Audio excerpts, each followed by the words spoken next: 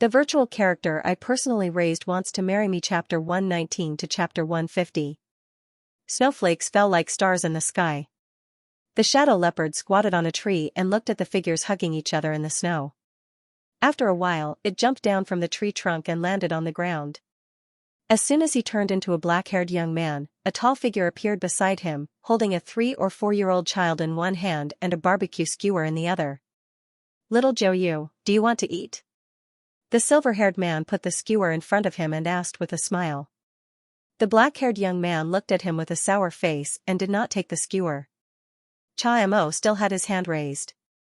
The two were in a deadlock until, eat, the child in his arms also clapped his hands. His sea blue eyes were bright. Perhaps he did not understand, but he was learning to speak.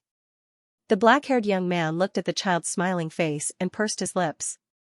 In the end, he could not help but pinch the child's pink cheeks. It was soft like dough and smooth like egg white.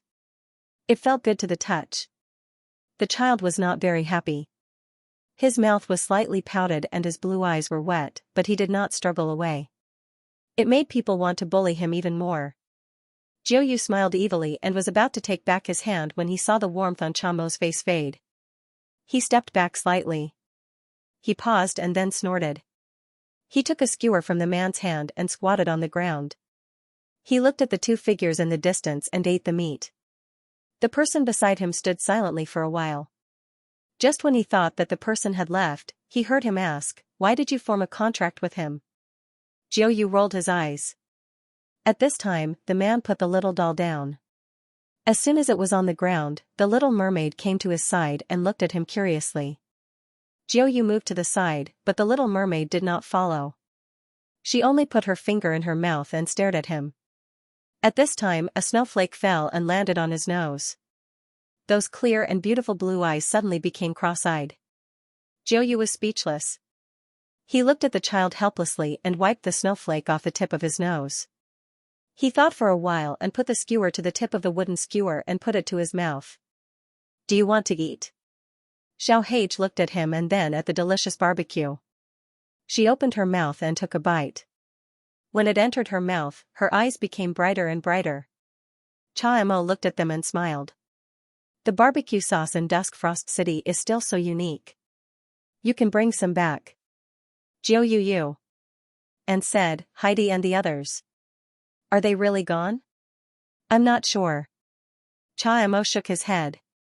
"This little guy is very likely to be Heidi's child, which means that he has the royal blood of the sea elves. He is being chased by sea beasts alone. No matter how you look at it, the sea elves are not in a good position." Ninth Moon pursed her lips and looked at the little mermaid's confused expression. She reached out to stroke his soft blue hair and whispered, "What do you plan to do? Bring this little brat to the Imperial City and then look for them?" Xiaomu did not speak. "You're still the same." Xiaoyu sneered. "So nosy. You haven't recovered yet." Xiaomu was silent for a while and then smiled. He looked at the youth squatting on the ground. "Little Xiaoyu, are you worried about me?" Xiaoyu thought that he would explode, but the black-haired youth just looked up at the dark sky quietly. "The sea is dangerous." He stood up and picked up Xiaohage. "Don't think that I will take care of him." "You picked him up. Take care of him yourself." Xiaomu was forced to take back the little mermaid. Although his intentions were seen through, he was not embarrassed. "Xiaoyu, don't try to be close to me. I said that I didn't forgive you. Your life and death has nothing to do with me." After that, the youth turned into a black panther and disappeared into the shadow under the tree. Xiaomu stood there and shook his head with a smile. Xiaohage waved his little hands as if he was surprised by Xiaoyu's sudden disappearance. Xiaomu felt a headache when he saw his innocent look. A pure-blooded sea elf was still a royal family. He was different from a half-elf like Little Ash. The most obvious thing was that even if he had legs, he could not hide his pointed ears. Should he really hand him over to the little Emperor of Roland, he could see that this person did not have any ulterior motives for the sea elves. Even so, he was not a good person to entrust him to. After all, he could not take care of the child all the time. He could not guarantee what would happen to the people under him, pop pop under Cha Mo's gaze, the little mermaid blew bubbles out of boredom. However, he did not succeed on land, so the little guy puffed his cheeks unhappily. Cha Mo sighed again. He turned around and walked into the space crack with the little mermaid, disappearing on the spot. In the morning, the sun shone through the glass window, making the frost on the glass crystal clear. Susili sat by the window with a cup of warm milk in his hand. He looked at the world of ice and snow outside. He was lazy and did not have the slightest intention of going out. It had been more than a month since he returned from Dusk Frost City. It snowed heavily in the Imperial City yesterday, and the weather became as cold as Dusk Frost City. He had already put on a mink coat and stayed in the palace all day, relying on the not very warm floor heating to survive. The floor heating of the sleeping quarters relied on the magic array engraved below. It was similar to the one in the bathtub. However, it was unknown whether it was because of its age or because the sleeping quarters were much larger, but the underground fire magic array was not very effective.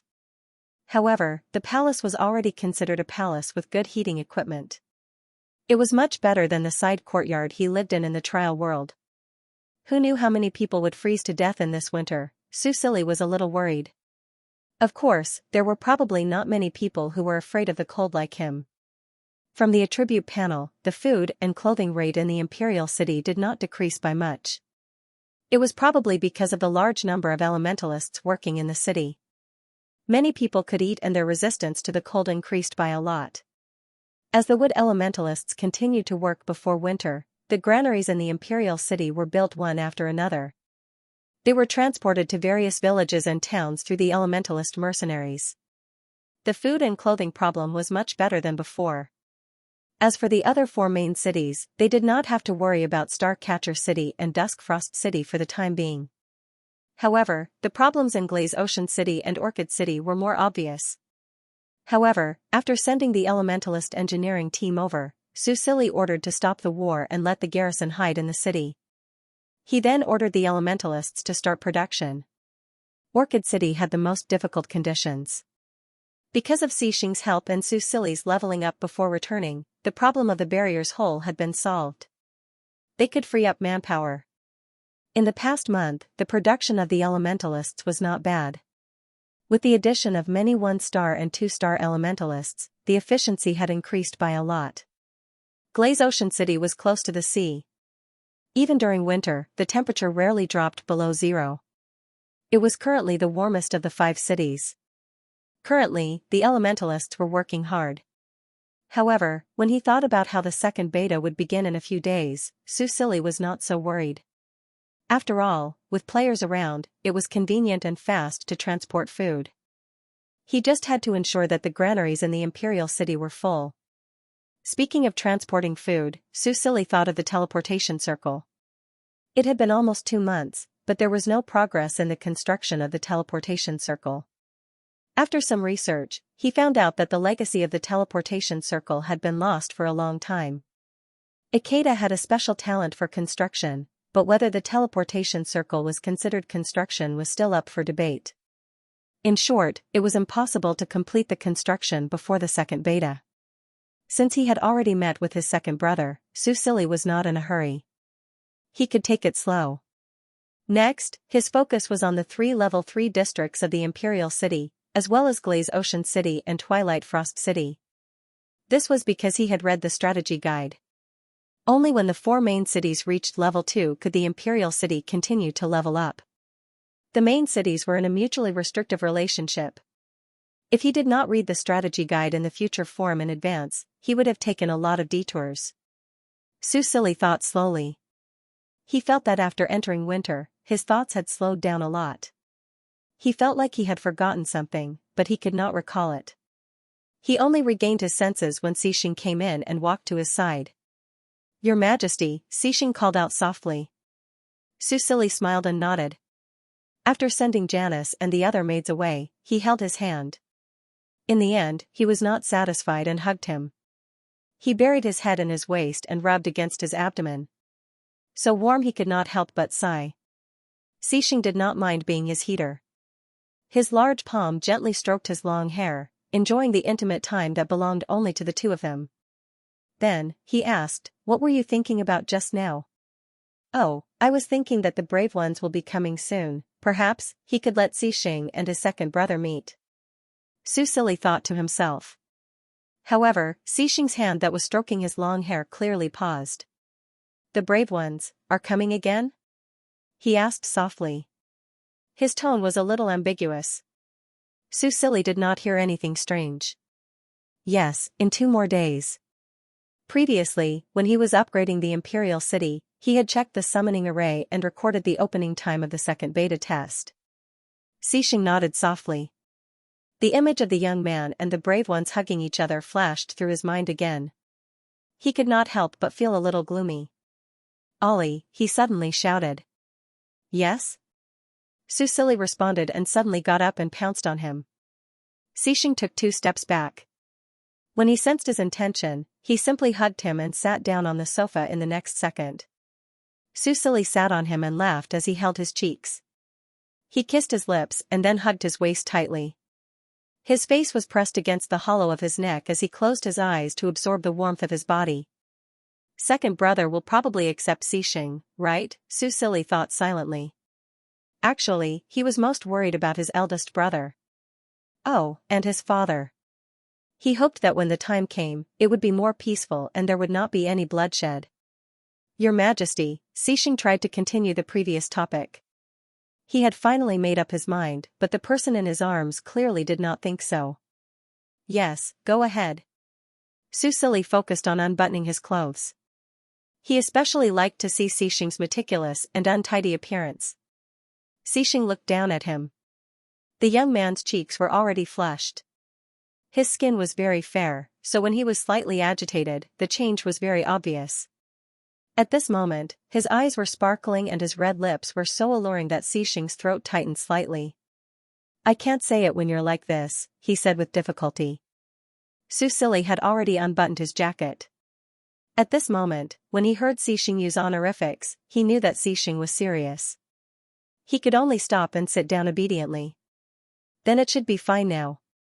Xing looked at his gentle and unangular appearance. It was hard to imagine that he would be so noble and cold in front of outsiders. This was a god that belonged only to him, his Ollie. He suddenly could not ask the questions that he wanted to ask. Perhaps, this was good enough. There was no need to ask the root of the matter and break the status that he had worked so hard to achieve. With this thought in mind, Xing did not ask any more questions. He leaned over and kissed the young man's red lips. Then, he turned around and pressed him down on the sofa. Su Silly blinked and vaguely felt something. However, he did not have the energy to think about it. After all, although he was the one who initiated it, the power was no longer in his hands. As the time of the second closed beta gradually approached, the game team had arranged a lot of work according to plan. For example, the 5,000 reserved slots for the game cabins had been announced 5 days before the start of the closed beta. Within 2 days, all the slots had been distributed to the players who had paid the deposit. These 5,000 game cabins were basically randomly selected. They were not directly provided to professional players like in the first beta. Therefore, the composition this time was more complex and included players from all walks of life. More than 100,000 players had reserved a slot for the second beta. With a 5% winning rate, many lucky geese posted photos and videos online after receiving the game cabins. Dang Jianan was one of them. As a somewhat famous streamer in the gaming circle, he had been following Star Age ever since the first beta was released. Unfortunately, he was not part of the first beta and could only hide in the forums. Now, as an unlucky person, he finally had a stroke of luck and won the second beta. How could he not show off? Hello, ladies and gentlemen. Do you see the staff behind me? They are helping me install the game cabin.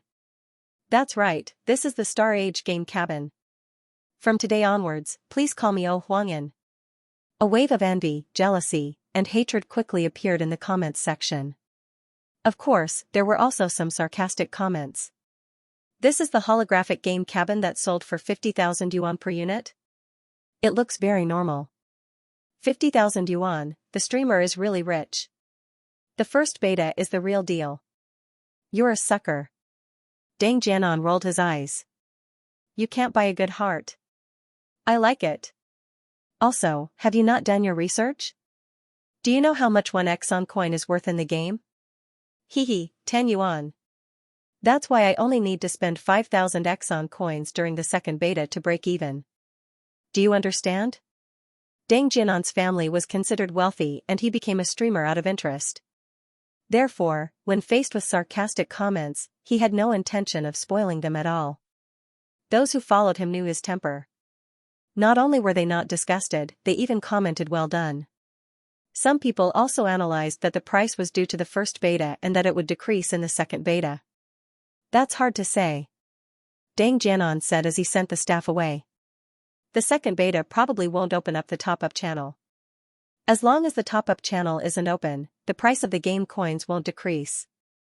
Also, think about it, a tycoon who can spend 50,000 yuan in one go, who do you think would waste their time on farming coins? Tycoonin is acting normal again. TSK, did you see the 2 yuan coins in my hand? It's gone now. Sob, me. If it was me, I would have gone for it. I even convinced my mother, but I didn't get it.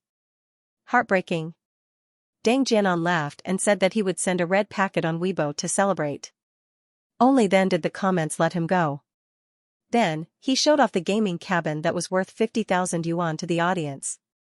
He also posted the link to the live broadcast room on the Starry Sky forum as a warm-up for the official launch of the second beta. There were many people who were also looking forward to the launch of Star Age, including Su Yuheng. However, this time, he wasn't doing it for fun. After the emergency test by the research center, they had come to the conclusion that Miss Yin's physical condition could completely withstand the load of holographic games. Because of her special situation as a vegetable, the gaming cabin had been specially modified to ensure that she had enough nutrition during the game. As long as the second beta officially launched, they could test whether or not her consciousness could be revived in holographic games. Not only the Yin family, but even Su Yuheng attached great importance to this. This was because if they could get the support of the Yin family, the trap set by Lin Hua and the other old foxes could be easily solved. This would buy enough time for the development of Star Age. Of course, he also attached great importance to the Yin Xing line. If this poor Miss Yin couldn't connect to the game, then the Yin family would be very useful. As a sibling, as long as Yin Xing really liked Star Age, she would never sit back and watch this project be destroyed. September 22, 10:00 a.m. Star Age finally ushered in its second closed beta. At the same time, about 6,000 people were already lying in their gaming cabins waiting. In a private hospital's VIP ward. In the spacious and comfortable room, there were 2 gaming cabins that were more than 2 meters long. The woman who had been lying in bed all year round was now moved into the gaming cabin. Through the transparent cabin door, one could see her weak and thin face. Yin Chongping, his wife, the doctor, and the staff sent by the gaming group surrounded the gaming cabin. In the other gaming cabin, their grandson, Yin Zhaoyang, was lying in the other one. He would replace them and guide his aunt in the game. Of course, that was if he succeeded. Yin Xing was also lying in the gaming cabin at the moment. His sister wasn't next to him, but she would also enter the game together. They had agreed to meet in the game. Welcome to Star Age. Along with this mechanical female voice, countless people with their own hopes and expectations connected their consciousness to this epic-making holographic game. It was also from this day onwards that Star Age officially began its legendary journey, but many people didn't realize this at that moment. Su Yuheng also lay in the gaming cabin. After a familiar dizziness, when he opened his eyes again, he was already in a virtual space. In front of him, the universe began to evolve. Countless planets flashed and finally converged into a bright galaxy. Being in it made people feel infinitely small, but they couldn't help but be immersed in this beautiful starry sky. Then, the scene suddenly changed, a primitive planet expanded in front of him. Accompanied by shocking sound effects, a line of small words appeared on the planet. Beginner planet, AI Xing. Su Yuheng was slightly stunned. To be honest, he was also shocked by the evolution of the starry sky. Then, he realized that this was a new cutscene animation. When he selected AI Xing, his body began to sink uncontrollably, turning into a meteor and falling into this charming planet. Although he had already experienced it during the first test, Su Yuheng still felt his heart beat faster when he did it again. Then, his vision turned black. When he opened his eyes again, he was already at the place where he went offline during the first test. It was located at the top of a tower in the inner city of the Imperial City. Looking forward, one could overlook the entire Imperial City. In reality, it was still early autumn with some heat, but in the game, it was already winter. He could only see white snow, wrapped in silver, and there were still countless people walking on the streets. It seemed like it was no different from before he went offline, but there seemed to be some differences. Of course, it was different. The Imperial City had already leveled up to level 3, thinking about the problem that his brother gave him, Su Yuheng felt a headache. Although the 2 proposals were rejected by his brother, the research center later mentioned it a few times. Looking at the unfinished teleportation circle, Su Yuheng slowly breathed a sigh of relief. Thank goodness, but he didn't rejoice for long before a game notification suddenly popped up. Attention, attention, Xianxia's favorability towards you is 10,000.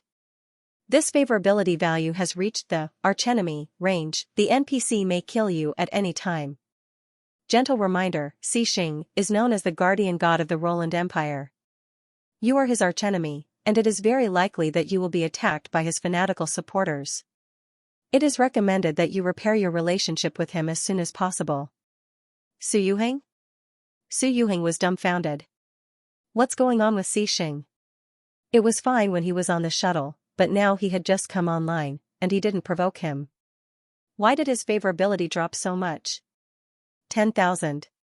What the F***ck? Su Yuheng stared until someone patted him on the shoulder. Brother Yu, what's wrong? Why are you ignoring me? Bai Feng looked at him with a strange expression. They went offline together. Now that the game was relaunched, they naturally went online at the same place. Su Yuheng came back to his senses and pushed his glasses back. However, he was still speechless when he looked at the system notification. Sigh, forget it, now is not the time to think about this. He was concerned about the situation of his 2 collaborators and quickly turned off the system notification. Let's go to the summoning circle. Su Yuheng cast flight and light body on Bai Feng before jumping out of the tower. Bai Feng didn't know what was going on, but he still followed obediently. Brother Yu, wait for me. They moved quickly and passed through the inner city. Many people who had stopped after seeing the strange phenomenon of the summoning circle also noticed them. Look, it's the Master Elementalist. Is that the hero? Is the Lord Brave Ones here again? I saw the light beam at the summoning circle. Even after 3 months, the people of the Roland Empire still had a deep impression of this group of strange hero. Bai Feng shuttled between the buildings. When he saw people looking at him, he waved his hand and continued to jump. He was as agile as a cheetah. His movements were a combination of strength and beauty, just like a scene in a movie. Noticing this, Su Yuheng turned on the video recorder. He didn't forget to shoot the promotional video for the open beta. He felt that this video was good and could use it in the promotional video. The 2 of them went all the way to the summoning circle. New players who had completed the prerequisites walked out of the summoning circle one after another. Ha ha ha, my spawn point is the Imperial City. A new player with rainbow-colored hair came to the entrance of the summoning hall. He looked at the onlookers outside and then at the words, "Welcome to the Imperial City," that appeared in the system notification. He couldn't help but laugh out loud. According to the evaluation of various big shots during the first test, as long as one was born in the Imperial City, they would win at the starting line. There were all kinds of missions that made one's hands go numb from receiving them. He remembered that when he was just born, there was a mission to meet the Emperor. He browsed through the information downloaded from the forum and found that this was indeed the case. Where's Li Jiyu? Didn't you say that you would come and take us to the palace? That's right, I want to see Her Majesty. Someone chimed in, and Xianxia. His video is so cool, I'm calling him hubby. He should be in the palace, right? Due to the influence of the livestream, many new players were waiting for Li Jiyu to welcome them. Then, he would bring them to tour the palace and earn a few hundred experience points. However, aside from the guards and a few unfamiliar NPCs, he did not see any members of the royal guards. He wanted to check the information of these unfamiliar NPCs, but he discovered that their strength was unfathomable. He couldn't see anything. Brave heroes, the hover bus is ready. If you want to go to Doha Town or Mercenary Town, please come this way. At this moment, the NPC who seemed to be the leader cleared his throat. They were the administrators sent by Wen Jishan. They were here to wait for the new heroes and to facilitate their travel to other districts. Where's Li Jiyu? We want to go to the palace. That's right, wasn't there a mission to meet the emperor? Why didn't I receive it? The person in charge of the reception was obviously stunned. Her Majesty didn't say that she wanted to meet all of you. As for Captain Li, he should be on duty in the palace. The new players looked at the NPCs in front of them. They didn't expect them to be so intelligent. Look at their reactions and answers, they were just like real people. The realism of the environment had already surprised them, but now it was even more novel. What's your name? Is there a mission? That's right, are you a guide NPC? A group of people surrounded the person in charge of the reception and began to ask questions, confusing the administrators.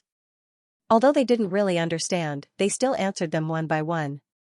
After all, although these heroes were strange, their contributions to the empire couldn't be erased. Until these newbies were no longer satisfied with the questions and began to touch them, pulling their clothes. The NPCs' faces darkened. Soon, these people all received notifications that their favorability had dropped. Especially the player with the rainbow hairstyle, whose favorability had dropped the most, to -1000. This favorability drop was too much. Most of them had read a Lifetime Joys newbie guide and knew that they had to be polite to NPCs. However, some people still wanted to try, and now they really did die trying. If more than 3 NPCs had negative favorability, they wouldn't be able to exchange for items in the faction storage, only then did they start to take it seriously. The administrators quickly realized that the arrogant and bossy heroes suddenly had a better attitude. They were polite, and their words were much nicer. There was even an indescribable flattery. They couldn't help but look at each other. Although they had heard that the heroes were strange, only after interacting with them did they realize that they were really a bunch of weirdos. The people who had their favorability dropped hurriedly got their favorability back. As for the others, seeing that they couldn't get a quest, they started to discuss at the side. I saw the analysis on the forum. The quest to meet the Emperor is only available in the first beta. Huh? How can this be? I want to see His Majesty, I want to see Su Silly. Because of Su Silly's popularity and the livestream videos recorded by the players, many of his old fans had pre-ordered the game cabins. They still couldn't forget about him even after 10 years. The main reason they played the game was to reminisce about their idol. This game seems to have a lot of unique quests. I can't accept the epic quest to build an elementalist branch school. Wow, that quest reward is a station fragment, right? Why didn't I come in the first beta? Sigh, I have a friend who played the first beta who told me that we must level up as soon as possible and not be lazy. Only high levels will trigger quests with rich rewards. Let's hurry up and do our daily quests. At this time, a player who had done his homework explained. But I want to farm monsters. Are there any big bosses in the first beta who are willing to help me level up? The price is negotiable.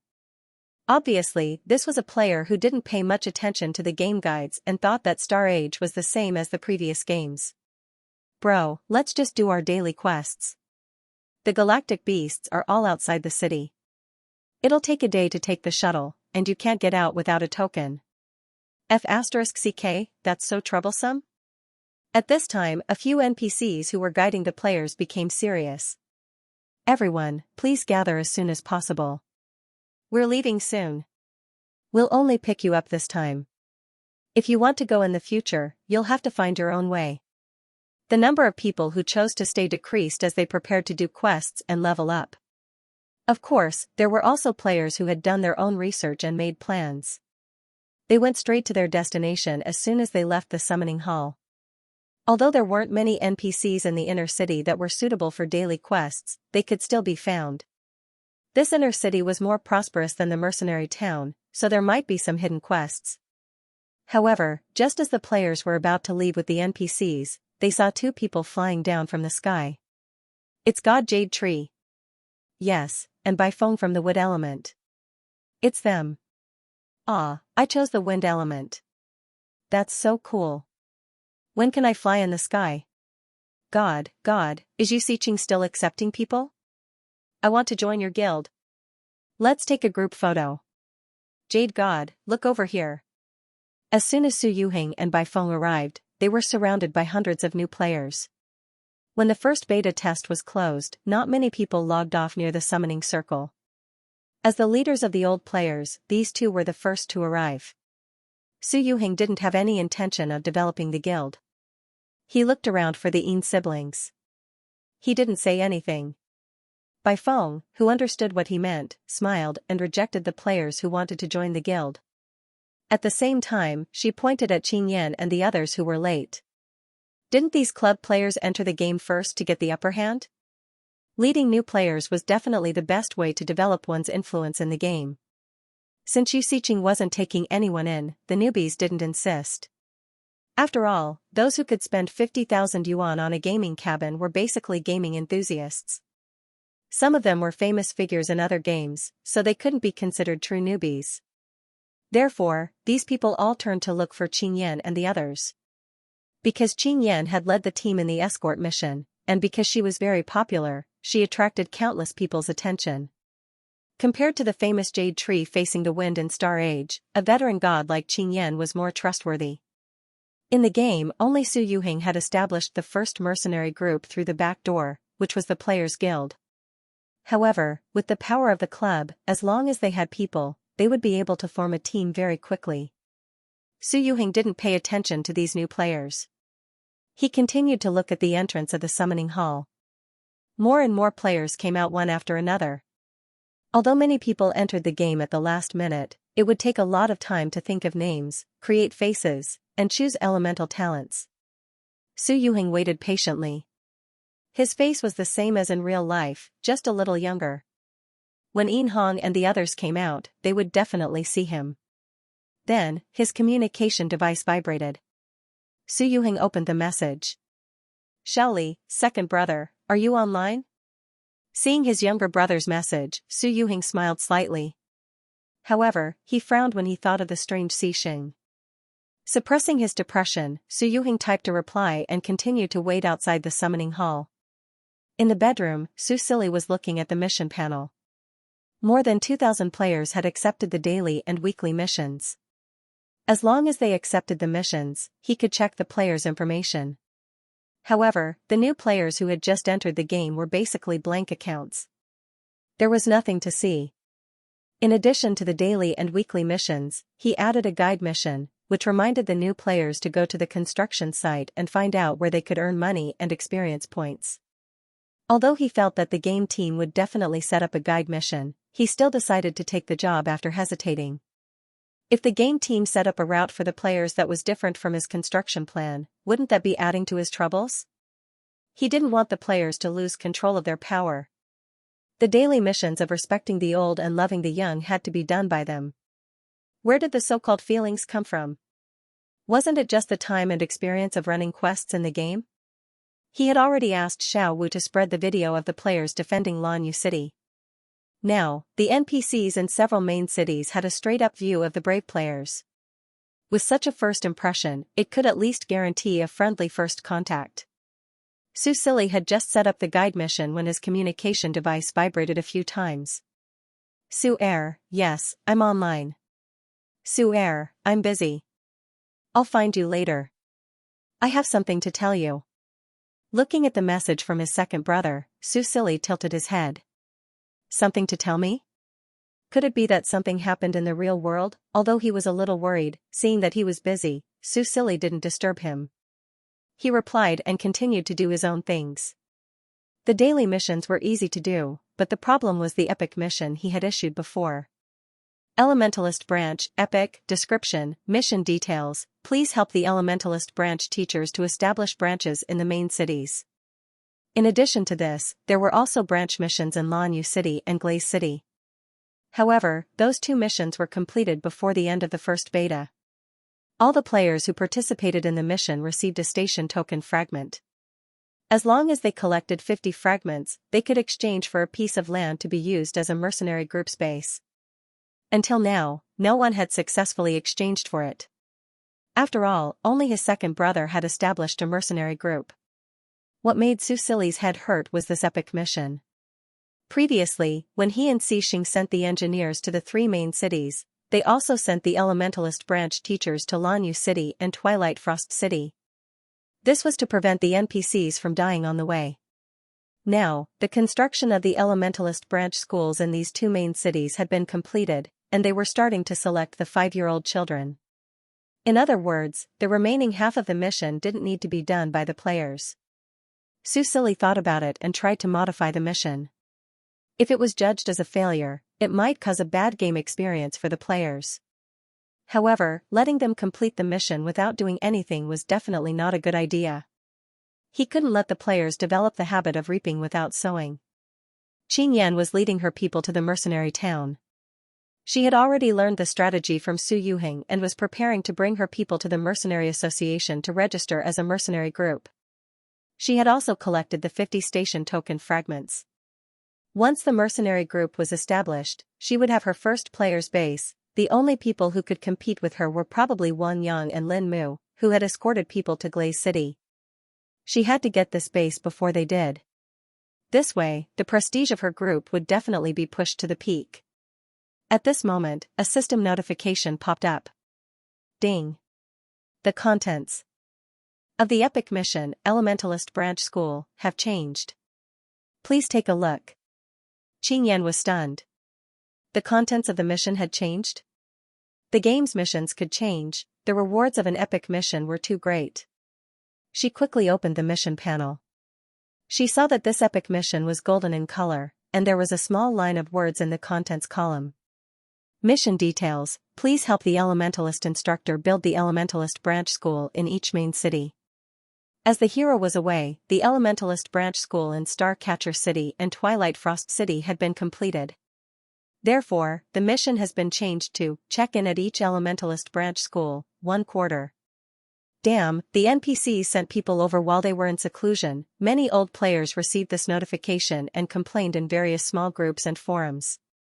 Because of this epic mission, only the 162 people in the Royal City received the mission.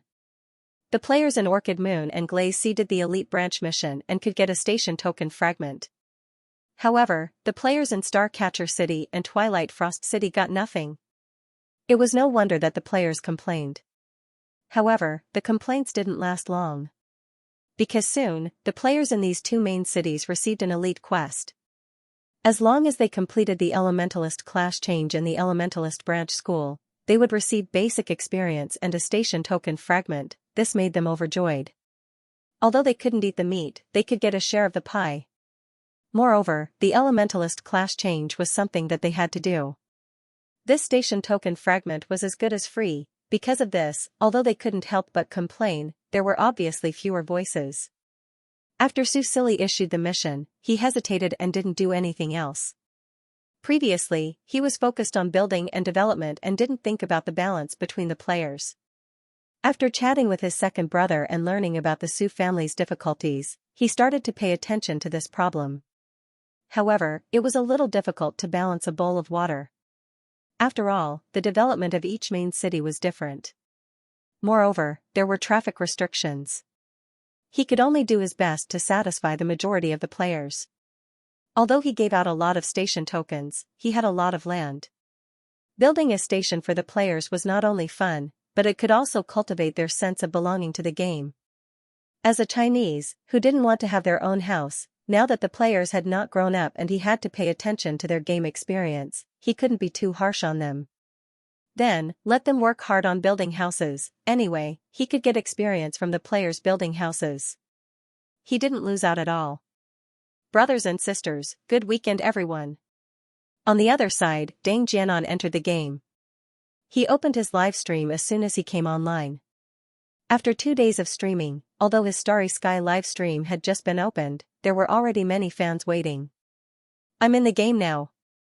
Let me show you my face sculpting skills. Isn't it extremely handsome? The bullet screen was full of comments. Deng Jianan didn't take it to heart. When he focused on the game, he was so shocked by the 99% realism that he lost control of his expression. Let me tell you, this game is awesome. It's amazing. What the F***ck? Did I really not transmigrate to another world? Ha ha ha, brotherin, you're too agitated. Many streamers had this reaction before. Can't you do something new? Dang Jianan curled his lips. How am I agitated? There's a brother next to me who's even more agitated than me. He stealthily aimed the camera at the person next to him. It was a young man about the same height as him. He still had the same black hair and black eyes. He didn't choose the flashy blonde hair and golden eyes like him. The young man stood not far from him. He looked down at his hands and then at his legs. His eyes were filled with disbelief. There were even faint glimmers of tears. He raised his leg and tried to take 2 steps forward. Just these 2 steps made him cover his face and cry. He squatted on the ground and cried. Did you see that? Dang Jianan had already set his voice to the live stream channel, so he wasn't afraid of being heard. He's much more agitated than me. I think there's a story behind that young man. He's crying so pitifully. I love him. I'm curious. This game can even simulate tears? Host, go and comfort that young man. I'll give you a rocket launcher. Dang Jianan curled his lips, but still walked over casually. He squatted in front of the young man and grinned. Hey, are you okay? Xing, who was immersed in his own emotions, suddenly heard a voice close by. Only then did he realize that he was crying in public. He looked up and saw a blonde player squatting in front of him. He looked like he was in his early 20s. Thank you, I'm fine. Xing calmly wiped his tears as if he wasn't the one who lost control of his emotions and burst into tears. Of course, seeing his red eyes at such a close distance still attracted a burst of love from the bullet screen. Dang Jianan didn't harp on it. He looked around and said, Are you alone? Actually, those who could get into the second beta were basically, no, I'm with my sister. Hearing Xing's reply, Dang Jianan was stunned. F***ck, both of you got into the second beta? Lucky. 66666, what kind of heaven-defying luck is this? Xing paused and didn't deny it. He heard Dang Jianan ask, what about your sister? Actually, he was also thinking about this question. However, he soon had an answer. He received a friend request and found out that his sister had gone to Glass City. He frowned slightly. Seeing this, Dang Jianan asked, what's wrong? Xing, my sister went to Glass City. Dang Jianan smiled. That's normal. The spawn point is random. Since that's the case, do you want to play with me? Xing hesitated for a moment and nodded. Dang Jianan was quite happy to have a friend so quickly. It was a game, after all, so he had to play with others. Okay then, let's go. I just received a daily and weekly mission. Let's do it together. He stood up and pulled Xing out. However, Xing stumbled and almost fell. Ah, sorry. Dang Jianan apologized, but Xing said, it's not your fault. It's me. I haven't walked in a long time. Dang Jianan blinked and subconsciously said, you're injured in real life? Xing nodded and didn't say much. He lowered his head and slowly felt his legs and waist that had regained feeling. He carefully stepped forward. His appearance caused a discussion in the bullet screen. Could this young man be disabled? F***ck, if that's the case, does that mean that the disabled people playing Starry Age are physically healthy in the game? Wow, if that's true, Star Age is really awesome. Su Yuhing didn't know about the little episode that happened in the summoning hall. He waited outside for a long time. Not to mention Miss Een, he didn't even see the Een siblings. Finally, he couldn't help but want to walk in. However, he was stopped by the NPC guard. Who are you? What do you want? The guard glared at him fiercely. He didn't know why, but when he looked at the man in front of him, he felt a surge of anger in his heart and really wanted to beat him up. Seeing the guard's dangerous gaze, Su Yuhing. In front of the main hall built around the summoning circle, Su Yuhing and the guards looked at each other for a while before decisively turning around to leave. He remembered the system notification just now. Because Xianxia's favorability towards him was mortal enemy, his fanatical supporters might attack him, although his level was higher than the NPC in front of him, and the other party was just a normal person. If a conflict broke out, would he really kill the other party? No matter what, the other party was his younger brother's people, so he had no reason to do such a thing. However, in his heart, he made a note of this in Xianxia's name. His level wasn't high now, but that didn't mean it would be in the future. Moreover, as a player, being able to revive was his greatest reliance. Sooner or later, he would get his revenge. Bai Feng looked at him, then at the summoning hall with a confused expression. He wasn't going in? Little Feng, you go do your daily quests first. I have something to do. Su Yuhing finally remembered him. With his current bad luck, Bai Feng probably wouldn't have a good time following him, so he said, also, take some photos of the scenery so that we can shoot a promotional video.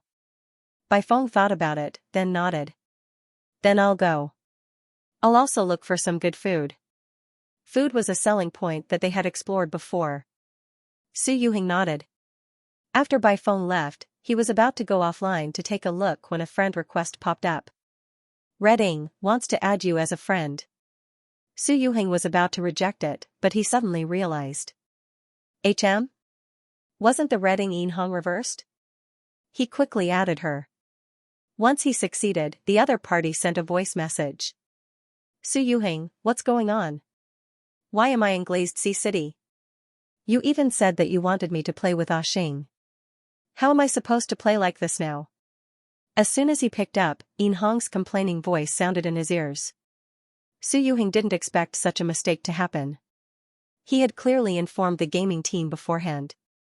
Could it be that the two from the Yin family had also gone to another main city? He seriously communicated with Yinhong. At this moment, a figure ran out of the summoning hall in a hurry, almost crashing into him. Sorry.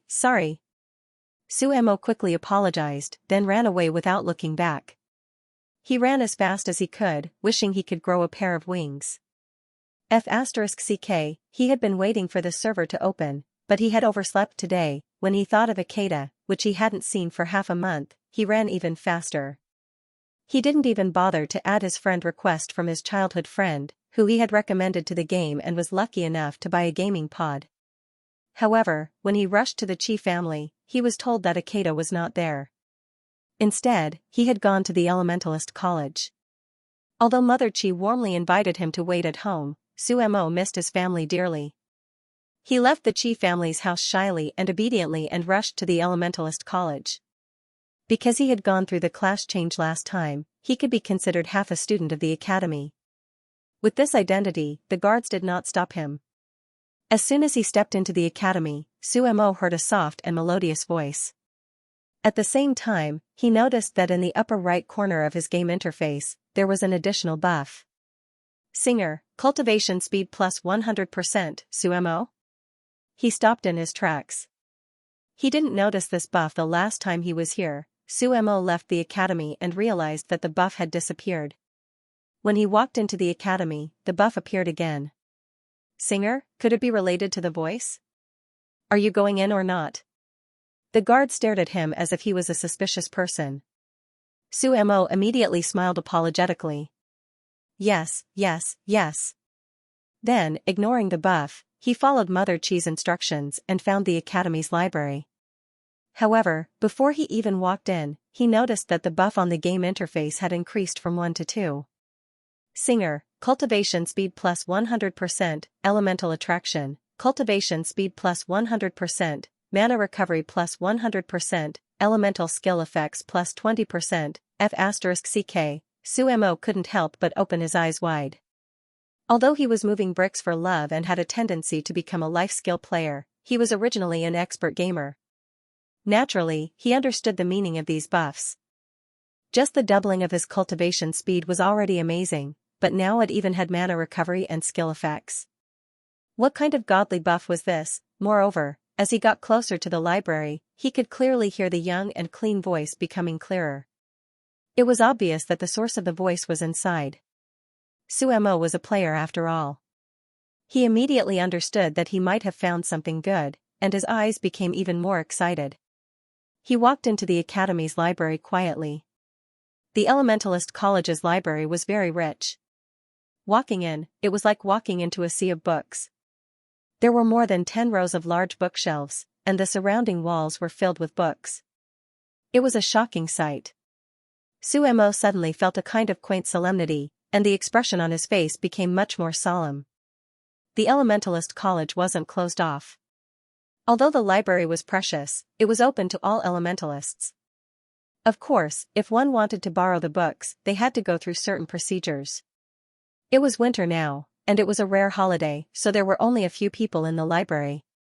Suemo looked in the direction of the voice and saw 2 children, one big and one small, leaning against a desk, writing and drawing. The song seemed to be sung by the blue-haired child. However, his eyes didn't stop on them. Instead, he noticed the 2 figures diagonally across from the children at the same table. One of them was thin and tall, and it was Akeda, who he had been thinking about day and night.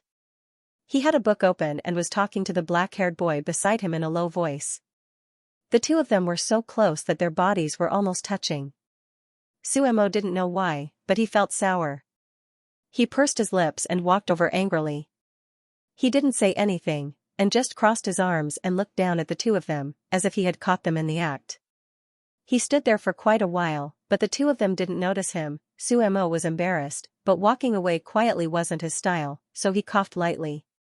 His voice wasn't loud, but it was more than enough to attract attention in the empty library. Not only Akeda and Su Lin, but even the 2 kids next to them looked over curiously. Akeda was confused at first, but when he saw the person in front of him, he was pleasantly surprised. Suemo? Why are you here? Seeing that the joy on his face didn't seem fake, Sumo's mood improved. He snorted and said, "Auntie told me you were here." Akeda slightly curved his lips. "Is the hero's passage open again? How long can I stay this time?" Suemo paused. Thinking that the second beta test was only 2 months away, he felt a headache coming on. Also, it seemed that the flow of time in real life and in the game was different. 2 months. He said unhappily, "How long have I been gone?" Chiyu counted with his fingers. "It's been 3 months." Seeing how he counted, Suemo felt that it was very cute. When he heard that 3 months had passed in the game, he couldn't help but gasp. Only half a month had passed in real life. No wonder Akeda seemed to have lost a lot of weight. He couldn't help but sit down and say, "You've lost weight, I'll make you something good to eat tonight. By the way, why did you come here to read? Wasn't Akeda a normal person? Why did he come to Elementalist College?" Suemo looked at the black-haired boy next to him. Su Lin, level 15. He was 1 level lower than him, so he could see some of the boy's information. Of course, even though they were at the same level, he knew that the boy's HP was much higher than his. Ikeda just remembered and quickly introduced Suemo to them.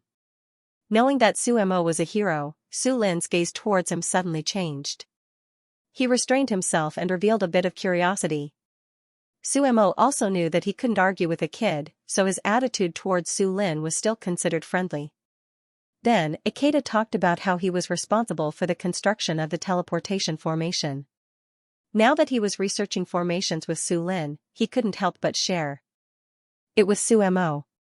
After a month of research, Ikeda learned a lot about formations and became more and more fascinated with this mysterious subject. His fascination with formations was no less than that of architecture. Looking at his smiling face, Suemo felt his heart beating wildly. But when he thought about how Ikeda was with Su Lin every day for a month, he couldn't help but feel jealous.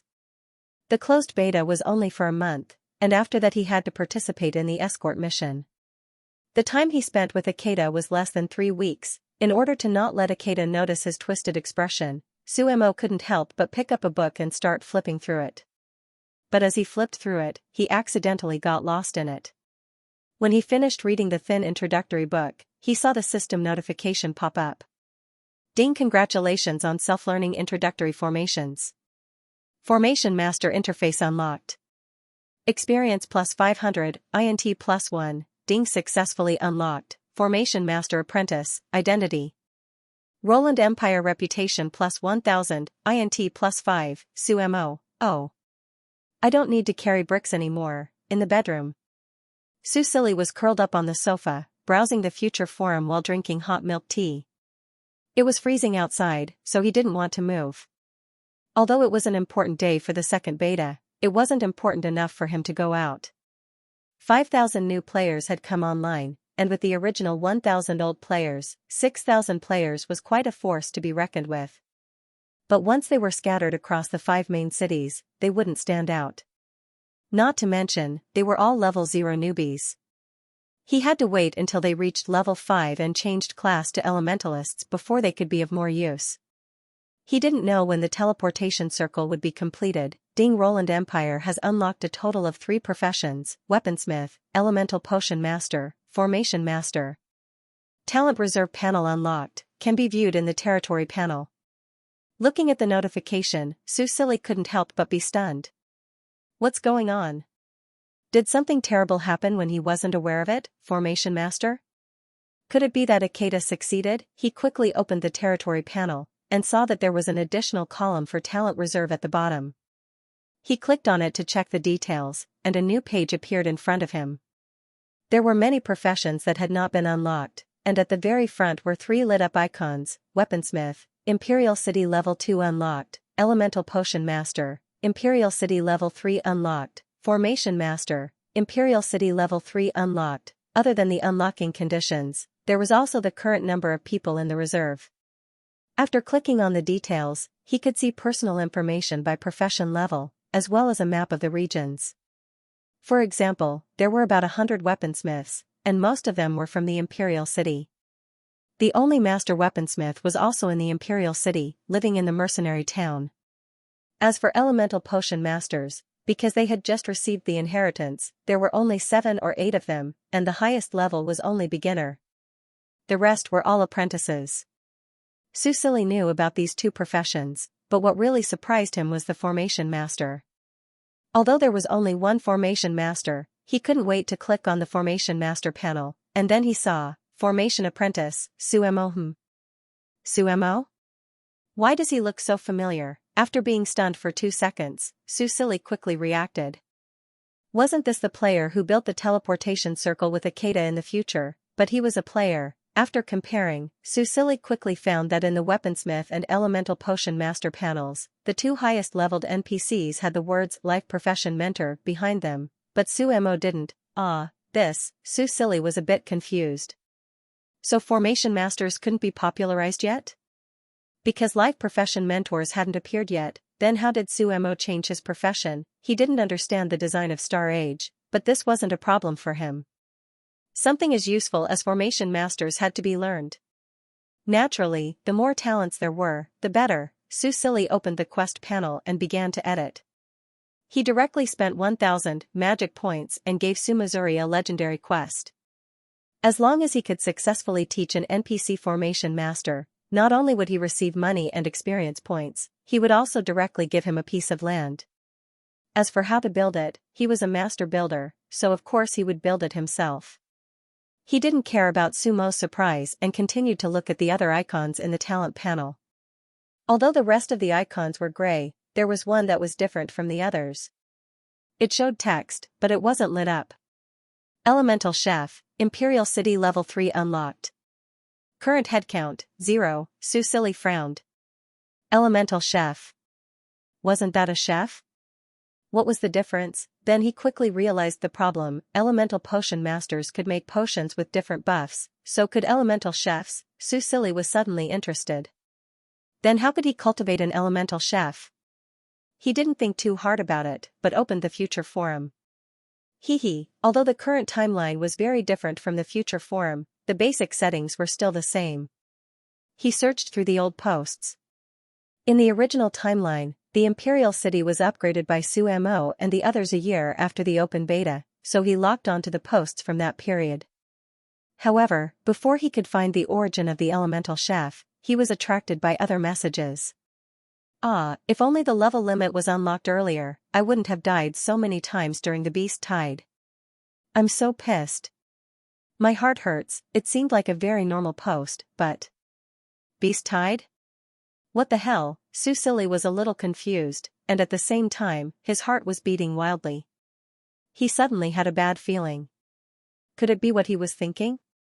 It couldn't be, right? He took a deep breath, put down the slightly trembling cup of milk tea in his hand, and entered the two words beast tied into the search bar. Suddenly, a page full of posts popped up, and there were more than 10 pages. Su Sili pursed his lips, and read the posts one by one. After reading a few pages, he roughly understood what was going on. About 7 months after the game's open beta, a large-scale beast tide broke out on Star. Countless galactic beasts swarmed from the other side of the distant continent, and it lasted for a full half a month before it subsided. Duskfrost City bore the brunt of the attack, and its protective barrier was continuously attacked for half a month. When the protective barrier was on the verge of collapse, the galactic beast's rampage finally subsided. Even Duskfrost City was like this, not to mention Orchid City, whose protective barrier was full of holes. Orchid City's protective barrier only lasted for a week. Fortunately, because it was relatively late, the Council had prepared protective measures in advance and moved most of the people underground. However, even so, the underground was not completely safe because there were beasts like the mountain quarrying beasts that specialized in underground activities. It could be said that the players of Orchid City played a vital role in this disaster. It was also because of their performance in this battle that the player's image in the eyes of the NPCs, which was tarnished because of the attack on the city at the beginning of the server, finally recovered a lot. In the beast tide, Orchid City could be said to have suffered heavy losses. Meanwhile, the players who resisted the galactic beast horde were filled with resentment, which could be seen from the number of complaints. Therefore, when the main storyline mission of defending the main city and eliminating the galactic beasts was finally triggered, the players gladly accepted it. It was also because of this half a month of resisting the beast tide that they really got along with the NPCs and developed a sense of belonging to the Roland Empire. This monster attack should have been very successful in the eyes of the game planners, but Su Sili's hands and feet were cold, and he felt that the fire magic circle underground was even less warm. He pinched his fingers and calculated the time. The second beta would last for 2 months, followed by a month of closed beta. According to the time flow rate of 6:1, half a year would pass in the game, followed by the open beta. At the very most, he only had 1 year and 3 months to prepare. Although this time, the beast tide did not completely destroy the protective magic circles of all the main cities, and although now that Orchid City had leveled up and the holes had been plugged, Su Sili did not feel relaxed. His goal was to reclaim the country. After connecting to the 5 main cities, he still had to continue to push the country's border outwards, to at least 10,000 miles away, to the burial ground of Cyrene and Sinos. This was something he had to do. However, after the beast tide, this goal may be indefinitely postponed, and the next beast tide was less than 5 years away from the one 3 years ago, right? 5 years after 5 years, could he only hide in the protective barrier that the late emperor opened with his life until the power of the magic circle was exhausted? He was not willing. Su Sili's eyes were a little red. Looking at the posts about the beast tide, he gritted his teeth, and his eyes were full of determination. There was still more than a year. He could do it. As long as he was strong enough. What was the beast tide? It was just experience points and piles of materials for leveling up. Su Sili quickly calmed down, then continued to stare at the future forum. He wanted to read all the posts again to avoid missing any details. Time passed unknowingly, and it was not until dinner time that Su Sili received a message from Su Yuhing, hoping that he could send someone to pick him up. Otherwise, he would not be able to enter the palace. Although it was a little strange, as he had clearly given the token last time, Su Sili did not think much of it and directly sent Li Jiu over. Ever since Su Sili and Xixing personally went to the Asmo Mountains and rescued his brother Li Jiu had become more and more loyal to Su Sili, and his favorability had risen to worship. Now that Su Sili told him to go east, he definitely would not go west, let alone pick someone up. However, when he arrived at the entrance of the palace and saw Su Yuhing, he realized that there was a subtle change in his mood. He had seen this brave warrior before, and he seemed to be the leader of the brave mercenary group. He had a good impression of him, but today, why did he feel that this face was so annoying? He even felt that his fists were itching. Li Jiu took a deep breath and thought that this was an important guest of Her Majesty, and he could not neglect him. In the end, the current second most powerful person on AI Shui planet forced a smile and politely invited Su Yuhing into the palace. Su Yuhing looked at his distorted facial features and wanted to tell him not to smile. However, in order to prevent this unfathomable NPC from harming him, he chose to remain silent and quickened his pace. When he saw his younger brother and saw that he had dismissed all the NPCs, Su Yuhing was relieved. Su Silly, who was still worried about the beast tide, did not notice his second brother's abnormality. He brought him to the garden for a walk and let the cold wind blow on his brain, which had been running for the entire day. "Is everything okay at home?" he asked. Hearing this, Su Yuhing immediately complained, "Everyone is fine, only I am not." Su Silly looked at him in confusion. Su Yuhing did not mention Xixing. Instead, he told him about how the game had developed too quickly and was almost deleted and restarted. "If I didn't stop you, you would have been in danger, brat." Then, he muttered, "I didn't tell you that you could upgrade to a main city, how did you know?" Su Silly did not expect this at all. He blinked and was about to say that he could see the future for him, but he could not help but hesitate. He could not explain why the future timeline was different from the current one. In that timeline, he did not resurrect. "Forget it, let's not talk about it." Su Silly did not continue the topic.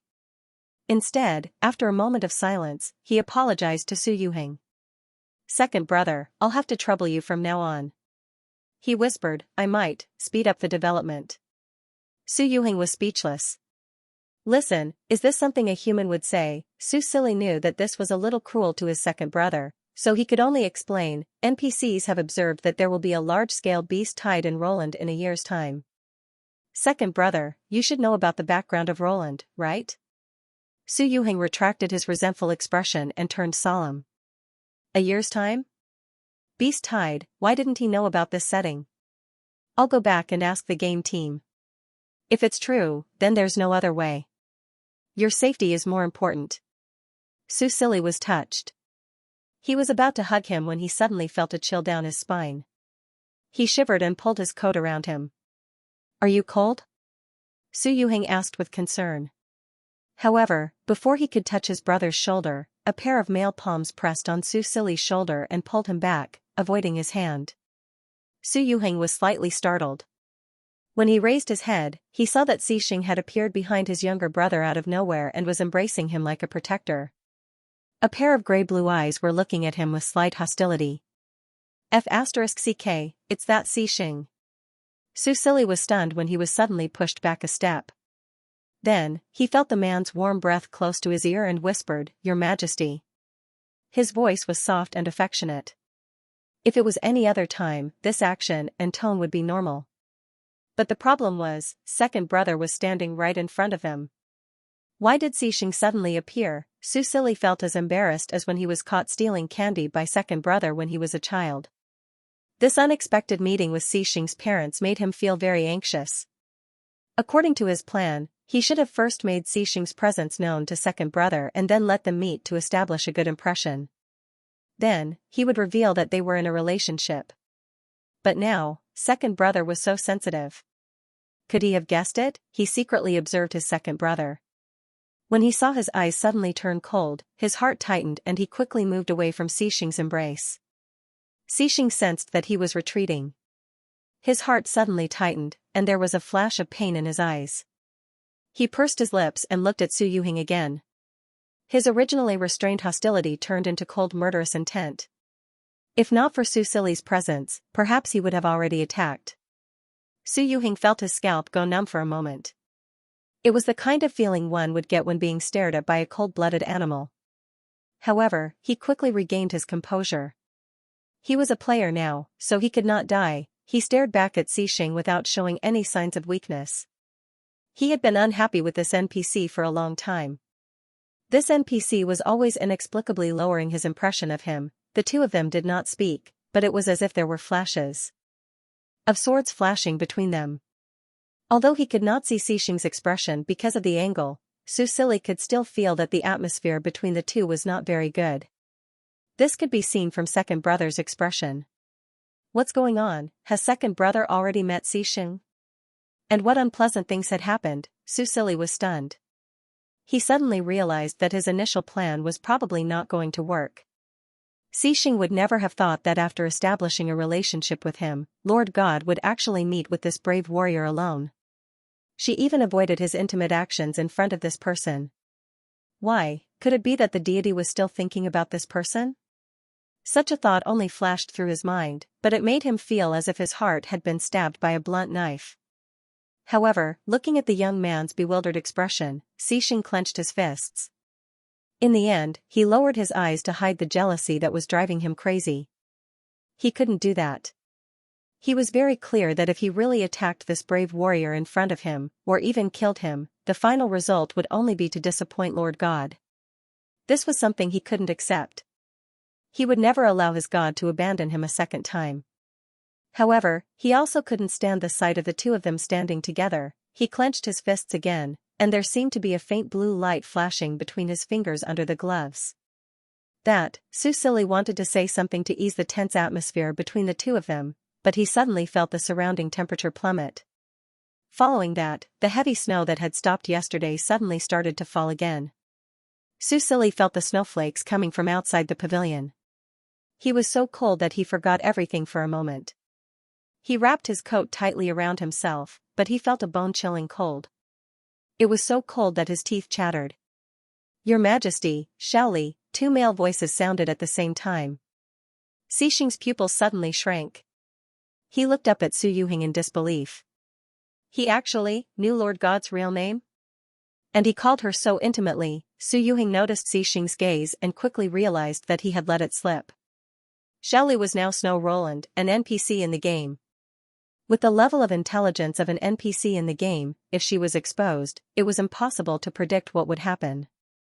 Damn it, it was all because of Xing, that eyesore, that he made such a low-level mistake. However, Su Yuhing had been through a lot, so he quickly changed his words naturally. "Your Majesty Snow, you should go back to your room and rest.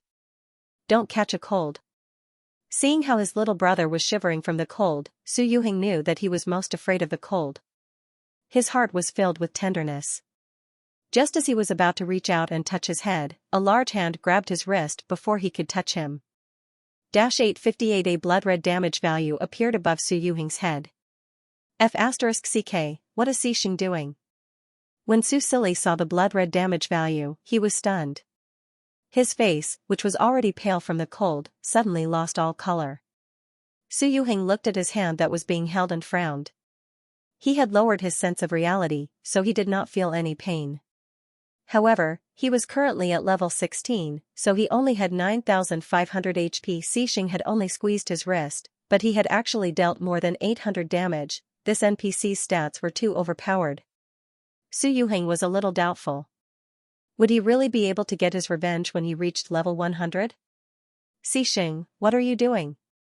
Su snapped out of his daze and quickly slapped Xing's hand away, freeing his second brother's hand from his grip. "Are you okay?"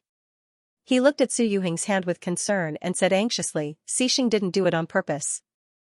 You know how strong he is, so he didn't control his strength." Behind him, Xing looked at the back of his hand that had been slapped away. He looked at the young man's concerned expression and smiled bitterly. Su couldn't care less about him now. He just wanted to make a good impression on him. He hurriedly took out the blood medicine from his space capsule and was about to apply it on his second brother's wound. "It's okay. Keep the medicine for yourself." Su Yuhing pulled his hand back and adjusted his glasses. "I just remembered that I have something to do. I'll go. I'll go back first. Don't stay here in the cold.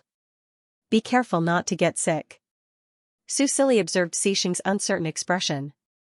His heart was in his throat, but there were some things that weren't suitable for him to say in front of Xing. Just as he was about to ask him to stay, Su Yuhing suddenly clapped his hands and said, "Oh right, let's take a few photos." He put his arm around Su shoulder and took a few photos with him. He waved at his younger brother and glanced at Xing before he went offline. Xing didn't move. He just looked at them. The night wind mixed with ice and snow blew his bangs, casting a shadow over his eyes. In the darkness, no one could see his eyes clearly. Su didn't have time to care about him either. "Ah, he's really in trouble." He screamed like a groundhog in his heart. How could Xing hurt his second brother? Although it wasn't very harmful, it was very dangerous. How could second brother still have a good impression of Xing in this situation? In his family, only his second brother and mother were easy to talk to.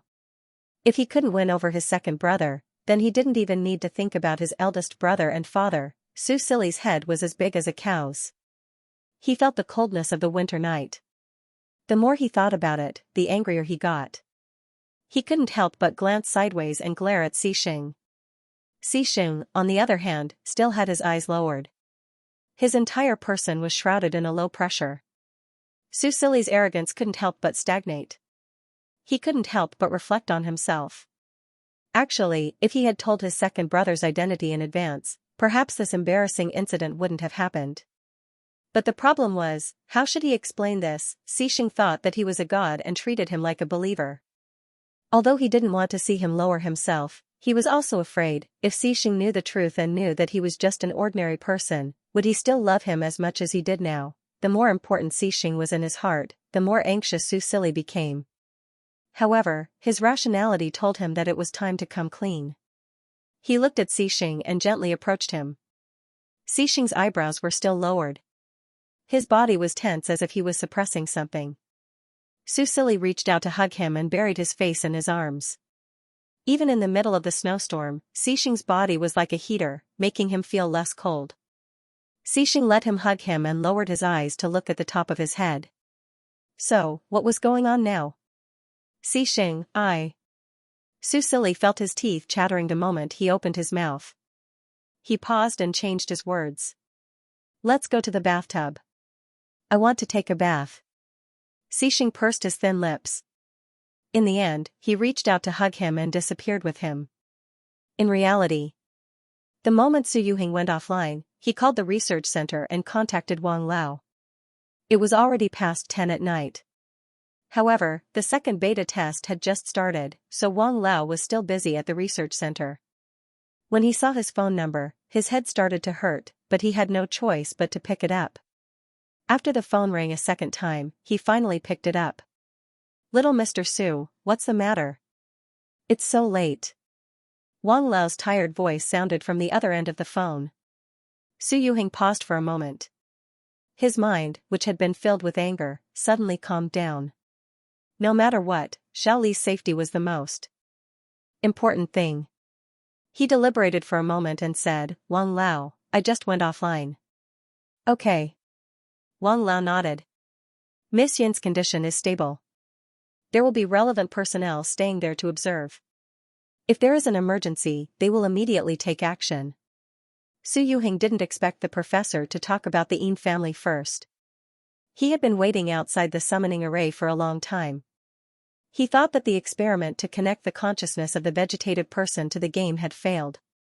In the end, just as he was about to leave in disappointment, he unexpectedly saw the boy from the Yin family walking out of the main hall with a girl. At that time, he realized that the experiment hadn't failed. Miss Yin, who was in a coma, didn't know about the experiment. When she entered the game, she was frightened. The pre-operation took a long time. Then, she spent a lot of time reuniting with her nephew, whom she hadn't seen in 20 years. It wasn't until Yin Zhaoyang asked Mr. Yin to call her in the game cabin that the father and daughter finally spoke again after 20 years. Su Yuhing didn't continue to disturb them. After confirming that the experiment was feasible, he left. Thank you for your hard work. He said to Wang Lao, this experiment is very important. Please don't make any mistakes. If they could really connect the consciousness of the vegetative person to the game and ensure that their health wasn't affected, then the significance of Star Age would be increased to another level. The success of Yin Xing also proved that the game had a special market. Not to mention people with disabilities, even people with myopia who could remove their glasses in the game would be a good gimmick and selling point. After a few more words with Wang Lao, Su Yuhing finally asked about his original purpose. Wang Lao, I want to see the game's information after the open beta. Please send it to my email. He had to make sure that there wouldn't be another monster attack. However, Wang Lao, who used to give him access to the game's settings and information, didn't give him what he wanted this time. Little Mr. Su, these are still confidential at the moment. I'm afraid it's not appropriate.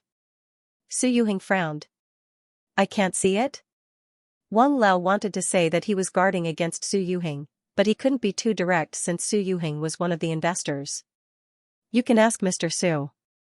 This is what he wants. He directly brought up Su Fengqing's name. This was also the result of their discussion after the deletion plans were continuously rejected. Su Yuhing couldn't remain an outsider. Not only did he use his foresight to set up a mercenary group, but he also told his little brother a lot of things that he wasn't supposed to know.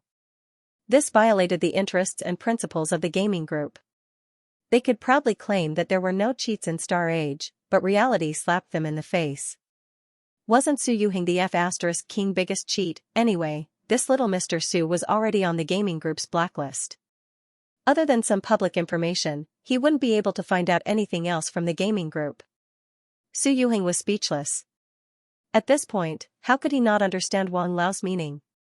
But, he really couldn't explain it clearly, even if he did, who would believe him? He was very curious about how his little brother was so smart. He was able to figure out the carefully designed settings in such a short time. Facing his big brother and Wang Lao's suspicion, he could only silently take the blame. Sigh, he really suffered too much for this family. Wang Lao's attitude was firm. He couldn't do anything for the time being, so he could only talk about other things. Thinking about that ridiculously strong kid, Su Yuhing narrowed his eyes and said in a low voice, Wang Lao, let's talk about Xixing. The lights in the palace weren't very bright. Amidst the steam, it was shrouded in a layer of hazy gauze. Steam continuously rose from the pool.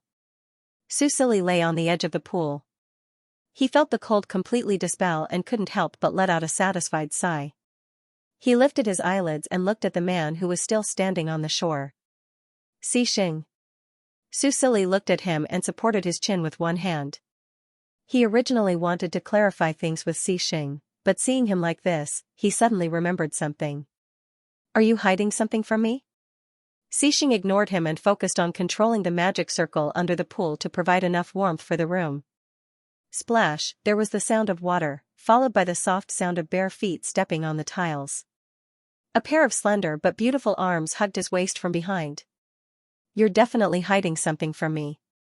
Su Silly leaned on his shoulder and puffed out his cheeks. I've always felt that there was something wrong with you. Your Majesty said that I'm hiding something from you. What about Your Majesty? Xixing's lips twitched. Don't you have anything to hide from me? Su Silly listened to his distant tone and couldn't help but frown. As for his accusation, he directly admitted it. Yes, I do have something I haven't told you. In any case, he was already prepared to be honest with him, even though he still wasn't sure. He leaned on the man's shoulder and gently picked at the marshal's epaulette with his fingertips. But I asked you first, so you have to tell me first. Xixing continued to remain silent. He didn't want to reveal this layer, nor did he want to know what kind of unforgettable past he had with that person. He also didn't want to know that in his heart, he couldn't compare to that person. Seeing that he didn't speak, Su Silly sighed. After thinking about it, he let go of his waist and turned to face the man. Perhaps the man didn't expect his sudden action, so he couldn't avoid it and unexpectedly saw a pair of red eyes. Su Silly was stunned.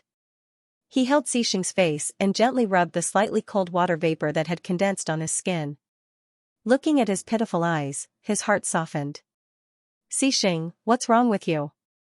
He pressed his forehead against his forehead and gently pecked his lips.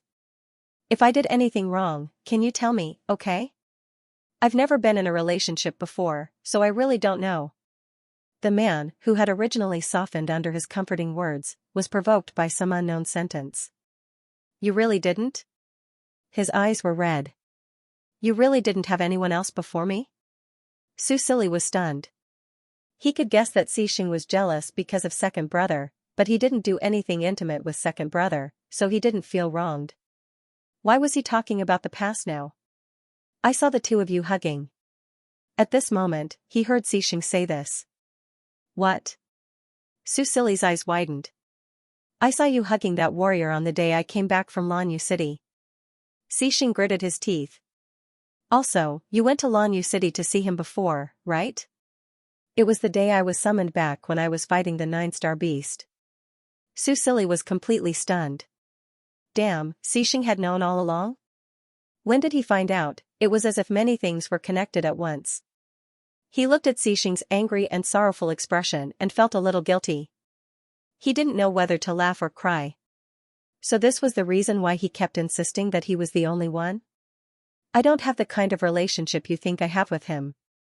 Susili said, this is actually something I didn't tell you. I wanted to make it clear to you anyway. Xixing, listen carefully. I'm not a god. Susili pursed his lips. His eyes were uneasy but firm. I come from the same world as the warriors. The warrior you misunderstood is Su Yuheng. He's my biological brother. Xixing looked at him blankly and opened his mouth slightly. Huh? Susili carefully observed Xixing's expression. The man was in a daze that was rarely seen on his face. He seemed to be unable to digest the information he had just given him, and his brain seemed to have shut down. He pursed his lips slightly and lowered his eyes. Xixing, I know it's hard for you to accept at the moment, but I'm really not a god. I didn't mean to hide it from you, but I didn't know how to explain it to you. Besides, there are some things that I'm confused about. The more Susili spoke, the lower his head became. He had already let go of Xixing's face. He put his hands on his shoulders, grabbed his collar slightly, and rested his forehead on his chest. The metal buttons on the man's military uniform were slightly cold, just like his mood at the moment. He bit his lip. If you don't like me anymore and want to break up with me, the young man's voice was low and depressed, and his tone was full of grievance. Xixing finally came back to his senses. He grabbed the young man's hands. What are you talking about? What breakup? Susili blinked and looked up at him. Don't you mind? I'm not the god you think I am. Xixing furrowed his brows. Just as he was about to speak, he glanced down and saw the young man's naked body. He couldn't help but pause. He raised his hand and the robe hanging on the hanger flew over. He reached out and stroked the young man's hair, and all the water droplets on his body disappeared. Then, he wrapped the robe around him and tied the robe. Susili kept looking at Xixing, his light purple eyes filled with a soft light. When Xixing finished tying the robe and looked up at him, he couldn't help but lean over and peck his good-looking lips. Xixing looked at the young man and reached out to touch his cheek. I'm a little confused now, he said. If you're not a god, then how do you explain the things that you once gave me and the ability to transfer me to this world? Susili bit his lip. This was something he couldn't explain. Should he tell Xixing that he was just a set of data created by humans, and that this world was also created by humans? In a sense, humans were gods to Xixing. If you can't tell me, there's no need to force yourself, Xixing said. I only need to confirm one thing. What is it? Back then, it was you who saved me from the slave master, right? Susili nodded. In fact, Xixing already knew the answer. He couldn't have guessed wrongly. In the trial world, when he had quickly and accurately rescued him from the underground slave market, it was impossible for him to have any doubts. Why? He was curious. Susili did not expect him to ask this.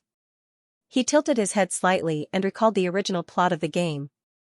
At that time, he had drawn Xixing's card. According to the game settings, there were two options after completing the card's plot. He could let him go and draw another card, or he could keep him. According to Xixing's initial situation, it was indeed very bad. In the early stages of the game, almost no one was interested in his card. Then, why did he choose him? The dirty little slave appeared in his mind. He was very dirty, and his eyes were so dull that they seemed to have lost all color. But when he saw him, he knew it was him. Susili shook his head. I don't know. I just liked him at first sight. Xixing couldn't help but smile. He reached out and pulled the young man into his arms. He rested his chin on his soft hair and gently rubbed it. I've been very worried about you, he said softly. I thought you became so weak because you were injured, Susili pouted. Then I'm sorry. I've always been very weak. Xixing laughed softly. That's not what I meant. I just wanted to say that I can finally rest assured. Susili snorted. I'll catch up with you soon. Xixing did not doubt this. After all, in just 5 months, he had grown from his initial weak state to a 2.5-star level. This was difficult for others to achieve in their lifetime. Su Silly leaned into his arms and slowly smiled. He thought that Xing would be very concerned about his identity as a god, but it turned out that he was thinking too much. Now that he had finally talked about this, he felt that the stone that had been weighing on his heart for a long time had finally been lifted. However, his joy and relief did not affect Xing. He hugged the young man and his expression gradually became solemn. "You just said, that brave warrior is your brother?" "Yes." Su Silly did not notice his abnormality. He was still in his arms, looking for a warmer and more comfortable position. Xing pursed his lips and still did not give up. "A blood-related brother?" "Yes. My soul mysteriously came here and became Snow Roland. After knowing that my second brother was here, I went to Lanyu City to look for him, but he didn't believe me." Su Silly explained what had happened to him. Xing listened carefully, but his expression was always a little distracted. Ali's brother. Recalling his attitude towards him, Xing did not know how to feel for a moment. Then he remembered how he had grabbed Su Yuhing's hand in the pavilion and almost killed him. Ali's brother would forgive him, right? You want to weaken Xing's attributes? On the other end of the phone, Wang Lao was surprised. That's right. Su Yuhing thought about how Xing had inexplicably reduced his affinity with him to -10,000. As a result, he could be attacked by other NPCs at any time. The anger that had just subsided suddenly surged to his head again. "Wang Lao, don't you think that this NPC is a little too strong?" Su Yuhing said, "I remember that in the previous report, the research center also mentioned this. You should know his parameters better than I do, right?" "Of course I know this." Wang Lao nodded. However, he felt that Xing was definitely less dangerous than Snow Roland, especially Snow Roland who had some information. Of course, it was still the second beta. From the feedback of the players, the rapid development of the game had an encouraging effect on the current players. It even increased the speed of the Starry Sky forum. According to the people in the group, the Su family had already received a few good advertisements and were preparing to launch them. However, they had to look further into the future. From past experience, the development of the game couldn't be too fast. At least, they couldn't let the NPCs do what the players were supposed to do. No matter how they looked at it, it was ridiculous. Even though Wang Lao wasn't from the planning department, he agreed with this point of view. Then Wang Lao, for the sake of game balance, shouldn't we reduce his attributes? Su Yuhing said. Elder Wang, however, smiled. Little Mr. Su, didn't you and your brother reject the previous proposal? We can't delete the files and start over, but if we forcefully interfere, the game world might collapse. Hearing Su Yuhing's silence, Wang Lao sighed and explained, "You might still be blaming me for not helping you transfer from Lanyu City to the Imperial City during the first beta.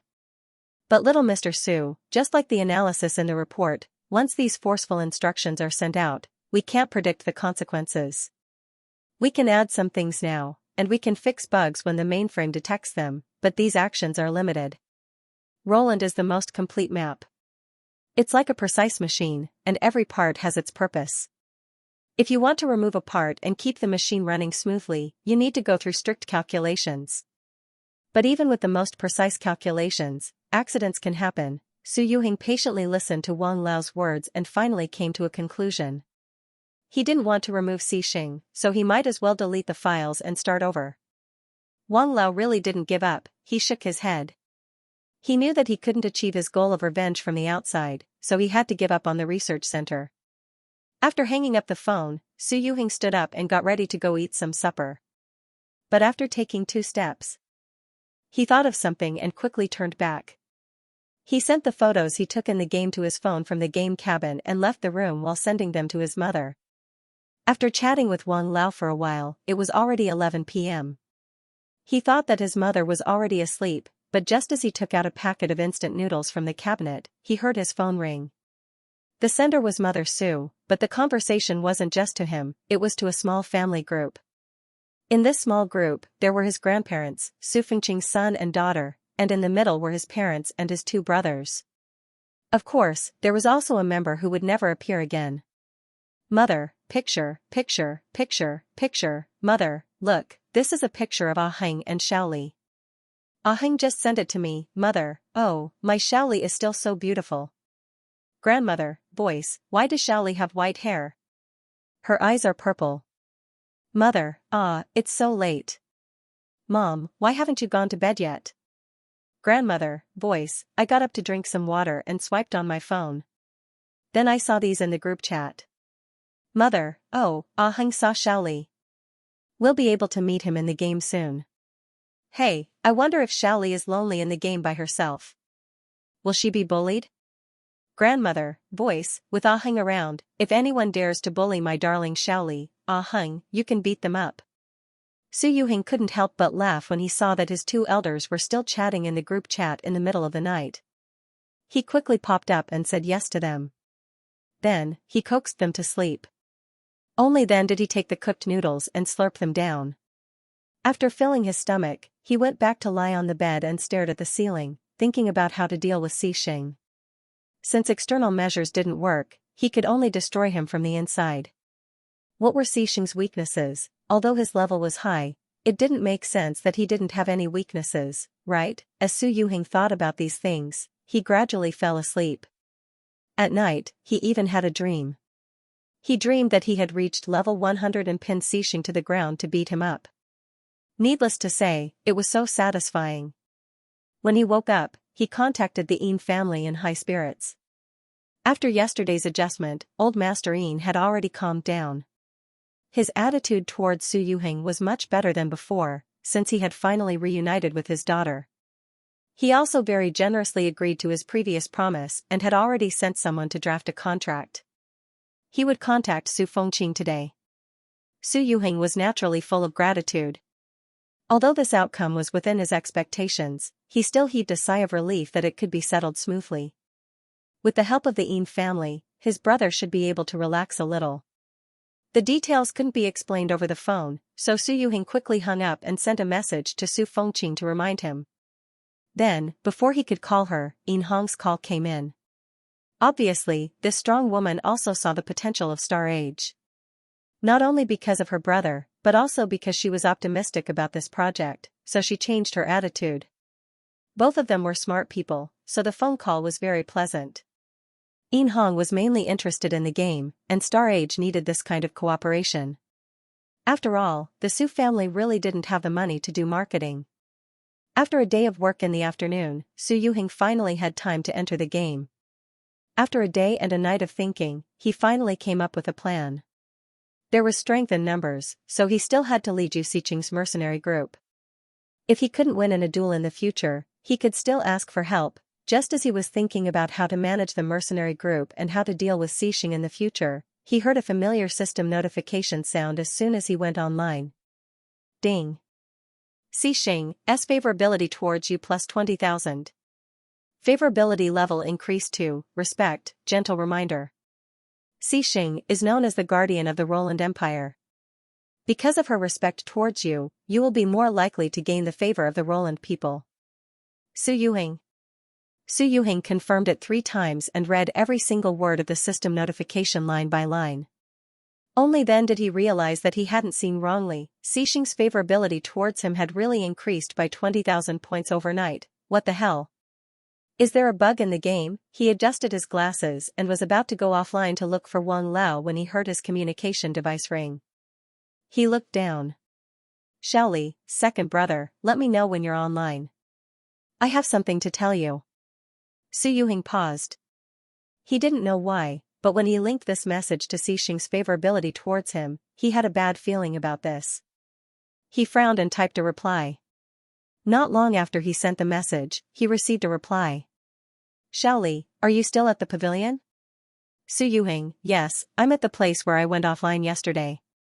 Xiaoli, then I'll come and find you. Su Yuheng paused and raised his eyes to look around. He was at a pavilion in the middle of a lake. The artificial lake had already frozen, and the wind was blowing from the ice, bringing with it a cold chill. Even though the setting had been lowered, one could still feel the bitter coldness. Su Yuheng frowned and hesitated before replying, it's too cold outside. I'll go and find you. In the bedroom, Su Silly was wrapped in a thick winter coat and was about to leave. When he saw his second brother's reply, he couldn't help but pause. He said that he would go to the pavilion because he wanted to pretend to be pitiful if things didn't go well. After all, it was cold outside and pretending to be pitiful would definitely work. However, since his second brother had suggested it, he couldn't insist. Okay. He could only reply. Then I'll send someone to pick you up. Su Silly gloomily took off his coat and turned to order Janice to send a maid to pick him up at the pavilion. However, just as Janice accepted the order, Xianxia appeared in the bedroom. He looked at Su Silly and said, "Your Majesty, let me go." Su Silly blinked. Just as he was about to speak, he saw that Janice and the others were still watching from the side, so he sent everyone away before walking over to Xianxia. "Are you really going to pick up my second brother?" He frowned slightly and said worriedly, "You should wait for me to explain to him before you meet him." Yesterday, the two of them were at daggers drawn. Su Silly was very suspicious that if they were to meet alone, something bad would happen. Xianxia raised his hand and tucked the young man's silver hair behind his ear. He smiled reassuringly. "I misunderstood you before," he said softly, logically, and emotionally. "I have to do something to make my elder brother accept me again." Looking at his serious expression, Su Silly pursed his lips. "All right, I'll wait for you here." I'll be back soon." Xianxia stroked the young man's soft ears. He hesitated for a moment, lowered his head, and gently touched the young man's forehead with his lips. Then, he turned around and strode away. Looking at the fluttering cape behind him, his back was still so handsome. Su Silly reached out and touched his forehead where he had been kissed.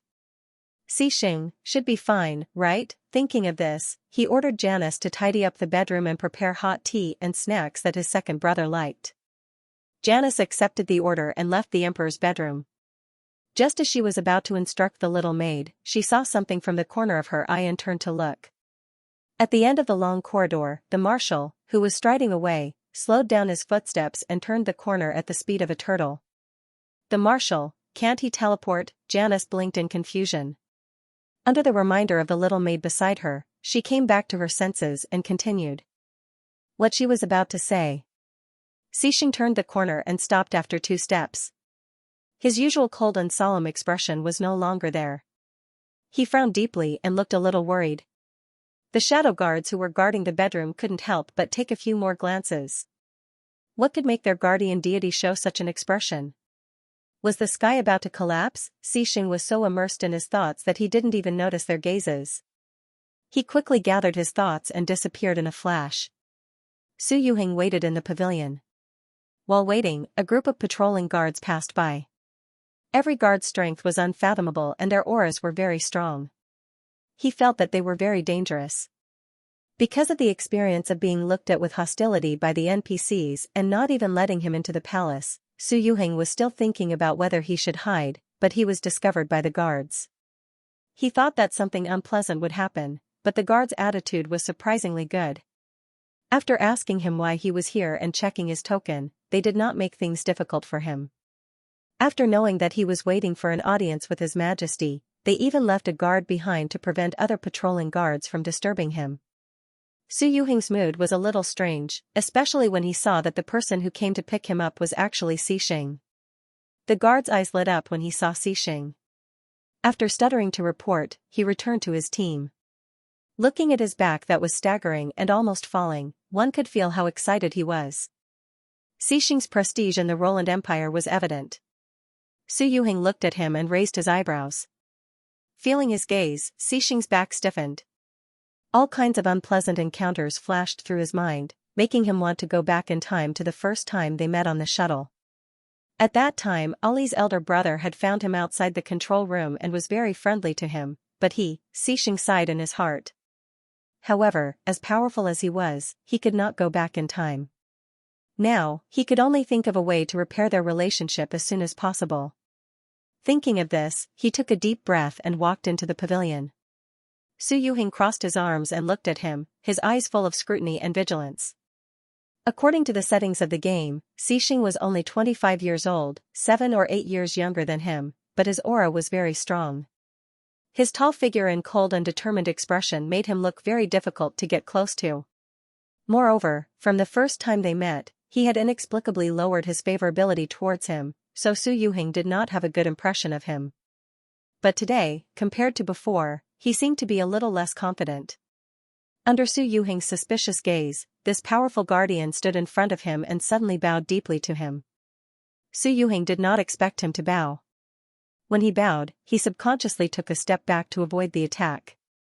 What is this guy doing? Then, he thought of the system notification just now. In one night, Xixing's favorability increased by 20,000, from the original archenemy to respected.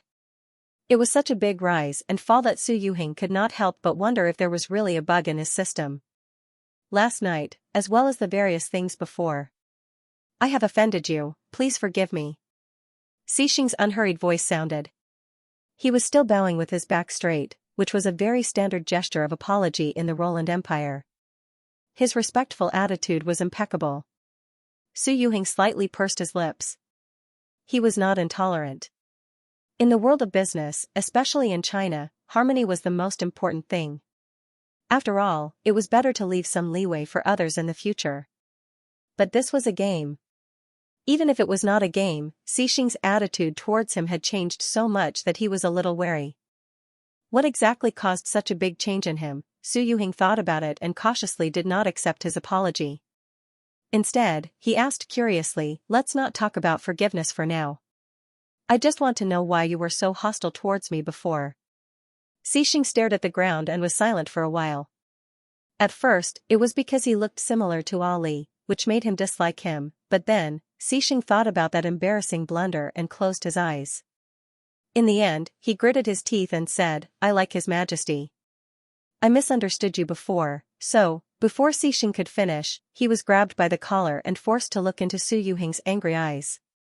What the F***ck are you talking about? You want to mess with my little brother? Xixing looked at him quietly, which meant that he admitted to it. Su Yuhing did not know whether he was crazy or the guy in front of him was crazy.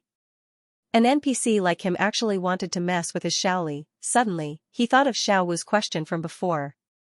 Xiao Wu had asked him what it felt like to kiss her because it had secretly seen it, F***ck, so it's this guy. Furthermore, this bastard's attitude towards him was so different.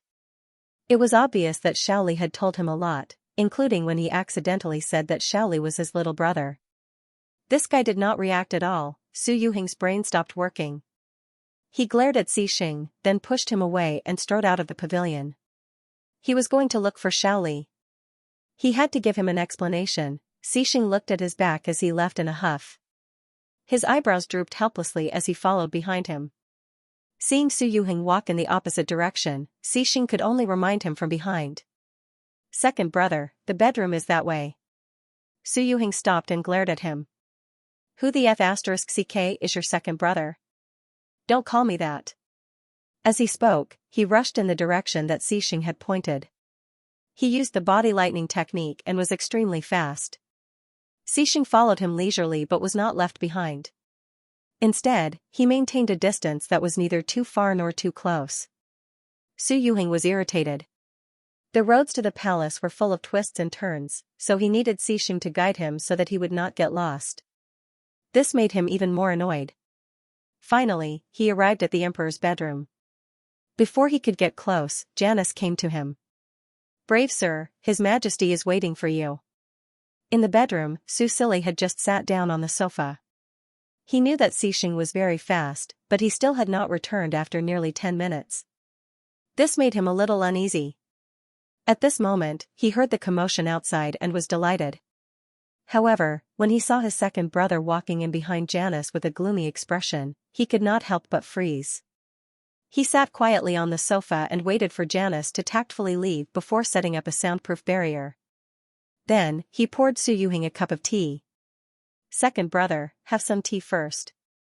He did not mention Xixing. Instead, he began to entertain him.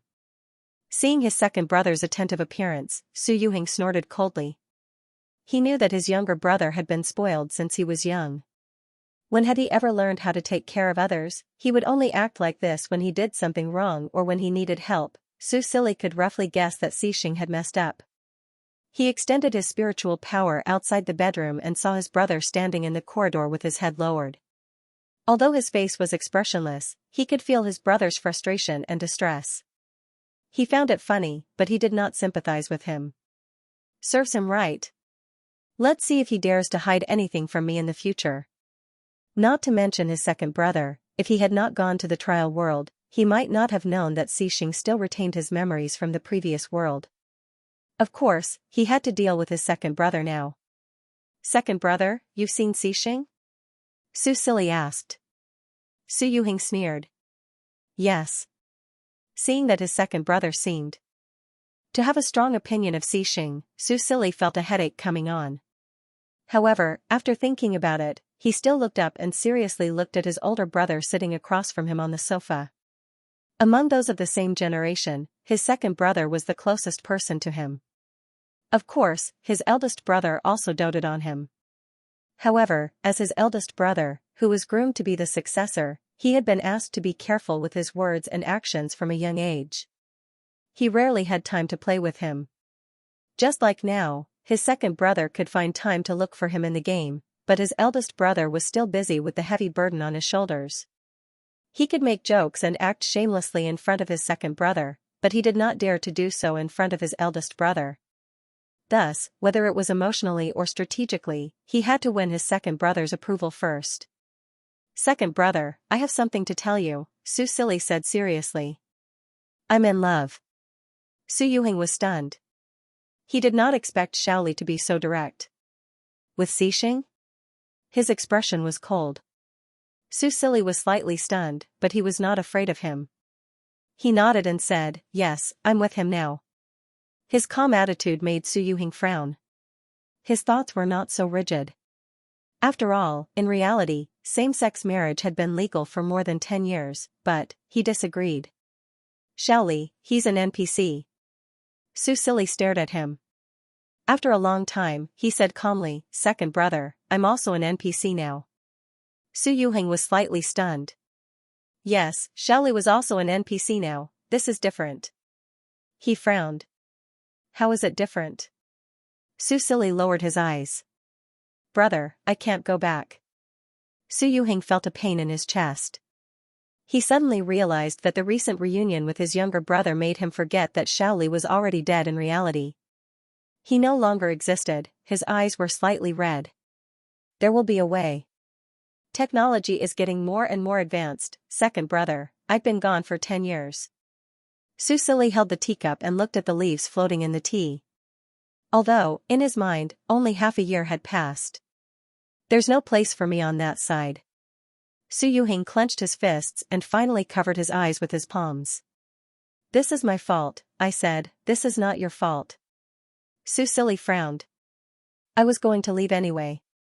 I don't want you to blame yourself because of this. Moreover, without you and Big Brother, there would not be the continuation of Star Age, and there would not be the current me. Su Yuhing took a deep breath and calmed his emotions. He nodded gently. Su Silly passed the tea to him again. When he calmed down, he said, I like Xing. I want to be with him.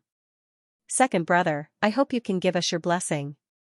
Seeing that Su Yuhing wanted to say something, Su Silly raised his hand to stop him. For me, this world is real. The people in this world have high intelligence and complex emotions. They are not so-called NPCs, did you know? On the first day I transmigrated into this body, Xing noticed it. Su Yuhing could not help but be stunned. He guessed that Xing might have already known that Xiaoli was different. Otherwise, Xiaoli would never have accepted him. However, he did not expect that he had guessed it himself. Xing was indeed a bug. A lot of things happened after that. Su Silly said, he has always protected me and saved me many times. If it weren't for him, I might have died in the early days of transmigration. Of course, he did not dare to mention that Xing had almost killed him in the beginning. Su Yuhing's expression gradually became focused. Xing has always supported me. Previously, my public support was very low. Before the first test, there was a rebellion. It was Xing who suppressed the rebellion and wiped out all the traitors in Imperial City. Because of him, the series of reforms that I issued could be carried out smoothly. Of course, it was not entirely because he saved me. Perhaps it was because he supported me that I developed feelings for him.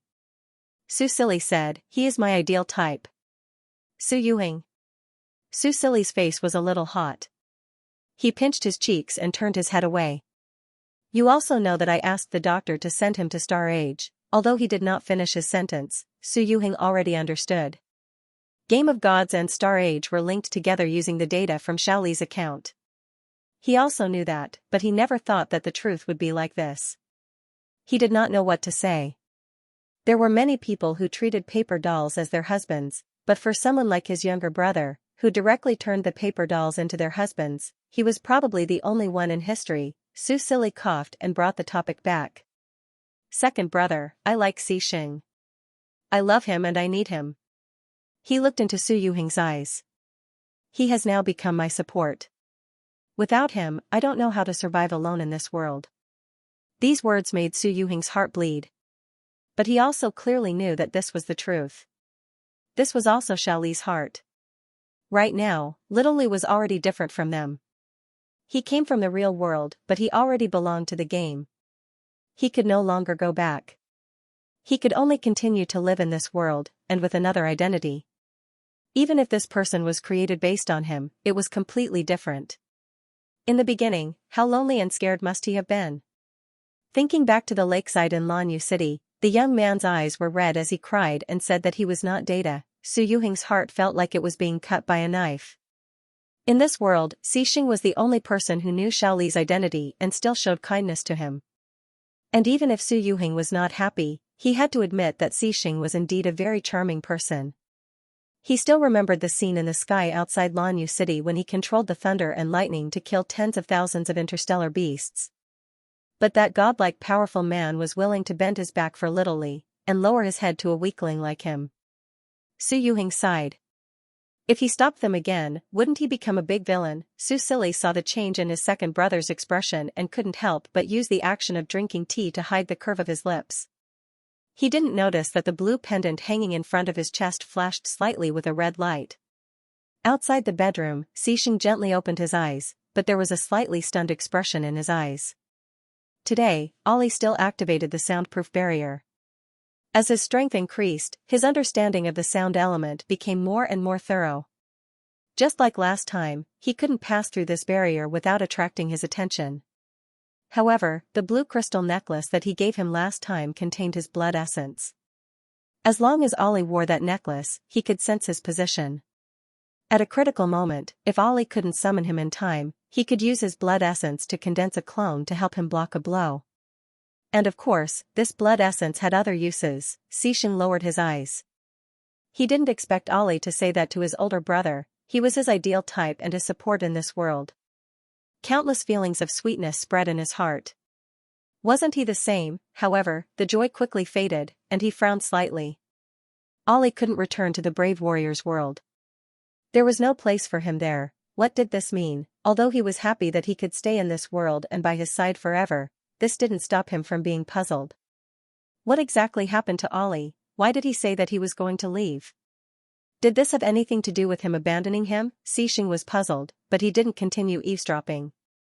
Perhaps he could ask him face to face instead of using these shady methods. In the bedroom, the two brothers' conversation continued.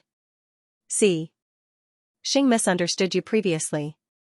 Su Silly found it funny. He saw us hugging in the main hall that day and thought that you were my ex-boyfriend. Su Yuhing was speechless. Not only was Xixing smart, but he was also a master of imagination. But, before that, he and I weren't on good terms. He said with a slightly angry tone as he talked about how his favorability had dropped on the shuttle. Su Silly really didn't know about this and didn't know how to explain for Xixing. Okay, let's not talk about this. Su Yuhing waved his hand and crossed his arms. When did you two get together? Su Silly paused and said without changing his expression, about 2 months ago, when I was in seclusion. He wasn't lying. They officially confirmed their relationship after the trial ended. Su Yuhing narrowed his eyes. Wasn't it during the first test? Su Silly's heart skipped a beat. He looked at his second brother's eyes that said, you better tell the truth.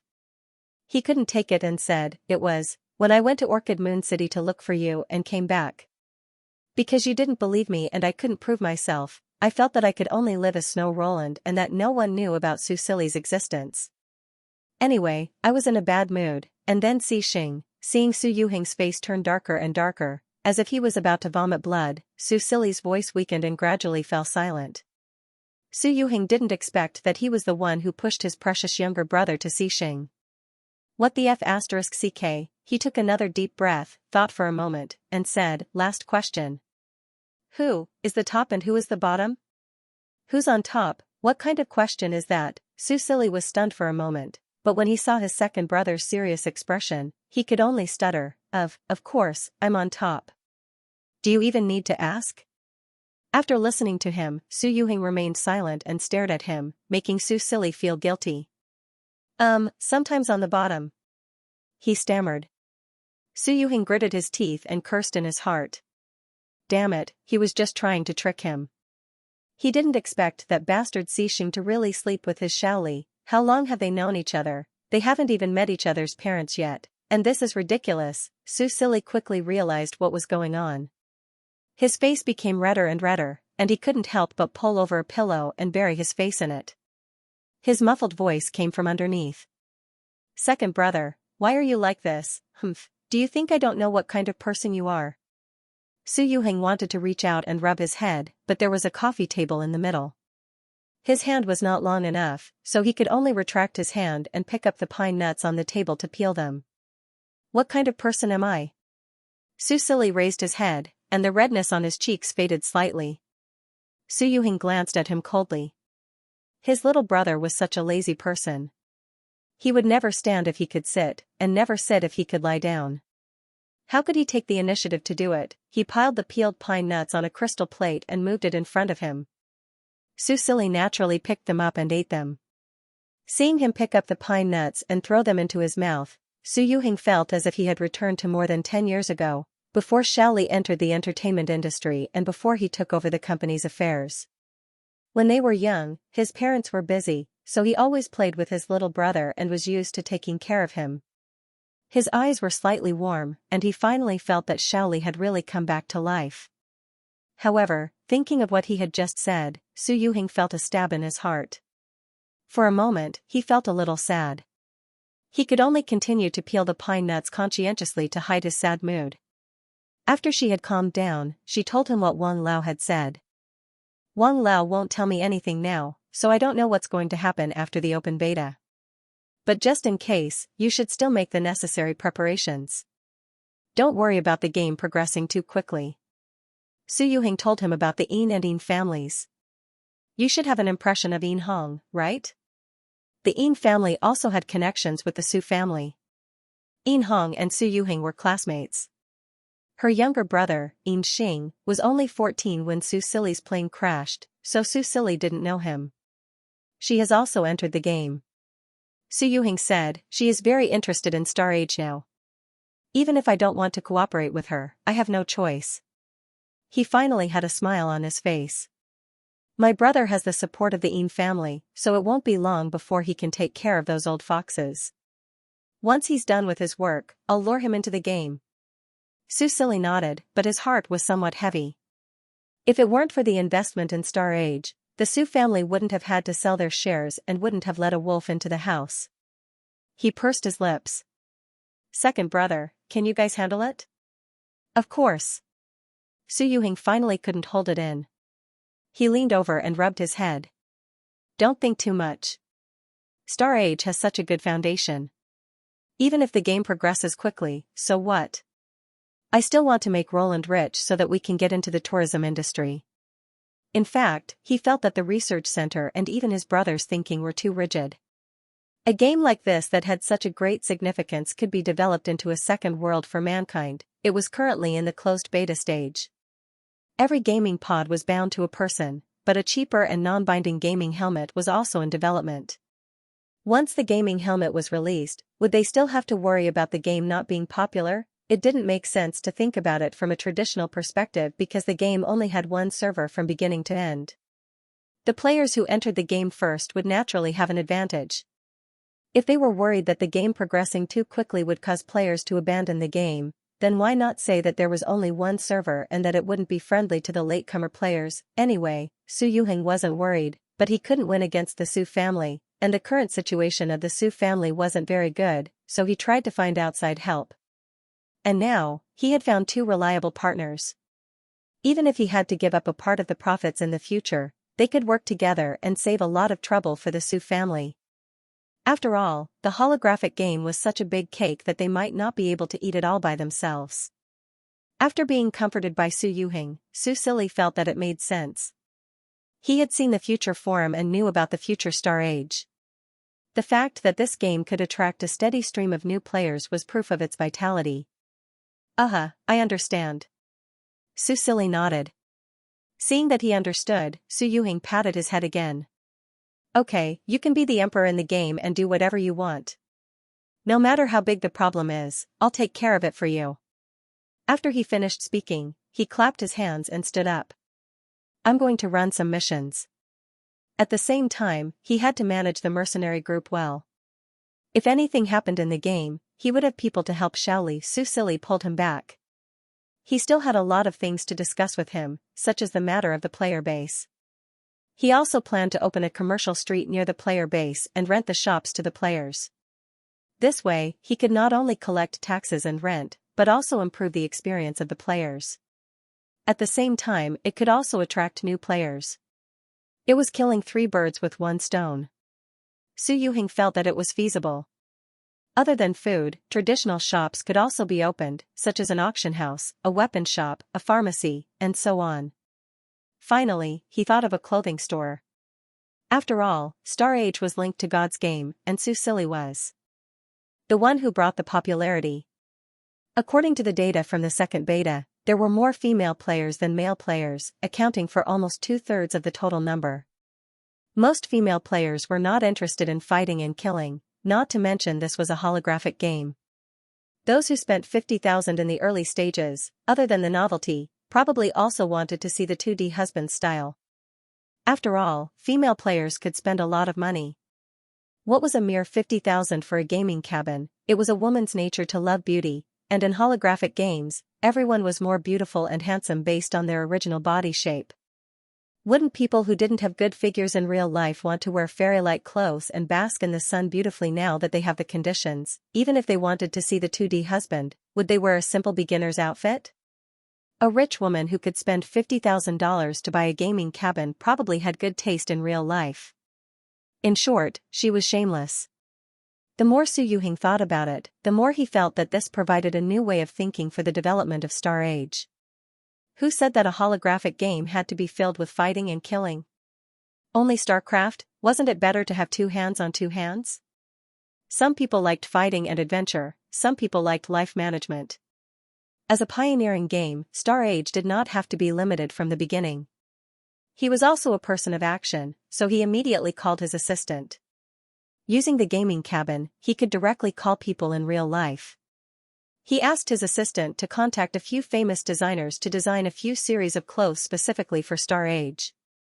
Originally, he had prepared a few sets of clothes, but Su Yuheng felt that it was not enough, and they were basically modified according to the NPCs of the Roland Empire.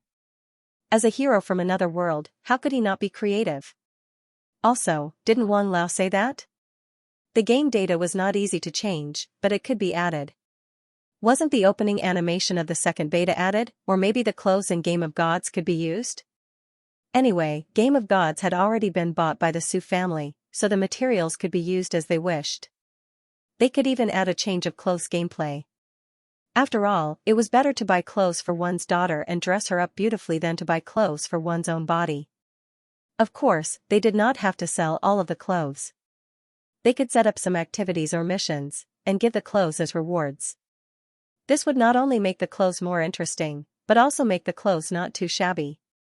Also, some players who were addicted to collecting clothes would not mind completing missions one by one after buying the clothes, right? Yes. They could set up a clothing room and put a booklet in it to record all the clothes, but the patterns of the clothes would not be lit up.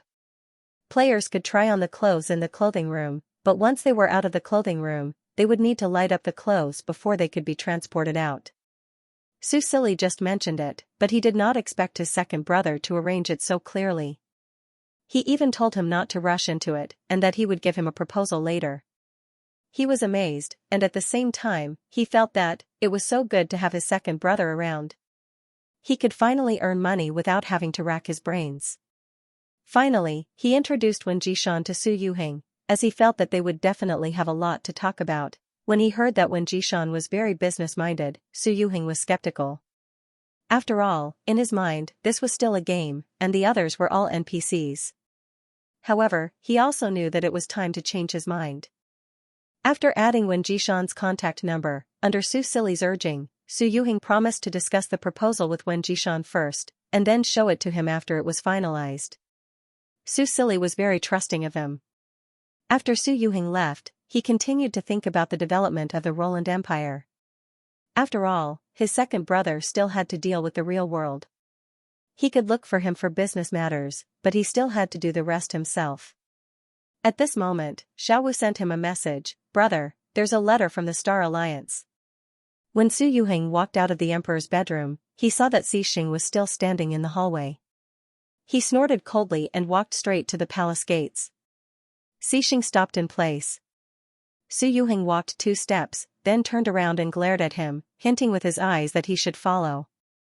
Xixing hesitated for a moment, then looked at the bedroom. When he saw that Su Silly was thinking about something, he withdrew his spiritual power and followed Su Yuhing. The guards and maids outside the bedroom looked at each other, and even Li Jiu and Janice were shocked and confused. Where did this brave warrior come from?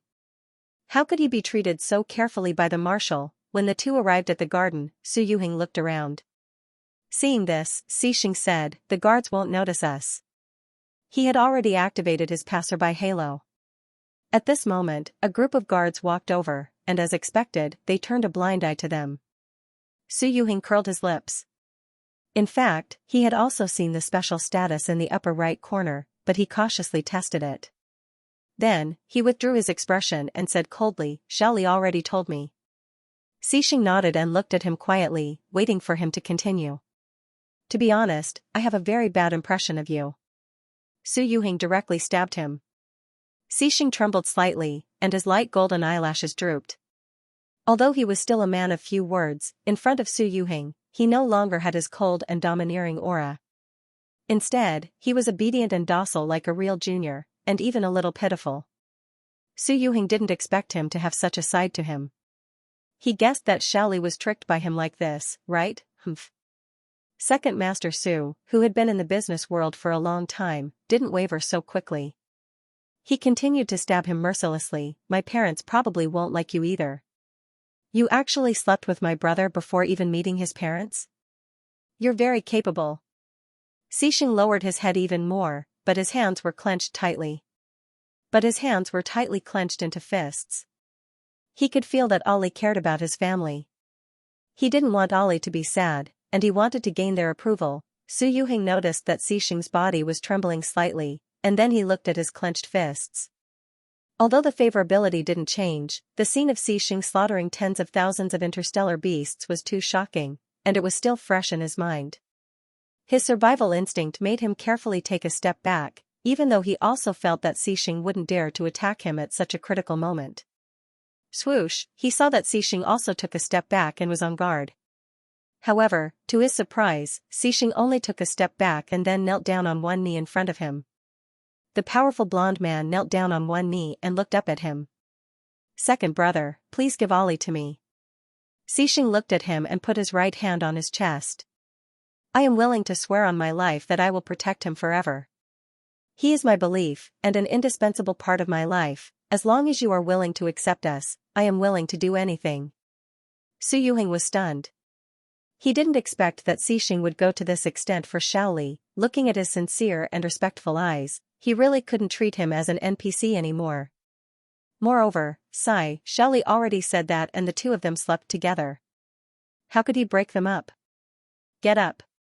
Su Yuhing moved to the side and said with a dark expression, "Do you want to shorten my lifespan?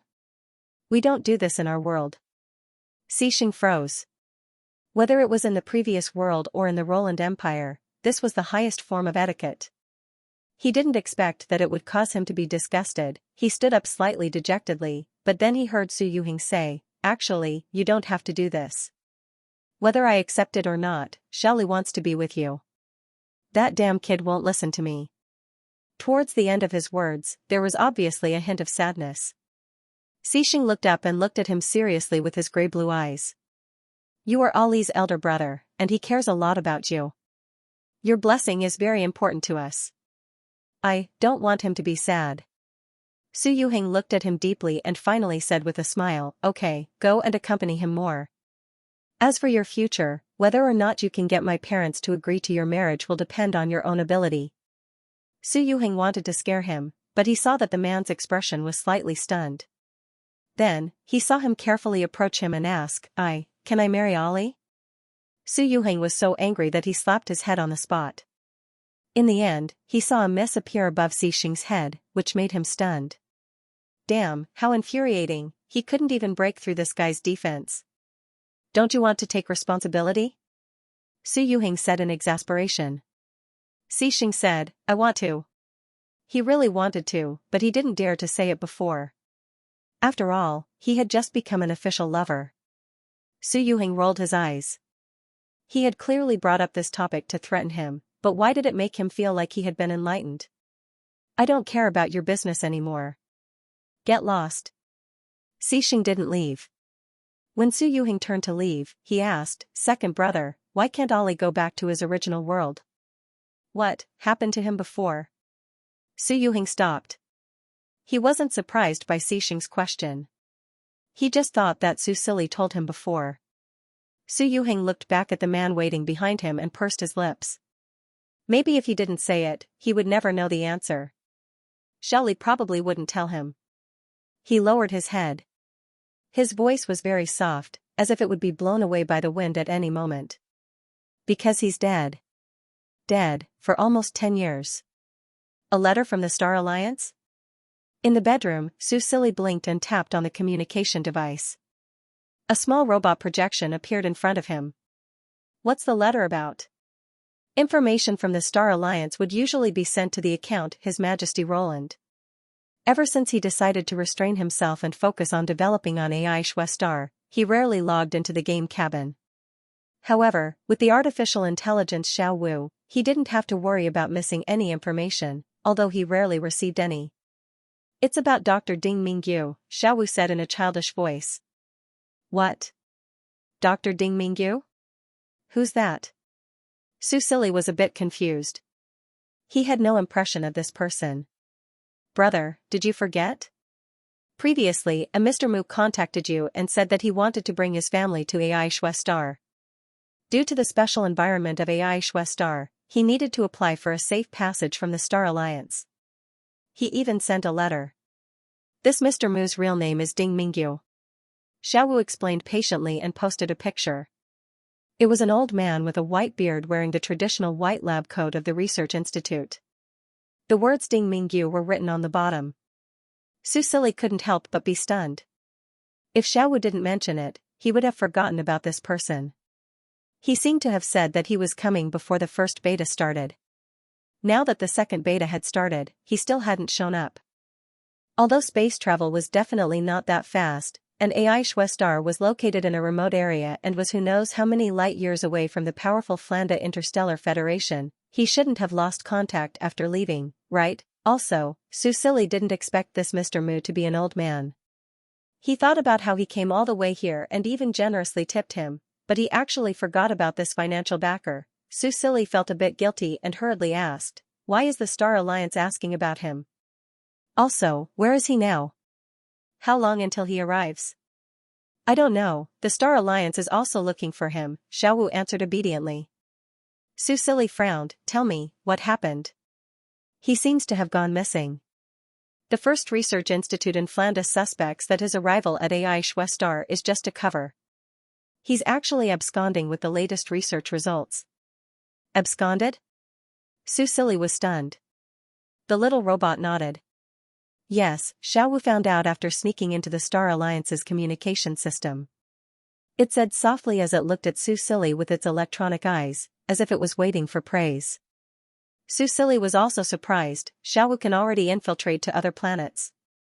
He remembered that although Xiao Wu could infiltrate the star network before, it could not go too far.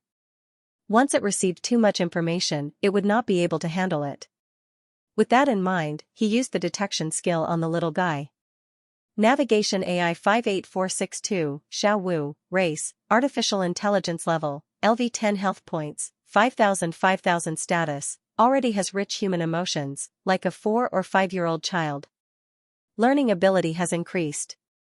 Affiliation, K2576 Gaming Pod Origin, Flanda Interstellar Federation. Wow, who would have thought that after 3 or 4 months, Xiao Wu would have already reached level 10. Previously, it only had 500 HP at level 1, but now it had increased by 10 times. Hearing his question, the little robot paused for a moment, then nodded cautiously. Su Silly looked at its nervous expression and could not help but laugh. He was amazed at the little guy's growth speed. As for his worries, they were not as heavy as before. After all, after spending a few months together, he gradually treated Xiao Wu as his own younger brother. As long as he taught it well, he believed that Xiao Wu would not let him down. That's great, Su Silly said with a smile, be careful not to be discovered. Protect yourself well. Hearing this, the little robot became happy again. Yes. I won't be discovered. Xiao Wu used a clone, so even if he is caught, he can activate the self-destruction program. Won't the self-destruction of the clone cause you any harm? That can't be. Little Five has many clones. Okay. Su Silly nodded, then why is the Star Alliance looking for me? The Star Alliance is here to confirm with Big Brother whether that Dr. Ding Mingyu has come to Esh Star. Xiao Wu replied, I think he left the Flanda Interstellar Federation with the excuse of going to Esh Star. Su Silly frowned slightly and thought of the blockhead from before, who was Mr. Ding Mingyu. At first, he invited him to the Flanda Interstellar Federation with a very sincere attitude. After being rejected, he thought about it for a long time before deciding to bring his sister to a snow star. Could it be that this was all an act? Brother, should we reply to Star Alliance? Although this was only a small matter, and the doctor did not come to AI Shwe Star, Xiao Wu did not act on his own accord. Su Silly was about to nod when it said, Brother, a liaison officer from the Star Alliance is requesting to speak to you. Do you want to connect? Star Alliance's liaison officer, Su Silly searched through his memory. It turned out that the Star Alliance had assigned a liaison officer to every alliance country, responsible for handling matters related to that country.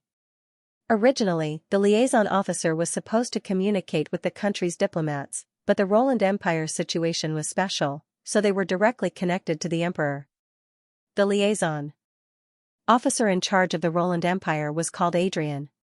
He had a conversation with him when Snow was taking over the throne. Su Silly thought for a while and nodded, accept. Although he planned to develop in a low-key manner, it did not mean that he would close the country. The next development of the country could not be done without the help of the Star Alliance. After all, the price of the Alliance's resources was quite good. Little Five agreed and then disappeared from the communication device. Immediately after, the projection of a brown-haired, brown-eyed, handsome man with a calm temperament appeared in front of him. Good day, Your Majesty of Roland. Adrian was stunned at first, then he bowed to Su Silly. Su Silly put on a decent smile and also greeted him.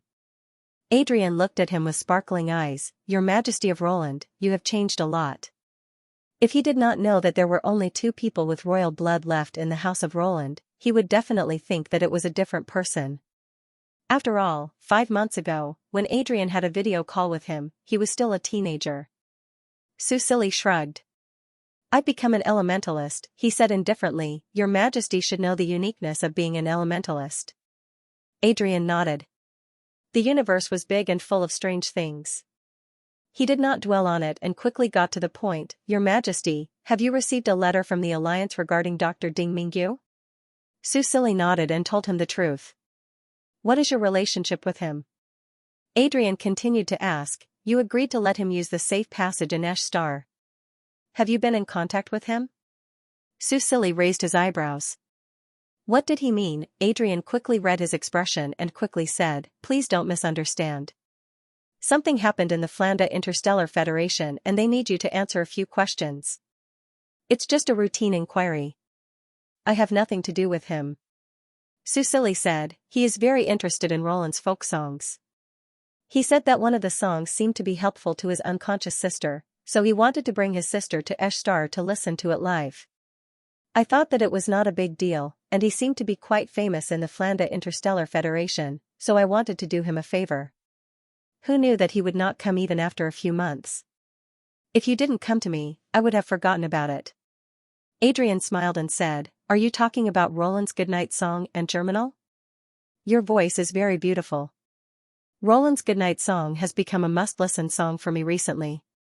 Susili did not expect that even the liaison officer listened to his songs.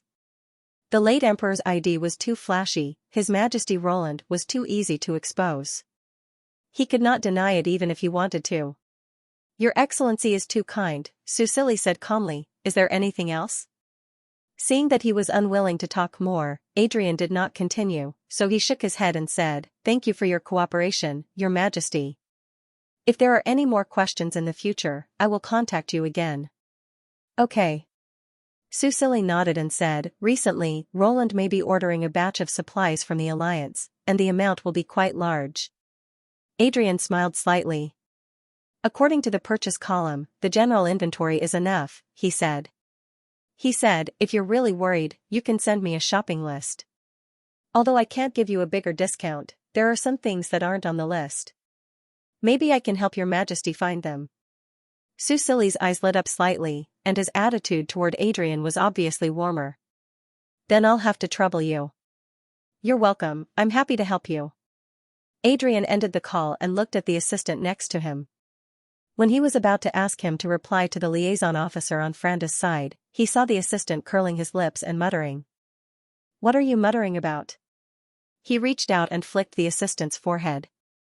The assistant rubbed his forehead, but he was not afraid, and said in a bad mood, Roland is a poor and remote place, how many universe credits can they afford to purchase supplies? In such a small place, you are quite arrogant, and you want to trouble the liaison officer? Don't let them not pay you back, and you still have to pay for their help. You think too much. Adrian shook his head, Roland is indeed in a difficult situation now, but there is no situation where they owe money and don't pay it back. That's right, if it weren't for you helping to apply for all kinds of subsidies, the Roland Empire would have been long gone. Looking at the assistant's angry expression, it seemed that he was particularly unhappy with Roland today. While he was helpless, he also somewhat understood, after all, knock knock, there was a knock on the office door, and soon, a young man came in from outside, looking to be about the same age as Adrian's assistant. In fact, a day ago, he was indeed Adrian's assistant. Lieutenant Colonel Adrian.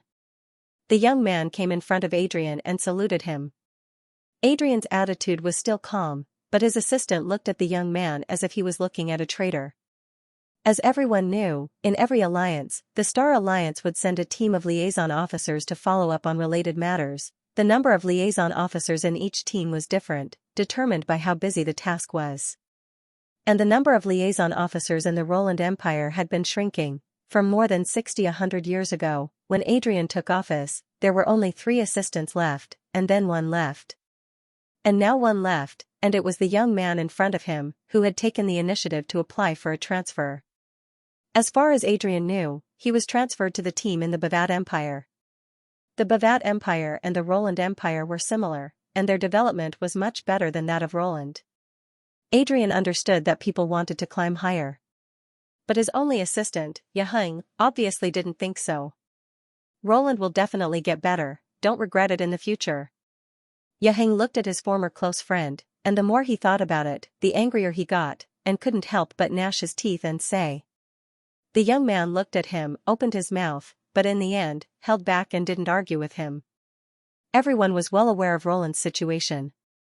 Lieutenant Colonel Adrian, I'm going to report to Lieutenant Colonel Cotter today. Thank you for your care and promotion.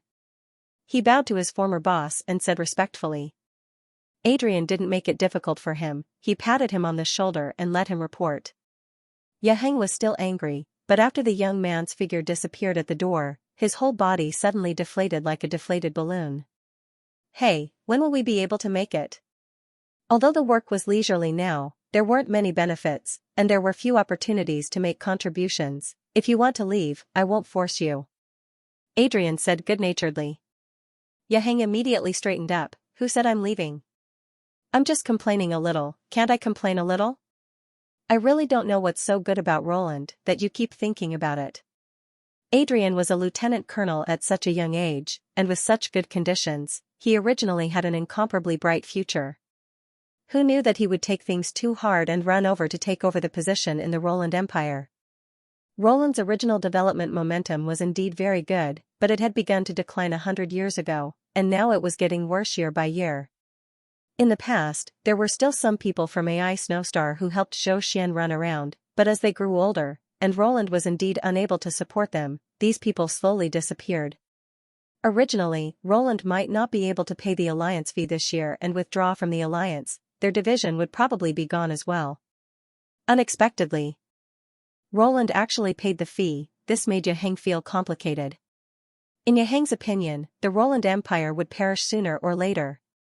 He had read the investigation report. Even the Alliance army found the beast horde on AI Snowstar troublesome, let alone the weak Roland people. However, Adrian seemed to be nailed to this place. He didn't seem to have any intention of moving even after a few years. Okay, stop complaining. Adrian knocked his head with the document again. Roland folk songs are popular now. There were people from the top asking about it a few days ago. According to the popularity, it's at least enough for the little emperor to purchase a batch of supplies. Xianxia disagreed. Tisk, it's only 2 songs that are popular. Do you expect him to save the country with singing? Adrian shook his head with a headache. You talk too much, hurry up and get to work. At this time, the virtual screen in front of Xianxia flashed, indicating that a new email had come in. He opened it and said, Boss, I've received a lot of emails asking about AI Snowstar recently. This is already the 10th one. Is it because the songs are popular? These fans are quite persistent, they keep asking about AI Snowstar. Adrian paused, then said, let me have a look. Oh, okay. Susili didn't know about the conversation between Adrian and his assistant. After hanging up, he got up and went into the dark room, lying down in the game cabin that he hadn't used for a long time. He was also reminded by Adrian, since this liaison officer had listened to his songs, then he should look forward to it. When he came to the virtual space again, Susili's body shrank again, returning to his original teenage appearance. He looked at his thin arms and legs, as well as his shorter height, and frowned with some disdain, but he was thinking about the income of Star Melody Network, so he temporarily put it to the back of his mind. He sat on the sofa, asked Xiao Wu to make a cup of succulent strawberry, and then opened the back-end of Star Melody Network. When he saw the back-end income of Star Melody Network, even the calm Susili couldn't help but rub his eyes and almost choke on the milk tea. He carefully counted the long string of numbers again. That's right, 10. 1 billion. He knew that the 2 songs were popular, but he didn't expect that in just 4 or 5 months, it would bring him more than 10 billion in revenue. In fact, it was quite reasonable. After all, there were so many people in the interstellar. There were nearly 8 billion people on the original blue planet, and 10 billion people were spread over more than 200 countries and countless planets in the Star Alliance, so it wasn't a lot. Also, the songs were sold monthly, and as the number of subscriptions increased, the price would also increase. It didn't mean that 10 billion people subscribed to his album. However, it was foreseeable that as long as it continued to be popular, 1 billion would definitely not be the final income. Susili took a deep breath and told himself to be calm. This was just the first step of a long journey. Then, he transferred all the income to his Star Melody account. Originally, he thought about changing the name His Majesty Roland when he had money, but now that the songs were popular, it was not appropriate to change the name. Moreover, this was the name given by the late emperor. Thinking about this, Susili hesitated for a moment, and finally decided to keep it. Anyway, there was nothing to hide. Appreciating the instant income, Susili felt a little smug. Who would have thought that 5 months ago, he was a pauper with no money at all? Of course, compared to an entire country, a country with a planet, 10 billion universe credits was still a little bit less. He didn't know how much money these 2 ballads could bring him. Susili quickly collected his thoughts and opened the Star Alliance purchase column. The 10,000 communicators that he bought previously had been mostly used up, and now that there were 5,000 new beta players, he had to buy enough communicators to distribute. This was also to make it easier for Xiao Wu to monitor the players, and the players also needed communicators to connect to the mercenary platform. One communicator cost 1,000 universe credits. Su Silly waved his hand and wrote 200,000. Apart from the players, many ordinary soldiers on the front line did not have a communicator, and he planned to give one to each of them. Then, there was the liquid armor, which was a level higher than the invisible armor. This kind of armor could also be used for stealth, and the liquid-like material could fit the whole body, and it did not take up much space when stored.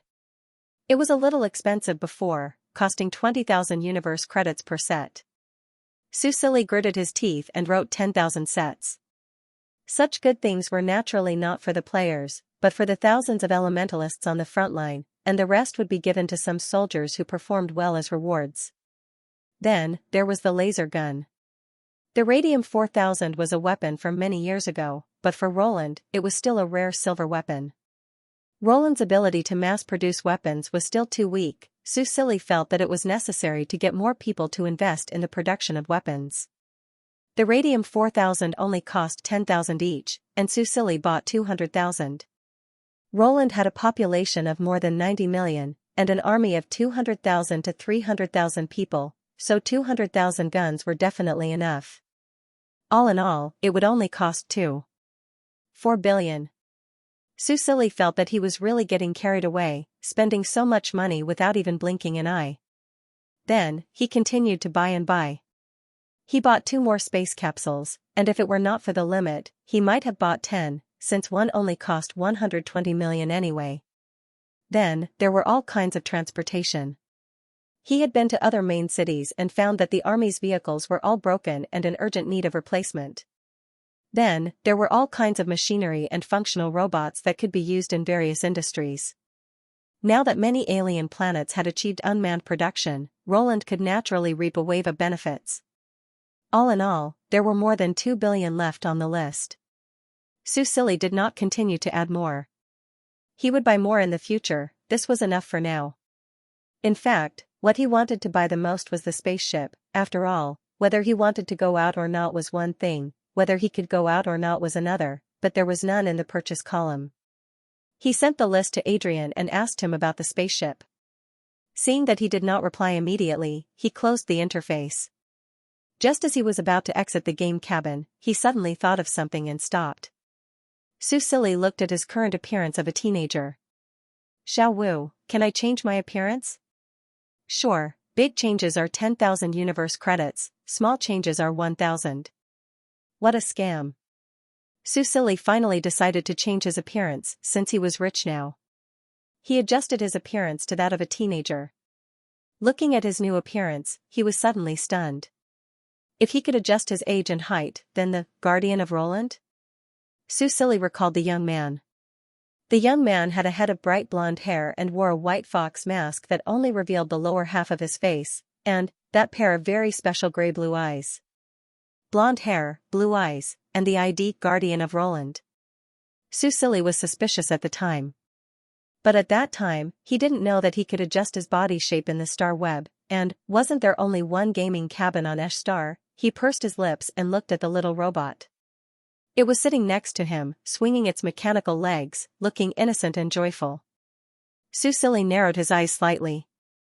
Xiao Wu, he called softly. Xiao Wu, who didn't know that she had been exposed, looked up at him and asked in a childish voice, "Yes? What's the matter, big brother?" "I have something to ask you, you have to answer truthfully." Doha Town. Following the guidance of the NPCs, some of the second beta players who had just entered the game came to this town that hadn't been built yet during the first beta. They ran their daily quests while admiring the new map. After the slums near the inner city moved here, the town's population had rapidly increased to nearly 100,000.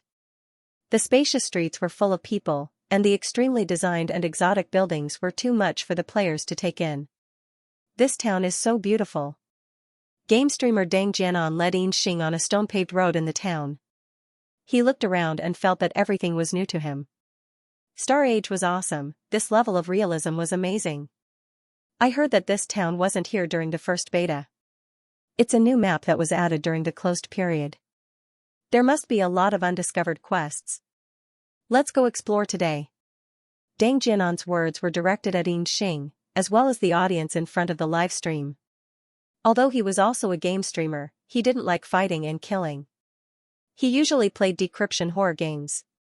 Now that he was playing holographic games, he wasn't interested in class advancement and leveling up.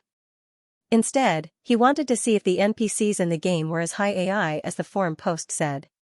He was looking forward to it. Xianxia nodded. He did not have any special needs for the game. As long as he could walk and run like a normal person, he would be satisfied. As for the audience watching the live stream, most of them were in agreement as they were also filled with a sense of novelty towards the game. Deng Jianan chuckled. He turned around and led the Xianxia into a small alley, hoping to find some unique missions. The streets of Doha were exceptionally clean. Even the corners were brand new, as if they had just been built. After making many turns, they actually found a hidden tavern in a remote corner. The tavern's decoration was very unique, and Deng Jianan was immediately attracted to it. Such a place was the most likely place to trigger hidden quests or clues. This was also a common setting in other games. They pushed the door open and entered the tavern. It was now evening, and people were coming into the tavern one after another. There was a small stage in the middle, and there were people singing on it. The song was moving, but the melody was unfamiliar. Wow, is this an original song from the game? Never heard of it. It's so nice. I want to know the source. Deng Jianan also thought that it was a good song, and thought that he could edit it out later. Then he pulled Xianxia to sit in front of the bar counter. The tavern's decoration was new, but the bar counter, tables, and chairs looked quite old. They had just sat down when the bartender asked what they would like to drink. Deng Jianan ordered 2 cocktails. The bartender was obviously stunned, and then he shook his head. Sir, we only have beer and fruit wine here. What you want to drink can only be found in the inner city. Deng Jianan looked at the bartender's expression and felt that this NPC was very realistic. He pursed his lips. You have too little variety of alcohol here, don't you think? Sir, you must be joking. Although everyone's life is getting better under His Majesty's wise leadership, food is still scarce. How can we use it to make wine on a large scale? The bartender said seriously. Our town is just recently built, and can't compare to the inner city. Besides, the kind of alcohol you want is not easy to find in the inner city. Deng Jianan saw how serious the bartender was and could not help but ask, is Doha really newly built? That's why I said that everywhere looks so clean, like it was just built. The bartender looked at him strangely, but quickly reacted. Eh? You must be the brave. Deng Jianan immediately puffed up his chest. That's right, we are the brave from another world. The bartender smiled gently. Then you have to work hard and try to become an elementalist as soon as possible. I heard that you brave are very talented, and all of you have the talent to become an elementalist. Deng Jianan was just about to respond when a mercenary uncle came over with a glass of beer. He looked Deng Jianan and Xianxia up and down and nodded. So you are the brave. You do look like the rumors. Deng Jianan could not help but laugh. How so? The mercenary uncle took a sip of beer and said bluntly, you're all very weak. I feel like you'll die if you touch them. Deng Jianan's expression froze, and the bullet screen in his live stream channel was full of laughter. Some people even egged him on. Brethren, let him touch them. See if they die. Ha ha ha ha, host, don't be a coward. Come on. Deng Jianan felt a little headache. He looked at his HP. Although he had reached level 3 from running around yesterday, he only had 1100 HP. And the NPC in front of him was unfathomable according to the system display.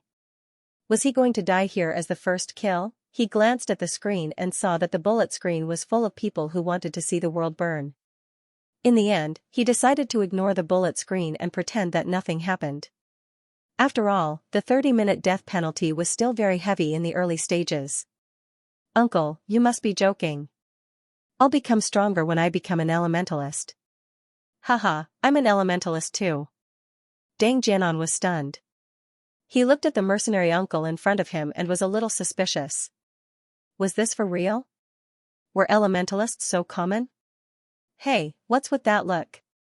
Although I'm only half a star, I'm still a real elementalist, okay? The mercenary uncle said unhappily. Seeing that Deng Jianan was still a little suspicious, he put down his wine glass and was ready to show off his skills. Watch carefully.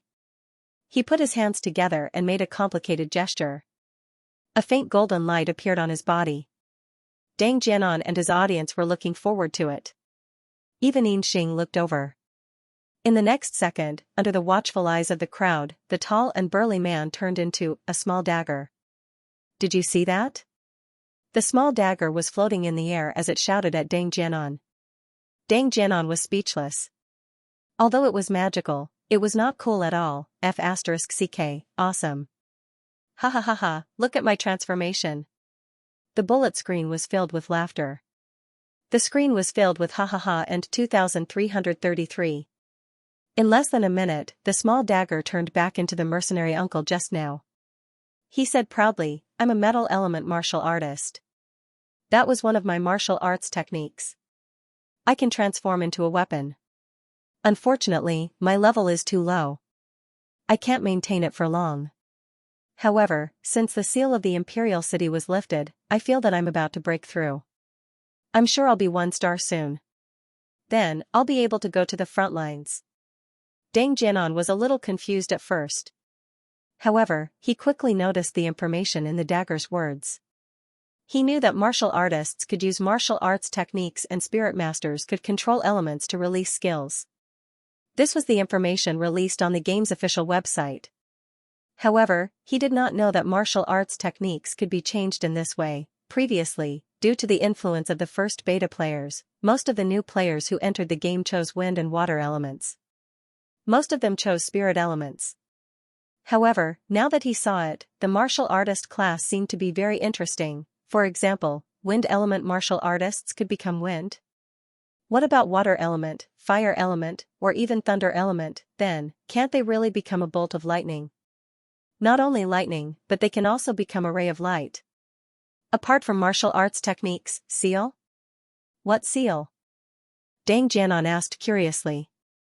The mercenary uncle opened his mouth and was about to tell him when the bartender beside him said, nothing, he drank too much. Sir, you haven't told me what you want to drink. After being reminded, the mercenary uncle did not say anything. He picked up his glass and drank again.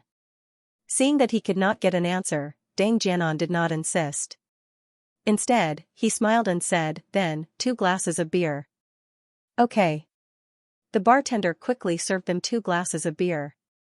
Deng Jianan picked up his glass and took a sip. Suddenly, his eyes lit up. He switched the voice to the live broadcast channel to avoid being heard by the NPCs. Then, he whispered, this beer tastes good. Although the alcohol is not very strong and the alcohol content is not high, it is very refreshing. This is so surprising. I can actually taste it in this game. Deng Jianan's live broadcast channel was very popular. Moreover, at this time, only his live broadcast was of the exploration genre. It seemed to be more interesting. Soon, other viewers rushed in and heard the host's comments. So, this is a gourmet live broadcast? Wow, where's the host in Imperial City? I want to go to this pub too. It seems to be very lively. Host, hurry up and post the address. Deng Jianan looked at the bullet screen and immediately switched the voice. He said to the bartender with a smile, you guys are going to be popular soon. The bartender was a little confused. Popular? Popular? Deng Jianan did not explain. He glanced at the bullet screen and saw that some people were spamming, so he helped and asked, brothers, do you know how to meet the emperor? On TV. The bartender looked at him strangely and corrected him, you should call him His Majesty. Deng Jianan paused and laughed. Then, he saw the system notification. Ding. Peter's favorability of U-10, damn, he was stunned for a moment and quickly calmed down. He said seriously, you're right. His Majesty is so wise and powerful. How dare I be disrespectful to him? I deserve to die. This time, it was the bartender's turn to be stunned. He looked at him suspiciously and said, "How is His Majesty wise and powerful?" Deng Jianan was stunned. Wasn't this NPC too intelligent? He even asked a rhetorical question. Seeing him embarrassed, the bullet screen was filled with ridicule. Yin Xing, who was quietly drinking, could not help but smile. However, he quickly covered it up with his glass. Of course, Deng Jianan was not stumped. He had done his homework. His Majesty trusted us and sent warriors to escort N. He paused for a moment and quickly changed his words. Escorting instructors to Lanhua City. Not only did we complete the mission, all the instructors and warriors were unharmed. Isn't that wise and powerful? Hearing this, the bartender nodded, agreeing with what he said. Ding. Peter's favorability of U+10, Deng Jianan secretly sighed in relief and switched to the live chat channel to complain to the audience. Everyone, remember this. There's a tavern in Doha. The bartender here is a fan of His Majesty. As long as you praise the Emperor, you can gain favorability. After half explaining and half complaining, he switched back to the live chat channel. Speaking of which, does His Majesty have any other achievements? I didn't come last time. What I just said was heard from my companions. The bartender snorted. His Majesty has many achievements. He wiped his glass as he said, His Majesty has only been on the throne for half a year. At first, no one had high hopes for him. However, through a series of reforms, he has made the empire better and better. Whoa, Deng Jianan's eyes lit up. Wasn't this the background information of the leader of the Roland Empire camp? He had made the right choice in coming here. What kind of reforms? Tell me about them. He leaned forward and asked with great interest. Do you know how long it took to build this Doha town? The bartender did not answer immediately. Instead, he asked a question of his own. Deng Jianan shook his head. How would he know, Doha town? Wasn't the new map added by the game group? Less than 3 months. The bartender wiped his glass, his eyes sparkling as he looked up. Less than 3 months to build a town that can hold 100,000 people. In the past, who would dare to think of such a thing? This is a miracle. Do you know who lives in this town? Deng Jianan shook his head again and waited for him to continue. Other than the 500 villagers who originally lived in Doha village, everyone else moved here from elsewhere, the bartender said. Almost all of them came from the slums in the outskirts of the inner city. Deng Jianan was stunned. He then heard him say, we didn't have enough to eat or wear, and we lived in tattered straw huts. In winter like this, we would have frozen to death in previous years. But this year, all of us are living in new houses. We have enough food to eat and wear, and we have jobs to earn money for ourselves and our families. Now, the town is still expanding. When the expansion is complete, there will be a new batch of people like us moving in. There will be more and more people living a life that was completely unimaginable in the past. Tell me, His Majesty, who made this decision, is wise and powerful, isn't it? Deng Jianan looked at the expression on his face and could not help but nod. At the same time, he had doubts in his heart. Could it be that this town was not built directly, but still needed NPCs to build it? But, why was it built so quickly? This brings us to another of His Majesty's reforms. The bartender smiled and looked at the middle-aged mercenary next to him. About this master elementalist may have more insight. Damn, don't make fun of me.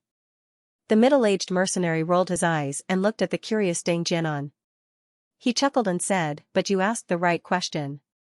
Just 4 or 5 months ago, I was still squatting in the local army. If it weren't for His Majesty's reforms, I wouldn't have become a mercenary, and I wouldn't have the life I have now, he said emotionally. Although my life is not as stable as before, the local army is really too draining of people's fighting spirit. It should have been changed long ago. Deng Jianan was confused and quickly asked further questions. The middle-aged mercenary was a straightforward person and did not hide anything.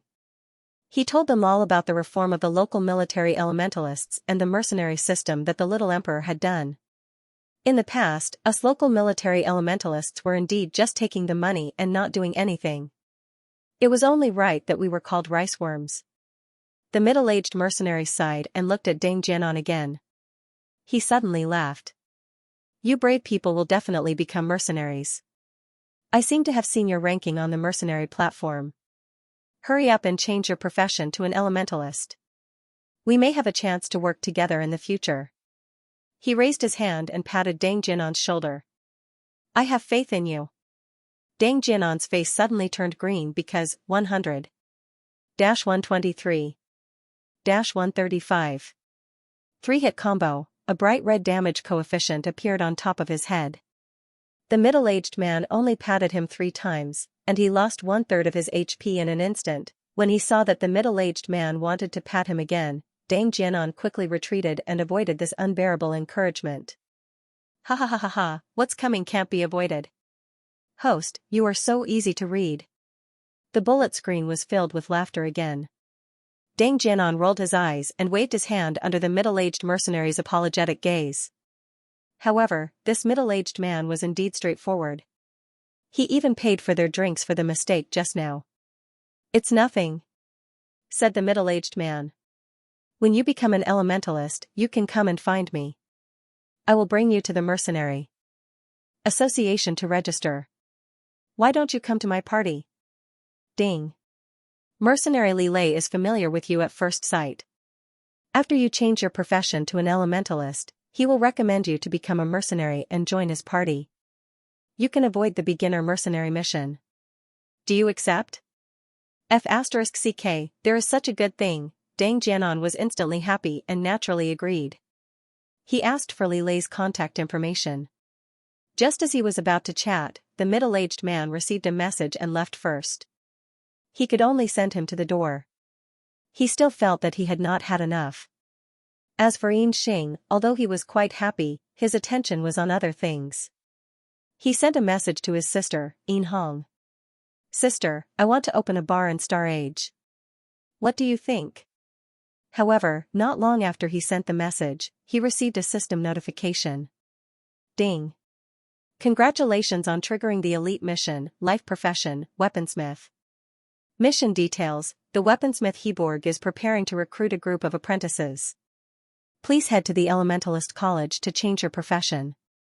After you succeed, you can head to the mercenary town to look for Heborg. This mission was naturally sent by Susili. It was better to rely on oneself than on others. Although the Star Alliance's weapons were cheap and good, they could not always buy them from others. From the history books, the native equipment of AI Xuexing was not worse than those of other planets. It was just that they lacked people to study them. The players had the help of the system. Wouldn't it be a lot easier to let them study the equipment first and then teach the NPCs? This was also the inspiration he got from Sumo's formation master. At this time, he had already understood the whole story from the little robot. He also knew that Xixing had a gaming pod. Moreover, Xixing and Xiaowu were in cahoots from the start. In the virtual room, Xiaowu was lying on the sofa unhappily. Woo-woo, why did I join Xixing's pirate ship? Now that my brother knows, will he not like me anymore? Thinking of this, the little robot turned over in anger and sadness. Humph, you want me to tell you? No way, I won't tell that bad guy that my brother already knows about me. Susili left the game cabin and tidied up his slightly messy silver hair. He walked out of the dark room and looked at the sky outside. It was almost evening and the sun was setting in the west. The red clouds dyed the entire sky red. The layers of red clouds were framed by transparent glass panes, forming a gorgeous oil painting. The sunlight shone into the bedroom and covered the scenery with a soft and warm color. It gave off a peaceful feeling. Susili smiled gently and stretched his back. He was about to leave when he paused and continued to walk to the cloakroom connected to the bedroom. He changed into a thick winter coat. Where's Xixing? He walked out of the bedroom and saw that the corridor was empty. He looked at Li Jiyu and asked. Li Jiyu replied, Your Majesty, the marshal just sent the handsome and brave man away. I haven't seen him return yet. I think he went to Consul Qiu's office. Because of Qiu Zheng's special ability, he had always been dealing with complicated government affairs. In the end, he simply let him become a consul. The handsome and brave man, Susili wanted to laugh when he heard him call his second brother that. Second brother's name was really shameless, but it suited his personality. He nodded, gathered his cloak, and walked towards Qiu Zheng's office. Li Jiu wanted to follow him, but he was casually dismissed. Anyway, there were shadow guards in the palace. He was already level 25. In the entire Roland Empire, besides Xixing and Li Jiu, he was the highest level. There was no need for a bodyguard. Su Sili walked down the corridor. Unknowingly, his footsteps became hurried. He didn't care about the cold wind that constantly whistled in from both sides of the corridor. At this moment, he really wanted to see Xixing as soon as possible. He had never thought that Xixing would actually confess to him so early in the morning. At that time, it hadn't even been a month since he came to this world. After all, he was still racking his brains for 10 million alliance coins. It definitely hadn't been a month. Xixing was such a fool. He adjusted himself to look like a teenager and suddenly confessed to him that he admired him. How could he believe him? Now that he thought about it, the scene was a little blurry. He could only remember that under the white fox mask, the pair of grayish-blue eyes that were filled with burning emotions. Perhaps, at that time, Xixing did not want him to know. Even if Xixing really confessed to him, would he believe him? That was impossible. Su Sili knew his own character. Before he confessed that he still had the memory of the previous world, he would never trust him wholeheartedly. He shook his head and quickened his pace. However, Su Sili didn't see anyone else other than Qiu Xing and Wen Jishan, who were buried in piles of papers, when he arrived at the palace where the consul dealt with government affairs. Now, the situation in Doha and the mercenary towns had stabilized. Although the expansion was still underway, it slowed down significantly after winter. Wen Jishan also had time to come back and help Qiu Xing.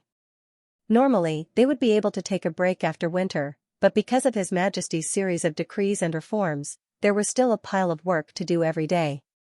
Overall, although it was hard work, if one looked at the data and reports now and compared them to a year ago, they would realize that the empire had undergone a huge change. It was just that the time of change was too short. Take the imperial city as an example. Although it was only a city, it was vast and had a population of more than 30 million. Originally, only about 3 million people in the inner city had not had to worry about food and clothing.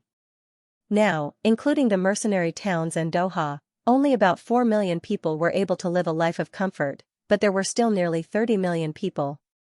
There was still a long way to go before the empire's construction and transformation, but Qiu Zheng was full of confidence. In 1 or 2 more years, he believed that everyone would be able to eat and dress well. However, for now, these were problems that needed to be solved. At that moment, when Jishan and Qiu Zheng were with a few ministers, discussing the problem of the transportation of food in the remote mountainous areas. Su Sili was not in a hurry to leave. He stood at the door and listened for a while. Because the wood elementalists had been cultivating day and night, the imperial city now had enough food, but in terms of transportation, it was indeed a big problem. After all, an area of more than 300,000 square kilometers was larger than many provinces in the real world. However, at this critical juncture of the second beta testing, this problem was not a problem. Su Sili walked into the room. When they noticed his arrival, a few ministers who usually did not interact with him stood up in fear and trepidation. When Jishan and Qiu Zheng also stood up and bowed to him. Su Sili waved his hand and asked them to sit down, then said, "I heard what you were discussing just now." He looked around and his gaze fell on the ministers. 4 of them, 2 of them were old nobles and 2 of them were new nobles. Their favorability tags were all respected. This made Su Sili nod in satisfaction. Since he publicly upgraded the imperial city and removed the level restriction, most of the nobles had been subdued by him. Of course, these latecomers were not treated the same as those who were loyal to him from the beginning. They needed to prove their usefulness with actions to gain his trust. The transportation of food is not a problem, Su Sili continued. Everyone's eyes lit up. Qiu Zheng could not help but ask, "Your Majesty, do you have a solution?" Su Sili smiled. "Yes. It is not difficult to solve this problem. Just leave it to the heroes." Heroes? Qiu Zheng and the 4 ministers were stunned. Only Wen Jishan, who had dealt with the heroes the most, was deep in thought. That's right, the heroes. Su Sili tapped his fingers on the table and thought for a moment. How about this? You guys organize all the places that need help and mark them on the map. It would be best to mark them on an electronic map. How much help each place needs, what is the latest arrival time, the person in charge of the area, and how to contact them. Can you organize this by tomorrow? Seeing Su Silly look over, Qiujing quickly nodded. No problem, Your Majesty. Su Silly, very good. Organize it and send it to me. Although they could directly gather the players, considering that most of the heroes were in the mercenary town and Doha town, it would take a lot of time to go back and forth. It was winter now. One day later and some people would starve to death because of lack of food, so it was better to just use the mission system to send them. Continue with your work. After Su Silly finished speaking, he turned and left to continue his search for Xixing. If he was not with Qiujing, where could he be? Su Silly frowned. He did not want to use summoning, but it seemed that he could only summon Xixing now. He suddenly stopped in his tracks. His gaze crossed the long corridor and fell on the figure standing in the garden. I've worn out iron shoes to no avail. Why is this guy here? Looking at his back, Su Silly curled his lips slightly and walked over. The snow from last night had not completely melted today. The soles of his shoes squeaked softly as he stepped on it. However, no one knew what Xixing was thinking. He was so engrossed in his thoughts that even when Su Silly approached him, Xixing did not react. Su Silly tilted his head slightly, then secretly tiptoed and reached out his cold hands into the man's collar. He smiled and said, Brother Xing, what are you thinking about? Xixing trembled. He seemed to want to turn around to look at him, but stopped halfway. Ollie, his voice was slightly hoarse, as if he was suppressing something. Sensing that something was wrong, Su Silly frowned slightly and removed his hands from the man's collar. He was about to turn around to look at him when the man grabbed his arm and pulled him into his arms. His strong arms tightened, and Su Silly could not move. Xixing, what's wrong with you? He asked, did my second brother make things difficult for you? From Li Zhiyu's words, it seemed that Xixing had just sent his second brother away. No, second brother did not make things difficult for me. Xixing buried his head in the plush fur on his shoulder and said softly. Hearing that he had already called him second brother so smoothly, Su Silly was even more confused. It seemed that the two of them were getting along well. Then what was going on now? He reached out and hugged him back. He felt that his body was trembling slightly and felt even more puzzled. Then at this moment, Xixing suddenly let go of him and held his cold hands. Let's talk inside. His voice was still hoarse, and his eyes were averted from Su Silly's inquisitive gaze. However, Su Silly could still see that his eyes were red. Su Silly quietened down and did not ask any more questions. Under his lead, they arrived at a familiar yet somewhat unfamiliar courtyard. Su Silly looked around and quickly remembered that this was the courtyard that he and Xixing had stayed in the trial world. Snow Roland had also stayed here before. After moving out, this place had been left empty. Xixing held his hand and pushed open the door to the small house that they had stayed in before. Even though no one lived here, this place was still cleaned regularly, so it still looked clean and tidy. Looking at the familiar yet somewhat different room from the trial world, Su Silly could not help but sigh. At the same time, he did not understand why Xixing had brought him here. Xixing let go of his hand and took some dry firewood from outside. He placed it in the fireplace and lit it up. The flames burned brightly, dispelling all the coldness in the room. Su Silly exhaled comfortably.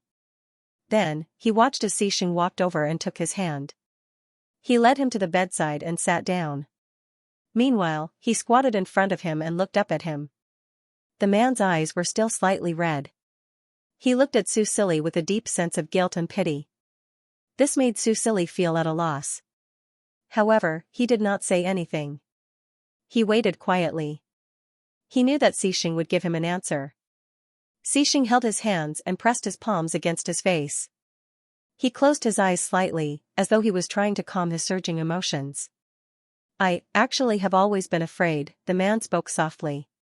His voice was still so hoarse that it made Su Silly's heart tremble slightly. He pursed his lips and closed his hands to cup the man's cheeks. His fingertips gently caressed the man's face. What is your fear? Su Silly asked. He actually felt something. Yesterday, he thought that the man had misunderstood him and his second brother. However, it seemed that this was not the case. Xing opened his eyes. His grayish-blue eyes stared blankly at him. I am afraid that you will abandon me, just like in the original world. I've been thinking, what did I do wrong back then to annoy you and make you leave without any reluctance? He even abandoned him in the abyss of endless darkness. Even when he thought of him again and brought him to the new world, he never appeared again. He was not even willing to speak to him. Susili was slightly stunned. He never knew that Xing would think this way. Abandon, from Xing's perspective, it was indeed abandonment. He opened his mouth slightly. Just as he was about to explain, he heard the man continue speaking. And now, I finally know the reason. The man's eyes were red. The man's voice trembled. His eyes grew redder, and his facial features were deeply wrinkled. They were filled with pain and grief. So, he wanted to smile, but he could not. In the end, he buried his face in Susili's arms and hugged him tightly.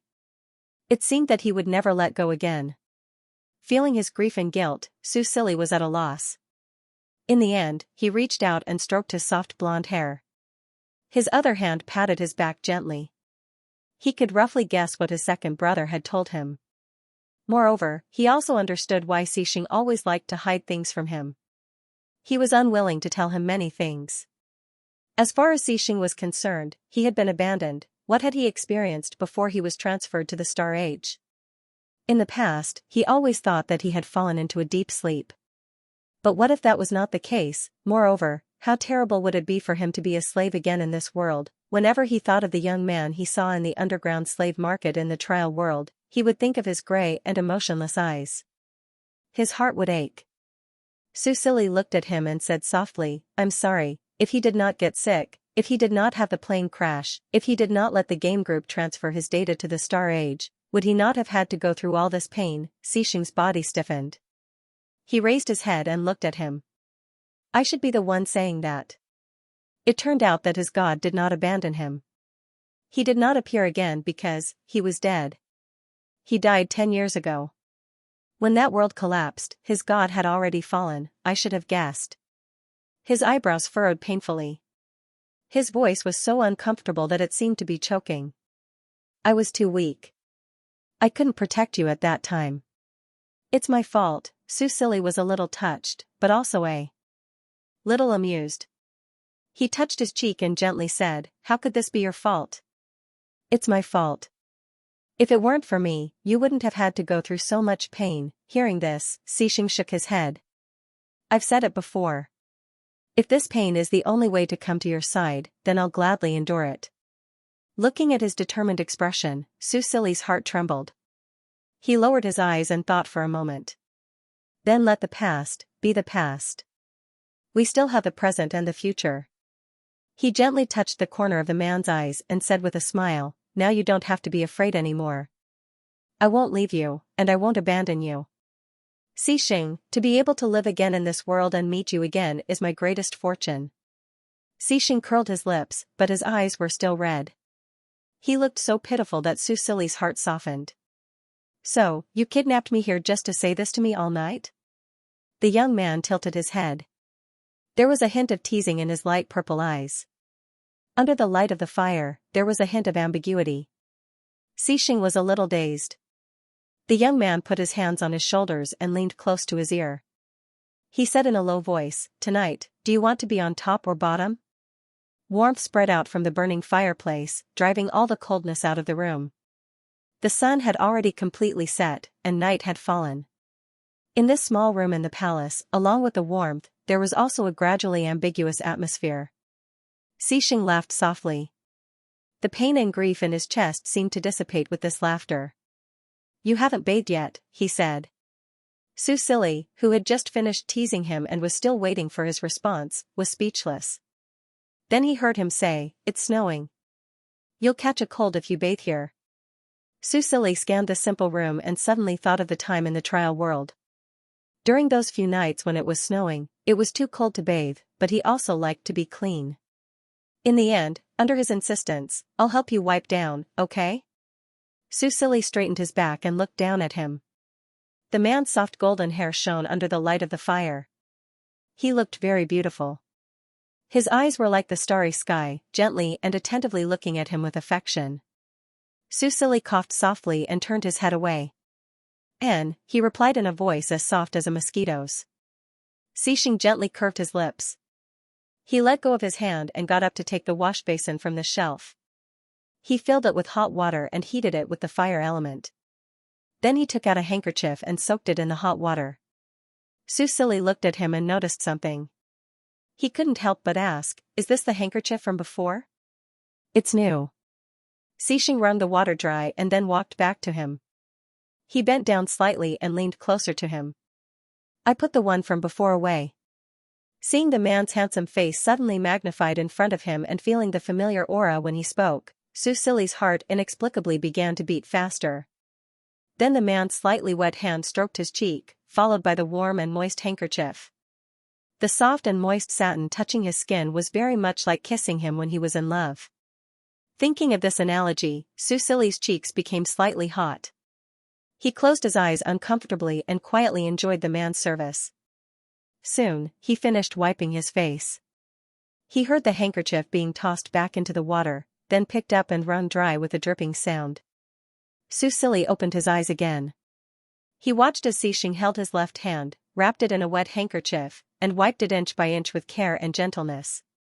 The man's slightly rough fingertips rubbed his palm. Rather than saying that he was helping him wipe his hand, it was better to say that he was playing with it, which made Susili feel itchy in his heart, and his body was getting hotter and hotter. Xing wiped his hand very carefully. When she was done with her other hand, she held his hand and stared at him. Her lips kissed his fingernail in an extremely suggestive manner. Then, he noticed something and chuckled as he looked down. Susili pursed his lips and turned slightly to the side, using his cloak to block the view. He would never admit that just by kissing his fingertips, his little brother had stood up like a coward. Xing, on the other hand, continued to serve him conscientiously. He reached out his hand and pinched the knot on his collar. He pulled open the rope that was tightly tied. His movements were slow and gentle, without a trace of urgency. However, in the current atmosphere, there was a kind of magic that made people blush and their hearts beat faster. Finally, the knot was completely untied. Crash, the heavy cloak fell down and landed on the wooden bed with a muffled sound. The sound was very soft, but it was like a heavy hammer falling on Susili's heart. The man reached out and undid the first button on his coat. He could have done it faster, but his movements were very slow, which made Susili's heart itch even more. Finally, when there was only one shirt left, the young man bit his lip and looked at Xing in a daze. He reached out and grabbed the hem of his coat. "Why don't we do it directly? I won't wipe it." Xing lowered his eyes and looked at the young man's watery purple eyes. He asked innocently, "Why?" Susili reached out and hugged him. He buried his face in his lower abdomen and said in a soft voice with a hint of coquettishness, "I want you." Xing looked at the top of his head and gently stroked his soft hair. However, he did not follow his wishes. "Be good.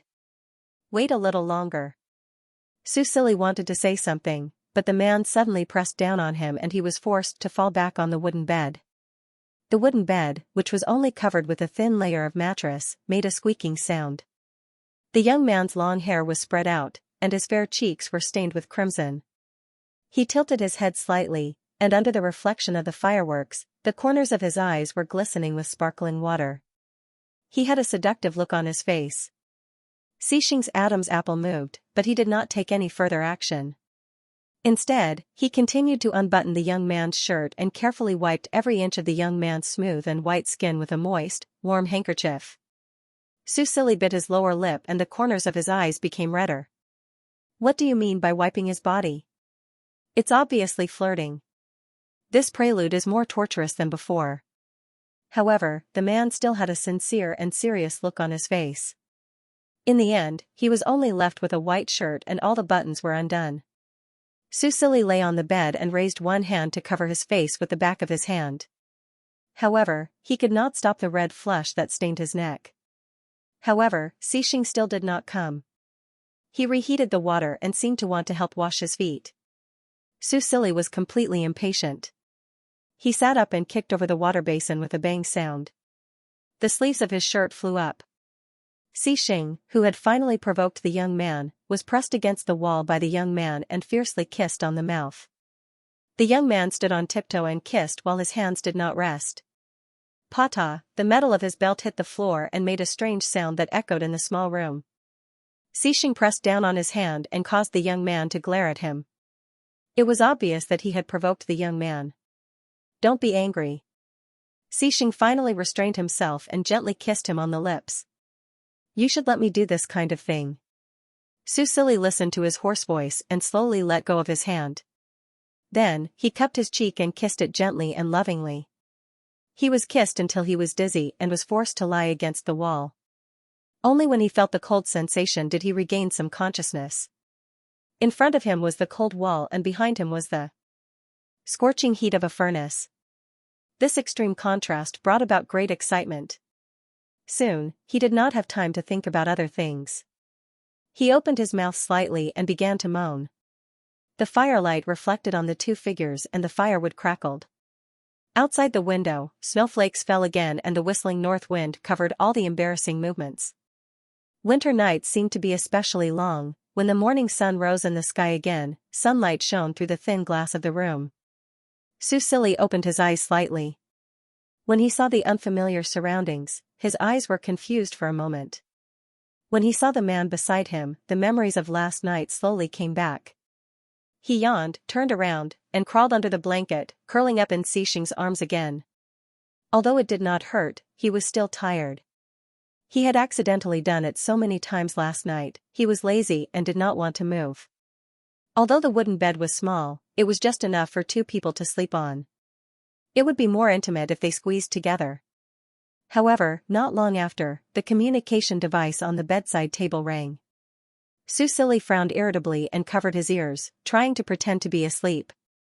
Fortunately, Xing woke up quickly and reached out to take a look at his communication device. Its second brother. Since he had just woken up, the man's voice was deep and magnetic and inexplicably sexy. Susili dug his ears and muttered in a low voice, "You can answer it. Just say that I'm sleeping." Xing rubbed the top of his head and clicked on the answer button. "Shaoli, I want to talk to you about the business district." Su Yuhing's voice came through the communication device. Xing paused and said, "Second brother." On the other side, Su Yuhing seemed to be shocked. "Who are you?" "Xing?" Xing paused again and said, "It's me." "Why are you using Shaoli's communication device?" Su Yuhing's voice was filled with anger. Xing pursed his lips slightly and said respectfully, "He's still sleeping. He asked me to let you know. Last night, you were together again?" Su Yuhing continued to ask. Xing was about to speak when a hand reached out from under the blanket and snatched the communication device away. Then, a young man's muffled voice came out from under the blanket. "Second brother, I'm sleeping." Su Yuhing, who was sitting across from him, fell silent when he heard her voice, which was tinged with the smell of a bed. After a few seconds, Su Yuhing compromised. Okay. I'll talk to you in the afternoon. Go back to sleep." Susili snorted and hung up the voice call. At this moment, the communication device sounded again. Obviously, there was a new message. Susili had no choice but to open his eyes and look at it. It was the information he had asked Qiu and Wen Jishan to compile yesterday. "Sigh, can't you let me sleep?" When he thought about the poor people who were still waiting for help, he scratched his head and got up in frustration. Looking at Xing's spirited appearance, Susili couldn't help but pounce on him. With a howl, he bit Xing's shoulder. "It's all your fault." Xing didn't feel the pain. He stroked Susili's long hair and comforted him with a smile. Susili didn't have a bad temper when he woke up, so he was quickly appeased. Looking at the bite mark on Xing's shoulder, he felt sorry for him and licked it. "Does it hurt?" "I don't think so." Xing indulged him, which made Susili feel even more embarrassed. Xing had a sense of propriety. If he hadn't pestered him last night, he wouldn't have. He pursed his lips and sat up again. "Go back to sleep. I have to deal with something." "I'm not sleepy." Xing took his hand and kissed it. I want to accompany you. Su Silly saw that he was indeed full of energy. He was a little jealous but also a little moved. In the end, he leaned over and gently nibbled on his lips. Okay, let's go eat. They didn't go back to the bedroom last night. He didn't know if Janice would be worried. After Xing helped him put on his clothes, the two of them returned to the place where they usually ate. Janice was already waiting there. When she saw them, she just smiled and didn't expose them. Her gentle and normal attitude made Su Silly feel less awkward. After winter, Xiaoqiang and Xing stayed in the school. Yes, the Elementalist College didn't have winter and summer vacations. In special weather, all the students stayed in school to cultivate. This was to prevent the children from slacking off. Cha Mo also brought Xiao Hage to school. In the school, the combination of Xing and Xiao Hage's special talents played a great role. He had personally experienced it. Xiao Hage's singing could cover the entire school and help the students absorb the elements. Xing could increase the concentration of the elements. Although the best range was only 10 meters, the elements that increased the concentration of the elements didn't appear out of thin air. These elements were attracted from all directions. As they were attracted to Xing, they could also indirectly increase the density of the elements in the academy, making cultivation much more efficient. According to Dean Justin's report, in the recent test, the students leveled up much faster.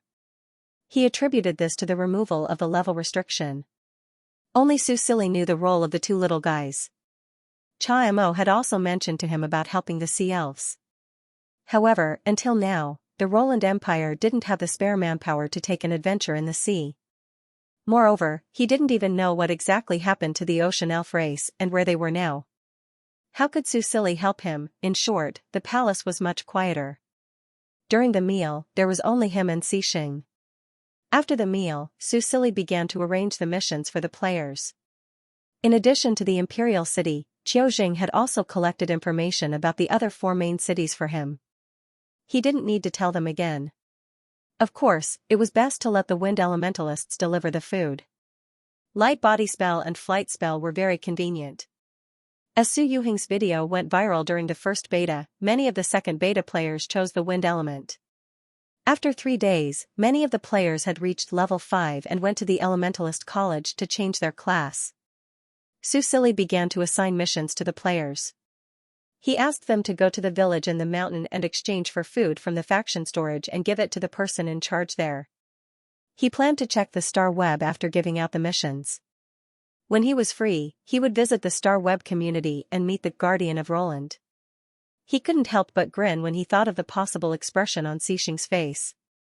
On the other side, in the Elementalist College. Ha ha ha, Xing, look, I can fly. Deng Jianan controlled his body and levitated in the air. He shouted excitedly. He had just changed his class. Because of his sweet mouth, the wind elementalist who changed his class taught him flight spell. Now, he was flying in the air with a smug look on his face. Xing raised his head and looked at him, his eyes filled with envy. He didn't understand the game before. When he entered the game and chose his class, he accepted the metal elementalist recommended by the game system. It seemed to have said that this class was the most suitable for him.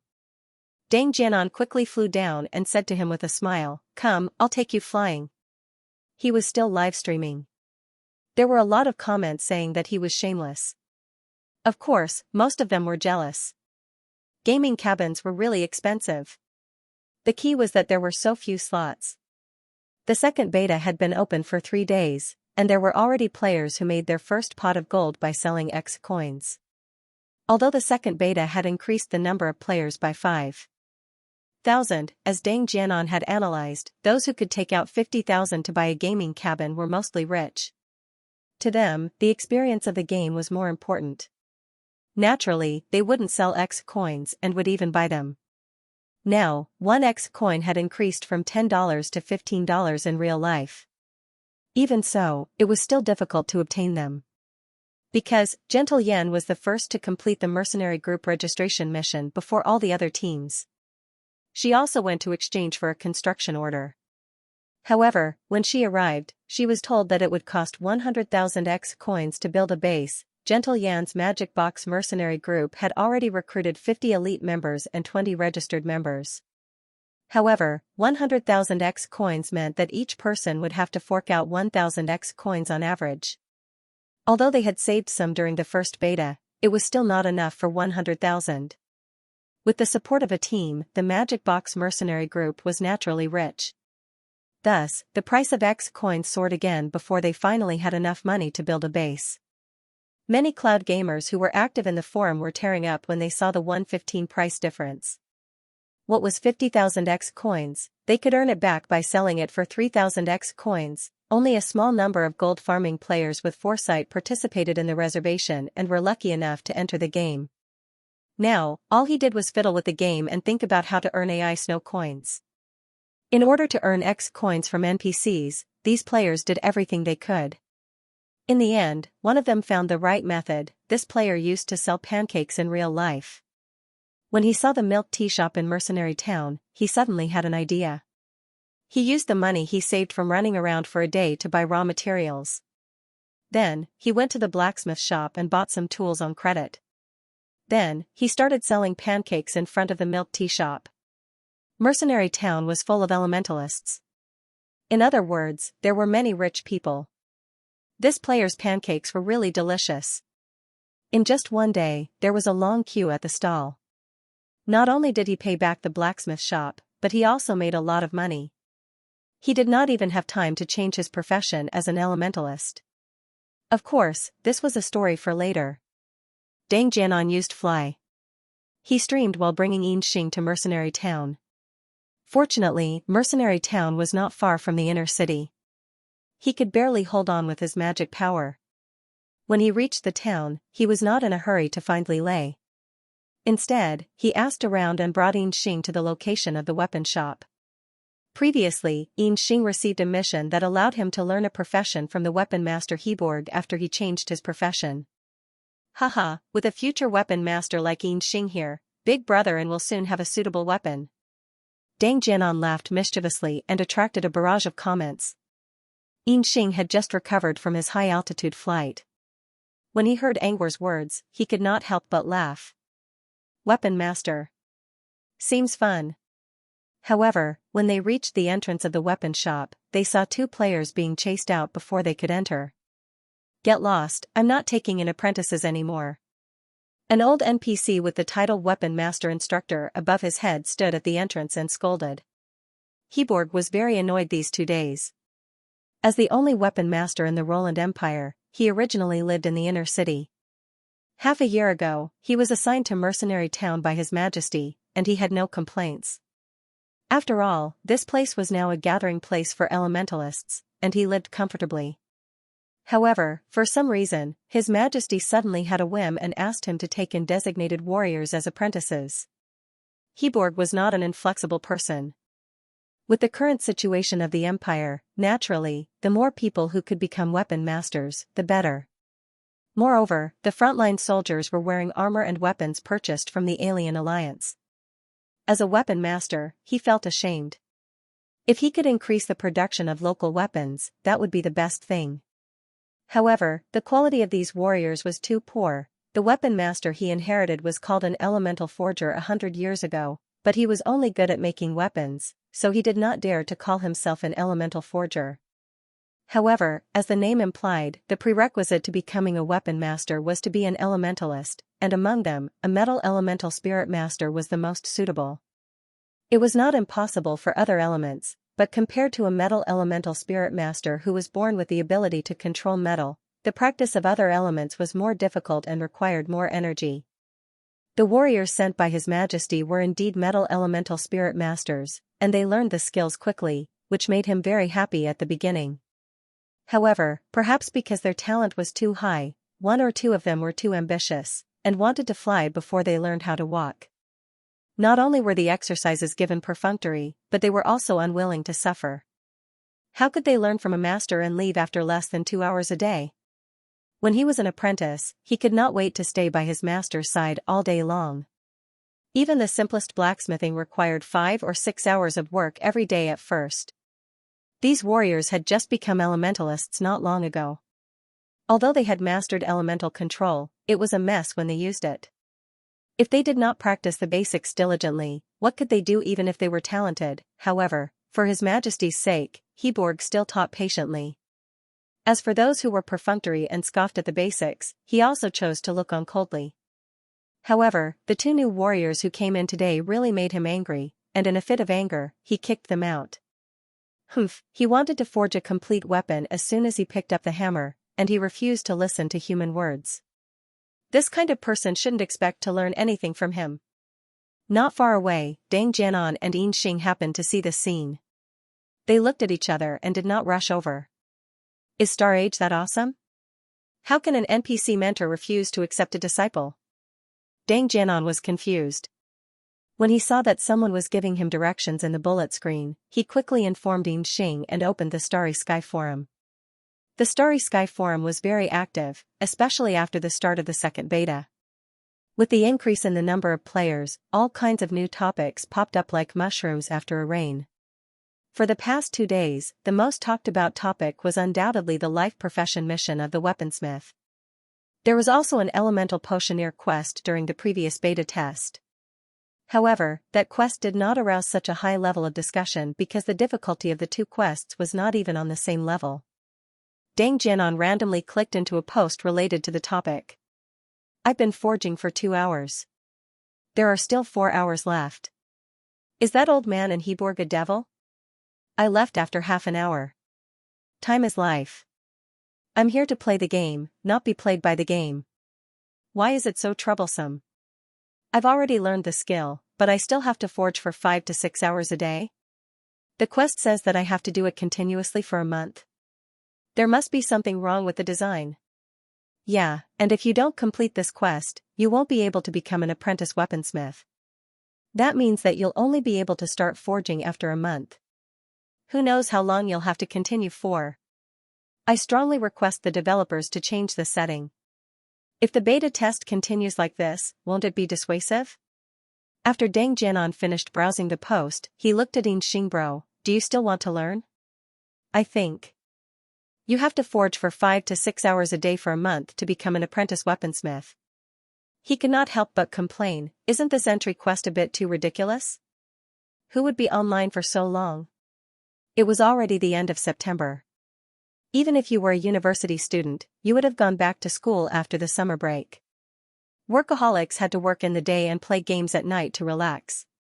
Why would they spend all their precious time forging? Probably only those who were freelancers and those who relied on games for a living had the time to do so.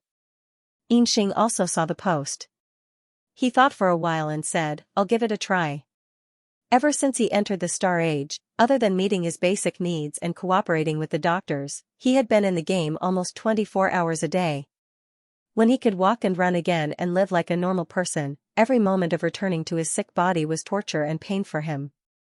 The Star Age was not a game to him. It was a second life, a place that gave him a new lease of life. Everything here gave him a sense of reality. You could say that he was numb to it, or that he was addicted to decadence, but he wanted to treat this place as the real world. As a guest from the other world, he hoped to be able to take root in the Roland Empire and create his own value here. He already had some understanding of the background of the Roland Empire. Perhaps becoming a weaponsmith was a good choice for him. As for the large amount of time he needed to invest, what he did not lack the most was time. Looking at Yinxing's serious expression, Dang Jianan scratched his head. At this time, the young man turned his head and smiled at him. Didn't you say you wanted a weapon? When I become a weaponsmith, I'll make one for you. Dang Jianan was stunned for a moment, then he laughed. That's great. Let's go, I'll go with you to meet that old man. The two of them walked to the weapons shop in Heborg. Halfway through, Yinxing stopped and said to Dang Jianan, Chanan, wait here, I'm going to buy something. Dang Jianan's game ID was Chanan's moon, so Yinxing called him Chanan. After that, Yinxing turned and left.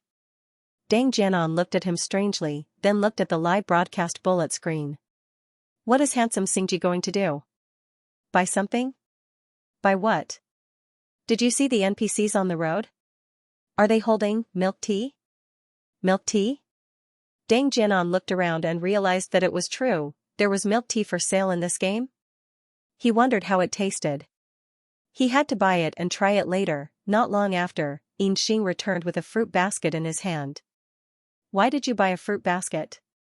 Deng Jianan looked at the fruits in the basket. Other than apples and bananas, he had never seen anything else. Just as he was about to reach out to try it, Xianxia patted his hand. The two of them were in a team, so Xianxia's attack on Deng Jianan was ineffective. However, this scene still made the audience, who had no concept of holographic games before, feel very novel. This interactive system is amazing. Ah, I want to play games, I want to play Star Age. Is Xingji buying fruits for the NPCs? Is this useful? It's not strange to be polite. It should be able to gain some favorability. Am I the only one who thinks that the host and Xingji are a little gay? Is this the friendship between straight men? Deng Jianan did not look at the bullet screen, but at this moment, he also thought of it and asked, this fruit is for Heborg? Xianxia nodded. It's my first time visiting, and I'm learning from a master. No matter what, I have to bring a letter. Deng Jianan could not help but be stunned. Of course, this was the rule in reality, but wasn't this a game? It was just that, looking at the NPCs around him, feeling this incomparably realistic environment, and then thinking about how Heborg had just angrily chased the two players away, and yesterday's Li Lei and bartender Peter, suddenly, Deng Jianan could not treat all of this as a game. Perhaps this was the so-called sense of immersion. Yes, you're right. We have to bring a letter. Deng Jianan nodded. Then, are we going in? Yes. Xianxia tidied his clothes again, looking very solemn. By the way, where did you get the money to buy the fruit basket? My sister gave it to me. Oh, your sister in Glazed Sea City, right? Yes. The two of them talked as they entered the weapon shop. With the identity of the brave and the order of His Majesty the Emperor, they successfully met the master of Heborg. However, Heborg's attitude towards them was not very good. Xianxia did not mind and placed the fruit basket on the table. His attitude was neither servile nor overbearing, so Heborg did not dare to lose his temper. Alright, if you want to be my apprentice, you have to forge for at least a month. At least 5 hours a day. If you can't do it, then scram. Xianxia still had a smile on his face. I understand. Thank you, master. Heborg thought that this brave warrior would be the same as before, but his attitude was not bad. Heborg pursed his lips, and his expression became slightly better. However, because the brave warriors gave him a bad impression, he did not say anything good. He only sent someone to bring him to the forging room and left. Deng Jianan wanted to follow him to take a look. This was also the request of the audience, but then he saw a system notification appear. Ding. Successfully triggered elite quest, disaster relief, description. After winter, the Roland Empire has been affected by the snow disaster. The snow has blocked the roads, and the poor villages are in need of relief food. Quest details: please arrive at Leishi village within 3 days and hand over a ton of dark grain to the village chief, Hams. Reward: a large amount of EXP and Roland Empire reputation, communication device, X1, Exer coins X1000, holy sh*T. Deng Jianan's eyes lit up, and a bunch of 666 popped up in the bullet screen. But, a ton of dark grain? How do I transport it? Even my backpack doesn't have that much space. Host, are you stupid? As long as you arrive at the location, you can just exchange it from the faction storage. I saw that someone posted a guide on the forum. Yes, now the wind elementalists in the 5 main cities have received this quest. When they arrive at the location, they can exchange the corresponding amount of food for free. Ha, so the host is going to be a delivery man now? Am I the only one who saw 1,000 Exer coins? That's $15,000 in real life. I'm in love. In fact, Su Silly felt that 1,000 Exer coins was a little too little. After all, it was such an important quest. If he relied on Xiaojing to arrange the manpower, it would definitely cost more manpower and resources. However, considering that it was the second beta and the game had not opened up the top-up channel, Exer coins should be quite valuable to the players. He wrote down a 0 to avoid affecting the balance of the game. After all, the players could only earn 700 to 800 Xer coins for a week's worth of daily quests. At this time, the players were finally able to play a good role. Although they were not strong and could not be used in battles, the enthusiasm that burst forth when doing quests was very different from the local people. Moreover, with the help of the game system, it was cheap and easy to use. This quest could also improve the emotional bond between the players and the NPCs. It was killing 3 birds with 1 stone. After finally editing the last quest and confirming that it was sent, Susili collapsed on the sofa in exhaustion. There were 5 main cities in the country, and there were more than 200 villages of various sizes that required aid. Every place was different, so he had to edit them one by one. He was busy from morning to afternoon before he finished. As more and more players accepted the quests, his mana was gradually depleted. However, each elite quest only required 10 points of mana. With his current mana value, it was more than enough. After lying down for a while, Susili pulled himself together and confirmed that every village had been arranged and that there were no duplicates or omissions. Only then did he send a message to Qiuzheng. When Qiuzheng received the message, he was a little stunned. More than 200 villages, including the other 4 main cities, had been arranged in less than a day. A few of the ministers who heard what he said were obviously suspicious. They already felt that it was not very reliable to leave this matter to the brave ones. Although the brave ones seemed to have the talent of an elementalist, they had also received news that the Elementalist College and its branches were receiving hundreds of brave ones who came to test their talent every day. However, did the tested talent mean that they were elementalists? Moreover, even if they were elementalists, could they transport so much food in one go? They had already calculated that there were only a few thousand brave ones who were summoned this time, and they were scattered in the 5 main cities. Could they really solve the food transportation problem of more than 200 places in the country by themselves? Qiuzheng was also worried about this. He stayed in the palace every day to deal with government affairs. Apart from learning about the brave ones from reports, he had not actually come into contact with them. He did not understand why His Majesty trusted the brave ones so much. However, when he thought of Wen Jishan's advice, he said, "Let's see how it goes first. Everyone, pay attention to the feedback from various places. If there are any problems, just solve them in time." "Yes, that's all we can do. Let's first discuss the possible problems and come up with countermeasures. Don't be flustered and waste time when the time comes." "Okay." Everyone nodded in agreement and did not say anything else. Everything would be resolved in a few days. On the other side, the young man slowly got up and lazily walked into the dark room in the sleeping palace. He was tortured so badly last night.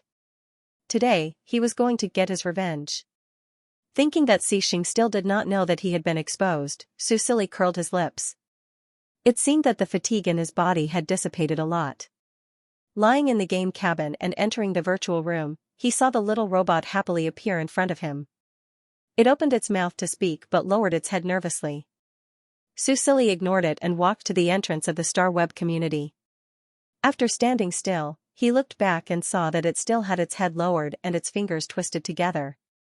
It looked sad and depressed. He finally could not help but smile. "Why aren't you coming over?" Xiaowu looked up in a daze and disappeared on the spot. The next moment, it appeared on Susili's shoulder. "Brother, are you talking to me? Is there anyone else here other than you and me?" The little robot was happy. "Brother, you're not angry with me anymore?" "Yes, I'll forgive you this time." Susili tapped its head. "But don't do it again." "Yes, yes. I won't dare to do it again." The little robot was so happy that it could not tell north from south.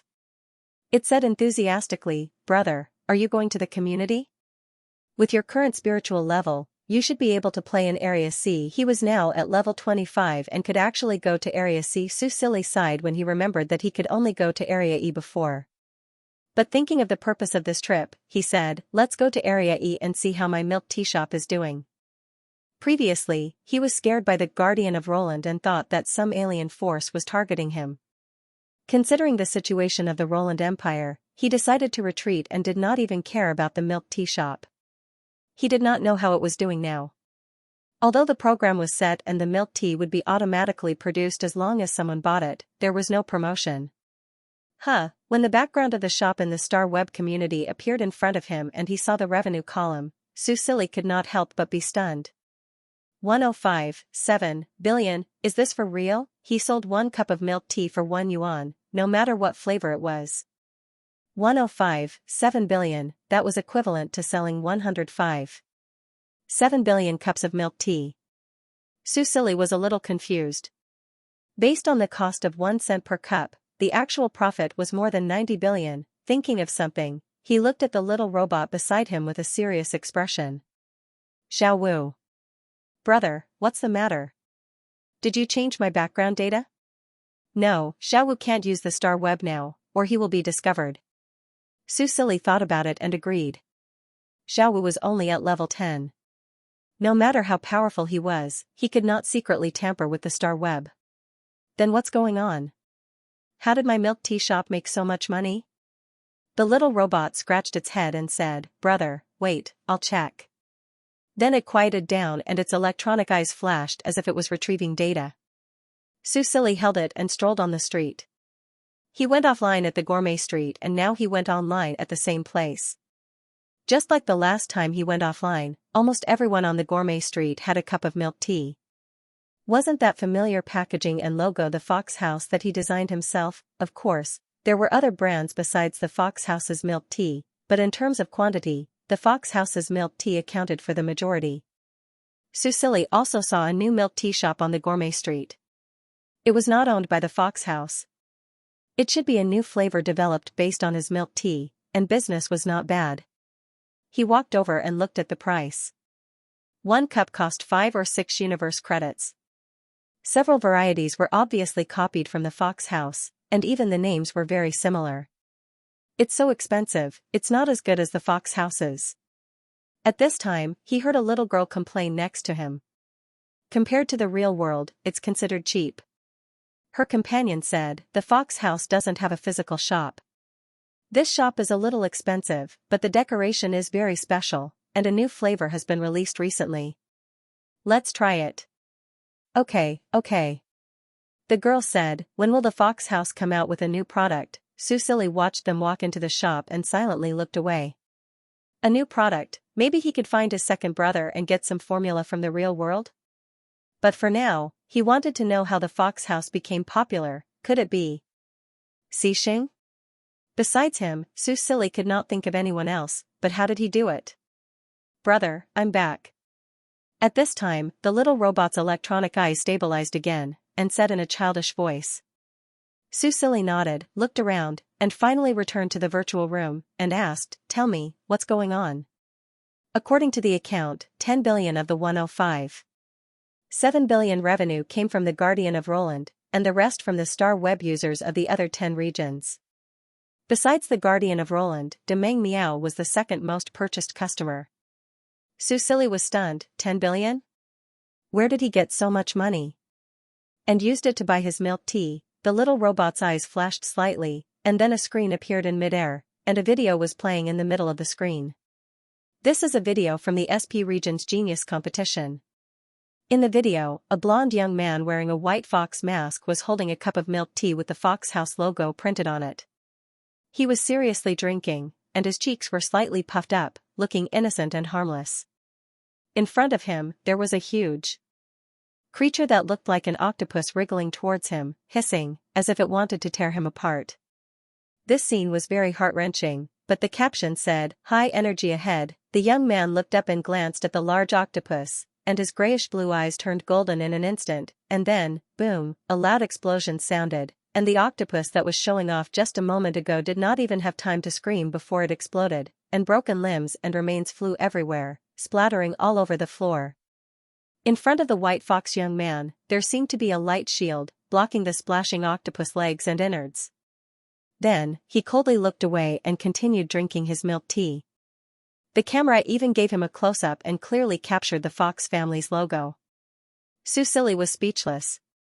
Susili did not expect that Xixing would actually go outside to fight with people, and also advertise his milk tea shop. Genius competition, the name sounded too Chunibu, but but the prize money seemed to be a lot. Otherwise, where would Xianxia get so much money to support his milk tea shop? He rubbed his chin and continued with his plan. First, he would remove Guardian of Roland from the blacklist and send him a message. Then, he would order a cup of milk tea and wait patiently. At the same time, Xianxia had just returned to his castle in the suburbs.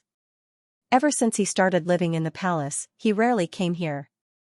The only time he came back was because he had to go on the star web. Today, he returned to the castle to deal with some matters. Just as he was about to leave, he received a message. His Majesty of Roland, are you there? Xianxia was stunned. His communication device was connected to the star web, so he could receive messages from the star web without using the game capsule. But, didn't Ollie blacklist him? Now, he pursed his lips and felt a little guilty. Had Ollie finally guessed that it was him? At this time, another message popped up. His Majesty of Roland, I'm sorry, I misunderstood you. Are you free now? I would like to apologize to you in person. Xianxia looked at the message and frowned slightly. So, he hadn't figured it out yet? He thought for a while and replied. Guardian of Roland, okay. His Majesty of Roland, then let's meet at the food street in Region E, I'll wait for you here. Xianxia looked at the reply and rubbed his eyebrows. He turned around and went back to his room. Regardless of whether he guessed it or not, he still had to deal with this alias. He hoped that Ollie wouldn't be angry. Region E. The food street was bustling with people. A blonde teenager wearing a white fox mask appeared in the most crowded area. As soon as he appeared, he attracted the attention of many people. Is that the Guardian? Ah, it looks like him. The mysterious teenager from the genius competition. Didn't a lot of people speculate that he's not as young as he looks? In any case, he's definitely not more than 40 years old. In the Star Alliance's territory, the average lifespan of a human was more than 300 years. They would only become adults at the age of 35, and they would only be fledglings at 40. And one of the requirements for the Genius Tournament was to be under the age of 40. Am I the only one who's curious about why he came to District E? That's right. What's a super genius with an SSS mental strength doing in District E? Haven't you seen that video? He once tore apart a mech here with his bare hands and then forcibly gave out milk tea. At that time, I was watching from the side and even received a cup. Is it Fox's milk tea? He really likes to drink Fox's milk tea. He drinks it every time he competes. The gazes and whispers of the surrounding people made Xianxia frown. Just as he was about to release his pressure, he glanced around and paused when he saw a certain figure. Silly had seen him a long time ago, but he wasn't in a hurry to go over. Instead, he searched for the video they were talking about when he overheard the discussions around him. At that time, this video had gone viral and was easily found on the star web. Moreover, Xiaowu was one of the people involved. Looking at the video, the youth wearing a white fox mask cleanly tore apart a mech that was more than 10 times his size. Silly couldn't help but sigh at how cruel he was. He then looked at the video where he forcibly kept the spectators and gave each person a cup of milk tea. He couldn't help but laugh. So, this was how he gave out milk tea in the past. Also, looking at the destroyed mech, Silly rewound the video back to the beginning. He had a vague impression of this big guy rampaging through the bustling city. Wasn't this the mech that had stepped on his foot when he first entered the Star Web community? Xianxia, was he helping him take revenge? Silly felt a little strange. He glanced sideways and saw the white fox youth walking to his side. The white fox youth's grayish-blue eyes were quietly looking at him. Everyone's eyes fell on them. Apart from a pair of beautiful eyes, the silver-haired man wearing a red fox mask couldn't be seen clearly. He was tall and the youth's height only reached his chin. The scene of the two standing together was simply beautiful. Brother, many people have turned on their cameras and are filming you. Do you want to stop them? Xiaowu's voice rang in Silly's ears. Silly naturally noticed the gazes of the people around him. He thought for a while and reached out to grab the youth's wrist. In the next second, the two figures disappeared from their original position.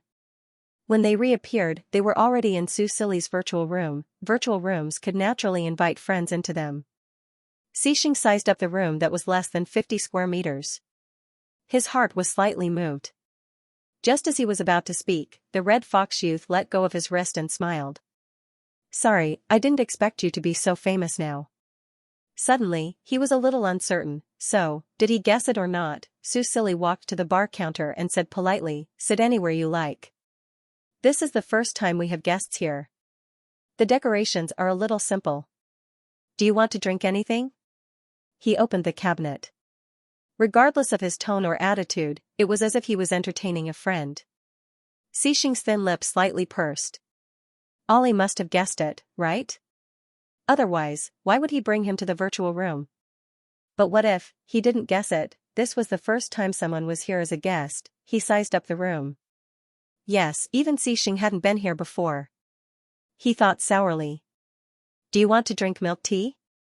At this moment, he heard the youth say, I know that you like the Fox family's milk tea very much. Xixing wasn't very interested. He just nodded. Then, he saw the youth take out various utensils and raw materials from the cabinet. After washing them, he actually started to cook by himself. He opened his eyes slightly and was a little flattered. This was the first time Ollie had cooked for him. However, on second thought, he might not have guessed that Ollie was cooking for someone else. He felt a little uncomfortable. So, did Ollie guess it or not? He was a little worried. Xixing knew that it was ridiculous to be jealous of himself, but he couldn't help it. The person in front of him was too important to him. He couldn't control himself. It's done. While he was thinking about it, the youth had already prepared the milk tea and gently placed it in front of him. It was a very beautiful color. There were small bubbles in the light purple solution, and crystal clear pulp floated in it. The top was covered with a sweet layer of snow-white milk, exuding a faint cream fragrance. Succulent grapes, one of the most popular varieties of the Fox family's milk tea. You can drink now, the youth said with a smile. Xixing looked at him and finally walked to the bar counter. At this moment, the youth raised his hand to hold the mask, took off the lower half of it, and then, he raised his right hand and licked off the cream on his fingertips. Xixing suddenly stopped moving and stared at him with a slightly sharp gaze. The youth sucked on his fingers. His rosy lips and snow-white fingers were full of temptation, but his eyes were still looking at him innocently, as if he didn't understand what he was doing at this moment. Xixing took a deep breath, raised his hand to grab the youth's wrist and pulled him to the side. Susili was deliberately teasing him. Although he was prepared, he was still caught off guard and leaned on the bar counter. Seeing that the youth was about to kiss him, he hurriedly reached out and pressed the youth's lips with his finger that was still stained with sparkling liquid. Xixing stopped and saw the youth wearing half of the red fox mask smile slightly and say, "You're still underage." Xixing was speechless. Susili wanted to retract his finger, but his wrist was held tightly by the youth. Then, the youth opened his mouth slightly and bit his finger gently with his teeth as if to vent his anger. He didn't use much strength, so it didn't hurt, but it was a little itchy. Susili couldn't help but sigh. The tactile system of the star web was too good. Okay, how long are you going to bite? Susili finally said with a slightly red face. The youth looked too young. Even with the mask, it was obvious that he was definitely not more than 15 years old. With Xixing's personality, he couldn't understand why he used this image on the star web, so it was no wonder that he didn't believe him before. Xixing finally released him and said gloomily, "You already guessed it was me, right?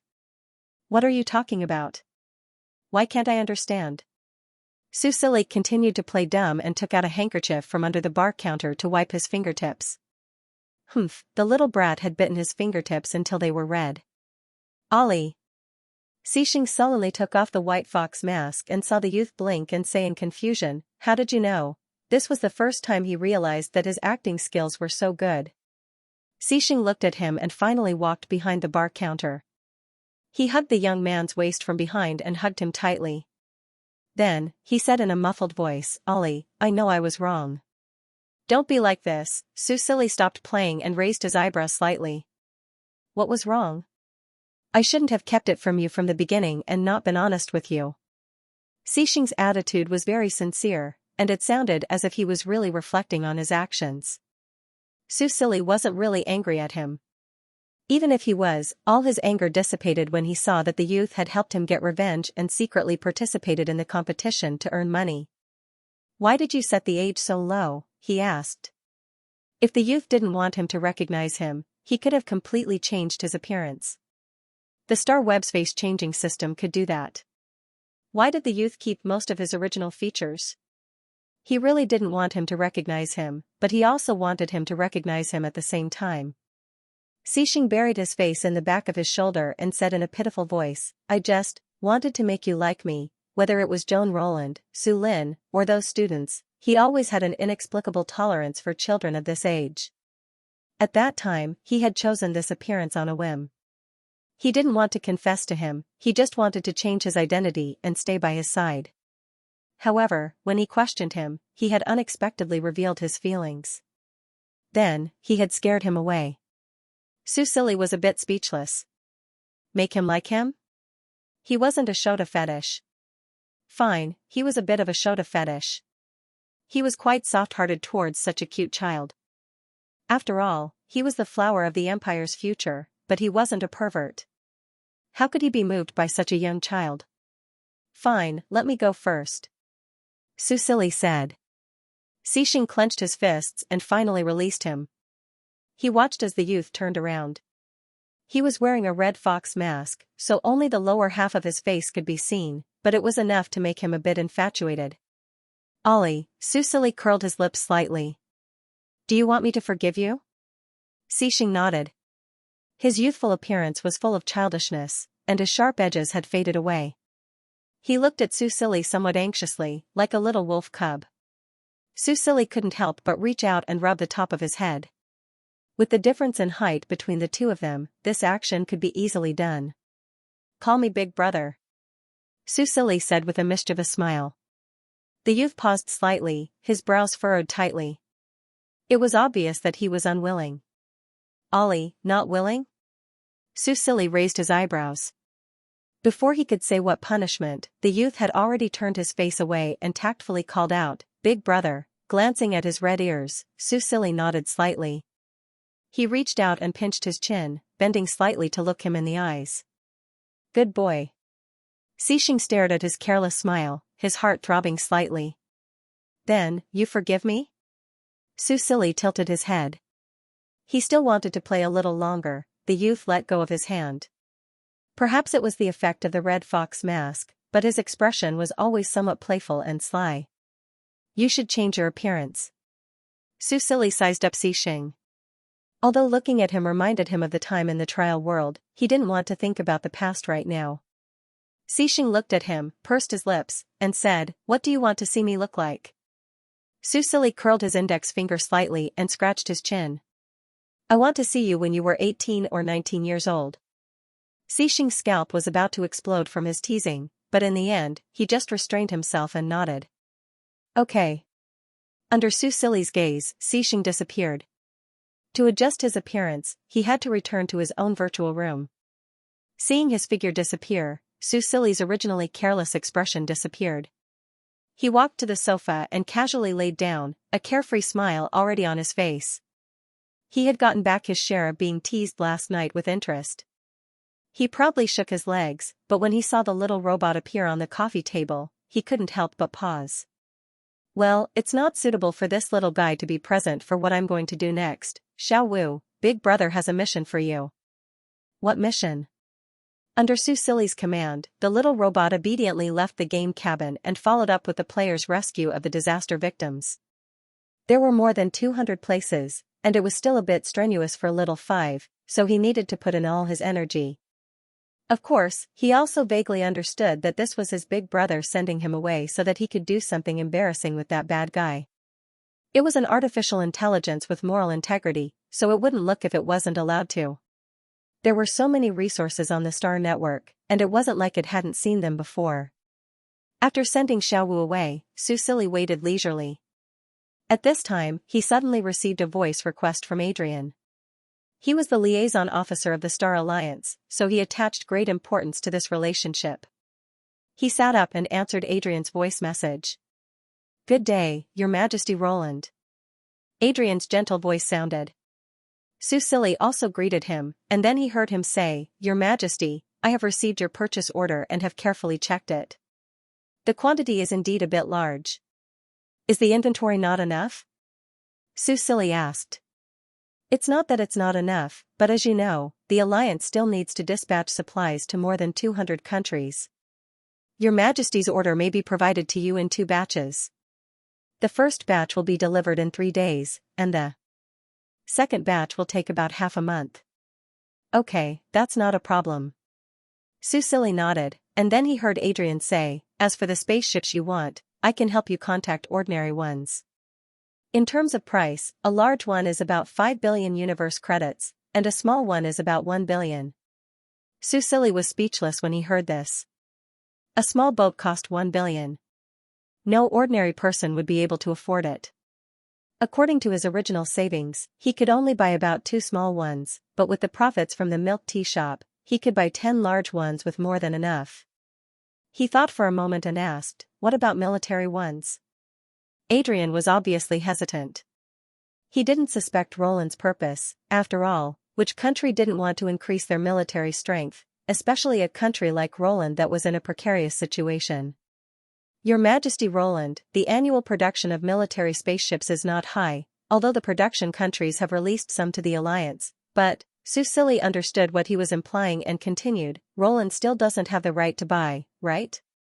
There were 266 countries in the Star Alliance, and the Roland Empire's overall strength was ranked 265th, second to last, and had to accept the Alliance's poverty alleviation policy in the past. It was not hard to imagine what its status was in the Alliance." Adrian didn't say anything, which was a tacit admission. "Then how can we get the right?" Susili asked. "Generally speaking, only the top 50 countries in overall strength can participate in the bidding," Adrian explained. "The base price of the bidding will be much lower than the market price. Of course, the final bidding result will be determined by the competing countries. After all, the production was limited, and some countries might not be able to buy it even if they had the money. Even if the Alliance's bidding price was higher than the market price, they would still be willing to pay." Susili felt that the price was probably not very good, and sure enough, he heard Adrian say, "The lowest price one sold in recent years was 21.5 billion universe credits." It was indeed not a very good price. But he had the money now. Susili pulled up the background income of the milk tea shop and glanced at the still increasing amount, and felt a little relieved. But to be ranked in the top 50 in overall strength, Susili sighed and said without much hope, "Is there any other way besides the bidding?" Unexpectedly, Adrian said, "There is." Susili was interested. "What do you mean?" "The Genius Tournament." "What?" "Your Majesty, you might not know." Adrian said, "Although the Genius Tournament is a competition held by the 4S class and above regions, and it is quite popular in the interstellar, but, in fact, the competition ranking also involves the distribution of the Alliance's resources." Susili frowned. He suppressed the subtle shock in his heart and asked, "I remember that only the top 10 countries in overall strength can enter these regions, right?" "In principle, that is true." Adrian said, "However, if a genius of the same level appears in a normal country, they can also enter by joining the Liberal League.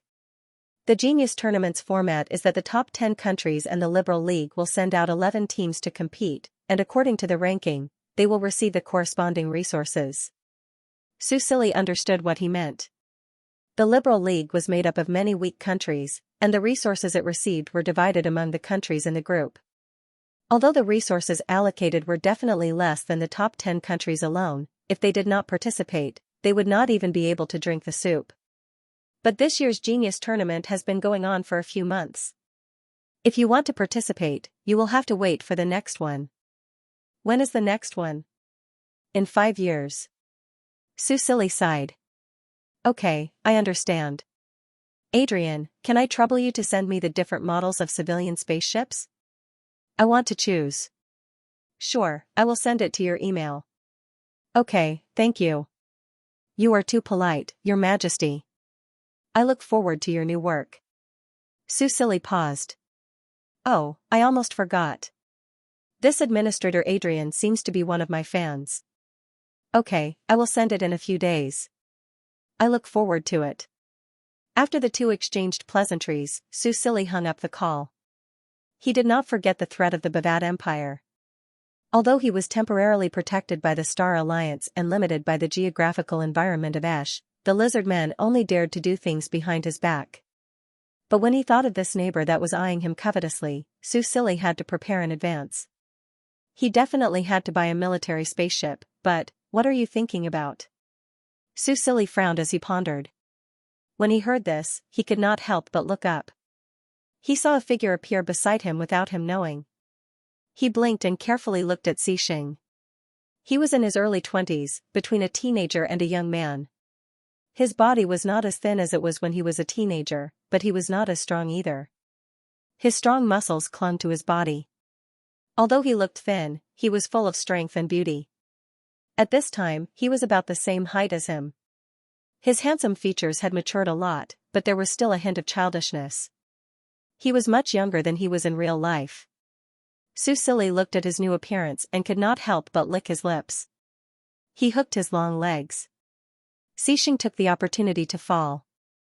His hands were on the sofa beside his face. His neck was hooked, and the two of them were almost overlapping. You are back? Su Silly curled his lips. Xing looked at him. He raised his hand and took off his fox mask, revealing the face that made him infatuated. Su Silly did not resist. He ran his fingers through his light blonde hair and said, "Tell me, what is going on with the Prodigy tournament?" Seeing that he did not look angry, Xing held his hand and kissed it. The Liberal League invited me to participate in the tournament. The appearance fee was 20 billion cosmic dollars.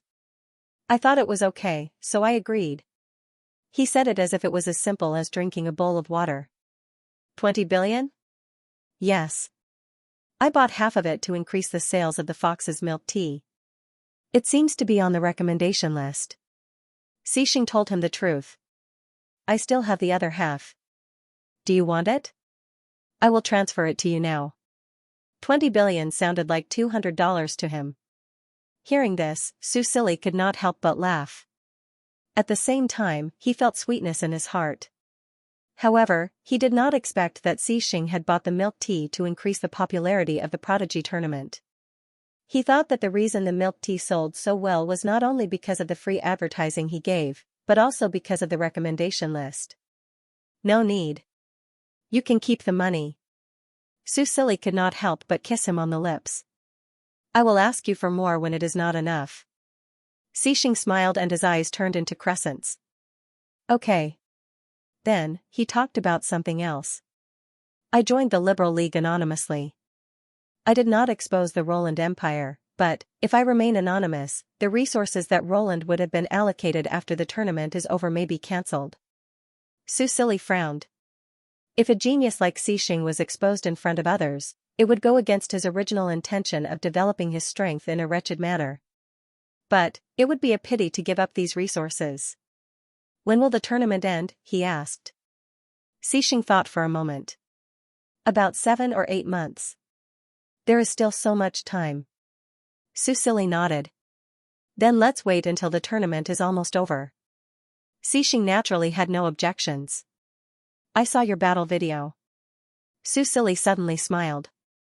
It was very cute. Xing was speechless. Maybe he had made a mistake from beginning to end by choosing to look like a teenager. Seeing how depressed he was, Su Silly smiled even more happily. But the way you helped me take revenge. He kissed the tip of Xing's nose. You were also very handsome. Xing was mesmerized by his smile. Ollie, Su Silly pressed his finger against Xing's lips and said seriously, now you have to call me brother. Xing stared at him helplessly and finally called out, brother. Looking at Xing's youthful handsome face and his reluctance to call him brother, Su Silly really wanted to record a video and save it. Of course, he only took a few photos in the end. As for what happened after that, because of this prank, Xing was forced to shout until his voice was hoarse. It was not easy to talk about it in detail. In short, he was having a lot of fun. Leishi village was located in the northwest of Roland's imperial city. It was far away from the inner city and close to the border. It was surrounded by barren hills and unruly rivers. This year's harvest was average. Coupled with the heavy snow that came earlier than usual and continued for several days, many people were worried. The weather was cold and there was not enough food to eat. For most of the villagers, this would be another difficult winter. On this day, the old village chief, Hams, drove his carriage around the village again. There was a loudspeaker tied to his carriage, playing a pre-recorded broadcast. Practice the quenching method in the morning. Don't be lazy in winter. Practice the meditation technique at night. You have to persist even if you want to sleep. It had been almost 2 months since Su Silly promoted the quenching method and the meditation technique to the whole country and included them in the compulsory education. It was not easy to count the other main cities, but the imperial city's population was still very high. Even remote villages like Leishi village were not missed. Naturally, according to the income of the villagers in Leishi village, these 2 sets of basic techniques were completely free of charge. However, the training of the basic techniques required years of imperceptible influence. There was no obvious effect in a short period of time. Therefore, most of the villagers gradually slacked off after the initial enthusiasm. Hams had no choice but to patrol the village every day and urge the villagers to train well. Some of the villagers did not understand and complained when they saw him going door to door again. Hams, is this really useful? I've been training every day for more than a month, but I haven't sensed any luminous elements. I'm starving. That's right. We don't have the talent. It's a waste of time to train. It's better to save some energy. Hams put on a straight face. This is the law issued by His Majesty. As long as you're a citizen of the Empire, it's your duty to train the quenching method and the meditation technique. The nobles in the city have to pay a lot of money to learn it. His Majesty empathizes with us and allows us to train these precious techniques for free. He even sent an elementalist to teach us. It's fine if you don't have the talent, but how can you be lazy? A few of the villagers were embarrassed by the scolding. The elementalist who taught them was still living in the village. He could not go out due to the heavy snow and could only starve with them. Hams calmed down and said earnestly, "Everyone, train hard. If our village can produce a wood elementalist, everyone will be able to eat. Haven't you heard? His Majesty's newly built mercenary town and Doha town have wood elementalists in charge of production. Granaries have been built one after another in His Majesty's newly built mercenary town and Doha town. Because of that, the granaries are filled to the brim. There's no need to worry about food. Even if we're old and it's useless for us to learn, there are still children. They are still young. If you train with them, they might awaken." When His Majesty was 5 years old, he didn't have any innate talent. So, he trained hard in meditation. This year, he finally shone and became one of the most powerful elementalists in the Empire. That's why we can't give up. Brace yourselves. Many of the villagers nodded as they listened. The people of the Roland Empire grew up in adversity and did not lack tenacity. It was just that this year's winter was too hard to bear. "Uncle Hams, you said that the mercenary town's granaries are being built one after another. Can the caravans transport some over? We can pool our money and buy it, or we can buy it on credit first." Someone whispered. After all, they were in the imperial city. Although they were poor, they were not that backward. Caravans driving hover transport vehicles would occasionally pass by them. This year, the heavy snow came too early. The caravans did not come, and they had no way to buy food for winter. Hams cleared his throat and said, "Don't worry, I've already reported to the governor. His lordship said that the relief provisions will be sent soon. Everyone, just bear with it for a few more days." His words elicited cheers from the crowd. After that, Hams continued to drive his shabby carriage and wandered around the village. However, at an angle where the villagers could not see, he could not help but show a hint of distress. The snow had blocked the road, and even the hover transport vehicles were not easy to travel. If the transport team wanted to come, they would have to wait. When they passed by the elementalist instructor's house, he stopped the carriage and took out a basket from the carriage. There were a few potatoes in the basket. Then, he came to the house and knocked on the door. The person who opened the door was the half-star elementalist Odd, who was sent to Leishi village to teach. He was now a registered mercenary. At first, he accepted the mission because of the generous reward. He did not expect to be trapped here. Master Odd. Hams bowed respectfully. Odd glanced at him and then looked at the basket in his hand. He nodded and said, "Come in." Ham seemed to be a little reserved, but he still carefully entered the house. As soon as he walked in, he felt a warmth that was completely different from outside. Odd was a fire elementalist. Although he was not a one-star elementalist, he could still gather the fire element to warm the house. Or it could be said that this was a compulsory course for fire elementalists. Ham sighed slightly and put the basket on the table. He smiled and said, "Master Odd, these potatoes have been washed. You just need to roast them in the fire and they will be ready to eat." Odd nodded. His attitude was a little cold. As an elementalist who was born in a traditional family, he maintained the arrogance of a superior. Even though he was no longer in the local army, he still boasted that he was nobler than these villagers. Originally, he did not even care about the potatoes. However, he was a fire elementalist. Only a wood elementalist could make plants grow. In this winter, if he did not want to starve to death, he could only accept these. "Master Odd, is there any news from the inner city? When will the transport team arrive?" Hams rubbed his hands and asked carefully. Odd glanced at him. The old village chief suddenly froze and smiled even more apologetically. "The adults are very busy." Odd said, "Leishi village is such a small place. The total population is only about 500 people.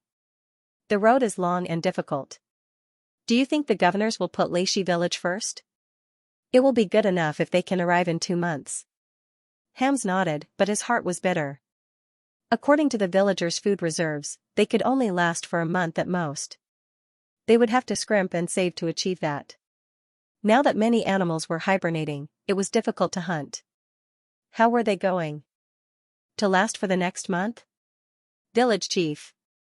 Hams. At this time, someone suddenly shouted for him from outside. Hams quickly apologized to Odd and then hurriedly ran to open the door. He shouted at the person who had already run far away, "I'm here." "What's the matter?" The person hurried back, panting, "Hams, quick. Go to the entrance of the village." What happened? Hams was puzzled. "The transport team from the inner city is here." Hams was stunned. "What did you say?" "Say it again?" "I said the transport team is here."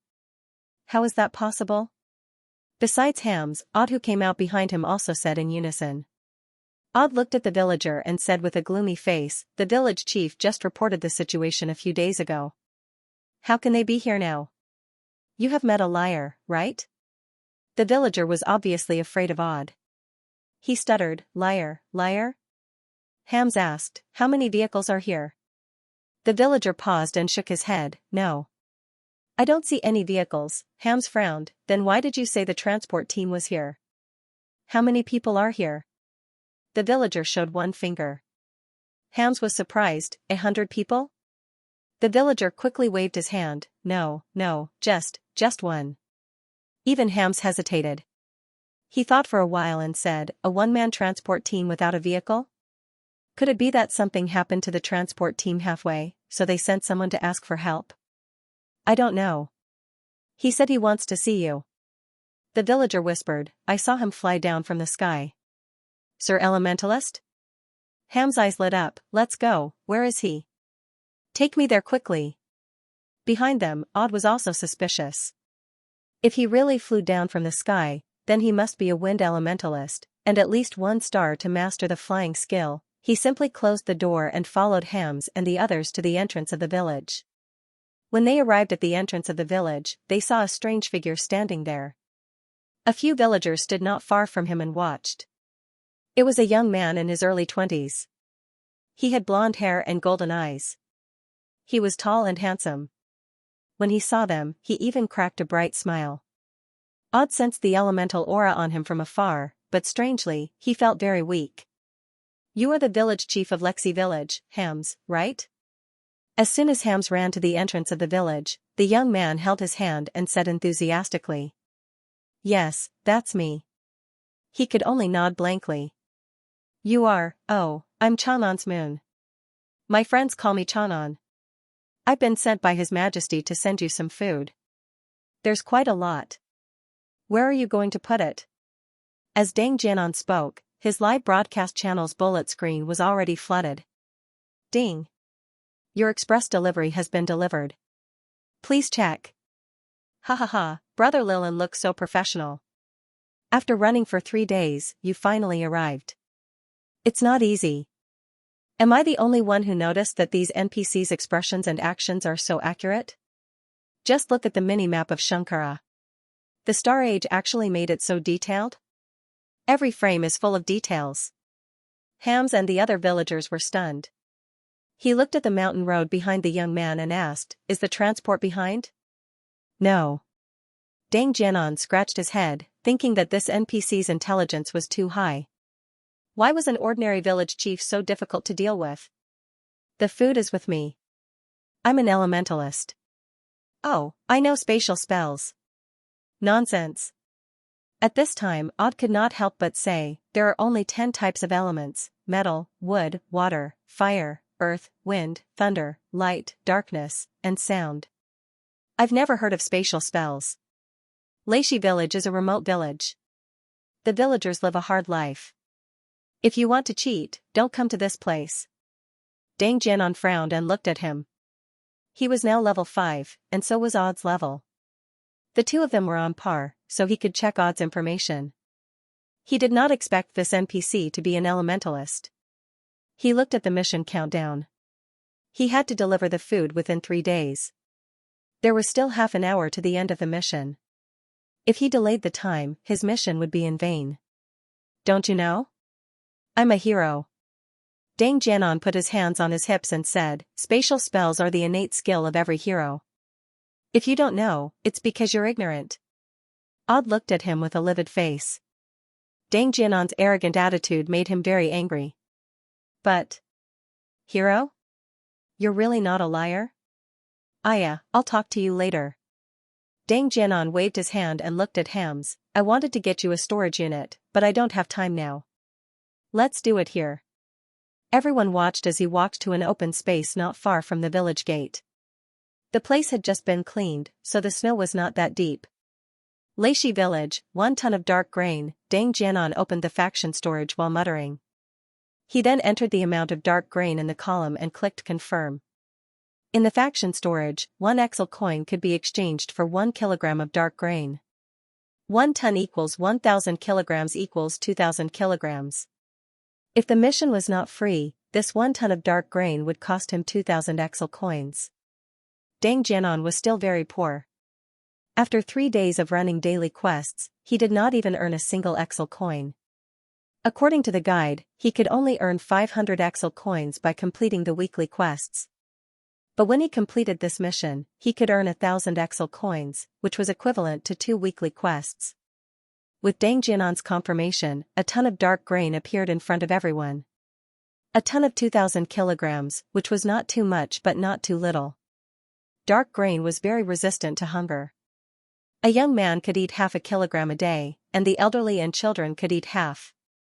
This meant that 2,000 kilograms of dark grain was enough to feed 500 people for half a month. Looking at the eager eyes of the surrounding villagers, Deng Jianan could not help but puff out his chest. To him, this was clearly a trivial matter. Well, it was not a small matter.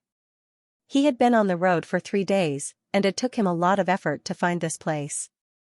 But at this moment, looking at these NPCs, old and young alike, looking at him as if he was their savior, he felt an inexplicable sense of achievement. This sense of achievement was not something that could be brought by a simple material reward. Sir Hero, thank you so much. Hams wanted to kneel down and thank him. Fortunately, Deng Jianan's eyes were sharp and his hands were fast enough to hold him up. Don't be like this. This is the mission given to me by His Majesty. I'm just completing the mission. Deng Jianan was so happy that he could not close his mouth. 1,000 exel coins, received. In addition to the exel coins, there was also a communication device that could be obtained at any time for free from the faction storage. Then there were more than 800 experience points and 50 faction reputation points. Looking at how grateful the villagers were to him, it was a pleasure to complete this task. Maybe it was because he was smiling too cheekily. Many players who did not receive the mission but followed his live stream could not help but curse him in the bullet screen. Deng Jianan did not mind at all. He looked at the dazed Odd and said proudly, "Look, who's the liar?" Odd pursed his lips and finally turned around and left without a word. He was the one who made Odd run away, but Ham still came over and comforted him. "Lord Chang'an, please don't be offended. Sir Odd is just tired and wants to go back and rest. He's a good person. He taught us meditation and body tempering techniques very carefully." Deng Jianan nodded. He was not in a hurry to leave. It was not easy to come this far, so of course he had to find out if there were any hidden missions. "Village chief, is there anything else I can help you with?" He patted his chest and said, "Just tell me what you need. As long as I can help, I will do anything." Hams was in fear and trepidation, but he did have something to ask of him. "Lord Chang'an, can you come back in a month?" He rubbed his hands, looking a little embarrassed. Deng Jianan was pleasantly surprised. He was just casually asking, and a mission really came. He suppressed his excitement and said calmly, "What's the matter? The cold may last for 3 or 4 months. We need to wait for the ice and snow to melt before we can go into the mountains to hunt. But because this year's harvest is not good, the stored food and the dark valley you sent can only last for 1 or 2 months, so," Hams looked troubled, "can you come back in a month and deliver the dark valley to us? Of course, we will not let you come for nothing. We can pay for it and give you some compensation, but it may not be much." Ding. Successfully triggered normal mission. Ham's request, mission details, please deliver enough Dark Valley to Leishi village in a month. Reward, experience points, Roland Empire reputation points, and X coins. Deng Jianan glanced at the system prompt and blinked. He looked at Hams, and then at the faction storage panel that was still open. He started to think. He thought and organized his words, "Chief Hams, you don't need to wait a month. I can give you the Dark Valley now. How many X coins can you offer?" Hams opened his eyes wide. "You mean, I still have Dark Valley in my dimension, but I saved it myself and spent a lot of money." Deng Jianan continued to lie, "I can sell you some." "How many do you have?" "I have as much as you want." "What's the price?" "Anyway, I won't cheat you. Let's give each other a number. If it's reasonable, then this deal is done." Deng Jianan did not know the market price of the Dark Valley, so he did not want to quote directly. Hams looked at him and could not help but think of Odd's words. He hesitated and finally decided to give it a try. After all, that 1 ton of Dark Valley was real. This brave sir had food in his hands. Deng Jianan thought that he could just give the price directly, but the village chief sent people to ask door to door and finally got a sum of money. At this time, he finally understood Odd's words, life in a remote place is hard. The Cloud players were also quite sad. They even forgot that they were watching a game. And they are so pitiful. Help them please. Yeah, don't take money. They are so pitiful. I saw a few children. They are so skinny that they are just skin and bones. Deng Jianan also felt sad, but he still kept his head and changed the voice message. *T, I am also very poor now. How can I make money without starting capital? The village chief and the villagers gathered together to count the money. After a long time, they had a total of 14,805 X coins, and this was all collected by the whole village. Hams rounded up and asked Deng Jianan how much Dark Valley he could buy with 14,000 X coins. Deng Jianan could get 7 tons of Dark Valley with 14,000 X coins, but he would not make any profit. He clenched his teeth and said against his conscience, 6 tons. On average, it was 1.17 X coins per kilogram. But what he did not expect was that after Hams confirmed with him a few times, he almost cried tears of joy. The villagers almost knelt down and said that he was a good person. Deng Jianan then found out that a kilogram of Dark Valley was 2 X coins in the market. If the merchants transported it over, it would increase to at least 2.5 X coins per kilogram. Deng Jianan was speechless. Although his heart was bleeding, he quickly became happy when he saw the villagers happily pulling the Dark Valley to the warehouse after the transaction was completed. Forget it, this simple reselling would net him 2,000 X dollars. plus the 1,000 from the mission reward. If he sold it on the forum, it would be 45,000. The key was that he directly increased the favorability of all the villagers of Leishi village to friendly, ding. A total of 100 Roland Empire NPCs' favorability towards you is friendly. Received faction reputation plus 1,000. Ding. A total of 500 Roland Empire NPCs' favorability towards you is friendly. Received faction reputation plus 5,000, 6,000 reputation points and 6 copper equipment drops. Maybe he could even get a hover car. Ha ha ha ha, I'm a genius. Dang Jianan proudly put his hands on his hips. 66666, shameless. F*CK, it hasn't even been a week and he has almost earned back the money he spent on the game cabin. Why didn't I pre-order it? Even if you pre-ordered it, you can't do anything cac. Because of Dang Jianan's actions, many people quickly copied him and posted the strategy on the forum. This led to more people following the strategy and making a small profit. In order to increase their reputation, many people used the same method as Dang Jianan. After all, they did not lack money, but they lacked reputation to exchange for good items. During this week, Qiu Jing and the other ministers received feedback from all over the country. They did not expect that the adventurers had mastered the mysterious space magic. Moreover, they were very generous and sold the food to the poor at a price that was much lower than the market price. This greatly relieved the pressure on the poor. It was only now that they realized how wise His Majesty's decision was. With the good reputation of this mission, more and more adventurers joined the Mercenary Association, and more orders were assigned to the adventurers.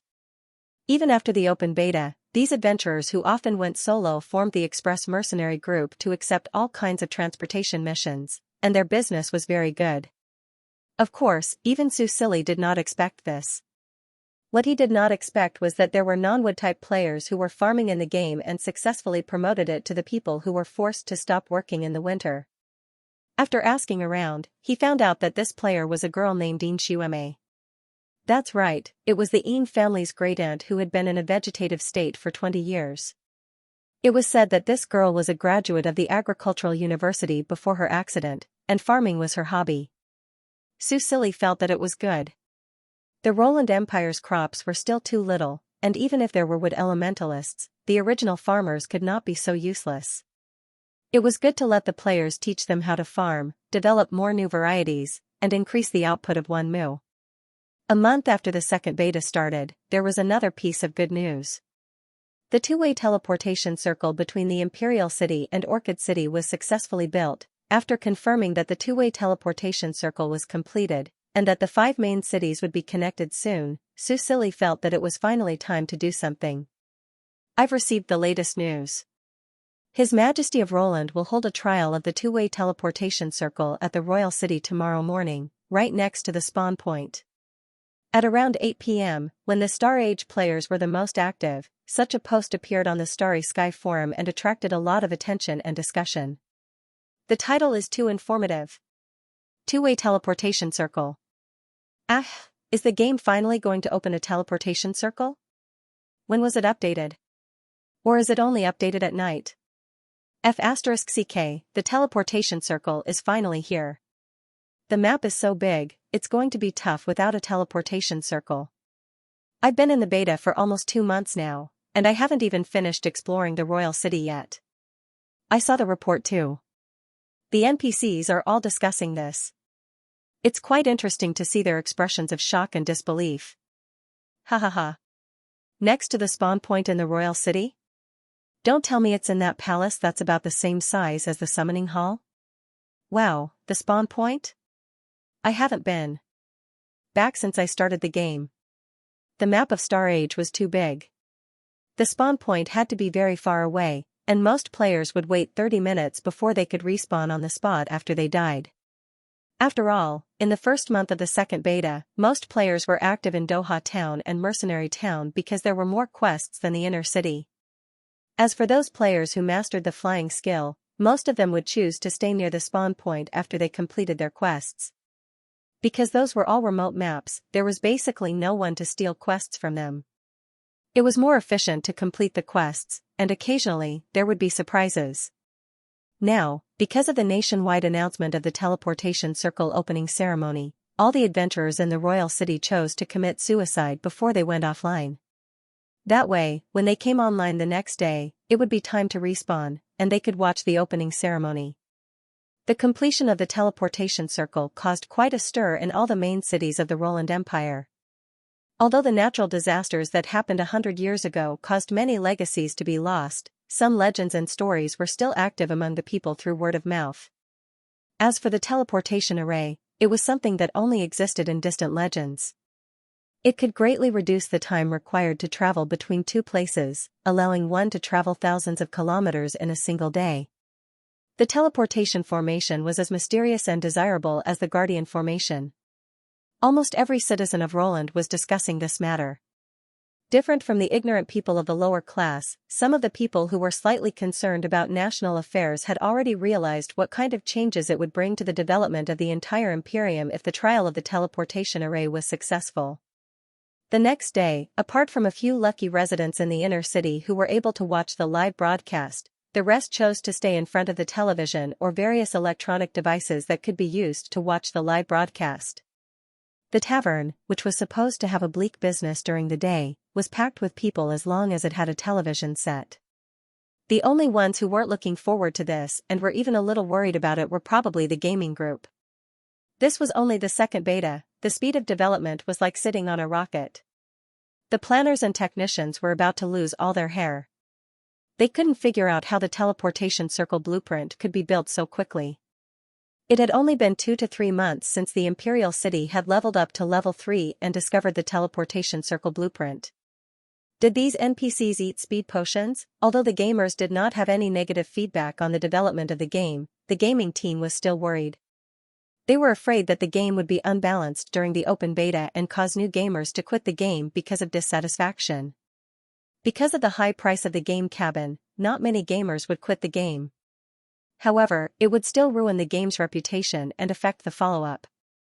Fortunately, the crisis on the Su family seemed to have eased recently.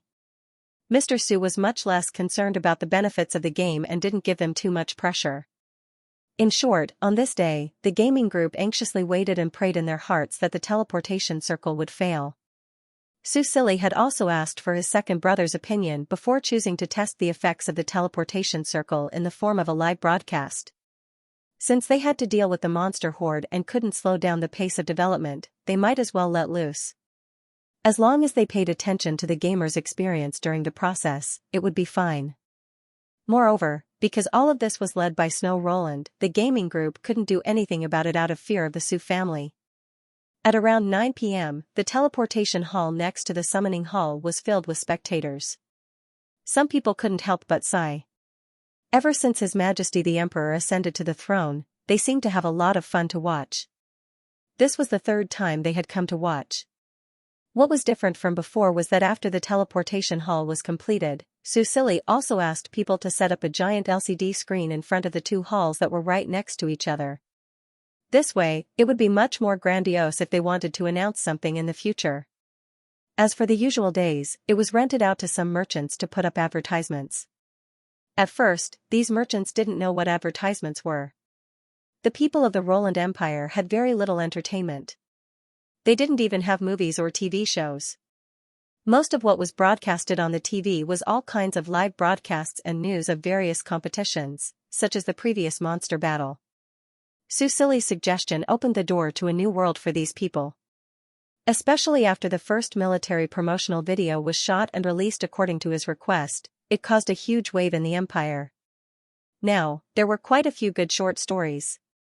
There were even some smart players who made a lot of money by selling the scripts. At this moment, people were waiting in front of the LCD screen, eagerly waiting for the live broadcast to begin. As for the teleportation hall, it was surrounded by guards. Even the players couldn't enter. Only a few people were qualified to watch the live broadcast live. Mercenary Town, Weapons Shop. Yinxing didn't go to watch. He didn't even know about the teleportation circle. For the past month, other than doing the daily respect the old and love the young routine, he had been staying in the weapons shop, forging for 5 hours every day without stopping. Now, his forging proficiency had reached level 8. Every level brought him a lot of benefits.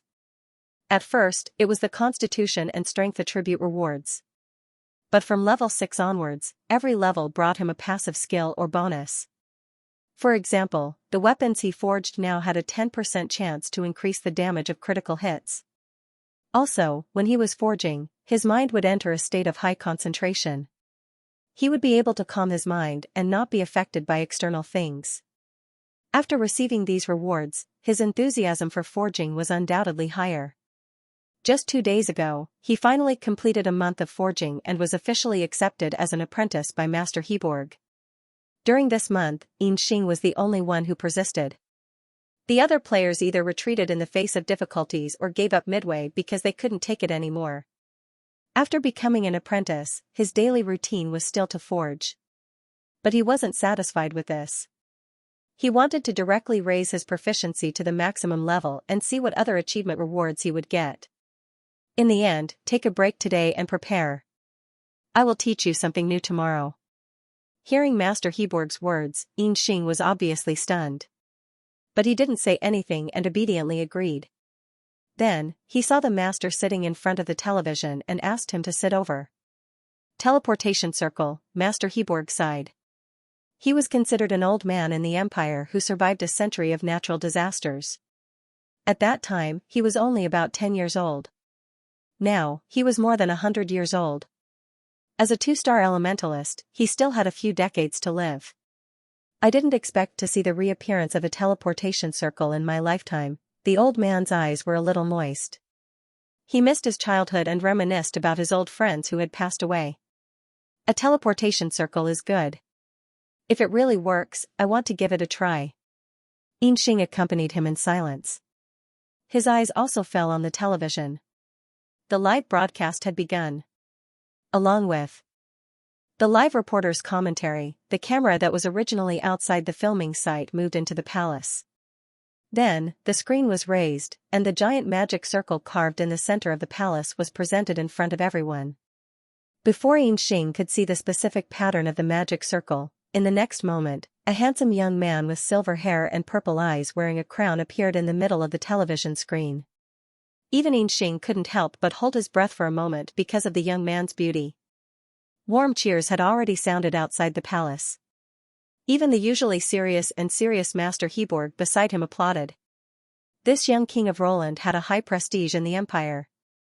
Sensing Xianxia looking at him, Master Heborg smiled and said, "His Majesty is an amazing monarch." Even though he was sent to guard the mercenary town, he had no complaints. Instead, he saw the series of changes in the empire after the new emperor ascended the throne. Even the experienced and knowledgeable Heborg couldn't help but sigh. Although the new emperor was young and sometimes had wild ideas, after practice, he found that he was basically right.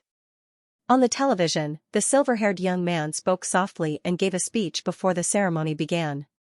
After a simple greeting, he began to get to the point. Today, I will open and test the two-way teleportation array. Before that, I must first thank a brave man, and that is Master Xianxia. Xianxia couldn't help but be stunned. Was this the Xianxia that he knew? Previously, he was pulled into a SimCity group by a friend. When he was lurking, he often saw Xianxia chatting with the group members and trying to pull them into the Star Age. Players could also participate in the construction of the game. His heart skipped a beat. In reality, he was originally an architect, but after being paralyzed, looking at Master Heborg beside him, Xianxia remembered that he said that he would teach him something new tomorrow. He hesitated for a moment and suppressed the thought that popped up in his mind. Let's wait for the weaponsmith to finish his apprenticeship first. Susili's speech caused an uproar, especially among the players. *CK, the emperor personally thanked him in front of all the NPCs and players in the server. How impressive would that be? Not only the NPCs in the game, but even the cloud players outside of the game were watching the live broadcast on the forum. Everyone was curious about Xianxia. On the television screen, the young emperor continued to speak. If it weren't for Master Xianxia, the teleportation array might still be a blueprint. It was his and the other elemental architects' hard work that made the teleportation array a reality. I hope that my people will remember this moment and remember the brave men's help to the Roland Empire. It was the brave men's selfless generosity and their passion and sincerity that allowed the main cities that had been isolated for many years to have the opportunity to communicate with each other. Susili generously praised the players to a very high position. After all, promoting the harmonious coexistence of players and NPCs was a long-term theme. The brave men responded to the summons. In just a short month, they have brought delightful changes to the Roland Empire. The royal family will not mistreat anyone who has made outstanding contributions to the Roland Empire and my people. Today, before the teleportation array activation ceremony, I will grant Master Su Mo the status of a noble. At the same time, he will also receive a piece of land that belongs to him. At this moment, everyone who was watching the live broadcast was excited. Noble status. A piece of land that belonged to a person, as early as 20 years ago, along with the abolition of slavery, there were also some benefits for nobles, such as land. Although nobles now still had their own land, it was concentrated in the inner city of the royal city. After they finished building their exquisite and beautiful houses, they would only have a small piece of land the size of a small garden left. Now, the nobles who received the highest treatment in the Roland Empire were probably their protectors, Marshal Xing. He owned a castle in the inner city suburbs. It occupied a large area, second only to the royal palace. The rest of the land belonged to the royal family. Now, a brave man from another world had actually received a piece of land from the emperor himself. This kind of reward made even the nobles envious and jealous. However, they couldn't object because this brave man had built the teleportation array. If it was successful, the benefits it could bring would far exceed a piece of land. If it could really allow the 5 main cities to be unimpeded without having to clear out interstellar beasts, then it was indeed worthy of such a reward. As for the players, they were already going crazy. F*ck, a piece of land. And a noble title. Thinking about the mercenary group's base, they had to painstakingly collect the base tokens and couldn't directly build it. They had to spend 100,000 to buy the right to build it. Yes, many players suddenly realized that the base didn't really belong to them. They only had the right to build it, and it was very likely that it would expire. Su Mo. Who was he? How did he do it? Suddenly, the number of posts on the Starry Sky forum exploded. Almost everyone was talking about Su Mo. The teams and clubs that had entered Star Age early in the morning were also using all kinds of connections to find him. As long as they got Su Mo, they would get a piece of land. And a teleportation array. Just thinking about it made their blood boil. As Su Mo was an experienced player in the first beta test, many people knew him. After Susili announced the rewards, his private messages were flooded with messages. As for Su Mo, who was being discussed by everyone, he was currently in Glass City. After working overtime to build the 2 teleportation arrays in the Imperial City and Orchid City, he was sent to Glass City to start building the teleportation array here. He had already gotten those rewards because he had already brought Akeda and Su Lin into the sect. They were both array masters. Although they were only at the apprentice level, because they had built the teleportation array together twice, they were quite familiar with it and could complete it on their own. So, His Majesty put them in charge of the other 3 main cities' teleportation arrays, and they had to finish building them in half a month. In other words, he wouldn't be able to see his Xiaoqi for another half a month. Huiqiu Su Mo was very unhappy about this. Of course, after watching the live broadcast, he still eagerly made a video call to Akeda. Because of the teaching and guidance of the array, the 2 of them became much closer. Su Mo couldn't wait to stay in the game 24/7. As for the 2 masters of construction that he had brought into the game, they had been poached by Wen Jishan a long time ago. Now, they were participating in the expansion of Doha Town and were having a lot of fun playing every day. Of course, when His Majesty announced the trial of the teleportation array, Akeda didn't need to remind him. He also became serious and felt a little nervous. This teleportation array had only been tested once, and it was done in private. Who knew that after they reported it, His Majesty would announce a live broadcast of the test? It was very reckless. The live broadcast was split into 2. One half was from His Majesty of Roland, while the other half was from the teleportation array in the central town of Orchid City. The location of the teleportation array in Orchid City wasn't widely publicized, and because Orchid City's development focus was on the border, there weren't many people watching. Of course, because of manpower and resources, the teleportation array in Orchid City wasn't surrounded by a palace. It was simply built with a roof to protect it from the sun and rain. So the people in Orchid City could directly watch from a close distance. Susili looked at the old, weak, women, and children who stayed in the central town of Orchid City on the screen. He felt a little uncomfortable. He said to the camera, "In order to celebrate the first trial of the teleportation array, I prepared some delicious food for the people of Orchid City." Under his signal, the guards brought in a long wooden table, and the maids placed all kinds of carefully prepared food on top of it. There was bread made from the Black Valley, special milk tea from various towns in the Imperial City, and even the recently popular pancakes, as well as other hot food. After the maids left, Susili said, "Next, we will activate the teleportation array and send these delicious food to Orchid City for the people of Orchid City to taste." The first trial was a cross-city teleportation. The newly appointed teleportation array operator had long been on alert. After His Majesty the Emperor gave the order, he quickly connected the only 2 teleportation arrays and pressed the activation command. Under the gazes of tens of thousands of people, the pattern of the teleportation array gradually lit up until it gathered in the center of the circle in the center. Then, it emitted a dazzling light. The light lasted for more than a minute. When the light faded, the long table in the center of the teleportation array had disappeared. In an uproar, everyone couldn't help but look at the half of the screen in Orchid City. In the live broadcast, the teleportation array in Orchid City didn't change. Everyone waited with bated breath. Time passed by minute, and it felt like even the air had become anxious. Susili also felt a little nervous. However, he had studied the information in advance, so he still remained calm. And his calm performance also made some people who were gradually suspicious become patient again. In such a torturous wait, a full 5 minutes passed. Under everyone's expectant, hesitant, or distressed gazes, the teleportation array in Orchid City finally changed. The white light lit up and disappeared after about a minute. And when the light dissipated, a long table full of delicious food appeared on the originally empty array. All the people of the Empire who watched this scene were boiling with excitement. Although all this was done silently, everyone felt incomparably hot-blooded.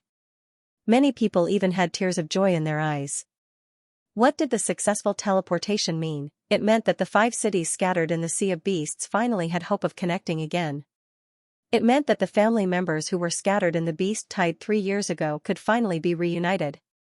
It meant that the warriors who fought on the front line could finally go home. The NPCs cheered, and the players were equally happy. They could go to other main cities to play. No, it seemed that only the Imperial City, Orchid City, had been built. What about the other 3 main cities? When would they be opened? Why did the game update piece by piece? It should be updated at the same time. Facing the large-scale complaints of the players, the officials could only explain, the construction of the teleportation array was the spontaneous action of the NPCs. It wasn't a game version update. The only thing left was to say, "It's none of my business." Some of the players believed it, while some didn't, but it didn't affect the livestream in the game. The long table on the teleportation array in Orchid City had been moved down, and the steaming hot milk tea was distributed to the elderly and children. In such a winter, drinking a cup of warm milk tea and chewing the soft and sticky taro round boobs was simply a pleasure in the world. Many cloud players who were watching directly ordered a cup of milk tea. The successful teleportation was naturally worth celebrating, but everyone undoubtedly had greater expectations for the teleportation of the real person. Under everyone's gaze, the young emperor standing on the interview platform actually walked down the stairs step by step, passed by the marshal who was guarding at the side, and walked to the center of the teleportation array. Both the nobles and the civilians were shocked. His Majesty the Emperor actually wanted to test it himself? Where are the soldiers? Where are the royal guards? Hurry up and stop him, not to mention that Susili's support rate had increased to nearly 90%, but he was the only descendant of the House of Roland, and no one could watch him take risks. Susili was extremely calm. "Next, I'll do the teleportation myself." The microphone pinned to his collar transmitted his words clearly. "I know that many people don't want me to do this, and you want to see me find a guard or a prisoner to do this, but I don't intend to do this. As the Emperor of the Roland Empire, I have the obligation and responsibility to take the lead and fight on the front line, just like what my father, brothers, and sisters did before. No one in the House of Roland is a coward who will hide in the back and enjoy the fruits of others' labor. Susili looked at the livestream camera and made his declaration to everyone, which was also the foundation for his next plan. He didn't want to hide in the imperial city anymore. He wanted to go to the front line. At this moment, his popularity among the civilians had reached its peak. However, all the ministers, including Li Jiu and Janice, showed signs of disapproval after the initial shock. Even Grand Duke Filton, who had the most seniority among them, was ready to stop the livestream and advise the young emperor who was blinded by passion. The House of Roland couldn't afford to lose any more. However, his movements were still a step too slow. There was another person who walked out before him. Tap, tap, tap, the sound of military boots hitting the stone floor of the teleportation array was unusually loud in the silent palace. Grand Duke Filton watched as the tall and majestic figure, who was regarded as a guardian by the people, approached the center of the teleportation array and walked toward the emperor.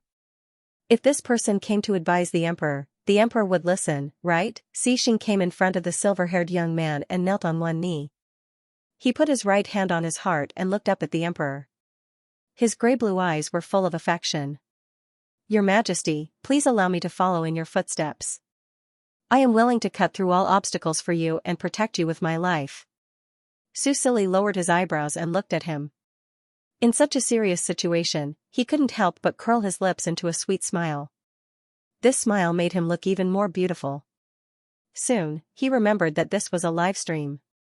He stopped smiling and asked in a low voice, Marshal, are you willing to accompany me? Yes. Xianxia answered firmly. Susili couldn't help but laugh again. He felt that he couldn't hold it in anymore, so he didn't hide it anymore. He smiled wantonly and reached out his hand to Xianxia. Xianxia looked up at him and finally put his hand on his slender palm. Then, he stood up with his help. Okay. He saw the young man smile at him and happily agreed. When Xianxia heard the young man's compliment and saw the smile on his face, he couldn't help but smile. His gray-blue eyes were like the Milky Way with twinkling stars. They looked at each other and smiled. The sun shone through the glass dome, rendering the whole scene beautiful and sacred. This scene was completely presented to the entire nation's citizens and players through the live broadcast camera that was flying in the air. Ah, look, the Marshal is smiling. And His Majesty is smiling too. These two were the noblest people in the Roland Empire, and in everyone's mind, they were both serious people. Every time the Marshal appeared in front of people, he had a cold and solemn expression. As for the young emperor, in the limited video data, he was cold and noble, and no one could profane him. But now, they were smiling at each other. And it was clearly captured by the camera. The whole country was in an uproar. Because of this incomparably special scene, and also because of the two lords that they revered and respected the most, they respected and trusted each other. In such a special moment, they were willing to face the unknown together, and let everyone witness the greatest friendship in the world. The Guardian is still so loyal to the royal family. This scene is so touching. Yes, as long as His Majesty and the Marshal are here, we will definitely be able to overcome the difficulties, eliminate all the interstellar beasts, and restore the glory of the Empire. Almost all the people of Roland who watched this scene couldn't help but be moved by the sincere friendship between the Emperor and the Marshal. There were even young children who imitated Xianxia kneeling on one knee and placing his right hand in front of his chest, swearing loyalty to the Emperor in the video. His Majesty the Emperor and the Marshal had long become the spiritual pillars of the people. Today, this love and respect was deeply engraved in the hearts of the people. With such a wise, benevolent, and brave emperor, and such a strong and loyal guardian, the Roland Empire would definitely be able to rise again and create glory. Unlike the NPCs, the reaction of the players who saw this scene was much more intense. At the current stage, among the Star Ages Cloud players, due to the collaboration with the Game of Gods, the proportion of female players was very high. Just like Su Yuheng's research, among the second beta players, the proportion of females was higher than males. Male players were mostly convinced by the charisma of the Emperor during his speech, but female players were not. For example, Areko's livestream. From the moment Susili appeared on the live broadcast screen, the bullet screen was unprecedentedly lively. When he stepped down from the interview platform and walked to the center of the teleportation portal, the bullet screen was flooded with comments. "Ah, Your Majesty is so beautiful. Our Majesty is too good-looking. I love white hair. I want to play this game too. I heard that there are only 100,000 slots for the first batch of players in the open beta. I wonder if I can get one CAC, as expected of a character created based on our brotherly. She's really beautiful and A-class. Even her voice is so similar. I really want to hear brotherly sing again." Susili's fans for 10 years expressed their thoughts and wishes for their idol in the bullet screen. As one of the fans, Areiko felt like crying. Our brotherly must be living a beautiful life in another world like Her Majesty. Also, I heard that Her Majesty is a sound elementalist. Areiko comforted her fans. "Hee, I found a song that Her Majesty sang in the game. I was just about to play it for you." Previously, Susili had recorded the song Germinal and let Wen Jishan play it nationwide to subtly stimulate the people's elemental affinity. Areiko fell in love with the song the first time she heard it. It was only recently that she found out that the song was sung by Her Majesty Snow herself. However, before she could play the song for her fans, a dramatic, explosive scene appeared on the live broadcast screen. The silver-haired emperor, who wore a crown and had a cold and noble temperament, did not receive any applause from the audience after she made that emotional declaration. From the way the ministers looked at each other, one could see their surprise and disapproval. Although they did not say anything, from the young man's slightly pursed lips and the change in his eyes, one could see that he was vaguely disappointed and depressed. Areiko's heart clenched, and the bullet screen turned into a sea of maternal love. Then, footsteps sounded. The live broadcast camera moved, and it happened to capture the man in the military uniform who had been standing outside the magic circle. Step by step, he walked over. The camera happened to be right in front of him. The tall and strong man was wearing a custom-made military uniform. The expression on his handsome face was calm and solemn. At first glance, people would associate him with words like powerful and majestic. Even though he was not looking at the camera, Areiko could not help but hold her breath and feel a great deal of pressure. With steady steps, he walked past the camera and came in front of the silver-haired young man standing in the center of the magic circle. Then, in front of everyone, he knelt down on one knee. This happened too suddenly. In Areiko's live broadcast, there was even a 1-second gap.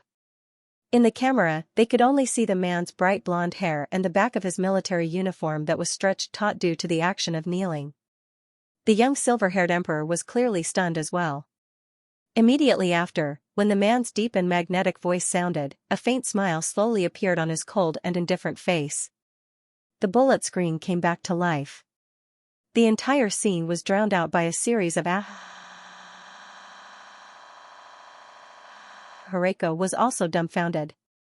She couldn't be bothered to look at the bullet screen anymore. Her eyes were glued to the live broadcast in front of her. She watched as His Majesty the Emperor stopped smiling and extended his hand to the blonde man. Xixing stood up with his help. At this time, the flying recorder finally changed its perspective and gave a close-up shot of the two of them. "All right."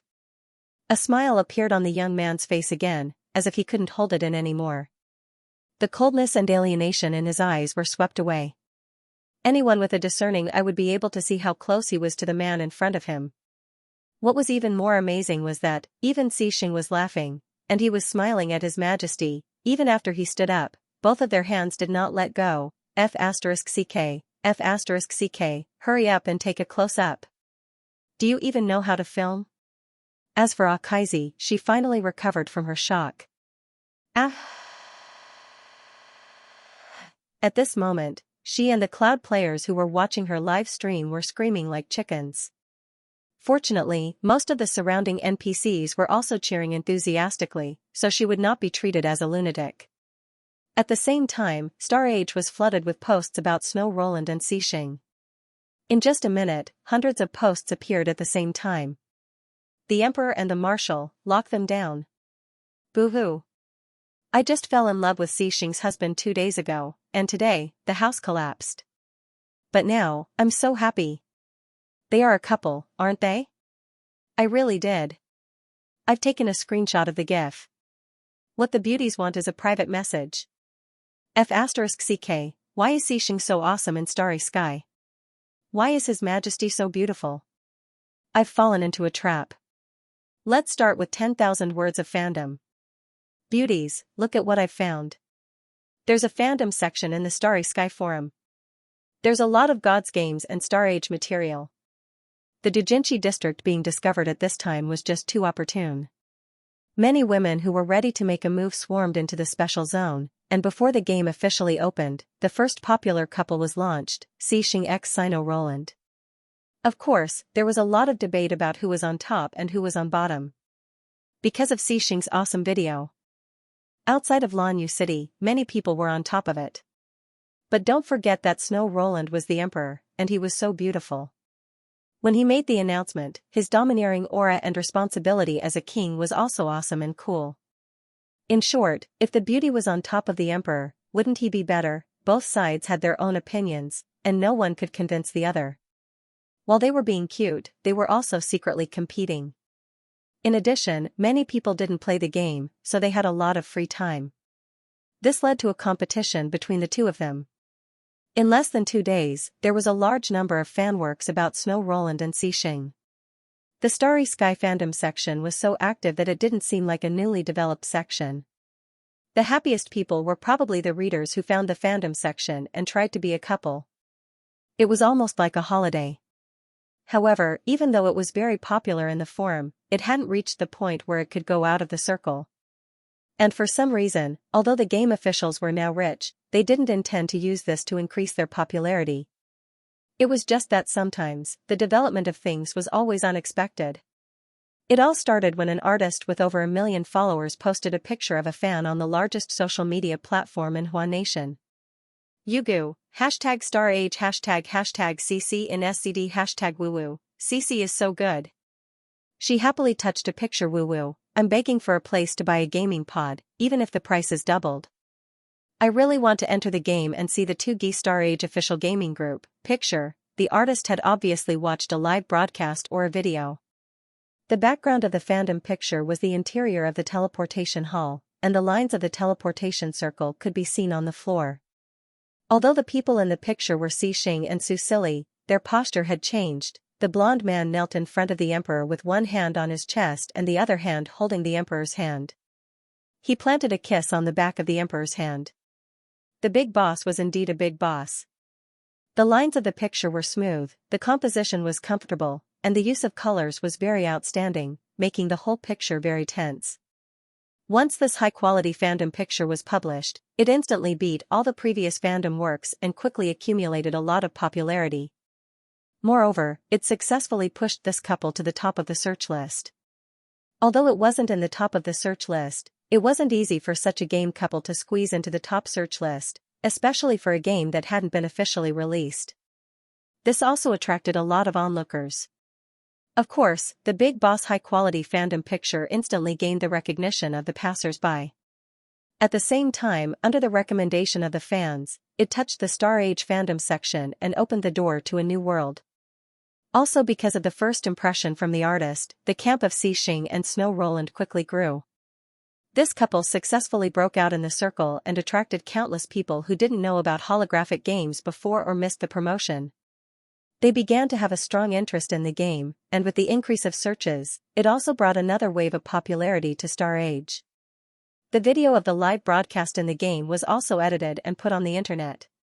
Because it became a hot topic, its popularity also increased. Unlike the onlookers, more fans of the game were shocked by the quality of the game's graphics.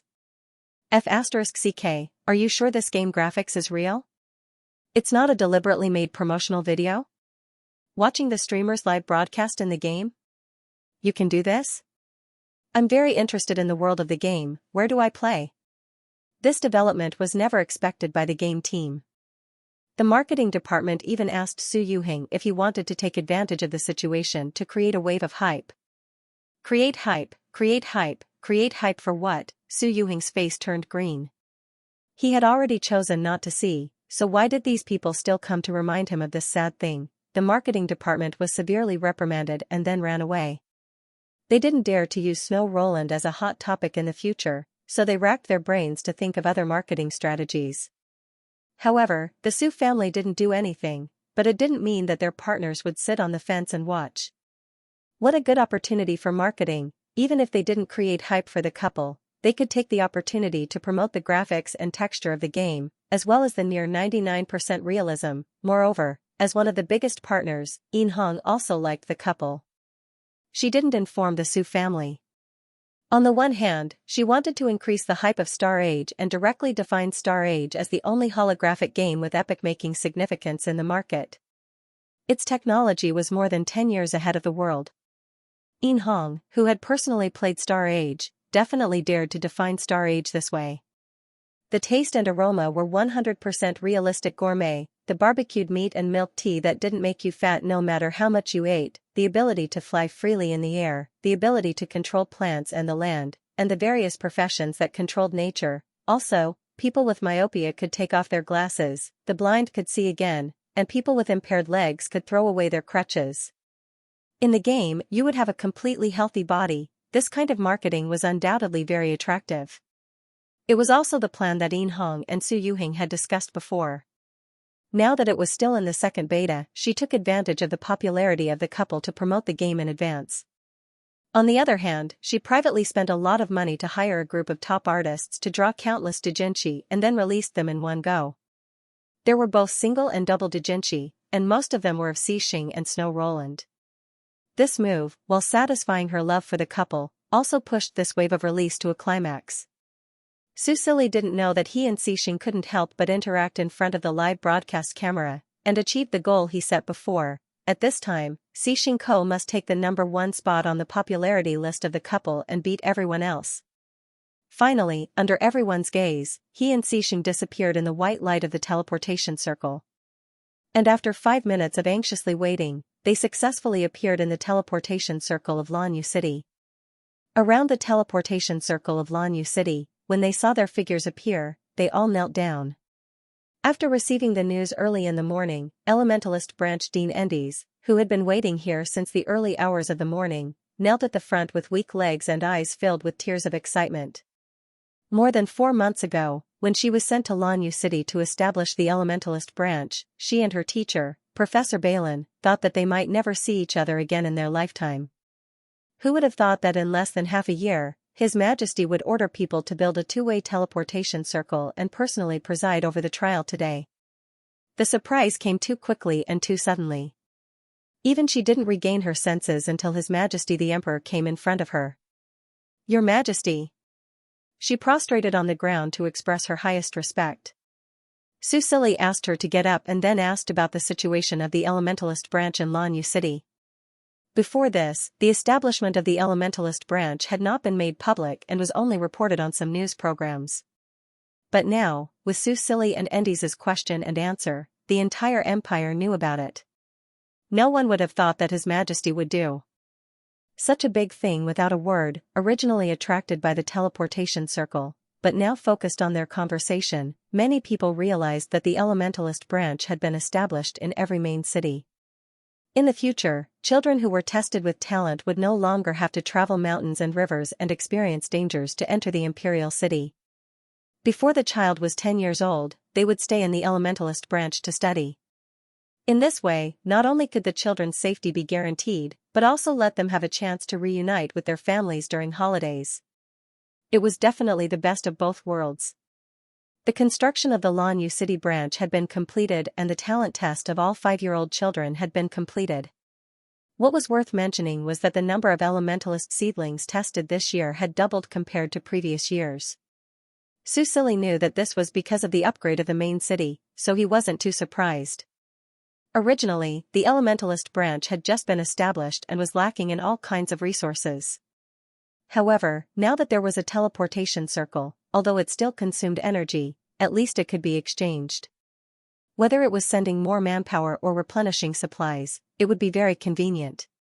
Su Silly was satisfied with Endes's response. He looked at the child who was standing beside Endes and didn't even reach his thigh. He couldn't help but walk over and squat down in front of the child. Among the 5 main cities, the conditions in Lanyu City were the most difficult. The child in front of him was thin and small, not much better than skin and bones. "Child, what's your name?" The child looked at him shyly. "Lily." Susili was slightly stunned. He didn't expect it to be a girl. Looking at the milk tea in the little girl's hand, he asked, "Is the milk tea delicious?" Lily nodded her little head. "It's delicious, sweet." Susili smiled slightly and reached out to touch the top of her messy hair. Then he stood up and looked at Endy's. "Winter is here. The heating and food for the children must be in place." He looked at the old, weak, women, and children who stayed behind. Although he had already told them to get up, they were still trembling. That was a natural fear of the powerful. "And the old people, you guys take care of them." Endy's nodded repeatedly, but the old man next to him knelt in front of him again. "Thank you, Your Majesty, for summoning the brave lords. With the help and care of the lords, our lives are much better than before. Many people survived this winter." After he finished speaking, he also got the agreement of the people in the town. There were also onlookers nearby. When they saw this scene, 1 or 2 of them proudly puffed out their chests. Even the calmer ones revealed smiles. Although the daily practice of respecting the old and loving the young was really trivial, it was still good to be praised and rewarded for one's efforts. Susili was naturally happy to see this scene. He also praised a few words. When it was almost time, he and Xixing returned to the center of the teleportation array. If they didn't go back, the ministers would probably make a fuss. When the 2 of them successfully returned to the teleportation array in the Imperial City, this trial was considered a perfect success amidst the cheers of the people all over the country. Susili also announced that the teleportation arrays in the other 3 main cities were already under construction, and the teleportation array in the Imperial City, Lanyu City, would be officially used in a week's time. The council would formulate the rules for the use of the teleportation array in the next week. This time, the live broadcast finally came to an end. The topic of the 2 of them being a couple was still fermenting. With the release of a large number of doujinshi pictures, not only did the popularity not decrease, but it also went on vigorously for almost a week before gradually subsiding. Su Fengqing, Susili's elder brother, also saw their doujinshi picture at this time. Su Fengqing saw the fan art on the secretary's phone. When he approached the desk, the secretary didn't notice him and was still looking at her phone with great interest. Then, he inadvertently glanced at it. That's right. He only glanced at it, but that picture had a huge impact on him. Maybe it was because his aura was too strong, the secretary quickly sensed something. She looked up and saw the big boss standing beside her. She was so scared that she quickly stood up. "Mr. Su." She hid her phone behind her back. There were still traces of her aunt's excessive laughter on her face. Su Fengqing frowned and looked at the arm behind her back. "What were you looking at?" he asked. The secretary was stunned. She was caught by the big boss at work, and she was looking at a picture that was a little too graphic. There was nothing worse than this. "No. I accidentally saw it when I was browsing Weibo." She tried to make a final struggle. Su Fengqing stared at her and then reached out to her. "The secretary?" She didn't understand until Su Fengqing frowned again and signaled with his eyes. Her face suddenly turned bitter. "Su. Mr. Su, take it out." "No way?" He still wanted to confiscate her phone? The secretary wanted to cry but had no tears. She carefully placed the phone in Su Fengqing's hand. Su Fengqing pressed a button and the screensaver lit up. He pointed the screen at the secretary. "Unlock." The secretary was completely dumbfounded. "No way, no way." She didn't exit the picture just now, however, under Su Fengqing's threatening gaze, she still gave in and obediently entered the screensaver password. The fan art appeared in front of her again. Before she could exit the picture, Su Fengqing had already put the phone away. He lowered his eyebrows and looked at the picture with an inexplicable expression. After all, it was a picture that hadn't been censored, so it wasn't very graphic. The person in the picture wasn't even exposed, but the whole picture was full of tension. The silver-haired young man was leaning against the wall, and the man in front of him had one hand on the side of his ear while the other hand was pointing down, not completely drawing, The young man put his hands on the man's chest and turned his red face to the side. His drooping eyelashes were filled with sparkling tears, as if he was being bullied. That face, Su Fengqing gritted his teeth. Although it was a painting, the artist's skill was very good. The young man's face was at least 70% similar to his younger brother, Su Silly, so he recognized him at a glance. What kind of nonsense is this? His gaze fell on the man who was bullying his younger brother. He had a head of light blonde hair, and his eyes were staring at the youth. The corners of his mouth curved into a smile that was not a smile, with a hint of ridicule. Su Fengqing almost couldn't control his brother. He took a deep breath and looked at the picture carefully. He finally realized what was wrong. Star age? Xianxia? He glanced at the small print of the artist's note and looked up at his secretary. What's this? The secretary was extremely embarrassed. However, when the big boss asked, she still answered truthfully, it's a doujinshi picture of star age. Recently, because of them, star age has become popular. I just accidentally saw this topic on the trending searches. Su Fengqing looked at her deeply, but in the end, he didn't make things difficult for her. He put the phone back on her desk and whispered, be careful in the future. Then, under the secretary's gaze, he turned around and walked into the office. He sat at his desk and began to work as usual. However, when he looked at the documents from the Corporation, he couldn't calm down. In the end, Su Fengqing took out his phone and clicked on Weibo. He was usually very busy, especially recently, with all kinds of things in a rush. Naturally, he didn't have time to pay attention to these things. During this time, the popularity had decreased a lot. There was only one related entry hanging at the end of the trending searches. Su Fengqing clicked on it to take a look. The topic was filled with a large number of doujinshi pictures, and they were very beautifully drawn. There were relatively few pictures as large-scale as just now, but these exquisitely drawn pictures were undoubtedly very attractive. The comment section was very active. His face gradually darkened. He casually saved a few pictures, then opened the communication software and sent them to Su Yuheng. He needed an explanation. When he received Su Fengqing's message, Su Yuheng had just finished dealing with the trending searches. Seeing that the popularity was about to decrease, he was relieved. Fortunately, the old and young of the Su family didn't know how to use Weibo. Then, he received a bombardment of pictures from his big brother. Looking at those exquisite doujinshi pictures, Su Yuheng's scalp was about to explode. What's going on? Isn't Big Brother so busy every day? Why is he seeing these pictures? He didn't say anything after posting the pictures. This was more infuriating than directly questioning him. He could already imagine Big Brother's dark face. Su Yuheng was depressed. The relationship between the two brothers had improved a lot. After reuniting with Xiaoli, his temper had improved a lot, but when he thought of Xixing, he still got angry. He thought for a moment and typed a reply. Su Yuheng, what are you doing? I didn't do it. Big Brother, then who did it? Speaking of this, Su Yuheng was also very depressed. He clearly didn't do anything. He kept asking people to remove the popularity, but in the end, this couple still became popular. It was as if someone was going against him. Su Yuheng, I'm not sure. Anyway, it wasn't me. I wouldn't use this kind of thing to promote myself. If you don't believe me, ask the publicity department. Big Brother, it better be. Seeing that mocking expression, Su Yuheng almost wanted to hit someone. It's been 10 years, why is this emoji still used? It's so funny. On the other side, Su Fengqing turned off the communication software. His expression was still ugly.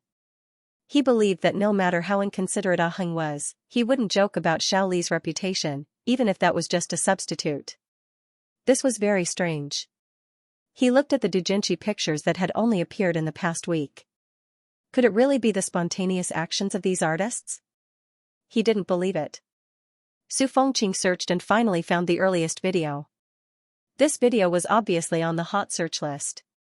The number of likes, comments, and shares was quite impressive. He turned down the volume and clicked to play the video. When he saw the young man standing on the interview stage, Su Fengqing's heart trembled. A suffocating pain enveloped him, but he only pursed his lips and continued watching. The young man's facial features, demeanor, and actions were so similar to his deceased younger brother. It was as if Xiaoli didn't get on that damn plane and didn't get sick. He just went out to act and dress up as a character in a fantasy story. Su Fengqing closed his eyes, but he could still hear the young man's voice. His voice was so similar, almost no different from his memory. He clenched his fists, but he couldn't vent the pain in his heart. It had been 10 years, and he wasn't even sure if his memory was wrong. Although he had always disagreed with Ah Heng's approach, sometimes he couldn't help but be envious. How could he not want to be like Ah Heng and find a sustenance for those bitter feelings? But if he did this, what would happen to the real Xiaoli? After a long time, would his younger brother blur from his memory, or even disappear and be replaced by another figure? Su Fengqing slowly opened his eyes and relaxed his fists. His eyes also regained clarity. He calmly watched the video from beginning to end. It was a very serious live broadcast. Other than touching hands when he helped the NPC up, the young man and the NPC didn't do anything intimate at all. He really couldn't understand how such a video could produce so many doujinshi works. After confirming that it wasn't a problem in the game, Su Fengqing turned off the video and decided to have someone investigate. He wanted to know who was behind this. Snow Roland's face was his Xiaoli's. Ding dong, at this moment, his phone rang again. Ah Heng, big brother, when are you going to play the game? You've waited for almost 10 years, don't you want to experience its charm? Aren't you curious why Xiaoli missed it so much? Su Fengqing looked at his message. He originally wanted to reject it, but this time, he unexpectedly changed his mind. He looked at the pile of documents on his desk, thought about it, and was about to reply that he would wait 2 more months. After all, the open beta was coming soon, but Su Yuheng sent another message. Ah Heng, they're real. Su Silly didn't know what happened in reality. After the live broadcast that day, it was Xixing who brought him directly back to the palace. He didn't go out to be surrounded by people. In the following week, he had been preparing for the follow-up plan. After all the teleportation portals were completed, he was ready to bring the players to the front line to clear the monsters. At that time, it would be 1.5 months since the second beta started. Most of the players would be above level 16, and the players in the first beta would have a higher level and would have a certain level of self-protection. Through the teleportation portals, they could gather up to 4,000 to 5,000 players at the same time. Leading such an undead army, with his help, he could control the field and heal. He didn't believe that he couldn't do the job. Even if he failed, it didn't matter. After all, the players could revive after death, and it would only take 30 minutes. If he couldn't win, he would let Xixing take him and retreat. Although it would be much more efficient if Xixing took action, he had attracted the attention of the gaming group. Su Silly didn't dare to let him take action casually. He hoped that at least before the arrival of the monster horde, they could clear out all the interstellar beasts between the 5 main cities. Then, they could establish a defense line again. If possible, he even hoped to move the border back to the place where they were defeated. He didn't want to see the burial ground of Cyrene and Xenos be trampled by interstellar beasts again. In only a week, Su Silly made the general arrangements. He just had to wait for the teleportation portals to be completed. While waiting, he took some time to pay attention to the greenhouse plantation that the daughter of the Eam family was doing. There were already more than 10 families of farmers who were doing it with her. The scale of the operation was not small.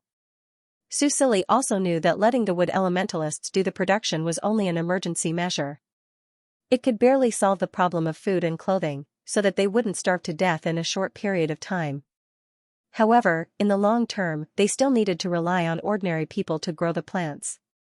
After all, there were more than 90 million people. How many wood elementalists were there? Moreover, the crops that were ripened by wood elementalists tasted worse than those that were carefully cultivated. It was okay to hasten the growth of grains, but the fruits and vegetables still required manpower to grow. After all, Star Age used the name of food as an excuse.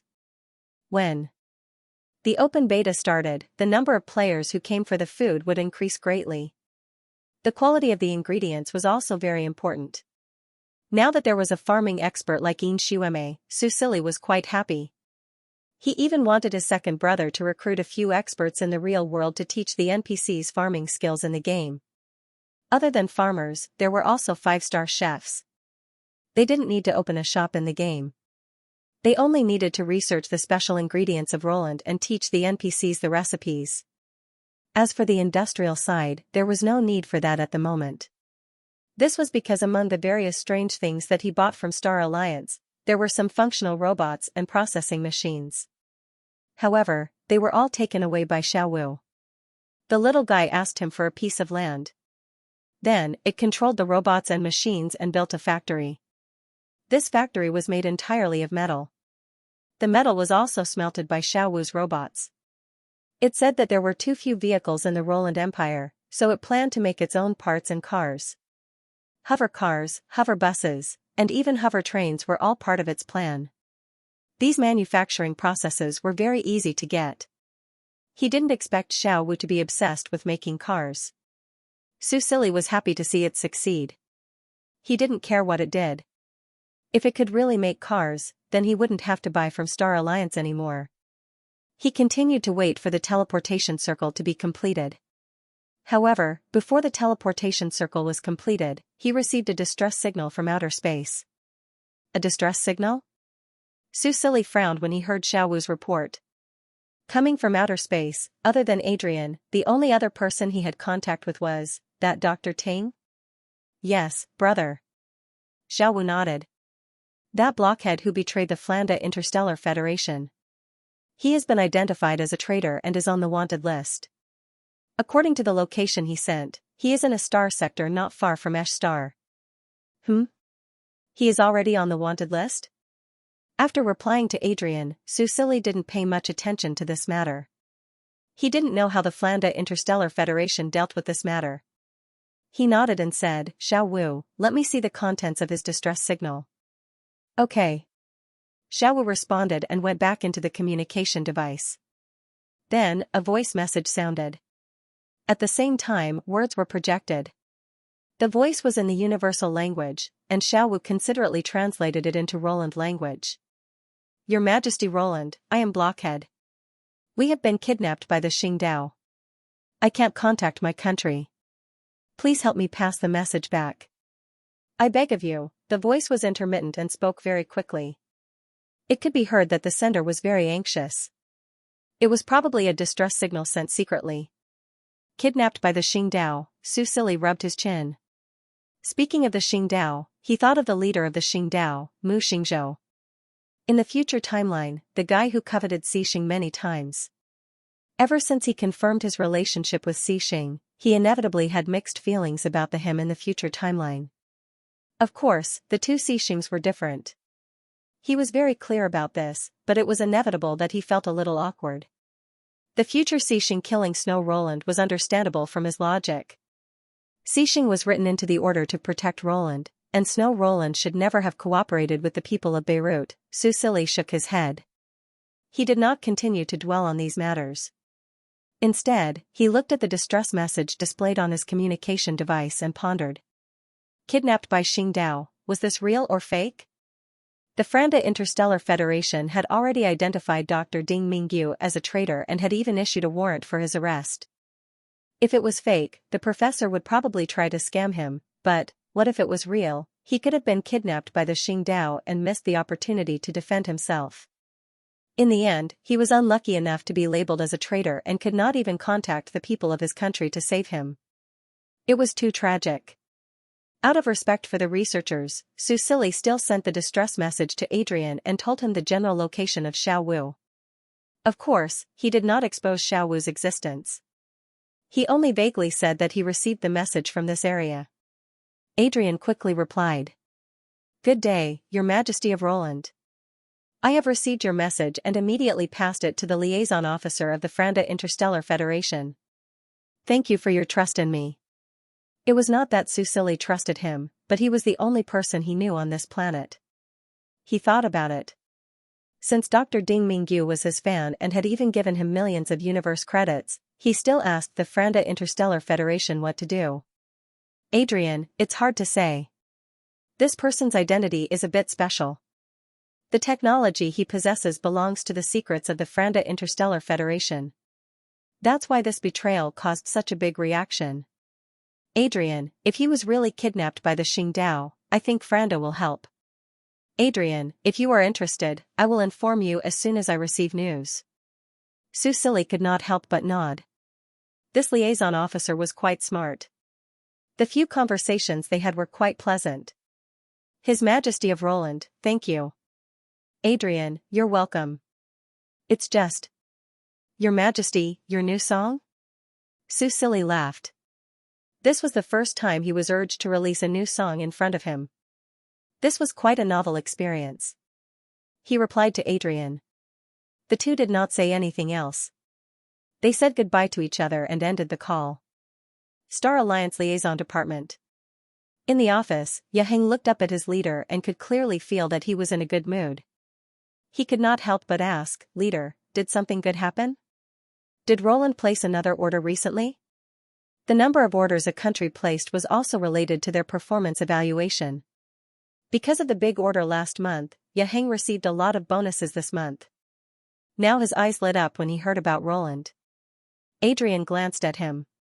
With Roland's situation, it will definitely take a while to digest such a big order last month. How could they place another order in such a short time?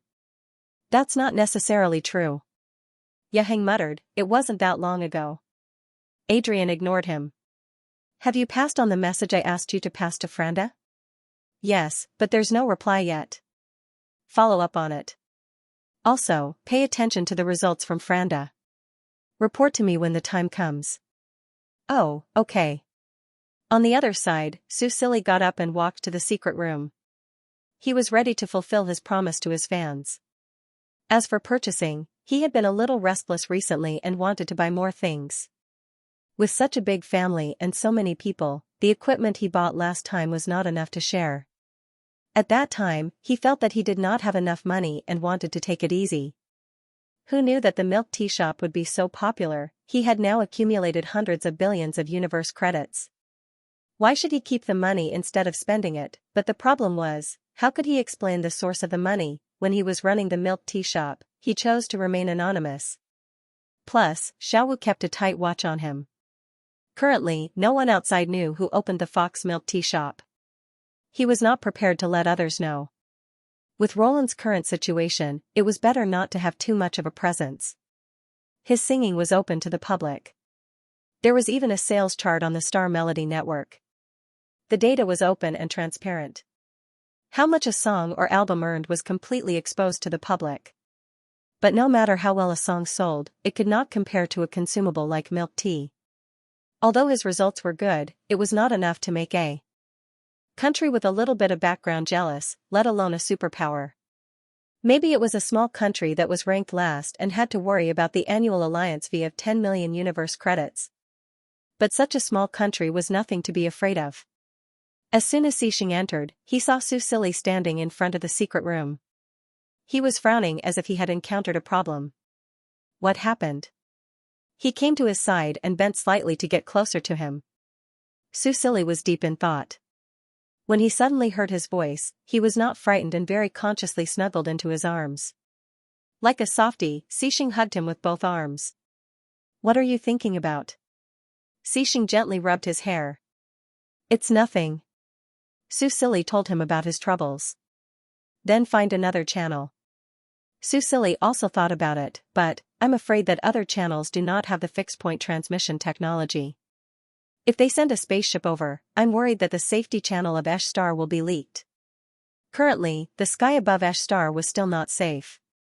Not only were there a large number of flying interstellar beasts, there were also various strange magnetic fields and undetectable dangers. It was Esh Star's natural barrier. There was only one safe channel to enter and leave Esh Star. It was the elementalists who left back then who used their power and paid a huge price to get the Star Alliance to help open it. The Bavat Empire did not attack Esh Star now, but it was not completely abiding by the principle of non-aggression between allied countries. If the two countries really insisted on fighting, the Star Alliance could not do more than mediate, unless a superpower intervened. What made the Lizardmen fearful was Esh Star's natural barrier. Originally, the Lizardmen planned to force Snow Roland to voluntarily hand over the authority or wait for the Roland Empire to withdraw from the Star Alliance because they could not pay the alliance fee. Then, they could buy the information of Ash Star's safe channel from the Star Alliance and achieve their wishful thinking of quickly invading. However, all of their plans fell through in the end. Now, no one knew what they were planning behind the scenes. It could be said that this barrier prevented the people of Ash Star from going into space, and at the same time, it also prevented the invaders from going in. Anyway, Susili would not casually give out the information of the safe channel. As for why he agreed to let Blockhead in, wasn't it because he wanted to keep him here? How could a talent who could build spaceships and design weapons leave after coming here? Moreover, it was clearly stated that only he and his sister could enter. Although they went missing later on, the specific information of the safe channel was not given out yet. It had to wait until they arrived at the designated location, so Susili was not worried. Now, it was even more impossible for him to casually leak the information to an unknown supplier.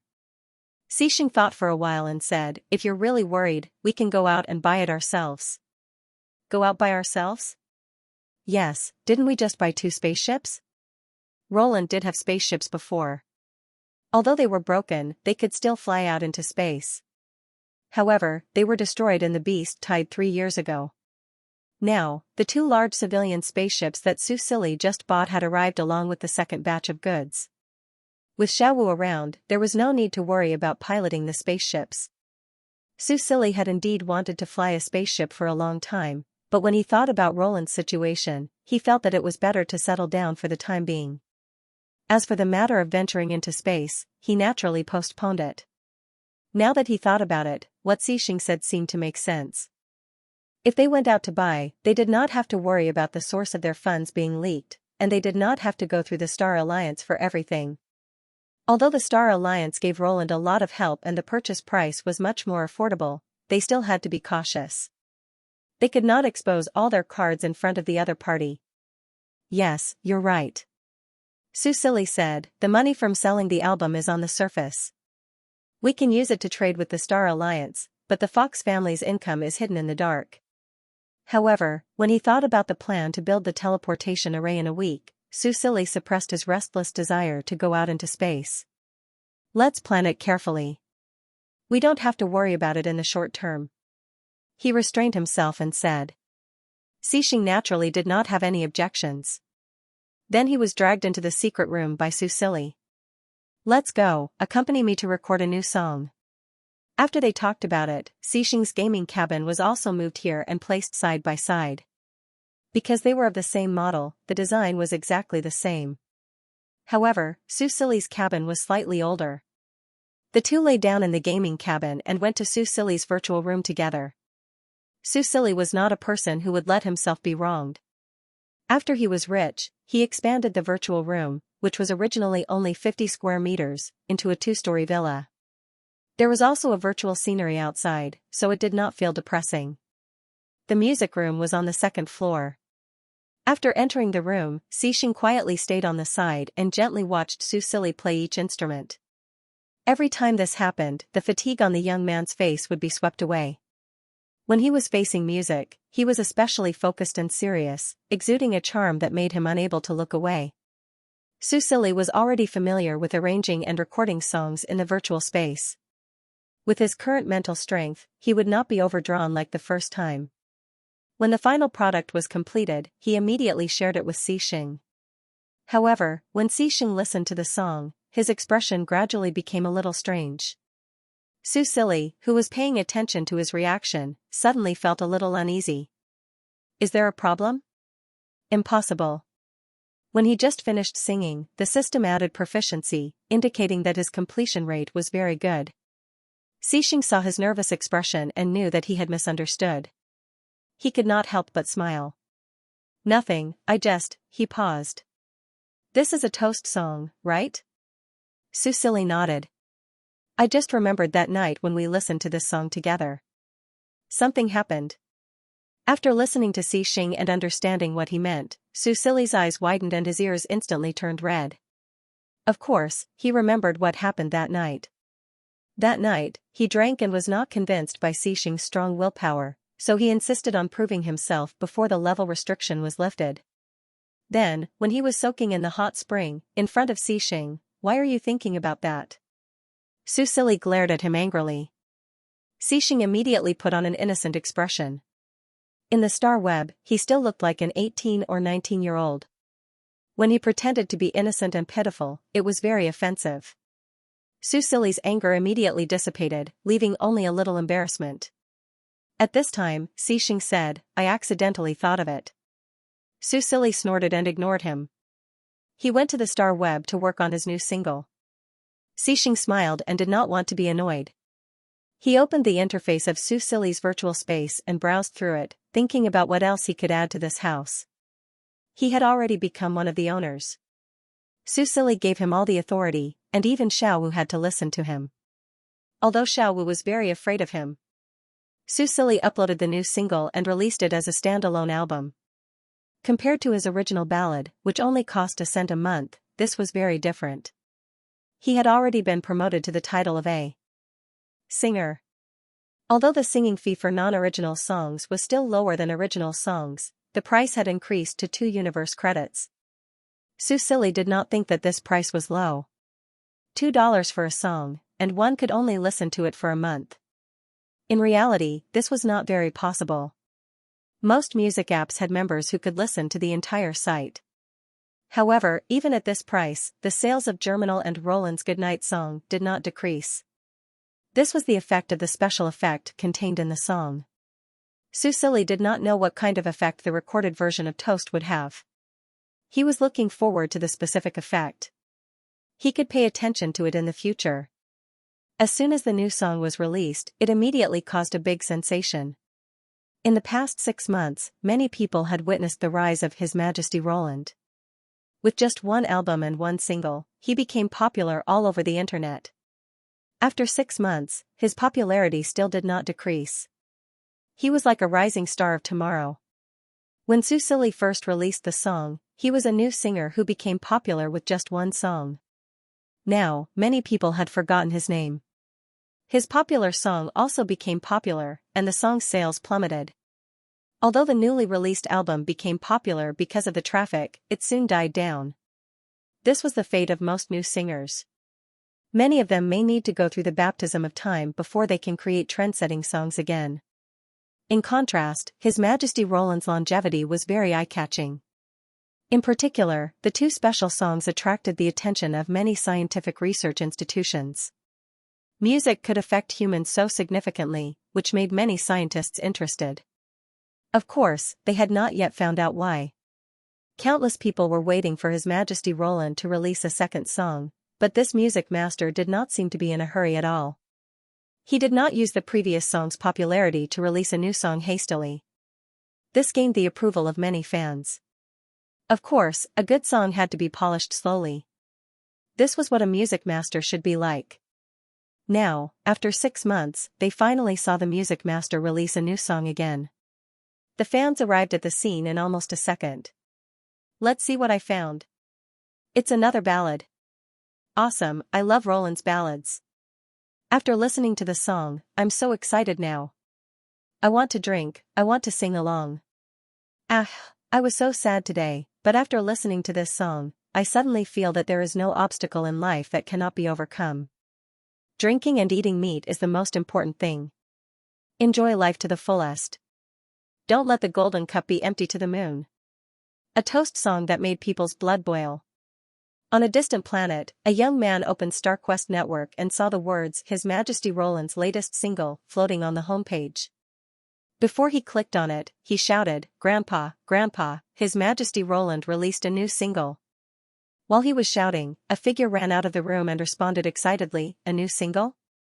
Quick! Play it for me." When he saw his grandfather's appearance, Hodge still felt a little uncomfortable. The old man was 190 years old this year.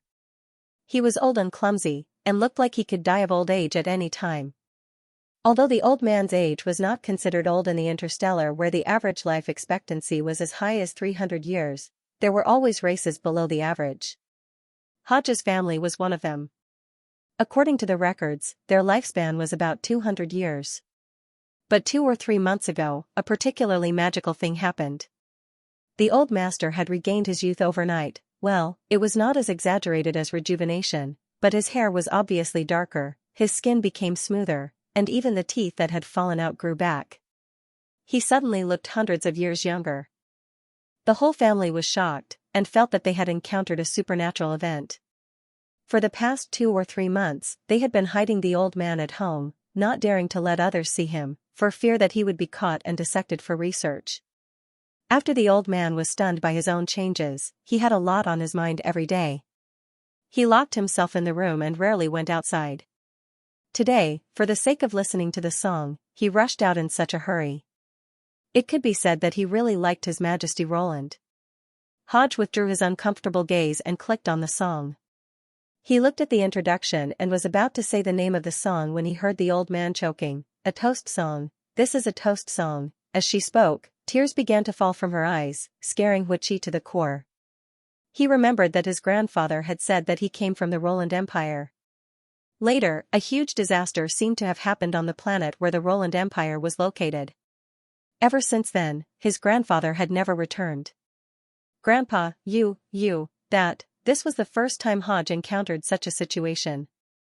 He was simply at a loss. The old man was immersed in his own emotions and did not pay attention to him. At this time, his parents came back and panicked when they saw the scene. They thought that he had done something terrible, so they pulled his ear and scolded him. The living room was in chaos, but the old man did not care. He turned and walked back to his room. His back, which was originally straight because of his youth, looked a little hunched again. He locked himself in the room and ordered a song on the music device according to what Sun Tzu had taught him.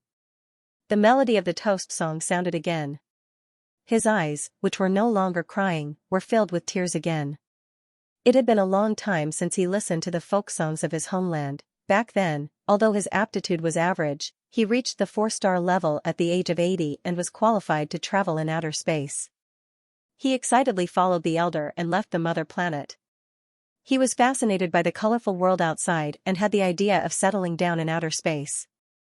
Who knew that a few years later, bad news came, a catastrophe happened on a snow star. Almost all the countries were destroyed, and only the Roland Empire was left. What was even more unbelievable was that, the elementalists who left a snow star all dropped to 2-star level. Due to the great reduction in their lifespan, many died directly, including the elder who led him out. With their strength dropped, the elementalists had no way to return to a snow star because it was too dangerous. They could only wander in outer space while running around the various countries. They worked for the Star Alliance and contributed a little to their mother planet with their meager strength. Although the Star Alliance opened up a safe passage, they did not go back. It was not that they did not want to, but they did not dare to go back and cause trouble for them. They were indeed 2-star elementalists, but after 100 years, they were so old that they had lost their combat power. What he did not expect was that just 3 months ago, he felt the shackles on his body loosen. The layer that originally limited his level suddenly disappeared. He directly recovered to the peak of 3-star level and his lifespan was also restored. Since that day, he wondered day and night if Roland's situation had improved. Could he go back and take a look, and this Roland Emperor who sang the folk songs of his homeland, was he really their emperor? At this moment, the sound of the communication device rang, waking old Master Hua up. He picked up the phone and heard the person on the other end say in a trembling voice, "Old Hua, why don't we go back and take a look?" Su Silly did not know how many people were affected after his new song was released. After he finished, he closed the StarTune network and looked at Xixing. Just as he was about to say something, he suddenly froze when he saw what was displayed on Xixing's virtual screen. Wasn't this the F***king thing in that trash folder? How did Xixing find it? Beep, a faint beep sounded, and the holographic screen in front of him disappeared. It had been forcibly shut down. Xixing turned his head and met the young man's slightly angry gaze. The blush on his cheeks, which had disappeared, spread again, like the petals of a rose falling on the snow, gorgeous and charming. "Are you done?" Before the young man could fly into a rage, Xixing took the initiative. He smiled and reached out to tuck the young man's hair behind his ear. Su Silly paused and pursed his lips. "I'm done." He looked at Xixing from head to toe and couldn't help but explain, "The things in the folder didn't belong to me.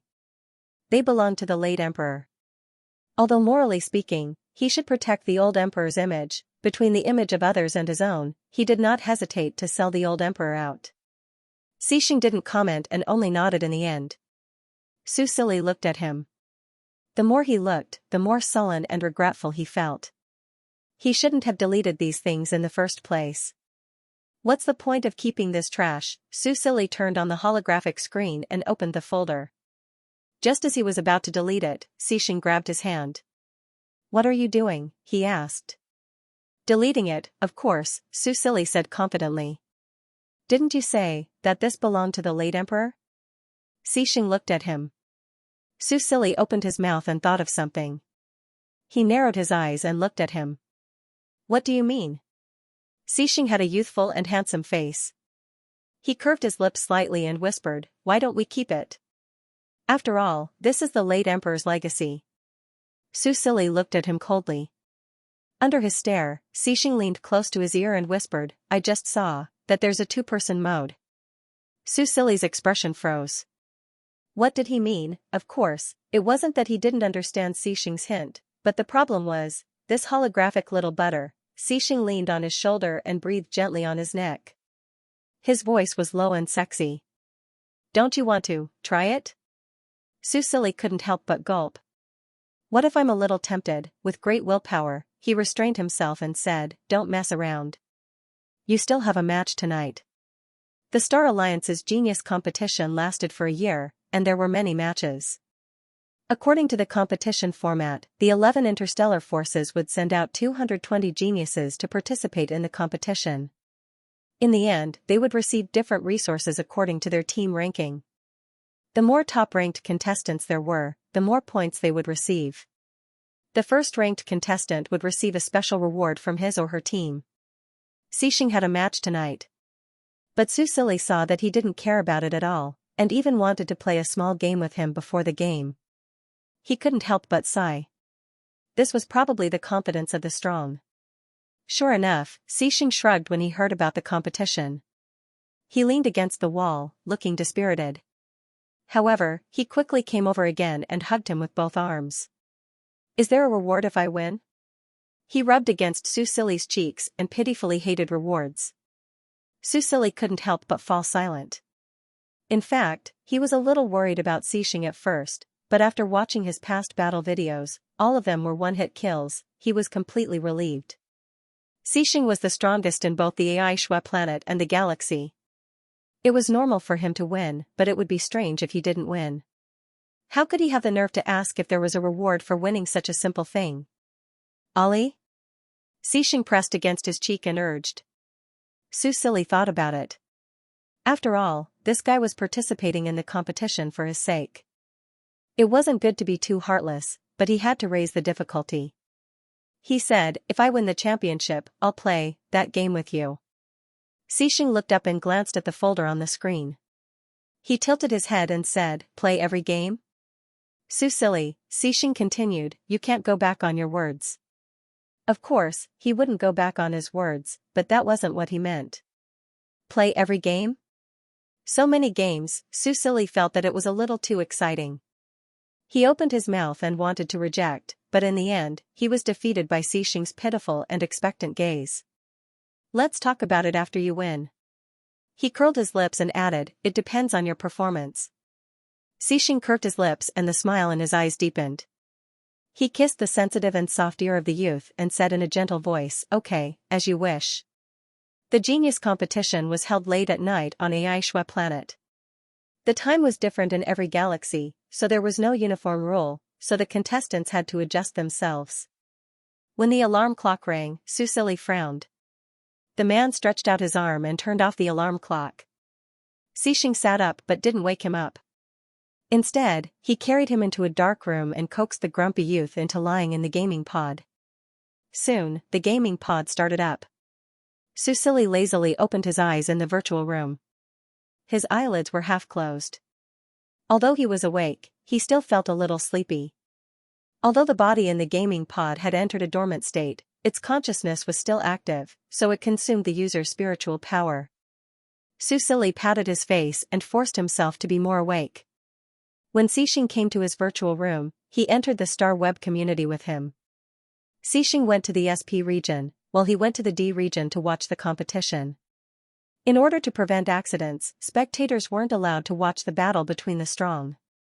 However, the organizers would project the battle scenes to the other regions to make the spectators feel as if they were there. Susili booked a ticket for the D region and sat in the middle of the fifth row. He was neither too far in front nor too far in the back. There was also a commentator at the scene. With a few words, the atmosphere was livened up and the spectators were filled with anticipation for the upcoming competition. Go, Guardian! Mommy loves you! Sitting to the right of Susili was a girl wearing a peaked cap. On the cap, there was a cute little person wearing half a white fox mask. She was holding a sign of Xianxia's avatar in her hand and was screaming excitedly.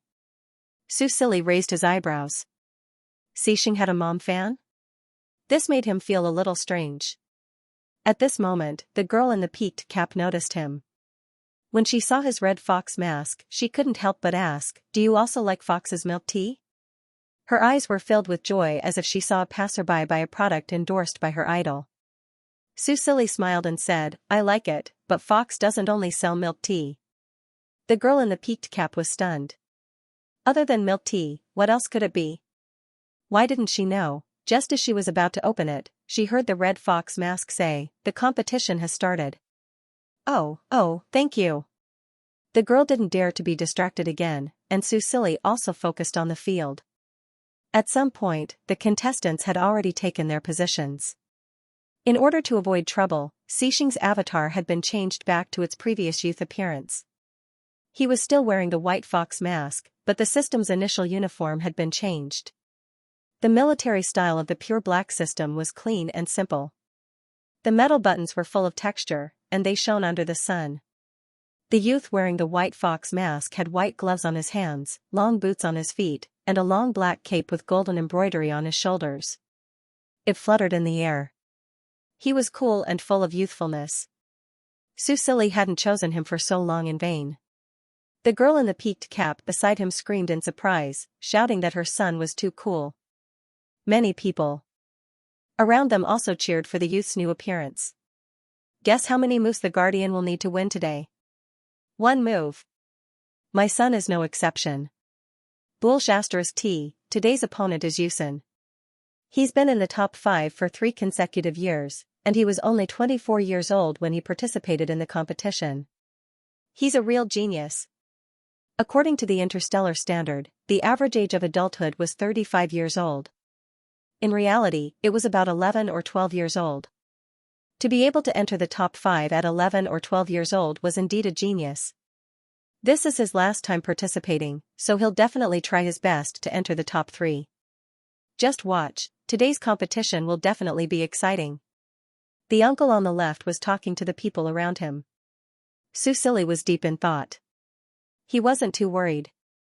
Battles in the interstellar network wouldn't kill people. At most, it would cause mental damage, but that was a rare situation. Susili felt that the name Yusen was a bit familiar. Many similar situations had happened before, so he immediately thought of Game of Gods. Could this Yusen also be a card character? He carefully thought about it, but couldn't think of anything. Even if he used insight on Yusen, he would only see useless information like Yusen's projection. At this time, the competition had already begun. Susili didn't think too much about it. After all, even if Yusen was a card character, he was still a genius from another country. He probably wouldn't be able to poach him. It was now the second stage of the genius competition. It wasn't just 2 people fighting on the stage. Instead, it was a virtual map where all sorts of unexpected situations would occur. The contestants had to find their opponent, kill them, or make them surrender. This gave the contestants, who weren't suited for direct confrontation, space to display their abilities. The map for this match was a random piece of cosmic space that was densely packed with rubble. Susili felt his vision darken. A beautiful and quiet space appeared around him. Then, a huge meteorite came crashing down on him. His heart skipped a beat. The audience around him screamed. This was only a virtual image, but it made people feel like they were in the real world. They could feel the danger hidden within. There was no inability to breathe in space. This was clearly a mecha battle. Soon, the audience began to discuss. Does the Guardian know how to pilot a mecha? I don't know. I've never seen him pilot one before. I don't think this is going to happen. The Guardian is from the Liberal League. He should be from a small country. Are there any mecha from a small country that can be used? Don't say that. The top 50 countries are still very strong. If he's really from a big country like the top 50, do you think he'll hide it? Or does he have some kind of ability that no one has managed to uncover his identity? Su Silly listened to their discussion and frowned. Xing, it seemed like he really didn't know how to pilot a mecha. Game of Gods wasn't a sci-fi setting. The Roland Empire didn't have the conditions to let him learn. So in theory, Xing shouldn't be able to pilot a mecha. Su Silly suddenly became nervous. Would Xing be okay? He really wanted to see how Xing was doing, but the camera was focused on Yusen. This was enough to whet the audience's appetite. Yusen had already taken out his mecha. This was one of the skills he had mastered. It was in accordance with the rules, but the mecha's functions were strictly limited. The mainframe of the star web would choose to open up the mecha's functions according to the strength of the opponent's country. This data would also be displayed. And Yusen's mecha, its functions were opened up to 100%. The Guardian is participating anonymously.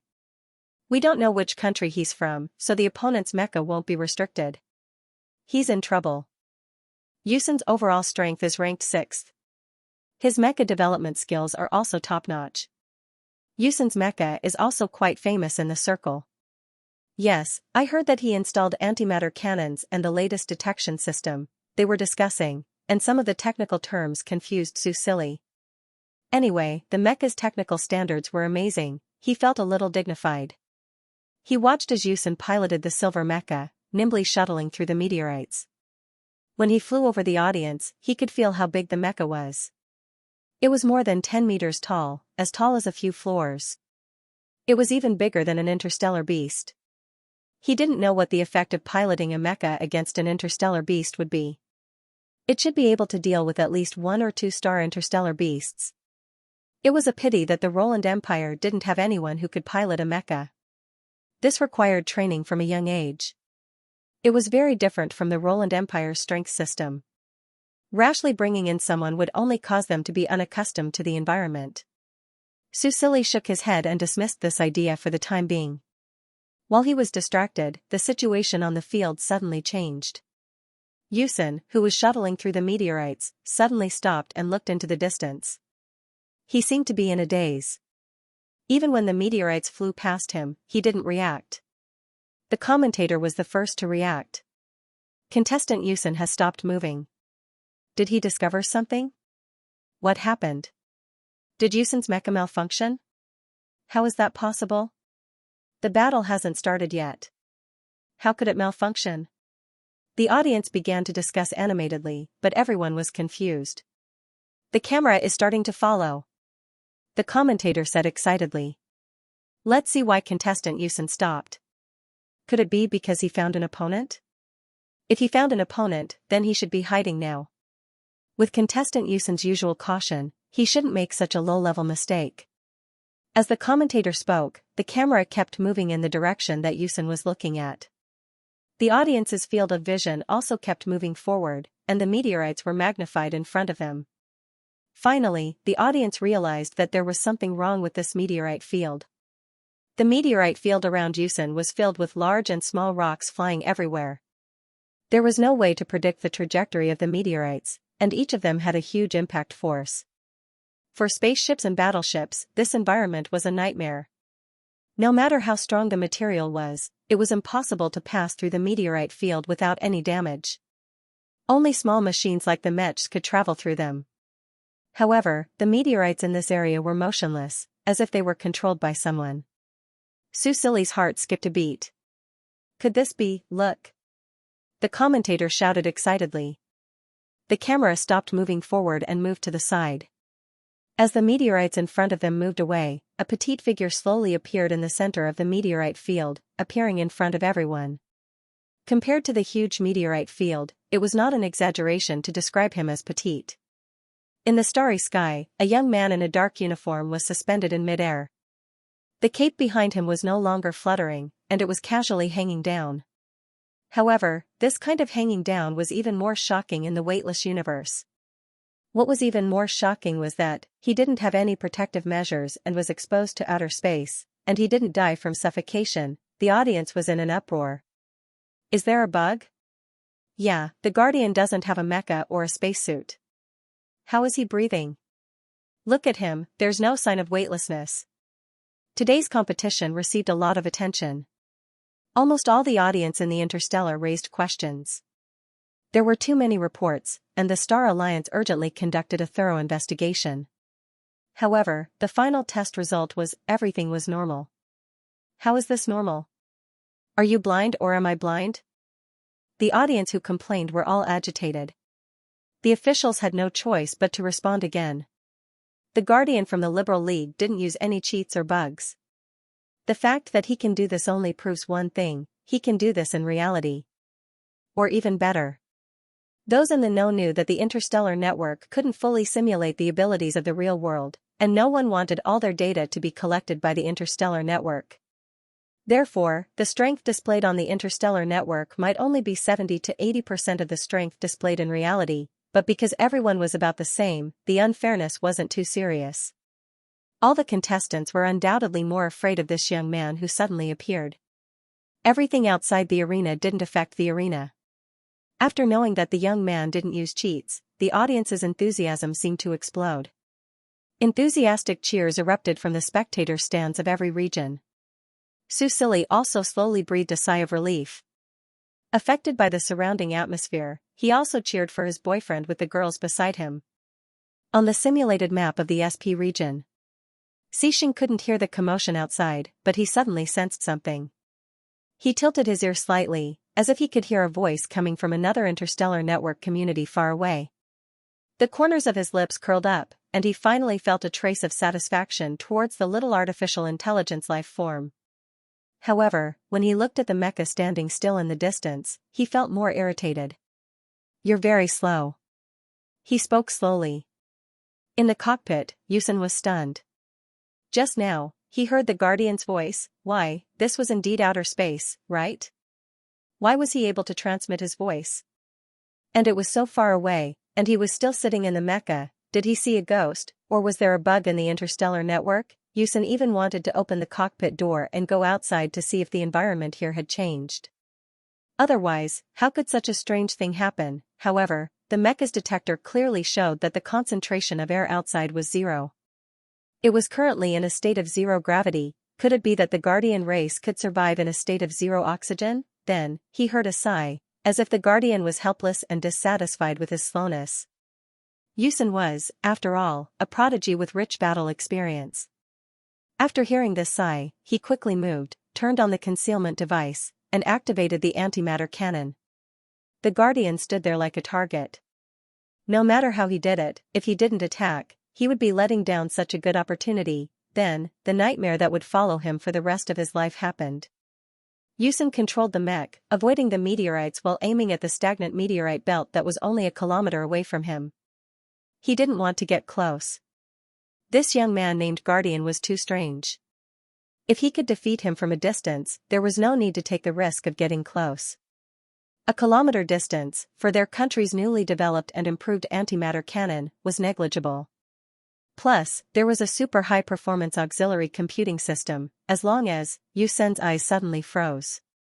He moved closer to the aiming device and saw that the stagnant meteorite belt was empty. Nothing. When this thought appeared, his mech system suddenly issued a sharp warning. Warning! Warning!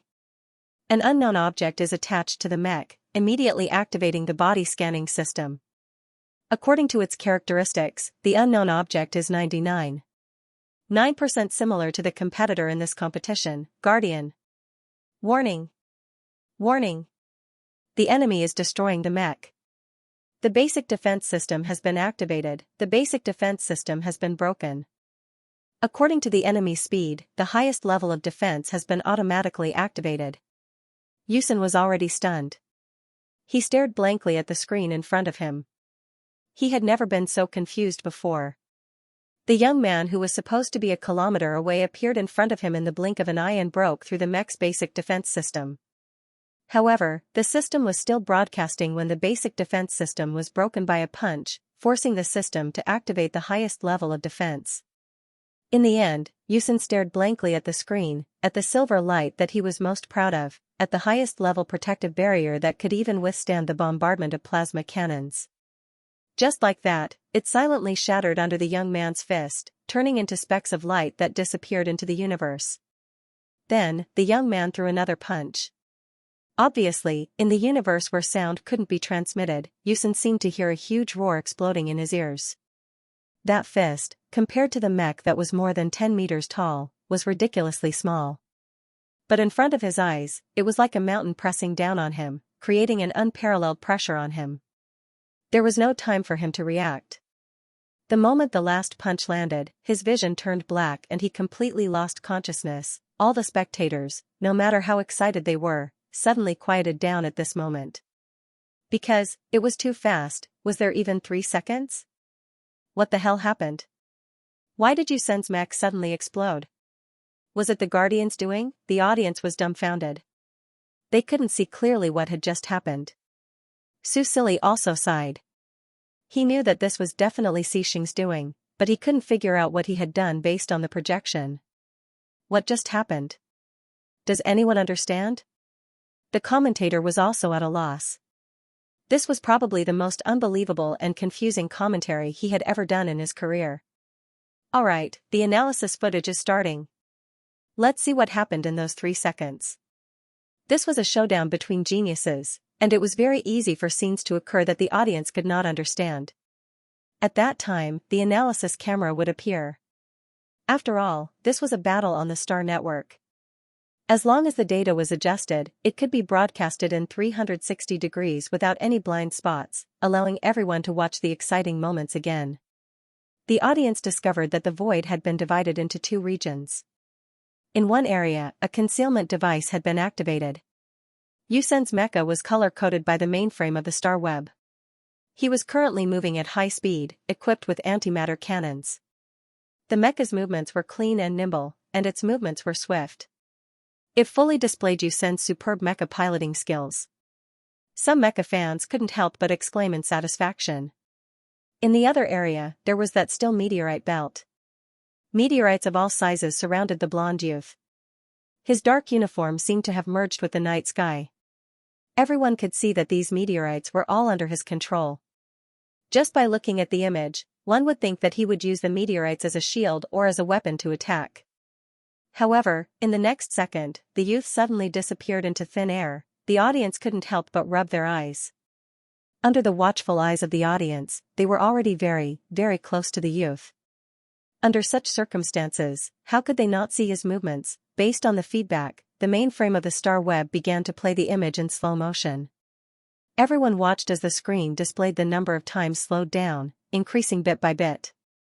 Yusen's mecha was so slow that they couldn't see it moving at all. Only then did they see the youth's movements clearly. It turned out that he really didn't just disappear, but his speed was too fast. It had reached a level where the naked eye and even machines couldn't detect it. They could only analyze it in slow motion. But their senses, it wasn't slow at all.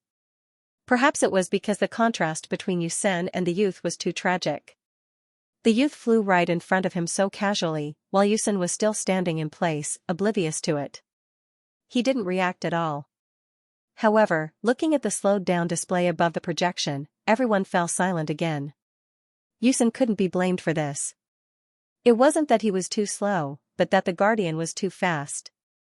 So fast that even though it was slowed down so many times, it still felt that his movements were smooth and fast. It was simply creepy. So, was this the world in the eyes of the big boss? What kind of monster was this youth? Was he really a contestant under 40 years old? Everyone in the audience, including the other contestants, couldn't help but feel this fear and doubt. Of course, this didn't include Su Silly. He just looked at the image in front of him, feeling very curious. He thought that Xianxia had used the blink technique, but he didn't expect him to just fly over. Was this the combat power of a LV-82 top-notch expert? When he reached this level, would he be as strong as Xianxia? Su Silly's heart was filled with anticipation. At the same time, when he heard the surrounding audience discuss Xianxia in fear and admiration, he curled his lips proudly. This is my boyfriend. Awesome, right? After the analysis of the shot ended, the projection switched back to the normal image. Yusen's mecha had exploded and was already shattered into pieces. All kinds of fragments were floating in space, moving under the influence of the magnetic field. Who wouldn't say that the simulation was too realistic when they saw this scene? However, when they saw the young man floating in front of the debris, they immediately held back their praise. Even though they knew that this monster-like guy could probably survive in outer space, seeing this scene up close still made everyone feel that it was unscientific. Hey, why do I feel like something's missing? The girl with the peaked cap sitting next to Su Silly muttered softly. Then, in the projection, a cup of milk tea suddenly appeared in front of the youth. The huge fox logo was clearly reflected in front of everyone's eyes. Then, the youth grabbed the milk tea and slowly sipped it. This is the feeling. Amidst the cries, the girl in the cap cheered, Zai, what milk tea did you drink today? I want to drink it too. It should be the oolong snow top, right? Someone beside her echoed. Okay, order now. Thus, Su Silly watched as the nearby audience started to order and sip the milk tea at the same time. This scene was too comical, he couldn't help but sneak a peek at the back end and found that the sales of the oolong snow top had suddenly skyrocketed. The sales of the other milk teas were also faster than usual. This wave of advertising was too worth it. After the youth in the projection took a few sips of milk tea, he opened the order interface again. Under everyone's gaze, a pack of snacks with the fox logo appeared in front of him. He grabbed it with one hand and used his teeth to bite open the seal. Then, he started to eat as if there was no one around. For the youth, there was indeed no one around, but there were at least 10 billion people watching the competition in the entire Interstellar. How could you have the nerve to make a food broadcast in such a serious and formal situation, and you're eating so happily? What are those red strips of snacks? Is it a new product from the Fox? Is it really that delicious? Then, the surrounding audience started to look through the Fox's Star Web store again. Soon, they found the new snack that was just released yesterday. The Fox actually started to make other things besides milk tea. New products should be promoted on the front page. Isn't this too low-key? But soon, when they saw that the youth in the projection was still continuing his food broadcast, they fell silent again. Low-key? It would be weird if this was low-key. All the merchants in the Interstellar were crying with envy. Okay, and what was the most fatal thing? According to the rules of the competition, in a simulated map battle, unless the player was defeated or voluntarily forfeited, the Star Web mainframe would lock the map for the first 30 minutes. No one was allowed to enter or leave. This was because someone had used this loophole to directly throw the opponent out of the map.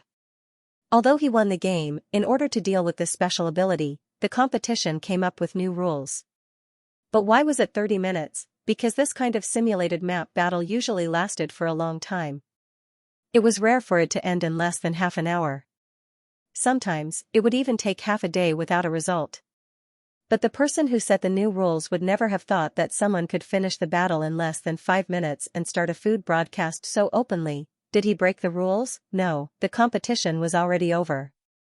What was wrong with eating? Soon, Su Silly's surroundings were filled with the smell of spicy strips. Should he be impressed by Xianxia's marketing methods? It was really hard to find such a conscientious spokesperson. Smelling the appetizing spicy strips and seeing how the people around him were eating so happily, Su Silly finally couldn't hold back and ordered a pack of spicy strips from the store. He took off the lower half of his mask and started to eat spicy strips with everyone else. This scene was happening in almost every community spectator stands on the Star Web. In short, it was very magical and unforgettable. Fortunately, the Guardian didn't go too far.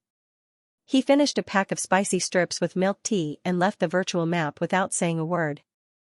This made many people feel disappointed. The organizers didn't know whether to laugh or cry. Although the competition prohibited unsponsored businesses from advertising, the contestant didn't say a word, so they couldn't say that he violated the rules. Just like that, the competition came to an end. From start to finish, it took less than 15 minutes, including entering the map, Yusen searching for the Guardian's location, and the time the Guardian ate after the match. The head-on battle only lasted 3 seconds. It was so fast that it made people dumbfounded and couldn't help but admit defeat. From that day onwards, Yusen carried the tragic nickname of the 3-second man, which meant that he was a man who only needed 3 seconds to defeat, becoming a nightmare that he couldn't get rid of for the rest of his life. In addition to the match between Xixing and Yusen, there were still 2 more matches. Because the competition took a long time, there were at most 3 matches scheduled in a day. Because the first match was too fast, the organizers couldn't keep up with the schedule, so they had to announce a half-hour break and start projecting advertisements. Boos sounded from the spectator stands. They had only watched the first match for less than 5 minutes, then watched the food broadcast for nearly 10 minutes.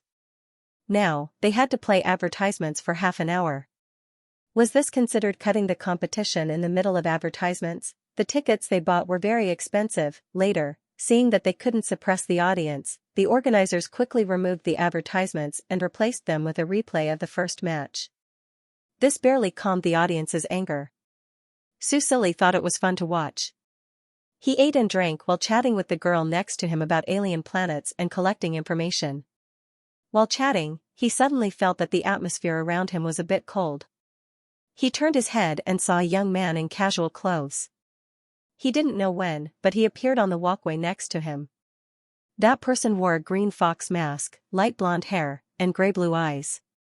His characteristics were too obvious. Even if he changed his clothes, Susili couldn't mistake him. Looking at his cold eyes, Susili paused for a moment. Just as he was about to speak, he looked at the girl in the cap. "This is my spot." There was a double meaning in his words. There was a hint of jealousy in his cold tone. The girl didn't recognize him at all. She quickly packed up her things and got up. After apologizing, she looked at Susili. "Hey, Red Fox, I feel that we hit it off quite well. Let's keep in touch in the future." Under the young man's faint gaze, Susili twitched the corner of his mouth and waved goodbye to her. The girl only booked tickets for the Guardian match. She had to leave after the match. After her figure disappeared in front of him, Susili looked at Xixing. In order to avoid trouble, he still changed his appearance before appearing. Now, he looked 18 or 19 years old again. He even changed the color of his fox mask. He sat down next to Susili. "You added each other as friends?" he asked casually, but in fact, he was a bit jealous. Susili touched his nose. "I want to know more about the outside world." Xixing looked at him sideways. For some reason, his cold eyes suddenly became gentle. "Yes," he responded, then raised his hand and reached out. Susili didn't move. He watched as Xixing used his thumb to wipe his lips. Then, he retracted his thumb and licked it gently with the tip of his tongue. "Spicy stirp flavored," he said with a smile. Susili rolled his eyes at him, but soon he couldn't help but laugh. "Yes, spicy stirp flavored." He leaned over and gave him a quick peck on the lips. He smiled gently. "You too." They acted as if no one was around. Although the surrounding audience felt as if they had been fed spicy stirp-flavored dog food, this kind of behavior was already very restrained. Because the star web system was not censored, it meant that it was still within the permitted range.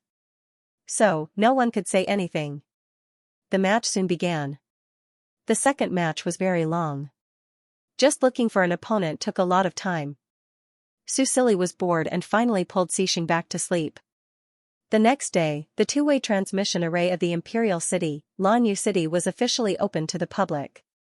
On the day that the two-way teleportation array was opened to the public, the two main cities' teleportation arrays were once again crowded with people. Players also came to join in the fun. Fortunately, the newly appointed teleportation officer had already anticipated this situation and arranged for guards to be in charge of maintaining order a few days ago. That was why there wasn't any chaos. This time, Susili didn't appear again. Chief Governor Wen Jishan was in charge of the teleportation array. In front of the camera, Wen Jishan announced the rules of using the teleportation array, including the reception time, the difference between people and goods, and the fee. Because the teleportation array required a special energy source, the teleportation wasn't free. A single teleportation cost 1000x coins and could teleport 10 to 50 people at a time. The amount of goods was limited to 10 tons. This price wasn't too expensive. If they could gather 50 people, it would only cost 20x coins per person. It was worth mentioning that in the beginning, the teleportation array used traditional source stones according to the instructions on the blueprint. Later on, Susili suddenly had an idea and used the star core that Xixing had brought back. He found that it could be replaced. Mining source stones was very troublesome, but it was much more convenient to use the interstellar beast star core as a replacement. Based on the current number of interstellar beasts, the star cores were inexhaustible. The teleportation array fee wasn't for profit, but to limit it so that people wouldn't use it for fun. Finally, after a simple ribbon-cutting ceremony, the teleportation array was officially opened. The first to be teleported naturally didn't include the brave ones. Because of the beast wave, the main cities were closed off for the past 3 years. Many people's families were separated from each other. Naturally, these people would be the first to be reunited. Wu was in the first batch of people to be teleported from Lanyu City. Before the beast wave happened, he was sent from the Imperial City to Lanyu City as a support soldier. He was about to return when the beast wave sealed off the city. He hadn't been home for 5 years. When he left, his wife was pregnant, but now, Wu hadn't contacted them in a long time, other than asking the captain to help him transfer the allowance he had saved up. He was just a normal soldier, and the military's communication device didn't support cross-city communication. Lanyu City was in such a difficult situation and could lose its life at any time. When he contacted his wife for the last time, he asked her to get a divorce and to remarry as soon as possible. He didn't want to delay her life because of him. In fact, he should have done that long ago, but he still wasted 3 years of her life in vain. How could he, who had fought in the army, not know there was no way to clear out all the interstellar beasts? He might be trapped in Orchid Moon City for the rest of his life, never to return. Only those who had experienced the pain of despair would know. Fortunately, other than his wife and children, he had no other attachments in the Imperial City. He was an orphan. His father died on the front lines when he was very young, and his mother was nowhere to be found. It was the Empire that raised him. He was just like his father in the past. It seemed quite good for him to receive the same fate as his father. However, Wu did not expect that there would actually be a day when the situation would see the light of day. First, the Marshal made a move and slaughtered tens of thousands of interstellar beasts outside Orchid Moon City, giving them time to catch their breath. Then, His Majesty lifted the seal of Orchid Moon City, strengthening the Guardian Array that was full of holes. The most inconceivable thing was that His Majesty built a 2-way teleportation array, and it was a great success on the national live broadcast. God knows, when he saw His Majesty successfully teleporting to Orchid Moon City and then back to the Imperial City on the live broadcast screen, that once despairing and still heart of his was beating so violently, he could go back. After 5 years, he could finally go back. He just had to wait for 1 more week, just 1 more week, and he could use the teleportation array to go back. It was like he was dreaming. Especially the next day, when the regiment commander called him and a few soldiers who had come from the Imperial City to stand guard, who had survived the battle, to the barracks and told them to pack their bags immediately and prepare to head to Central Town. He could not believe that it was real. However, the military order clearly written in his hand couldn't be any more real. From that day onwards, he was sent back to the Imperial City to patrol the small town of Doha. The order was for him to take the teleportation array and report to the militia camp in Doha as soon as possible. This meant that he no longer had to stay on the front lines, and he no longer had to live in the shadow of being killed by interstellar beasts every day.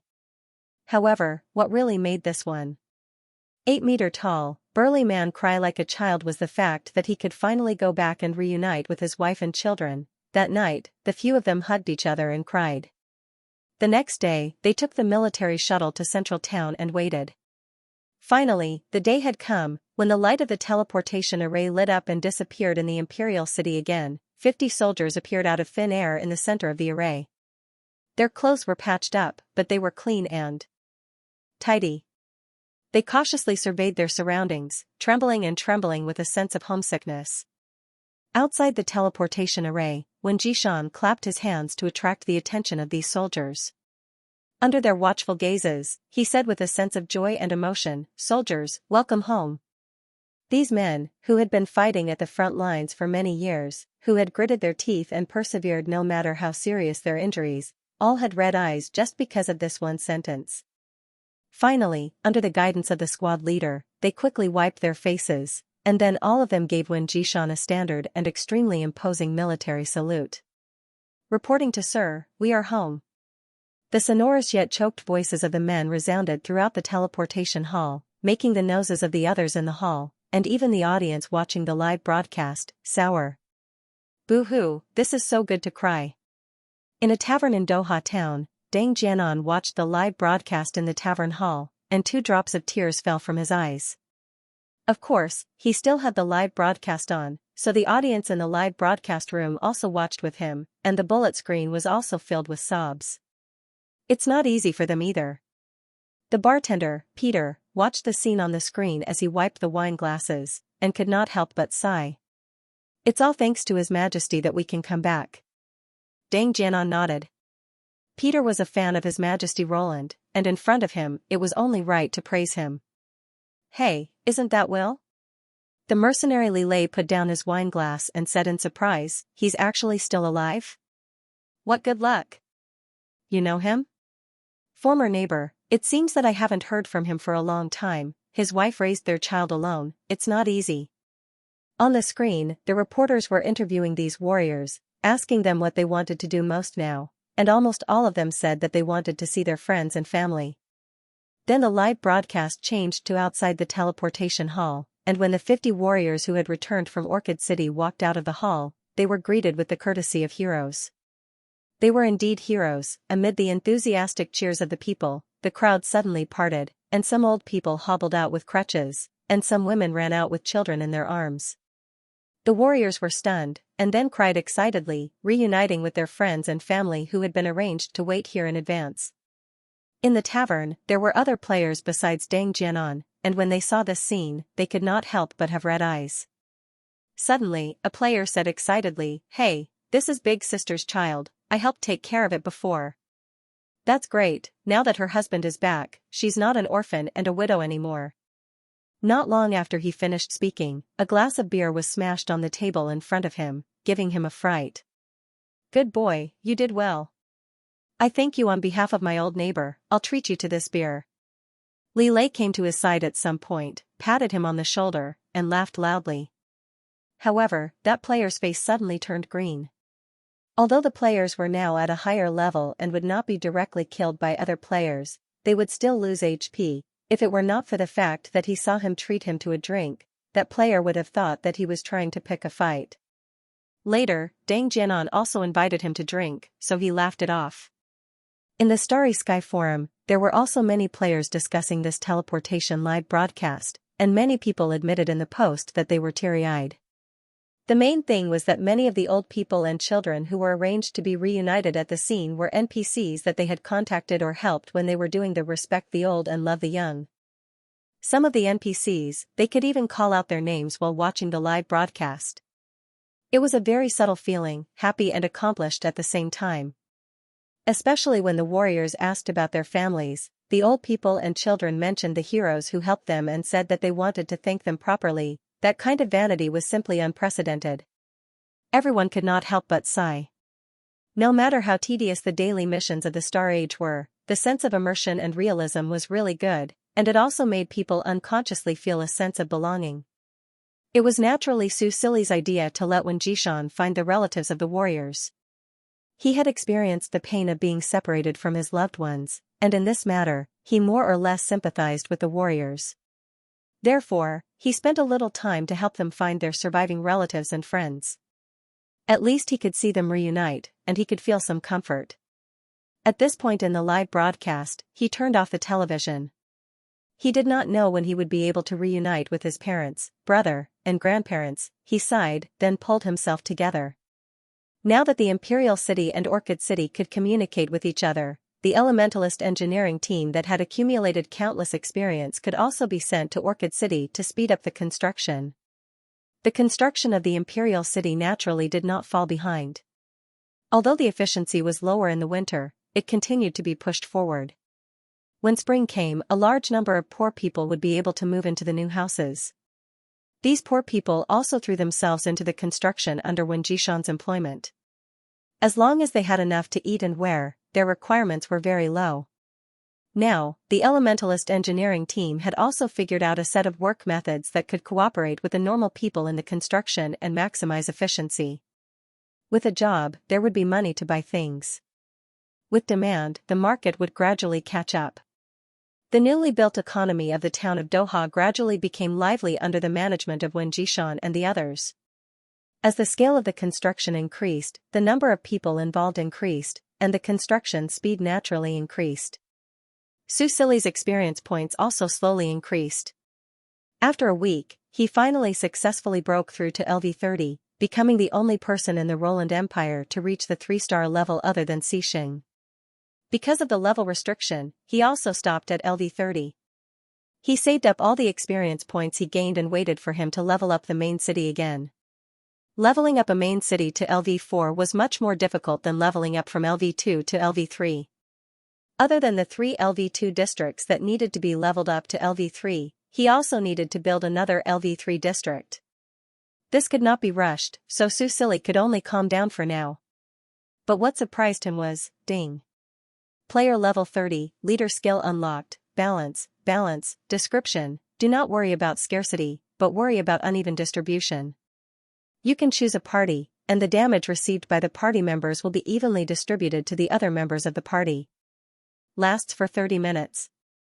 Mana cost, 1000. Su Sili was stunned for a while before he carefully read the description of this new skill. When he confirmed that he did not misunderstand, joy exploded in his heart. Damn, he would never say anything bad about Wang Lao again. This skill came at just the right time. It would be very important for his upcoming plan to clear out monsters. The next day, there was another piece of good news: Glass Ocean, Twilight Frost, and Star Grasping, the 3 main cities' teleportation circles were all completed. Su Sili was overjoyed and rewarded Su Mo and the other 2. Then he waved his hand and sent Akeda and Su Mo to build secondary teleportation circles. As for Su Lin, who had already become an array master, he was transferred back. Even if the Roland Empire only had 5 main cities left, it was still quite a large area. For the sake of the player's experience, they had to build teleportation circles at important locations to make it easier to travel. It was a good thing that the blueprints he found in the ruins included not only the super long-distance teleportation circles between main cities, but also the secondary teleportation circles within the city. The materials needed were much simpler. With the help of Akeda, they should be able to build a batch before the open beta. Su Mo was naturally very happy. He did not care about the rewards, but he was very happy that he could finally work with Akeda. More importantly, the eyesore Su Lin was also transferred back to the inner city to teach the array master. Su Sili didn't know much about Su Mo's mental journey, nor did he care much about it. This time, when the transmission array was completed, he didn't do a live broadcast. Instead, he sent Wen Jishan and Qiaojing to do it. Qiaojing had relatives in Star Grasping, so he was overjoyed that the completion of the teleportation circle was completed. However, the completion of the teleportation circle did not mean that it was officially open to the public. It still needed some time to coordinate with each main city. Using this time, Su Sili finally released the long-planned mission. On this day, 2 weeks before the end of the second beta, every player in the game received the same mission, ding. Successfully triggered normal mission, Galactic Beast Extermination Plan, 1, description, none mission details, please bring, Zhoucheng order, and report to the Imperial City Military Department within 24 hours. Reward, 10 EXP, 1 reputation, invisible armor X1. All the players were confused when they saw the words, description, none.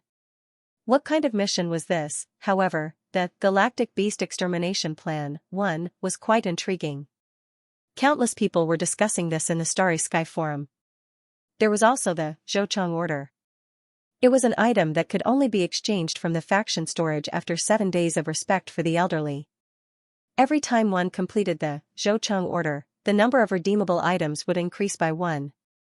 This was added after the second beta. Until now, no one knew the use of the Zhouchang order. After all, it had been 1.5 months since the second beta started. Those who were diligent would have at least 4 or 5 Zhouchang order. Now that all teleportation circles were open to the players, this mission was not that difficult. In the end, everyone came to a consensus to do it first. After all, the invisibility armor could be said to be free. Therefore, with all kinds of doubts and curiosity, a large number of players gathered at the Imperial City through the teleportation circle and then gathered at the military department. When the time was up, they were all taken to the shuttles that were already on standby. A total of 4,580 players came. The rest were not online or did not make it. This number was enough for Su Silly. He stepped onto the shuttles and led this army of players to the border of Glaze City. The vast plains between the Imperial City and Glazed Sea City would be his first touchstone. When they arrived at the barrier of the Imperial City, the fully loaded shuttles did not stop. Instead, they directly passed through the barrier and flew out of the Imperial City, all the way to Glaze City. Finally, they landed at the border where the Imperial City's army was advancing. The officers and soldiers who came to greet them looked at them worriedly. To be more precise, they were looking at one of the shuttles that came with them. Just as the players were puzzled, they saw a familiar figure walk down from the shuttles. Long silver hair, light purple eyes, and a handsome face that could be said to be peerless. What the F***CK? Isn't this the faction leader of the Roland Empire, Snow Roland? Why is he here? Just as they were shocked, the young man looked at them and smiled lightly. Thank you for your guidance, heroes. The players were all dumbfounded. What the F***CK? What guidance? Why is a faction leader on the front line? Don't you know this is very dangerous? Something big happened. Faction leader Snow Roland is leading players to the front line to clear the monsters. Such a post appeared on the Starry Sky forum. Faction leader to the front line to clear the monsters. No matter how one looked at it, it seemed like a made-up story. Speaking of Snow Roland, only some of the first beta players were lucky enough to see him.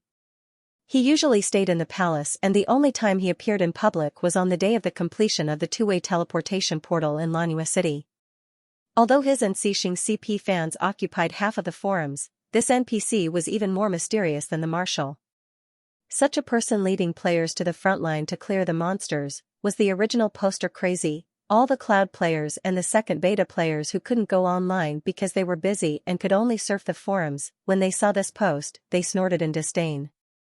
Then, they clicked on the post and saw a picture of the main building, Galactic Beasts Extermination Plan. 2. Description: 3 years ago, the Galactic Beasts destroyed countless cities in the Roland Empire.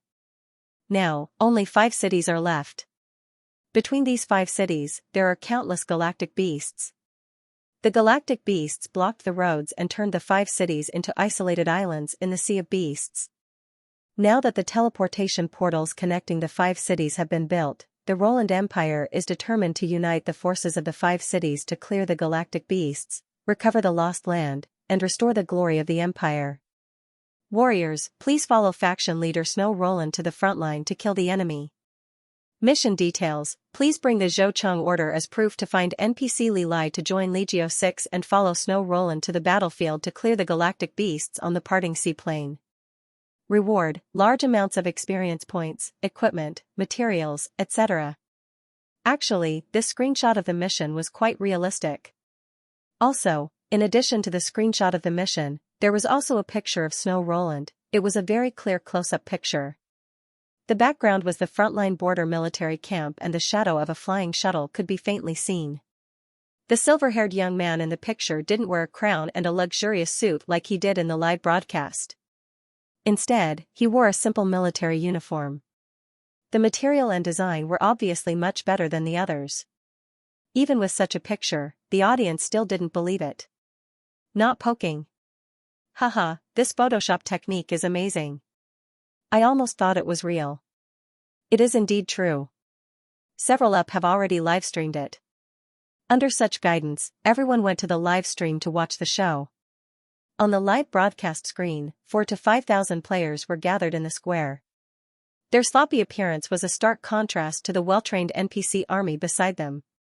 They had all been incorporated into Legio 6 and were separated into 5 battalions according to their profession level and skills.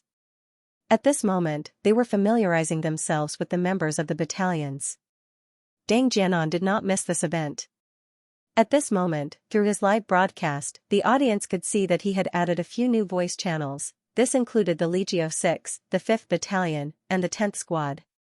His live broadcast had been filmed from the high platform, and the audience could clearly see the silhouette of the silver-haired youth. There were also several generals standing beside him, and all of them looked respectful and careful. Only then did the cloud viewers accept reality, but the posts on the Starry Sky forum had already exploded. Damn. Is His Majesty really going to lead the army personally? F***CK, what happened in the game? Is there no one else in Roland? Where's Xixing? Where's Li Jiyu? His Majesty is going to the front line personally. Are they crazy? F***CK, are there any other members of the royal family in the Roland Empire? If Snow dies, will there be no one to inherit the throne? I think there's a little prince who's only 10 years old. Is the game team crazy? This is only the second beta. The open beta hasn't even started yet, and they're making such a big move. Are they looking for trouble? I'm only offline for 1 day, and the house is collapsing. I like His Majesty Snow so much. The lousy producers are not human, this arrangement is not reasonable at all. That's why Czi is going to the front line. He's only 18 years old. One look and you can tell that he's not cut out for fighting. The game team was indeed going crazy. They did not know why Snow would suddenly go to the front line. Back then, they gave him such a rough background because they did not want him to go to the front line, okay? Why is this the same as the old emperor and the others? However, later on, they thought about it and suddenly figured it out. If Snow Roland really died at the front line, then would Mr. Su agree to delete the files and start all over again during the open beta? It did not seem impossible. With this in mind, they did not interfere in this matter. They did not say anything no matter how the players broke down and cursed. Su Silly did not care what the others thought. Even now, there were still a few generals persuading him, and General Joyce almost knelt down in front of him. This was what he had expected, so his expression was calm. He only released the aura of a 3-star elementalist, and these people were so stifled that they could not speak. Speaking of which, this aura was something he had learned from Xixing. It was very suitable for this kind of situation to use his mental strength in an instant to create psychological pressure on the other party. Sure enough, the soldiers looked at each other and then said while trembling under the aura, His Majesty's strength. Oh, he just reached 3-star yesterday, Su Silly said calmly. The soldiers were so shocked that their jaws dropped. It had been less than 4 months since the star level seal was lifted. His Majesty had risen to 3-star. Previously, Li Jiyu had broken through to 2.5 stars overnight and had been stagnant. It was clear that the progress of cultivation was more difficult as one progressed. But His Majesty, am I now the second most powerful person in the Empire? Su Silly tilted his head slightly. Besides Xixing and me, are there any other 3-star elementalists? It was over. General Joyce knew that no one could stop this little emperor. Your Majesty has successfully broken through to 3-star. This is indeed a big event worthy of celebration. Your Majesty wants to avenge the late emperor and the 2 princes. This is understandable, but isn't it a bit too risky to only lead 4,000 brave warriors? It would be better for me to organize some elite soldiers to escort you into battle. Su Silly looked at him deeply and said in a low voice, in fact, it's 4,580 warriors. Moreover, they are all elementalists. 2/3 of them are elementalists and none of them are below 1 star. Most of them were level 15, which was 1.5 stars. The highest level was even level 23. General Joyce, I'm afraid no one knows better than you how many 1-star elementalists there are in the front line, right? Roland had lost too many elementalists 3 years ago. Now, there were only a few thousand 1-star and above elementalists left. The number of elementalists could be counted with one's fingers. They were like treasures. Unlike the players, not only were all elementalists, but all of their skills could be learned with one click. Su Silly could not help but feel envious sometimes. He looked at General Joyce's ugly expression and continued, they are the foundation of the empire. I don't want to let them take risks so easily. So, let the warriors explore the way first. But, General Joyce, you must know the racial characteristics of the warriors, right? General Joyce was speechless for a moment. He looked at the warriors laughing in the square and tried to make a final struggle. Your Majesty. Now that the teleportation array has been completed, there is no need to be so anxious to clear out the interstellar beasts in the short term. The young emperor did not interrupt him, but General Joyce's voice was getting weaker and weaker under the emperor's calm gaze. In the end, it was close to nothing. Born in sorrow, die in peace. Susili looked in the direction of the imperial city and said, General Joyce, how long do you think the protective array that my father used his life to activate can last? General Joyce was stunned, then showed a regretful and ashamed expression. Obviously, as one of the top people in Roland, he knew what happened in the past. He opened his mouth, then sighed deeply and said, Your Majesty is wise. Since General Joyce admitted it, what else could the other senior generals say? Moreover, what the little emperor said just now made them feel ashamed. They spent 3 years and still could not clear out a complete path, not even half of it. What right did they have to persuade the little emperor? After giving up, General Joyce looked at the square again.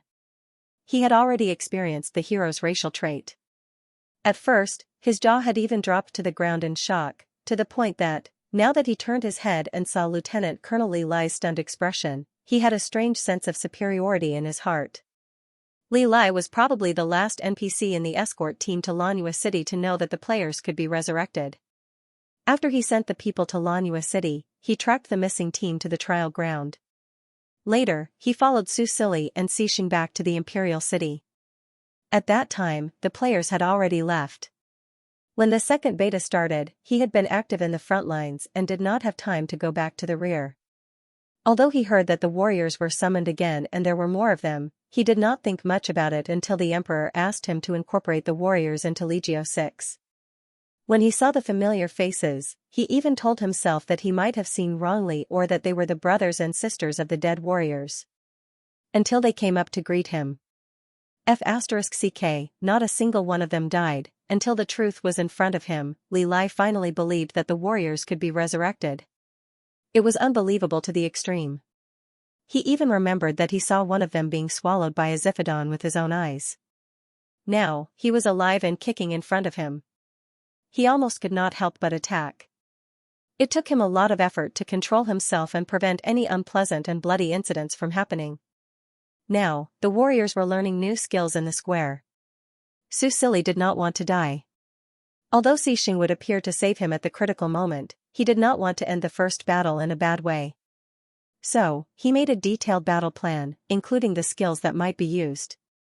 He asked the elementalists to teach the players without reservation. So, the familiar scene happened again. Looking at the thousands of players copying and pasting the skills, no matter how complicated they were, Li Lai felt numb. He even had a kind of sweet confidence in the upcoming battle, and was not as worried as General Joyce and the others. These warriors were good at creating miracles. In other words, they were miracles themselves. Finally, all the preparations were completed. After making sure that the communication devices provided to the players were working properly, Silly led them and set off. Of course, he was not completely defenseless. 20 Shadow Guardians were all hiding in the dark, protecting him at all times. These Shadow Guardians were all Dark-type warriors. They had always been part of the Dark group to protect the safety of the royal family members. After the level restriction was removed, they were very useful. In addition, staying with Susili and listening to him sing and play the flute every day was very beneficial to them. The highest level now was level 24. He was only one level away from Li Jiu. Li Jiu also followed, but Susili did not want him to be a hindrance because he had to worry about his life on the battlefield. The players would not die, and the Shadow Guardians could turn into shadows, so they could not be killed easily. Li Jiu, who was despised, turned into a sword on the spot. Now, he was pinned to Susili's waist. If necessary, Susili could even put him into the storage capsule. This was very magical. Susili still could not figure out why the storage capsule could not store living things, but he could store Li Jiu who had turned into a sword. So, was he dead or alive in this state? Anyway, with Li Jiu, the third strongest person, his safety was further guaranteed. Su Sili stood on the floating flying saucer and flew out of the fortifications at the border. The 4,000 players, on the other hand, were also buffed by the wind elementalists with lighten and fly, and they advanced toward the plains in a formidable array. For surveillance, bees followed them around and transmitted all the images back to the command center. Outside the fortifications, the galactic beasts wandering around were basically level 20 to 30, and there were almost no level 1 galactic beasts. It was also because these galactic beasts were too difficult to deal with that the army of the royal city had been stagnant before the level restriction was lifted. However, there were not many galactic beasts, and there were no flying beasts in the sky that could threaten them. Su Sili glanced around and stopped in midair. The players followed him anxiously, almost surrounding him, afraid that something would happen to this faction leader. Now that he suddenly stopped, the young leader's voice sounded in everyone's communication headphones. Next, the command will be handed over to the deputy commander, Zhu Lin Mu Ge. Your mission is to kill as many galactic beasts as possible. As for the safety of your lives, leave it to me. Within a radius of 1,000 meters with me as the center, as long as you are not killed instantly, I will ensure that you will not die. His words were clearly transmitted to every player's ears. The players were stunned and looked at each other. They did not expect this NPC leader to hand over the command so quickly. And didn't this mean that, just focus on killing the galactic beasts and leave the healing to me? No way, the Emperor of the Roland Empire, the only NPC who was an elementalist, could not be a healer, right? As for Lin Mu Ge, he was the professional guru, Lin Mu. He was currently the #1 player in the game's level ranking board. Under his command, the players would be convinced. Lin Mu took over the command and looked down with a serious expression, observing the situation on the plains. It was winter now, the season for animals to hibernate, but the number of galactic beasts did not decrease. On the contrary, most of the flying galactic beasts had moved south, and it was safer to be in the air than on the ground. Lin Mu gritted his teeth and decided to give it a try. Commanding a few thousand people in a battle, what a blood-boiling thing. No matter what, let's do it. In the end, they landed on the plains 500 meters away from the fortifications. Food was scarce in winter, and when they saw so many people suddenly appearing in front of them, many galactic beasts' eyes turned red, and they roared and charged at the players. Lin Mu had fought galactic beasts before, so he knew some of their habits. For example, they liked to gather in groups and were very vengeful. Therefore, he did not intend to chase after the galactic beasts and was prepared to stand in place and attack. Metal and earth martial artists, pull the aggro. Those with long-range attack skills, stand in the back and attack. Water and light martial artists, keep an eye on everyone's health bar. Wind elementalists, stand by and listen to my command at critical moments. Lift everyone into the air. The orders were issued in an orderly manner, and the player's ability to carry them out was also very good. Su Sili, who was protected in the center, nodded to himself. Sure enough, the command should be given to someone like Lin Mu, who had been a battle commander before. When the players finally encountered the galactic beasts, Su Sili also took action. He stood in place on the flying saucer and took out the divine equipment, the God of Sounds Piccolo, from the storage capsule. The melody of Roland's goodnight song rang out in the plains. Now that Su Sili had become a 3-star player, his control of his mental power was even better. The galactic beasts that were originally charging over suddenly stopped in their tracks. They were the first to bear the brunt of the attack and were instantly controlled. The galactic beasts at the front suddenly braked. The galactic beasts at the back, which were not so heavily affected by the sound of the flute, couldn't stop their momentum and directly caused a large-scale chain accident. In the middle, some galactic beasts were even directly killed. Seeing that the galactic beasts at the front were charging from behind. Earth wall in front, metal wall behind, quick. Under Lin Mu's prompt command, the earth and metal spirit masters placed their hands on the ground.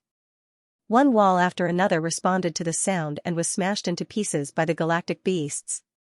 However, this also served as a buffer. The Earth Spirit Masters also controlled the ground to create ditches to obstruct the galactic beast's advance. Su Sili's flute did not stop playing. This was because this was a defensive line formed by the walls. He only needed to control the sound elements outside the defensive line.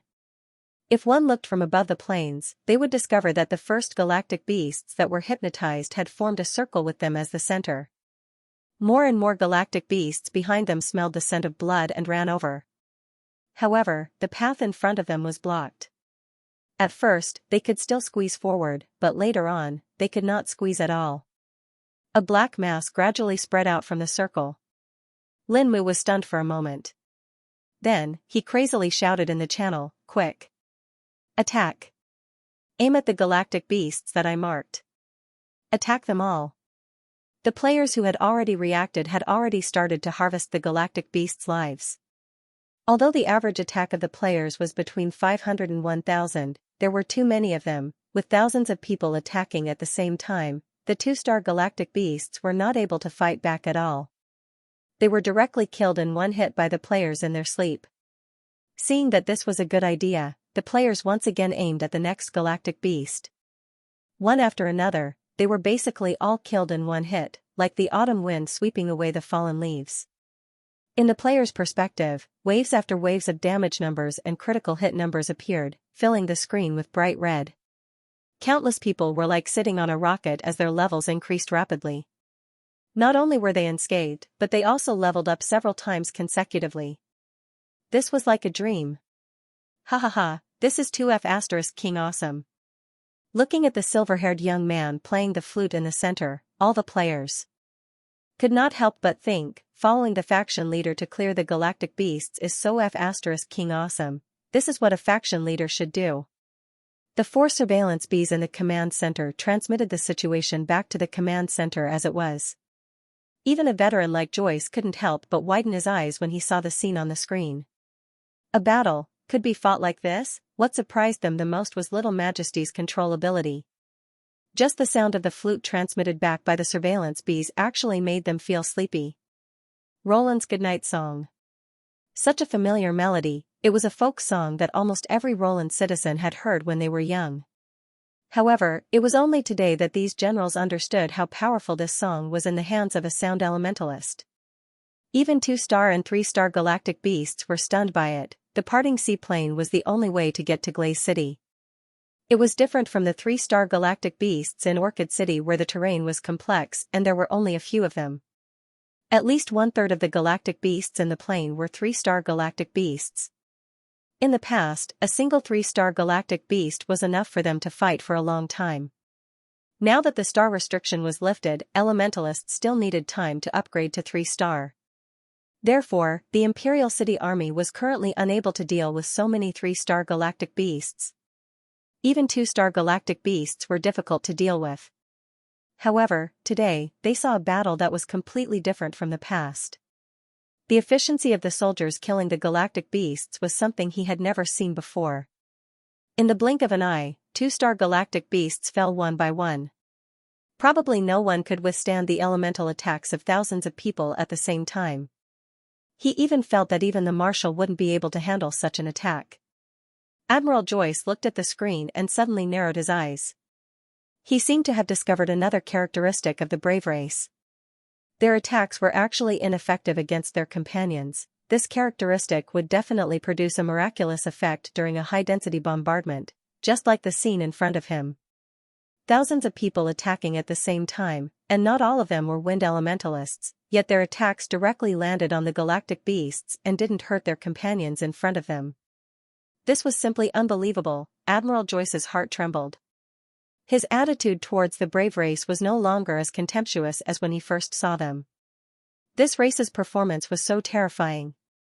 No wonder there was such a legend. Could the brave race really save the Roland Empire? With this thought flashing through his mind, General Joyce continued to focus on the screen with a hint of worry in his eyes. Although His Majesty and the hero worked together to create a miraculous effect and kill enemies at a very high speed, there was one fact that couldn't be ignored. They were surrounded. On the flat and unobstructed plains of the Lee Sea, he was surrounded by tens of thousands of interstellar beasts. Even if Legio 6 was not far away from the fortifications and they could escape from the encirclement, it was very likely that a large number of beasts would attack the fortifications. Realizing the severity of the problem, General Joyce quickly ordered his men to increase the defense forces near the fortifications and be ready to support His Majesty and Legio VI at any time. As he watched the battle become more and more intense, his heart began to beat faster. Nothing must happen to him. On the plains of the parting sea, the rumbling sounds of running continued without end. It was as if the earth itself was about to split apart, the earth quaking and the mountains swaying. It was inevitable that some people couldn't handle such a big battle for the first time, especially among the more than 4,000 people. There were also many life-class players who came to join in the fun. Fortunately, Lin Mu's command was orderly, and Su Sili's excellent control and coordination made the morale of the troops still stable after the first wave of battle. They were even excited because of the super-fast leveling speed. Even Lin Mu, who had the highest level, was forcefully pushed up by the experience points distributed to him, not to mention those noobs who were just over level 10. The leveling speed was like flying. 666666, F***CK, what kind of brainless monster pushing style is this? Watching the faction leader carry you around in a livestream? His Majesty is so cool. This control skill is amazing. I don't know if it's an illusion, but I'm a little sleepy after listening to this song.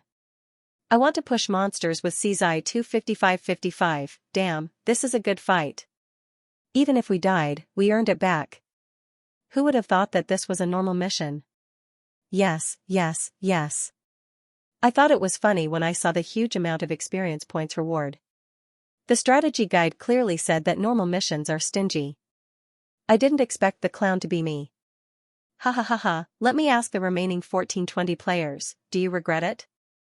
Of course, how could they not regret it? They were so regretful that their intestines were turning green. Xianxia hadn't been online for the past 2 days because she was attending her friend's wedding. When she saw the video sent to her by her team, her face instantly turned green. Not only did Lin Mu take command of this wave, but he also gained a lot of favorability in front of all the players. She didn't even get to take advantage of this wave of experience, and her level would be at least 2 or 3 levels lower. However, it was too late to regret now. She could only watch the livestream and browse the forums while she was at the wedding, and pull the people around her into the trap. In the livestream, the interstellar beasts fell one by one, and Xianxia quickly realized that something was wrong. F***CK, did you guys notice that the interstellar beasts in the front row are missing? In the bullet screen, some people also noticed the problem. Now, Legio VI had split into 2 teams to protect Su Sili from the front and back, concentrating their firepower to kill the interstellar beasts that were squeezed in the innermost circle. After they were done, just as they were about to take a break, they realized that, where there should have been a pile of corpses blocking the interstellar beasts at the back, there were more interstellar beasts that were still alive. They stopped at the front row in a daze, and were pushed forward by the interstellar beasts that were continuously coming from behind, slowly moving towards the center. Lin Mu didn't dare to slack off. He quickly commanded the players to attack again and kill all the interstellar beasts. This time, because he was careful, Lin Mu quickly realized the problem. After the interstellar beasts were killed, their corpses would suddenly disappear into thin air. Even the corpses of the interstellar beasts that were squeezed to death by their own kind disappeared. Could it be that someone was kill-stealing? As soon as this thought appeared, one of the interstellar beasts that was controlled in the front row suddenly woke up. It stared with a pair of red eyes and roared as it rushed into the defense circle. Since the players were skilled and had the advantage in numbers, they weren't afraid at all. Once again, they concentrated their firepower and killed the interstellar beasts instantly. After killing this interstellar beast, when someone wanted to loot the corpse, they realized that the dead interstellar beast had mysteriously disappeared again. This time, not only the few players with sharp observation skills but also most of the players saw this scene. What the F***CK? We are fighting for our lives. Who is stealing our interstellar beasts? An interstellar beast was 2 to 3 meters tall, and its meat was worth a lot, not to mention its materials and star core. Who on earth was stealing from them? What are you waiting for? In the communication device, the young man's cold voice sounded. I put away the interstellar beasts. The brave one who contributed the most will be rewarded at the end of the battle. You're on your own now. F***CK. Isn't that Snow Roland's voice? The players turned around and saw that the young man was still playing the flute and controlling the interstellar beasts. They heaved sighs of relief. Then, they were warned by Lin Mu in the team channel. Don't slack off. Old Luo is angry. Hurry up and clear the monsters. After being warned repeatedly, the players could only pull themselves together and attack harder. However, some players still complained while they fought. Mu Ge, who the hell is Old Luo? His Majesty is only 18 years old. He's Xiao Luo. I think Snow is a good name. His Majesty is more handsome. Of course, Su Silly couldn't hear what the players called him in private. Seeing that they were focused on him again, he withdrew his spirit power. With his current control over the sound element, he could simulate his own voice without making a sound. Of course, he had the shadow guards collect the interstellar beasts' corpses. Before they set off, he had given each of them a storage capsule. One storage capsule only cost 120 million, and he had bought more than 20 of them from the Star Alliance's inventory. The storage capsules were very useful. The items that the players exchanged from the faction inventory were all stored in the storage capsules. When they exchanged for items, they could just take them from the capsules. This was convenient and discreet, and he didn't have to worry about arousing suspicion. The interstellar beasts were very useful. Their star cores could be used as energy stones. In the future, alien civilizations would be interested in them and they would be widely praised as a special export product of Roland. Su Silly had to get his hands on such strategic resources. The battle was still going on. Su Silly didn't let his guard down. Sure enough, after clearing the monsters at such a high efficiency for half an hour, agile interstellar beasts appeared on the plain. These long-tailed beasts, which were relatively small in size and looked very much like felines, moved quickly on the backs of the interstellar beasts that had stopped moving after being hypnotized. Caught off guard, they leaped up and fiercely knocked down a metal element martial artist who was at the front of the pack. Along with the screams, the players with high combat awareness acted in time. Under the high-density bombardment, the long-tailed beast died in a short while. No one thought that their fallen comrade would survive. After killing the warrior at the front, they turned their attention to the other long-tailed beasts. Be careful, don't let the monsters get close to Xiao Luo. Don't let anything happen to him even if you die. Lin Mu shouted in the channel as she fought. If it was only because of the importance of the faction leader before, now it was because of the interests of the faction leader. According to the description of the mission, it was very likely that Snow Roland would continue to lead them to clear the interstellar beasts before all of them were killed. They didn't know if this mission would continue in the open beta. But no matter what, nothing must happen to Snow Roland. She was such an awesome field control master. Her skills were awesome, and her awareness was good. Not only could she control the monsters, but she could also control the majority of the monsters while letting the single monsters in for them to kill. Most of the players couldn't compare to her in terms of intelligence and ability. It was fun to play with such a powerful NPC. Ah, I lost HP. At this moment, someone suddenly said in the channel. Yes, I was standing at the back. Why did I suddenly lose HP? F***CK, everyone shared the damage. Quick, look at the status bar. Lin Mu killed a long-tailed beast and glanced at his HP bar. It was indeed not full. At this moment, he clearly saw the system prompt appear. -51-13. It was a very small damage value that was almost negligible. He looked at the status bar again. There was indeed an icon. Balance, Legio 6 lives and dies together. All damage received by members will be shared by everyone. Snow Roland, Lin Mu couldn't help but be stunned. His heart couldn't help but beat faster. F***CK, this skill is so awesome. No wonder His Majesty said before the battle that as long as we don't get insta-killed, we can be saved. Insta-killed? Legio 6 has 4,850 members. The lowest HP is at least 2,000, right? That attack would need to deal 10 million damage to be insta-killed. Oh my god, this skill is so awesome. What are we afraid of? Let's just die. Hearing the discussions around him, Lin Mu made a prompt decision. Water Healing Division Light Healers, quickly heal. Yes.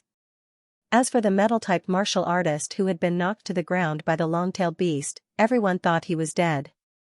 After the long-tailed beast was put away by the shadow guards, he crawled up from the ground. Apart from losing a little blood, he was completely fine. Ha ha ha, I can do it again. He used steel transformation again and turned his body into a strong metal. He rushed toward the galactic beast without any fear. He firmly blocked the front and created an opportunity for the long-range players. Snow is awesome. 66666, oh my god, this skill is godly. As expected of the faction leader. Ah, why am I not online today? The bullet screen in the live broadcast room was flooded with comments. However, neither the audience nor the players expected that there would be something even more awesome. Susili played the goodnight song while paying attention to the players' HP. After the players were assigned to Legio 6, he could see the specific information of each of them in the camp interface. He could also set conditions and adjust the order. When the player with the lowest HP was close to 200, he multitasked again and used the sound element to send a reminder in the communication device. Bamboo Lin Mu, I will release the control of the galactic beast now. Pay attention to the rhythm. His voice sounded in the communication device, and many players who heard it panicked. What? Release the control, what if the galactic beast rushes over? It did not matter if they died, but His Majesty could not die. However, after the reminder, Susili did not give them time to persuade him and really stopped playing the flute. As soon as the quiet and peaceful music stopped, the galactic beast that had been controlled for half an hour suddenly woke up. Its eyes were filled with confusion. Obviously, it did not understand the situation. Taking advantage of this gap, Susili drank more than 10 bottles of blue potions. When the galactic beast reacted and attacked the players, he raised the flute again. Germinal, which was full of vitality, sounded on the battlefield. Previously, the players could not hear the goodnight song clearly because Susili had blocked it. But now, Germinal was played for them. This was a great test of Susili's controllability. He did not dare to be distracted and focused all his attention on the microcontrol of the sound element. He ignored the attacks flying around him. Because, God of Music's flute, protection, when using this flute to play a sound element skill, a protective shield will form around the user.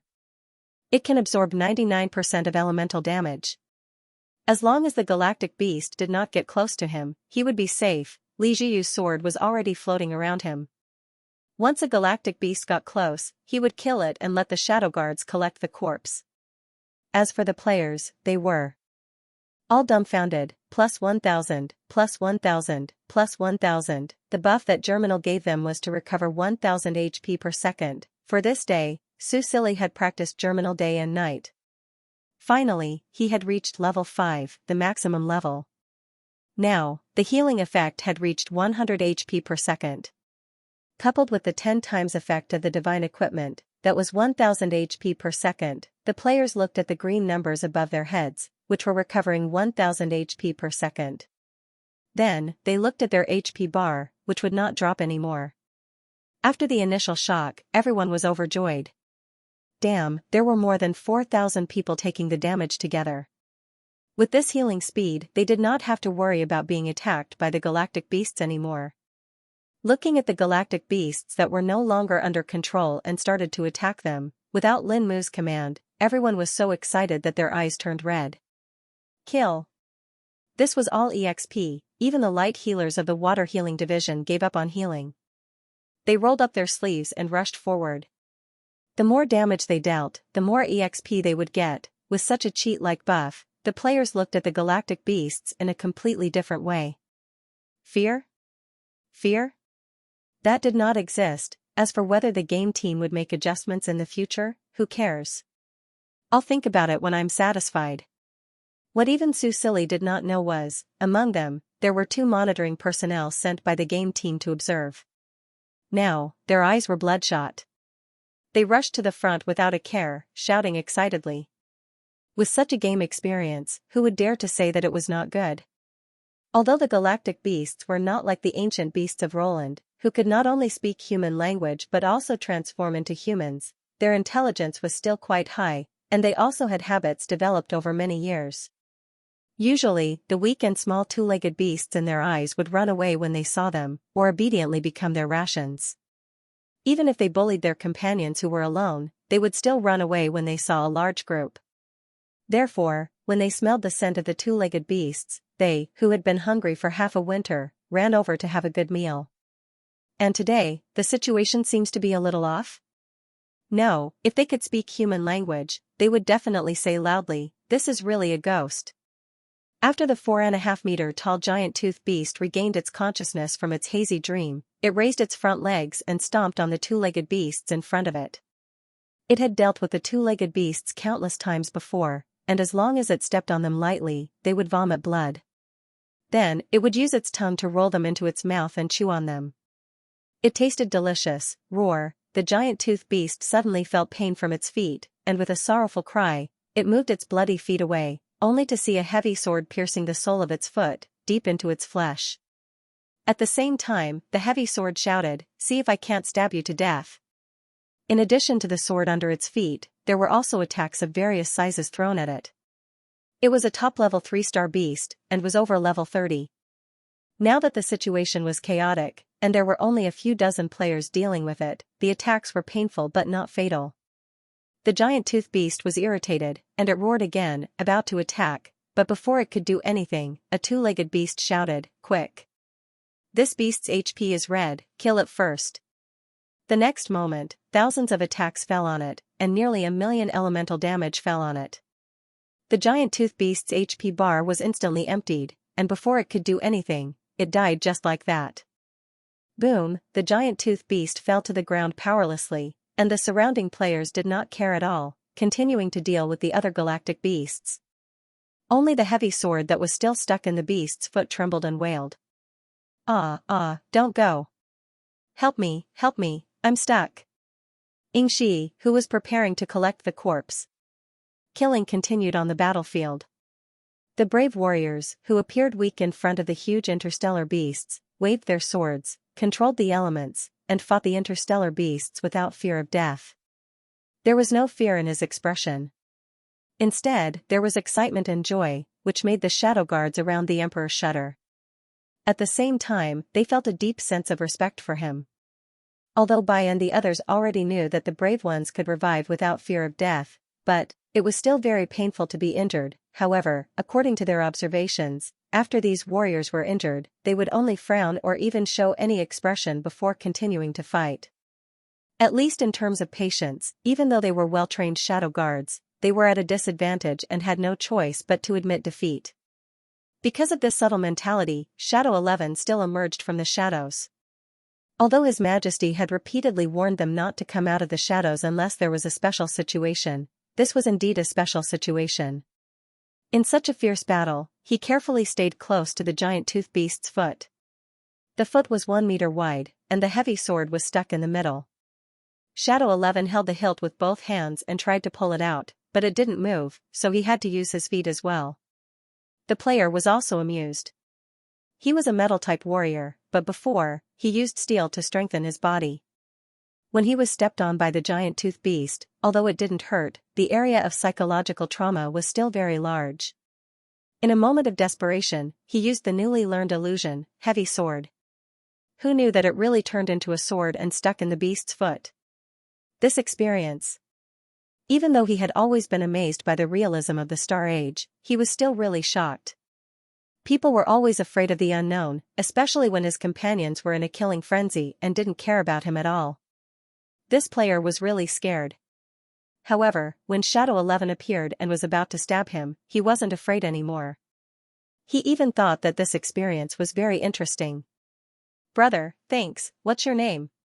He turned on the video to record this funny experience while leisurely chatting with Shadow 11.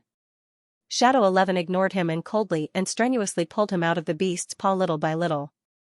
This heavy sword was really stuck very deep, there was no leeway left behind at all.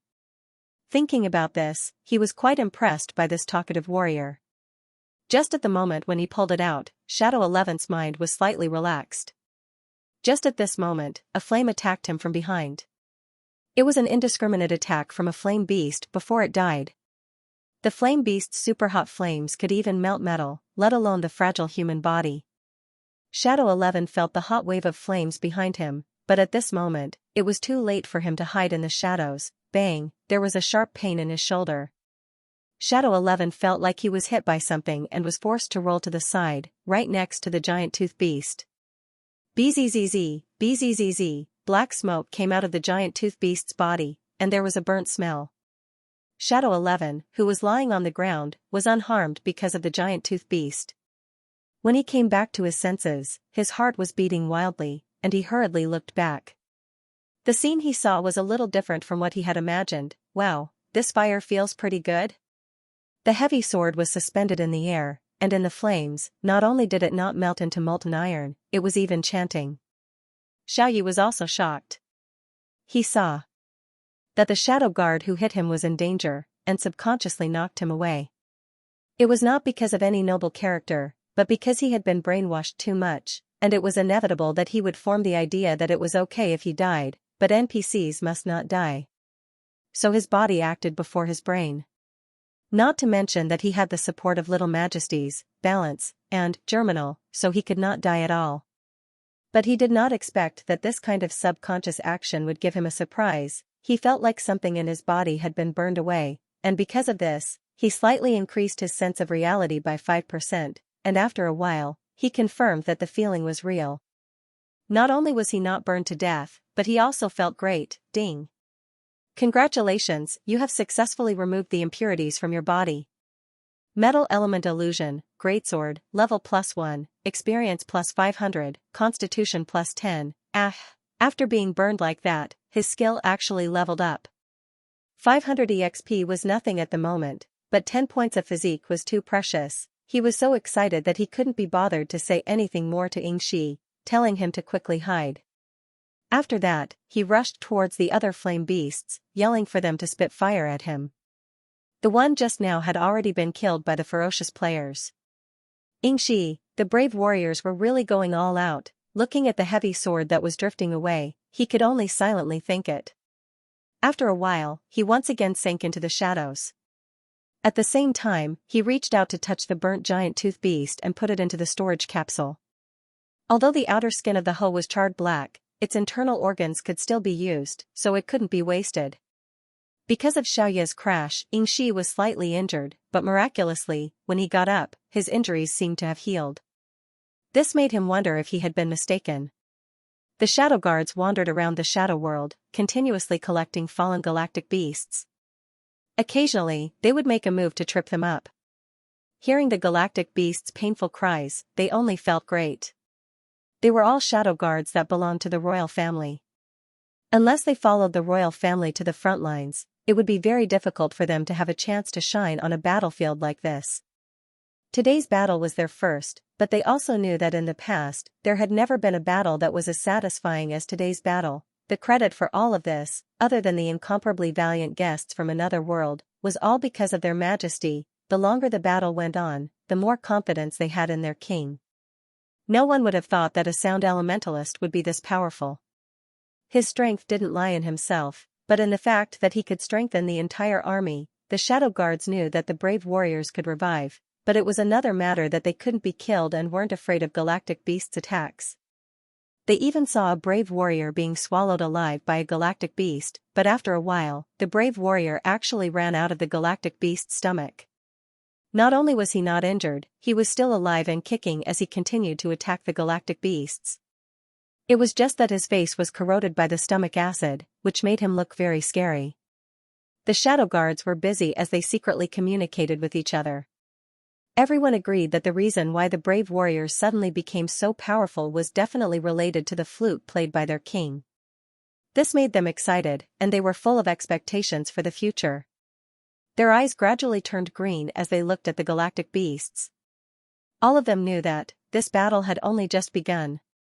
Only by chasing these beasts out of their homeland, or even killing them all, could they pay tribute to the thousands of souls that died in the galactic beast tide in Roland. Only then could they rest in peace. Susili didn't know how many times he played the flute. At first, he still had the leisure to count, but later on, he felt numb. He just mechanically played the flute and healed all of his injured comrades. When the shadow guards filled up 20 storage capsules, they sent people back to empty the capsules and then came back to fill them up again. After 2 such trips, the galactic beasts, who were originally ferocious and violent and treated humans as food, finally showed a great defeat. First, some of the more cowardly ones ran back, followed by the ones who fought fiercely at the front. Their mentality was indeed broken by the slaughter, but when they saw their own kind taking the lead, their survival instincts finally won over their ferocity. These 2-legged beasts were too fierce. Not only were they unkillable, but their attacks were also very painful. When the galactic beasts regained their rationality, they immediately turned around and ran, narrowly avoiding the players' group attacks, but also causing these hot-blooded fellows to curse. Damn it, my big move was wasted just like that. The galactic beasts are running away, brothers, charge. For the Empire. For the experience points. F***ck them. Charge. On the plains of the Separation Sea, the most incredible battle since the beginning of the catastrophe happened. Tens of thousands of galactic beasts fled in panic into the depths of the plains, and behind these galactic beasts was an army composed of thousands of humans. There was no formation or order, but everyone was yelling and shouting as they chased after the galactic beasts. In the command room, General Joyce and the others looked at each other. They never thought that this grand siege battle would end in such a shocking scene. Originally, they had strengthened their defense and were waiting for His Majesty to retreat to face the galactic beasts' attack. Unexpectedly, the galactic beasts did attack, but in a completely opposite direction. Who was the one besieging whom? Looking at the close-up shots sent back by the surveillance bees and the excited and even greedy expressions on the brave warriors' faces, the generals felt a chill down their spines. At the same time, they couldn't help but think, was it because they didn't have the indomitable spirit of the brave warriors that they couldn't achieve such a victory in the past? That's right, it was a victory. And it was a great victory. Looking at the galactic beasts fleeing in panic, these old generals couldn't help but feel emotional. General Joyce even had tears in his eyes.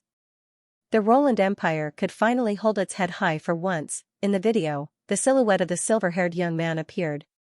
General Joyce looked at him and gradually became absent-minded. He raised his eyes and looked out of the window, at the protective barrier in the distance, watching it flicker slightly under the sun. The previous emperor, this scene. Did you see it? At this time, the video changed. Susili controlled the flying saucer and chased after the galactic beasts. As he chased after them, he drank the blue potion. When he reached the center where the galactic beasts were the most concentrated, he put the piccolo horizontally again. A peaceful melody sounded, and the goodnight song played again. In an instant, all the galactic beasts within a kilometer radius were controlled. There were at least 1,000 galactic beasts within a 2-kilometer radius. They were directly fixed in place, and the galactic beasts behind them couldn't escape in time and collided with each other again. This time, the collision was much more tragic than the one at the beginning. Susili only saw a large number of damage values appearing in front of him, and the system notification of the amount of experience points he received also appeared on the screen. Although they were all support kills, because there were many 2- and 3-star beasts, the total amount of experience points was quite considerable. However, he was now under the 3-star level restriction, so the experience points could only be saved for later use, so he only glanced at them and didn't pay much attention. Therefore, at the back, other than the wind elementalist who could fly, the other players were still chasing after them on foot. However, because the effect of balance was still there, and the galactic beasts were already scared out of their wits and only wanted to escape, even without the germinal organization's healing, nothing much would happen to them. At this time, a player who was more concerned about his own damage output ranking unintentionally opened the army damage output ranking list to take a look. Why the F***ck is the first place on the ranking list Snow Roland, and it was far ahead of the second place. That player immediately complained about this in the team channel, which caused most people to fall silent and the live stream viewers to laugh at him. Ha ha ha ha ha, even a healer's damage output is better than yours. Shouldn't you all reflect on yourselves? You can't even beat a healer. Although he's an NPC, it still doesn't make sense. Healer? Ha ha ha ha ha, His Majesty wants to beat you to death. The players were so excited that not many people paid attention to what the live stream viewers were saying. However, looking at the name hanging high on the ranking list, the competitive gods could not take it lying down. Although His Majesty was an NPC, he was a healer, his damage output was lower than a healer's. Wasn't it embarrassing? The players who felt humiliated screamed even louder and fought even more ferociously. However, by the time they killed all the galactic beasts in Susili's control circle, the other galactic beasts had already run away. Susili did not let them continue chasing. The first battle of the day was already a complete victory, so it was about time to end it here. Not a single player was lost, which was something he did not expect beforehand.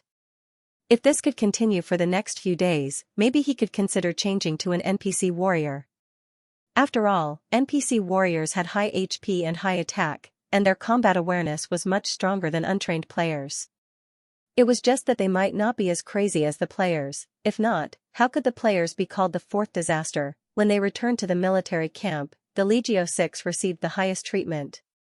Every warrior looked at them with burning eyes, which made the players feel a little smug.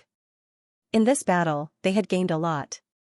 Linmu had leveled up to level 25. She was the player who leveled up the fastest. She had leveled up 10 times, from level 10 to level 20. In addition to leveling up, there was also a material reward. 2 giant tooth beasts were rewarded to the top 3 players with the highest damage output. They did not eat it alone. After leaving behind the fur and the star core, they distributed the meat of the 2 galactic beasts to everyone at night. Susili did not care about them.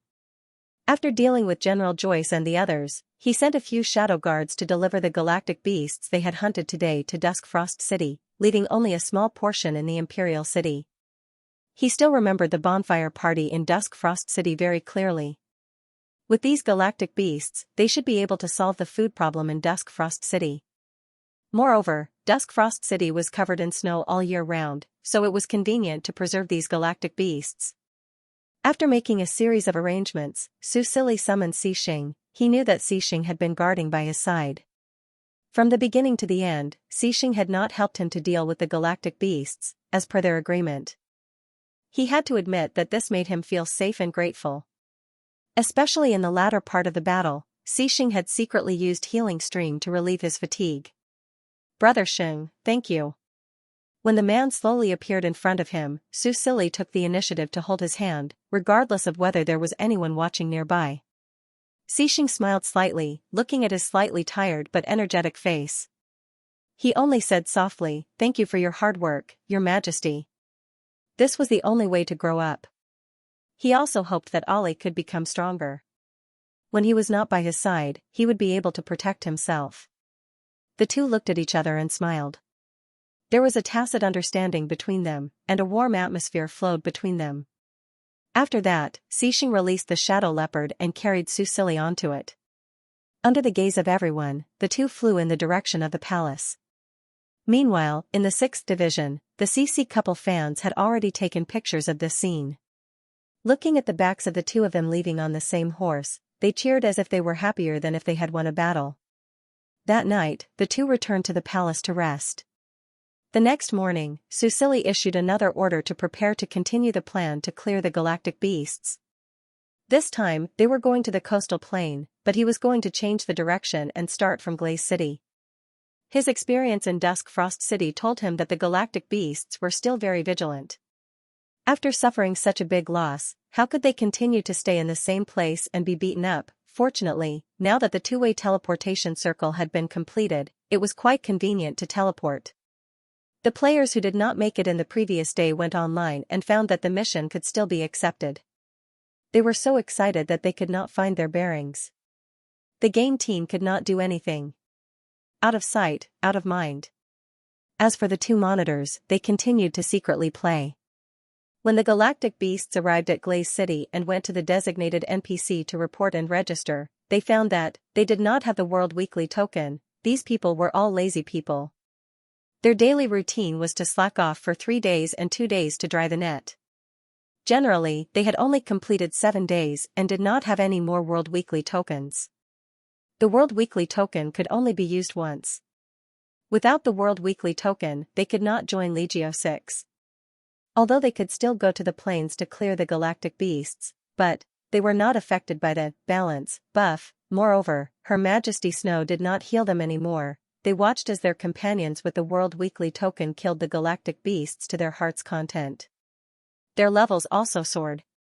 On the other hand, they could only be afraid of the galactic beasts' attacks and directly die. Who would be able to bear such a huge difference?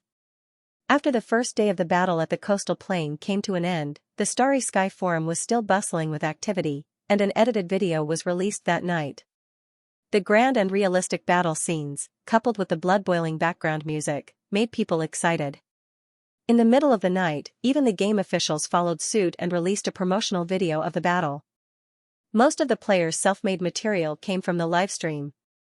Even if they filmed it themselves, it was inevitable that the game interface would be included, which would affect the viewing effect. The official release was different. There were close-ups of the front, sides, close-ups, and long range. Every scene was exquisite and the composition was excellent. Especially the close-ups of the NPC His Majesty Roland playing the piccolo. At the beginning of the video, a young man stepped on a flying saucer, his silver hair dancing in the wind, and his beautiful face was exposed to the camera.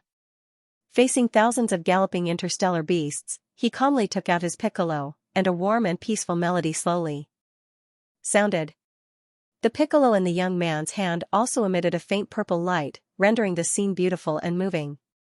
Those interstellar beasts were controlled by the sound of the piccolo, and their footsteps slowed down. Everything seemed to be harmonious and peaceful. However, the next moment, the scene changed, and the sound of fighting filled the air, and the impassioned background music broke the silence at the beginning. After that, the players exerted their strength and beat the ferocious and powerful beasts until they fled in panic. The entire promotional video edited the battle to make it very exciting, making people feel as if they were there. At the same time, it secretly showed all kinds of game details, and even used some of the players' godlike controls. It was a highlight of the moment. There was no lack of real tycoons among the players of the second beta. After seeing themselves appear in the video, they were overjoyed and bought trending searches, adding another wave of positive exposure to the game. Su Yuhing, who had just urged the promotional team to release the video, did not have time to do anything else when he received the news. He did not know whether to laugh or cry. Anyway, it was a pleasant surprise, as long as it was not some weird CP trending search. At first, the players were worried that the game team would modify His Majesty Roland's data. After all, with His Majesty's current skills, it was not an exaggeration to say that he was like a cheat. The damage was evenly distributed, and the recovery of 1000 HP per second. With such a status and mana recovery potions, the players could be said to be invincible, if in the future guilds. That's not right. If someone were to invite Snow Roland during the team battle, would they still be able to fight? However, even if they had such doubts, the feeling of being carried along was too great. The players didn't want their faction leader to be weakened. Xixing's feat of single-handedly annihilating over 10,000 galactic beasts had won the admiration of countless players. He firmly occupied the number 1 spot on the NPC popularity rankings. But now, this number 1 spot was snatched away by his CP at the speed of light. Xixing was strong, but he was the only one stronger than him. However, Her Majesty Snow was different. This strongest support in Starry Sky had become a piece of delicious cake that had gained the recognition and support of almost all players. Therefore, when they saw that the game officials had also released a promotional video of the Battle of the Separation Sea and were not stingy in giving His Majesty enough screen time, all the players who were paying attention to this matter breathed a sigh of relief. However, no one expected that the gaming group would be so cunning as to give them a head-on blow the very next day. Indeed, the game group did not weaken Snow Roland, but they still made restrictions. Zhou Chongling, those who did not have Zhou Chongling were not qualified to enter Legio 6. No matter how many merits you earned the day before, no matter how high your reputation in the faction was, without Zhou Chongling, there was no need to talk about anything, because they did not have Zhou Chongling. After being instantly killed by the galactic beasts on the battlefield, these players posted on the forum one after another to complain, scolding the game producers. How happy they were yesterday was how sullen and sad they were today. Zhou Chongling, why didn't you say such an important setting earlier? They did not spend much time on running daily quests at all. It was simply too infuriating. What was even more infuriating was that every major event in the future required the use of the Zhou. In fact, the game producers also had their own problems that they could not voice out. They did not know about this setting either. They could not detect any bugs in the system. Their hair was about to fall out. Okay, Zhou was naturally something that Su Silly had come up with. His mission editing panel, other than being able to write missions, had unlocked a new function after leveling up to level 3 in the main city, tools. He could set special tools such as Zhou. From the moment a player joined Legio 6, it would disappear after 24 hours. Once it disappeared, the player would be automatically kicked out of Legio 6. Moreover, every Zhou had his sound element attached to it. On the battlefield, he also used Zhou to help identify players. For example, if Qi had Zhou but did not join Legio 6, although he would not be able to get the bonus from balance, he would still be able to eat germination. However, if Qi did not have a single Zhou, then he could only say sorry. With such a detailed setting function, it was undoubtedly more convenient for him to issue missions, and he did not have to manually create the station token fragments like before. And now, he was repeating yesterday's operation, massacring the galactic beasts on the plains of the parting sea. Once again, he defeated the galactic beasts, causing them to flee in panic. This time, Su Silly did not return immediately. Instead, he ordered the governor of Glaze City to send elemental engineers to build a defensive barrier in the territory they had just conquered. With the protection of Legio 6, their safety was guaranteed. The royal city also sent thousands of elemental engineers as reinforcements. With such high efficiency, the barrier, which was thousands of miles long and about 10 meters tall, was completed in just 2 days. The governor of Glaze City was a skinny old man with a white beard. When he stood on the newly built barrier and looked at the plains of the parting sea in the distance, tears streamed down his face. He never thought that he would be able to leave Glaze City's protective barrier in his lifetime and reclaim the territory that originally belonged to Glaze City. Even though the furthest distance was only 1,000 meters, it still made him feel emotional. For Su Silly, this kind of war puppet was naturally not enough, but time was short, so he could not be too hasty. When he stood in the sky and looked down at the barrier that stretched for thousands of miles, he could not help but secretly nod. This barrier was different from the ones in the past. Although the materials used to build the barrier were synthesized by elementalists, the recipe came from the future forum. He had spent a lot of points to exchange for it. This kind of synthetic material was very strong. Even the mountain quarrying beast could only leave a shallow white mark on the surface. It was perfect for defending against beast hordes. In the future, when the parting sea was razed to the ground, these barriers would also be preserved. If the beast horde still attacked this place in the future, they would not be as passive as they were 3 years ago. Moreover, Su Silly had installed plasma cannons at regular intervals on the stronghold. When he took out these things from his storage capsule, the soldiers and civilians of Glaze City were stunned. But when it came to the forum points, because he had been too busy these days, he did not pay much attention to the post. Ever since he posted the last time, the post had been very popular. People would knock on their bowls to urge him to update it every day. He continued to post 1 or 2 daily photos, but the viewers were still not satisfied. A group of people only wanted to see the pictures. Su Silly simply did not care. He would deal with the pictures later. After all, he was so tired during the day and fell asleep as soon as he hit the pillow at night. How could he have the time to do this? Glaze City's climate was warm. Even in winter, it was not particularly cold. Su Silly, who was very cold, was very satisfied with the climate here. The newly recovered land still needed the relevant personnel to test the soil quality. After all, after being occupied by interstellar beasts for a long time, the soil quality would definitely change. Before the geological experts arrived, Glaze City's garrison had already begun to survey the recovered land under the orders of the governor. Although the large interstellar beasts had been driven away by them, they could not rule out the existence of small interstellar beasts or young ones. These were all unstable factors. After the various dangers were eliminated, they might build a military base here. At the same time, they would set up a farm to raise and train the edible young interstellar beasts. Or, they could also set aside a base for the players of Glaze City. In order to protect the base, the players would definitely fight with their lives if the interstellar beasts attacked. Speaking of the base, Susili would occasionally listen in on the conversations of the players as the war on the parting seaplanes continued. Then, he heard a particularly interesting thing. So far, only 3-player mercenary groups in Star Age had exchanged for a base. The Magic Box mercenary group and the Yusiching mercenary group were both in the Imperial City. The third base was in Dusk Frost City. When the third base successfully exchanged for a base, the players realized that the base in the Imperial City required 50 fragments, but the other 4 main cities only required 25 fragments. This also comforted the players who were unhappy with the treatment of the players in the Imperial City.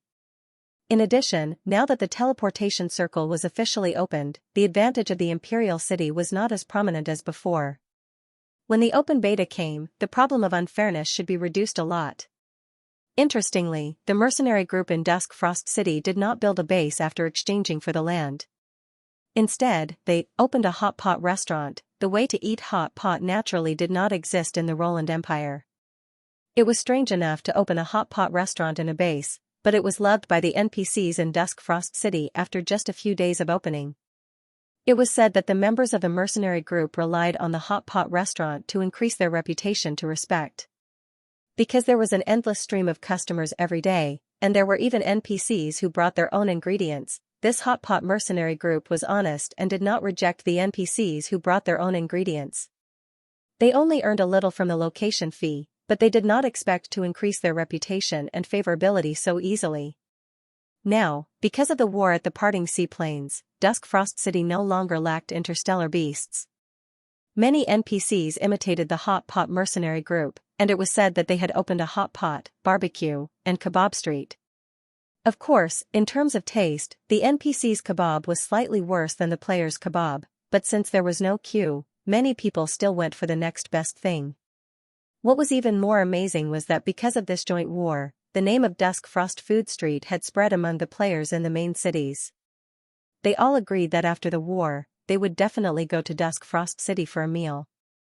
Although Susili maintained his cold and aloof image as the leader of the camp, his heart was already stirring. He did not expect that the food street that he and his second brother were planning would be built by Mushuang City first. However, according to the enthusiasm of the people in Dusk Frost City, it was quite easy to understand.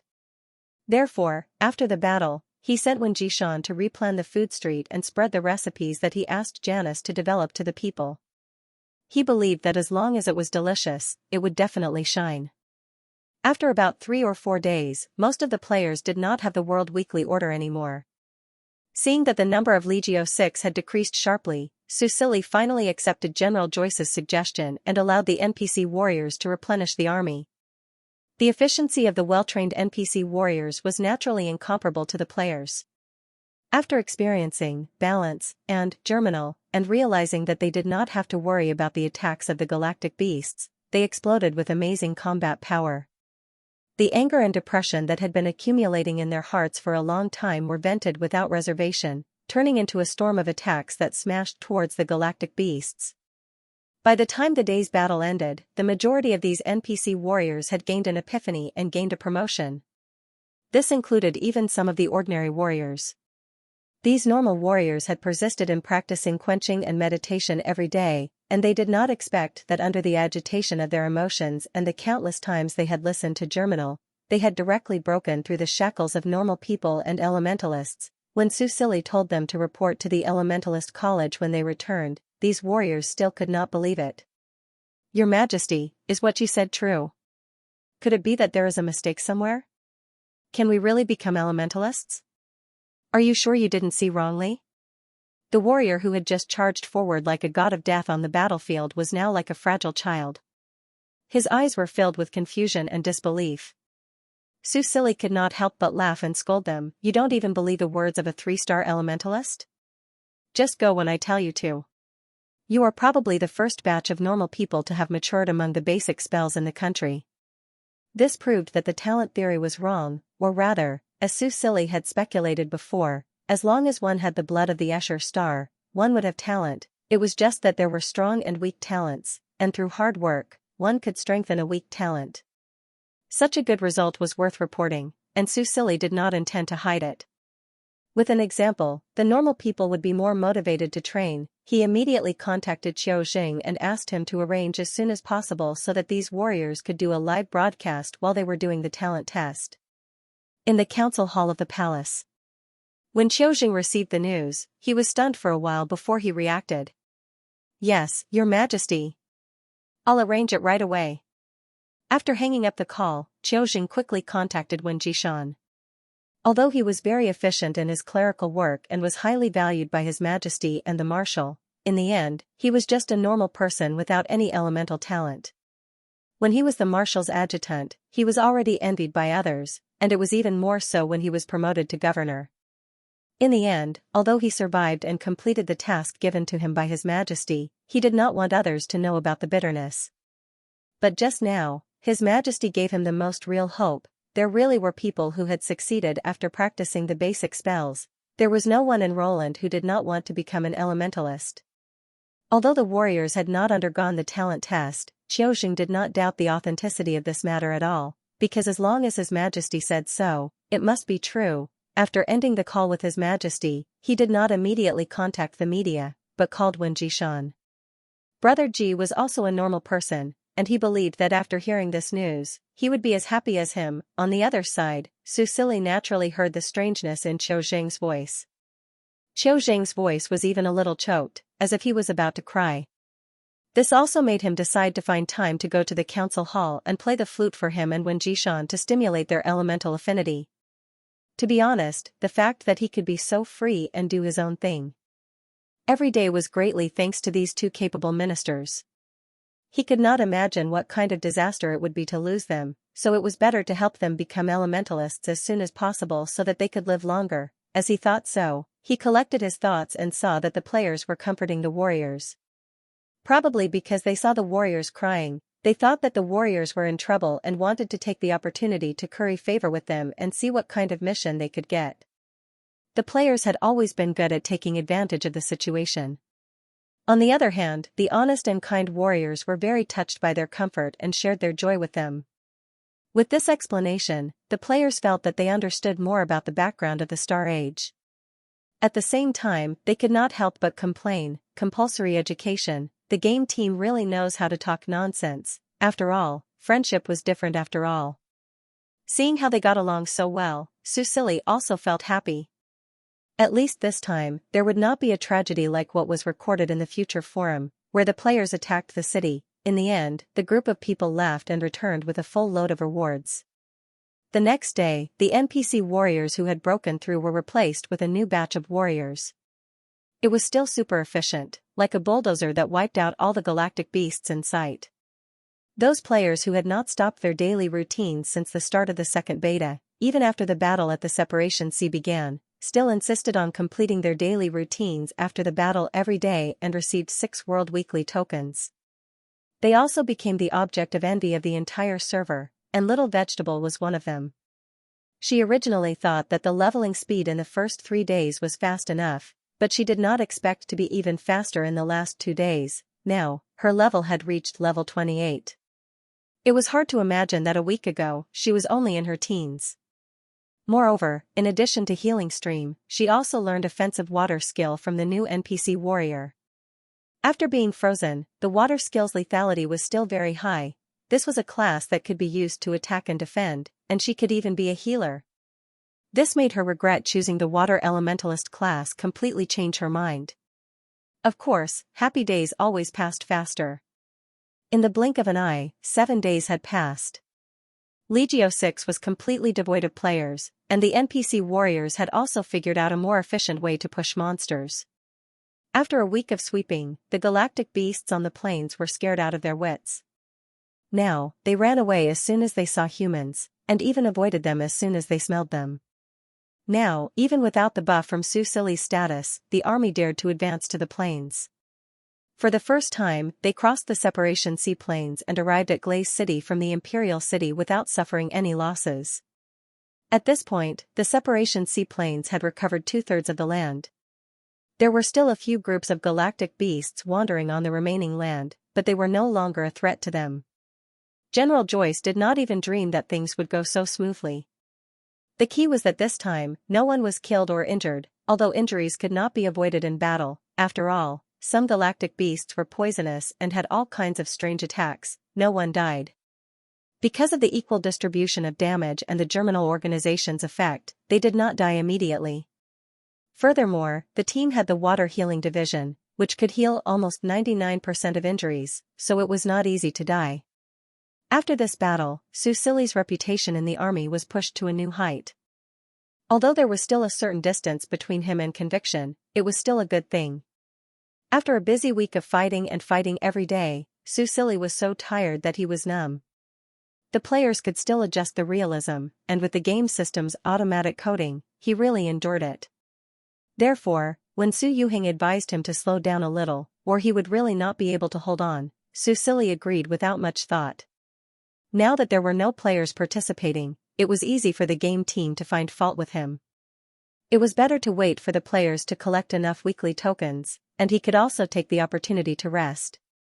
Therefore, after he announced the victory of the Separation Sea battle, the news that had been suppressed for a week instantly exploded across the country, igniting the enthusiasm of all the people. The specific details of the battle could not be missed.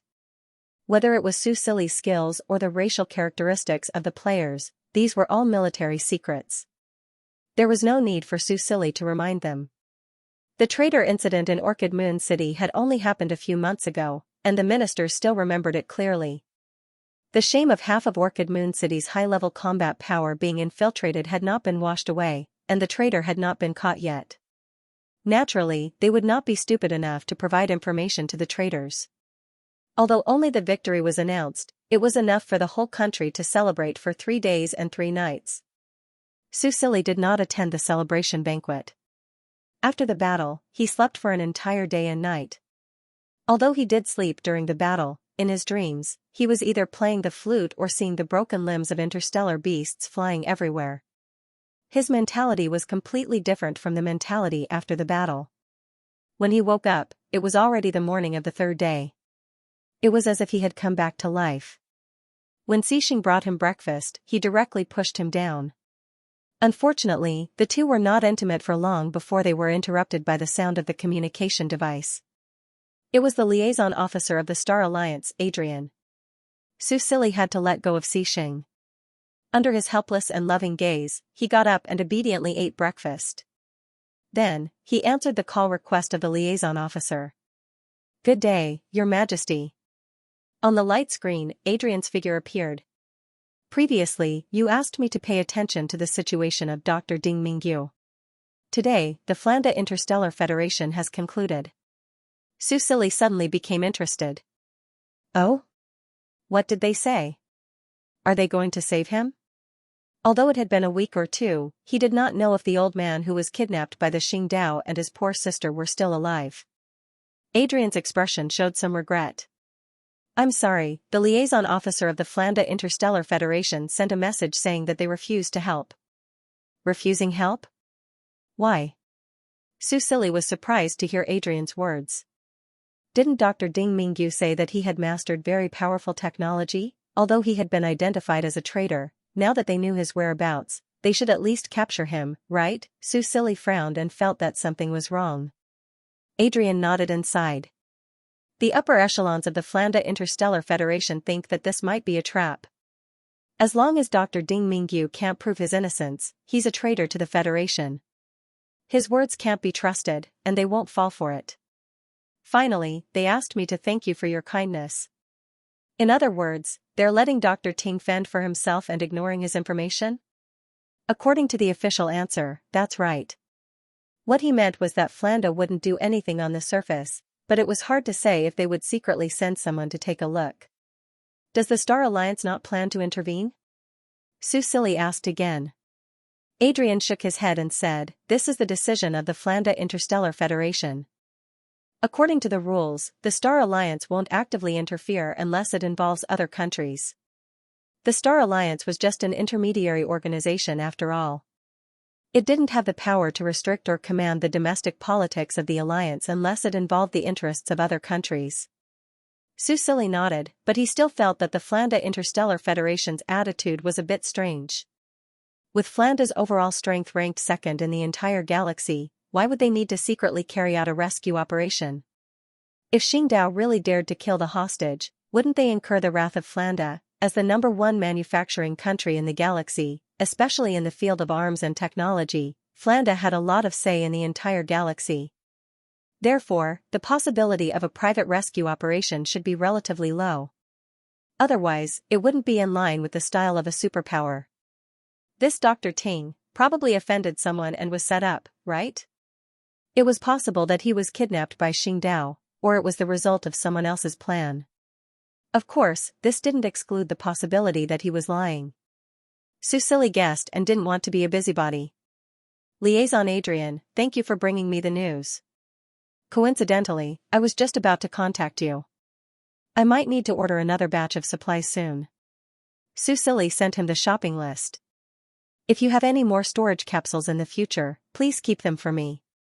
The storage capsule was too important. When the game went into beta testing, the number of players would increase, and the frequency of exchanging items from the faction storage would definitely increase.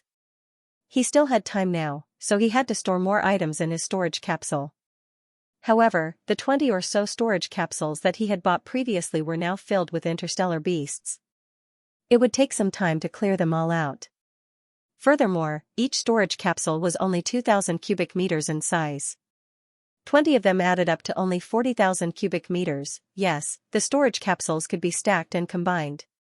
The 2 large spaceships that he had ordered were sent to the Roland Empire using the storage capsule and fixed-point teleportation technology.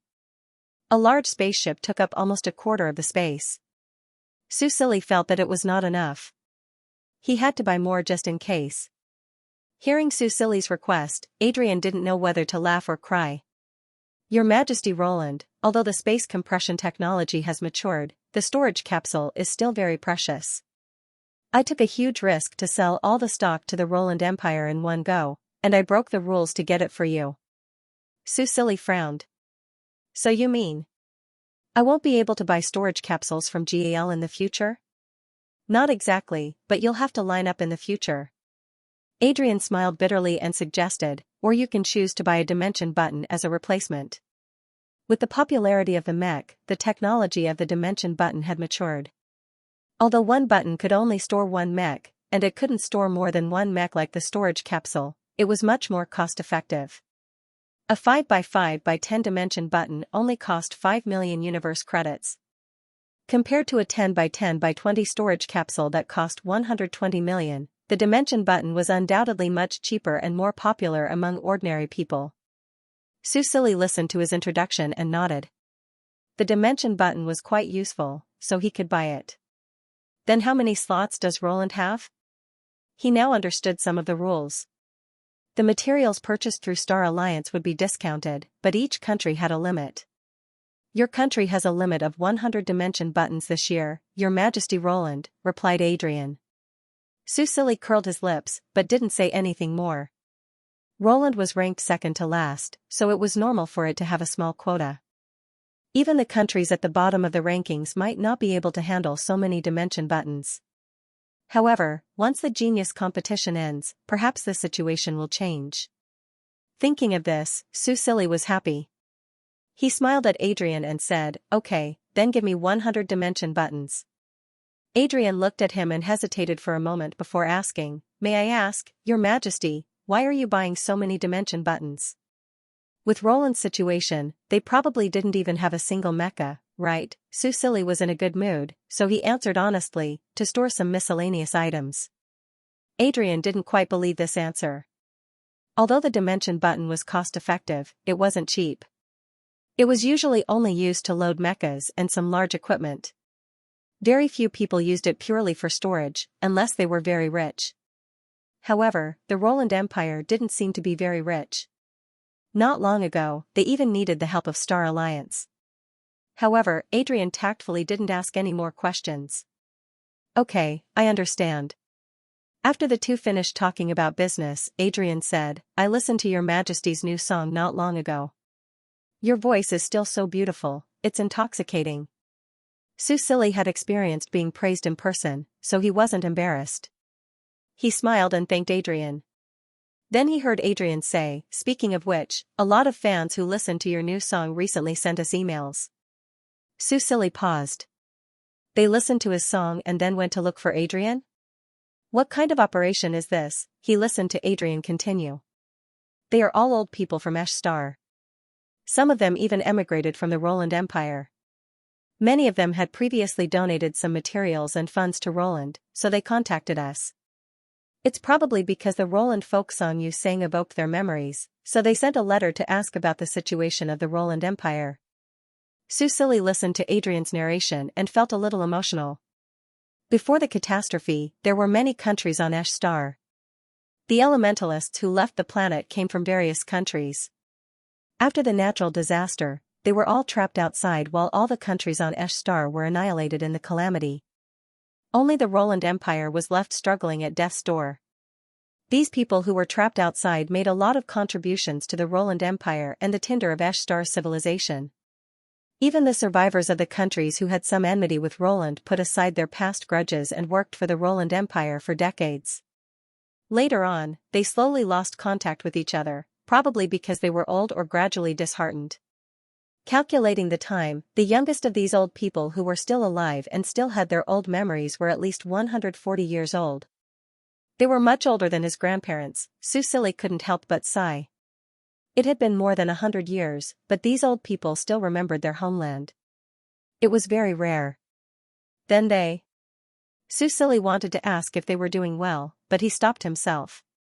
Even if the material conditions were good, the destruction of the country and the loss of the family would probably not be good mentally. Otherwise, why would they ask Adrian eagerly after hearing the folk songs of their homeland? Adrian smiled. Most of them just expressed their condolences. I also told them that Roland is getting better, and then, he paused for a moment and continued, I received a request from Mr. Hua today. He and his companions, a total of 5 old people, want to return to the Roland Empire for a visit. What do you think about this? Sue Silly was stunned. He didn't expect these old people to want to come back at this critical time. Suddenly, he had a thought. Those who could leave Xianxia were basically elementalists. These old people. Do they still have their elemental skills? What about their levels? Are there any restrictions? Thinking of this, Sue Silly's heart beat wildly. However, he didn't show it on his face in front of Adrian. He thought for a moment and said, Can you ask them to contact me? I want to talk to them first. Adrian expressed his understanding, of course. Then, under Sue Silly's urging, he went to contact the old people. Adrian probably saw that Sue Silly valued him, so he was very quick. Sue Silly didn't have to wait long before he received his reply. Your Majesty Roland, I talked to that old man. Do you have time to go to the Star Web community? Do you mind meeting them? Sue Silly had finished his breakfast and was sitting on the sofa drinking tea. When he heard this, he nodded without thinking too much. Sure, I'll meet them. There were some things that needed to be clarified face to face. It was better to have a preliminary understanding of the other party's character to avoid a repeat of the incident with Dr. Ding Mingyu. Okay. Having facilitated this, Adrian was obviously in a good mood. He smiled and said, Your Majesty, please set a time and place. I'll tell them? Yes, I'll send you the time and place later. Sorry to trouble you, Liaison Officer Adrian. This is my duty. Your Majesty, you're welcome. At this time, a figure appeared beside the silver-haired young man. The person was holding a teapot. The tea fell into the cup and made a gurgling sound. Adrian glanced at the person and thought that he looked familiar. However, before he could take a closer look, the young King Roland had already smiled and said goodbye to him. He had no choice but to end the call. Boss? Yaheng called out to him. Adrian came back to his senses. He frowned but didn't say anything. Boss, what are you thinking about? Nothing, maybe I was mistaken. Adrian shook his head. Send me Grandfather Hua's email. I'll contact them personally. Oh, okay. On the other hand, after Sue Silly ended the call, he discussed the meeting location with Xing. How about going to Area F? I don't know the specific situation of those people, so it's safest to go there. Xing naturally had no objections. When he saw the excited smile on Xianxia's face, he asked, "You want to bring them back? Let's see if they're suitable for us." Susili leaned in his arms and ate the grapes that he fed him. They should be elementalists. Many of Roland's legacies have been broken.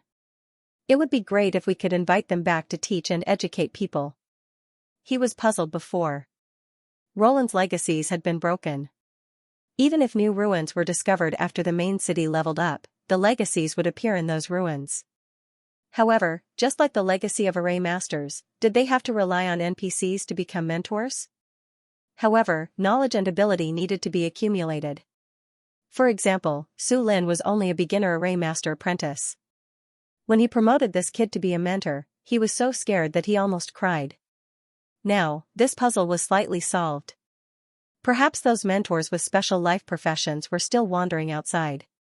When the Roland Empire gradually leveled up, they would probably return to a snow star due to various plots. Oh, let's not waste any time. The more Susili thought about it, the more excited he became. Let's do it in the afternoon. Near the food street in Region F, there are many suitable places to discuss things there. He made up his mind and sent a message to Adrian. After receiving a reply, he happily kissed Xixing. Xixing looked at him, his eyes gradually darkening. The two of them had not been intimate for a long time. Looking at the young man's energetic appearance, he could no longer hold back and leaned over to block his lips. Susili took advantage of the opportunity to fall on the sofa.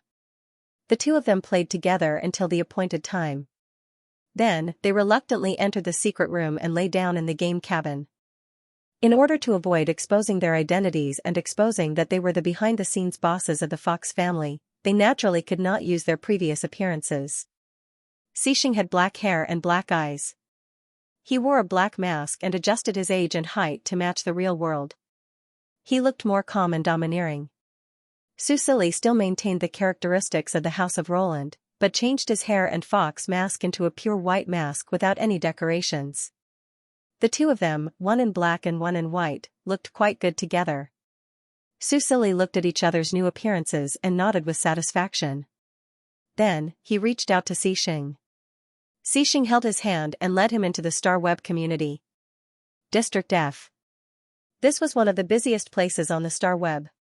In the universe, the majority of ordinary people had spiritual powers of F&E, so these two districts were the most lively. Walking on the streets, one could see pedestrians walking around with milk tea from the Fox family. After Xixing's food broadcast in the last genius competition, the Fox family's reputation had been pushed to new heights. This time, it was not only milk tea, but also spicy strips and other snacks. After the genius competition, the sales had skyrocketed. Every time Susili saw the profits, it was difficult for him to control his desire to buy. He could only buy some virtual products to comfort himself. Perhaps the matter of going out to purchase goods could be put on the agenda. The meeting place was at a tea house near the food street. The private room had been reserved long ago. After entering the room and entering the room number and password on the screen, they were teleported to a virtual room. There was already someone waiting in the room. Grandfather Hua had been waiting for a long time. He did not expect such a big surprise when he tried to contact the people from the Star Alliance. Even when he openly asked to see the new King of Roland, he was not rejected. He felt like he was in a dream. After receiving the reply, he hurriedly contacted his old friends who were interested in returning to the country. However, until now, only one person had replied to him. He was old, so he probably left his communication device somewhere or did not receive the notification. The person who replied to him was preparing to transfer his nationality back to Roland, so he was currently arguing with the immigration department. He could not leave for a while, so he could only represent him. Grandfather Hua was restless in the private room. He had not been so nervous in a long time. This was probably due to the fear of returning home, as well as, it was the deep respect and submission to the House of Roland. Even though he had been wandering outside for many years, he had never forgotten Roland. In fact, the older he got, the clearer the memories of his childhood became. At that time, Roland was the most powerful country on Esh. Their monarch was the strongest person. Not only did he have admirable strength, but he also had wisdom and kindness that others could not compare to. Even now, Grandfather Hua still remembered seeing him from afar during the autumn celebration. What would the current new emperor be like? Grandfather Hua recalled Adrian's reply.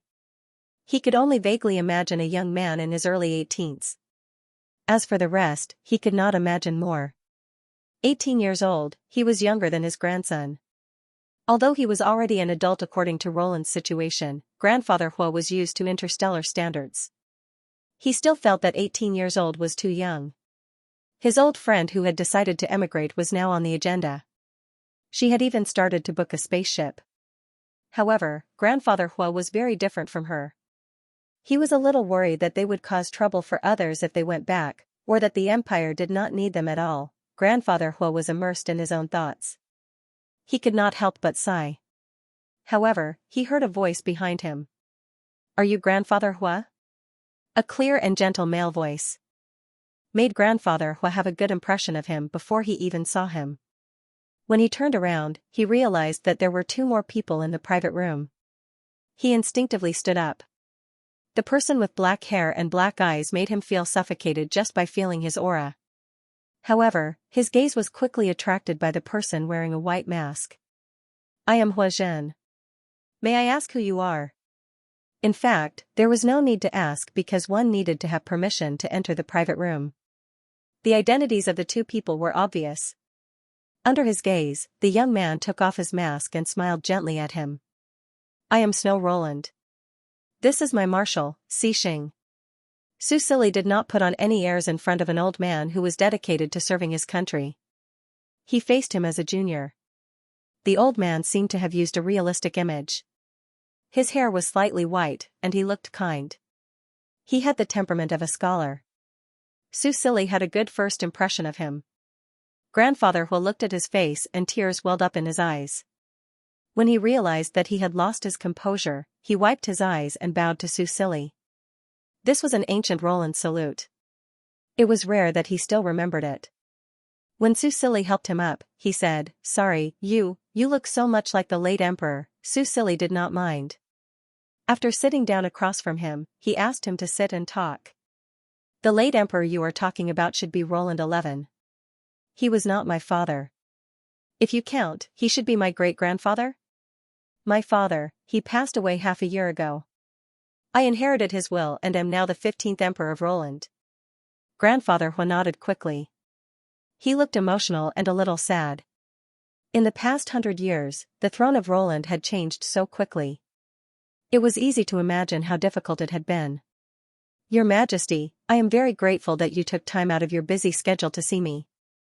I have been wandering outside for so many years, and I rarely hear news about Roland," Grandfather Hua said shamelessly. "I know very little about the current Roland Empire. Can I trouble your Majesty to tell me about it?"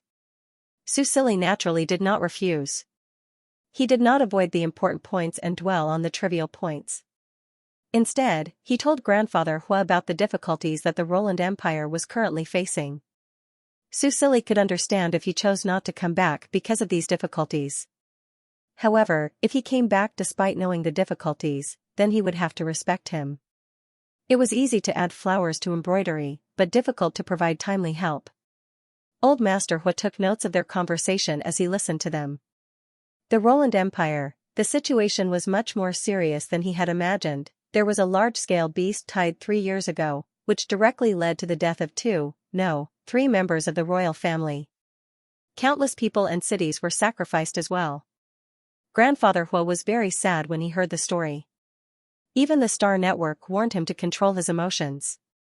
Otherwise, he would be kicked offline. Only then did he manage to control his emotions. "Your Majesty, thank you for your hard work." Grandfather Hua looked at Su Silly with eyes full of love. This made Su Silly feel a little uncomfortable. However, seeing that Grandfather Hua was not very stable, he did not say anything to provoke him. "I am fine. The ones who are really tired are the generals and soldiers guarding the city. They are the foundation of the empire." Grandfather Hua nodded repeatedly. Su Silly continued, "However, there are too few inheritances in Roland. Even the Sound Elemental School has been completely lost. May I ask if you are still an elementalist?" "Yes." Grandfather Hua nodded and said with shame and regret, It's just that I have neglected it for more than 100 years. I only regained my 3-star power not long ago. 3-star, this old man was actually a 3-star elementalist. Susili was pleasantly surprised. With this kind of power, he was ranked third in Roland. What was there to be ashamed of? However, he understood the meaning behind Grandfather Hua's words. He asked again, what about your original power? Before my realm fell, I was almost a 5-star elementalist. Unfortunately, for some reason, my realm and the elementalists I know were suppressed to 2-star. We only had a breakthrough not long ago. Grandfather Hua paused and asked, by the way, Your Majesty, did anything major happen in Roland recently? His old friends had analyzed the situation. The fall in his realm happened at the beginning of the catastrophe on Esh Star.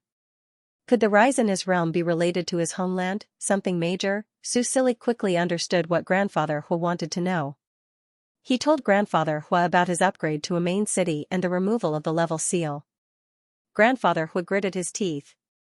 He was even burning with anger towards the end. It's the seal. Damn the seal. Who was targeting Esh Star and the elementalists? Grandfather Hua couldn't wait to find that person immediately when he thought of those seniors who died due to the fall in their realm. He wanted to tear that person into pieces, grind their bones and scatter their ashes before feeding them to the galactic beasts. Seeing how agitated he was, Susili hurriedly comforted him. Of course, he couldn't say that this was the work of the lousy game producers. He could only change the topic. You should have felt it. I only removed one layer of the seal. That's why you are stuck at 3-star. The only known way to remove the star level limit is to increase the national power of the Roland Empire. He looked at the old man and asked seriously, Grandfather Hua, are you willing to return to Esh Star and contribute to the development of the empire? This time, Grandfather Hua didn't hesitate anymore. It's my duty. He answered without hesitation. His voice was full of vigor. He didn't sound like someone who was more than 150 years old at all. Huizhen's answer put Susili in a good mood. Then, he asked about the other old men and how they had been living in space all these years. In addition to me, there are 4 old friends who want to go back to a snow star. They also heard that His Majesty Roland. Huizhen suddenly paused and looked at Susili. The young man smiled and said, yes, I am His Majesty Roland, the one who sang. You should have heard the wonders of those songs, right? Huizhen's eyes widened slightly. Then, as if he realized something, he nodded and said, yes, I should have thought of that. Only a sound elementalist can do that. He could sing Roland's goodnight song, but why didn't it have such a good sleep-inducing effect? Only a sound elementalist could bring out the potential of a song, and if it was an elementalist from a snow star, who would dare to use the name of the Emperor of Roland, Susili did not deny it. You guessed right. I am a sound elementalist. Those songs are my skills. Huizhen frowned when he heard this. Your Majesty, elemental skills are the secrets of every elementalist. Among them, sound elementalists are the most special. In the future, it's better not to record your skills into new songs and release them. In their era, elemental skills were the specialty of every elementalist. They were also treasured like their lives, especially the rarest sound elementalists. Which sound elementalist would casually play their sound elemental skills other than during battle? Usually, if they were asked to sing a song, the appearance fee would be astronomical. Not to mention recording it. Huizhen felt a little heartache when he thought of Roland's goodnight song.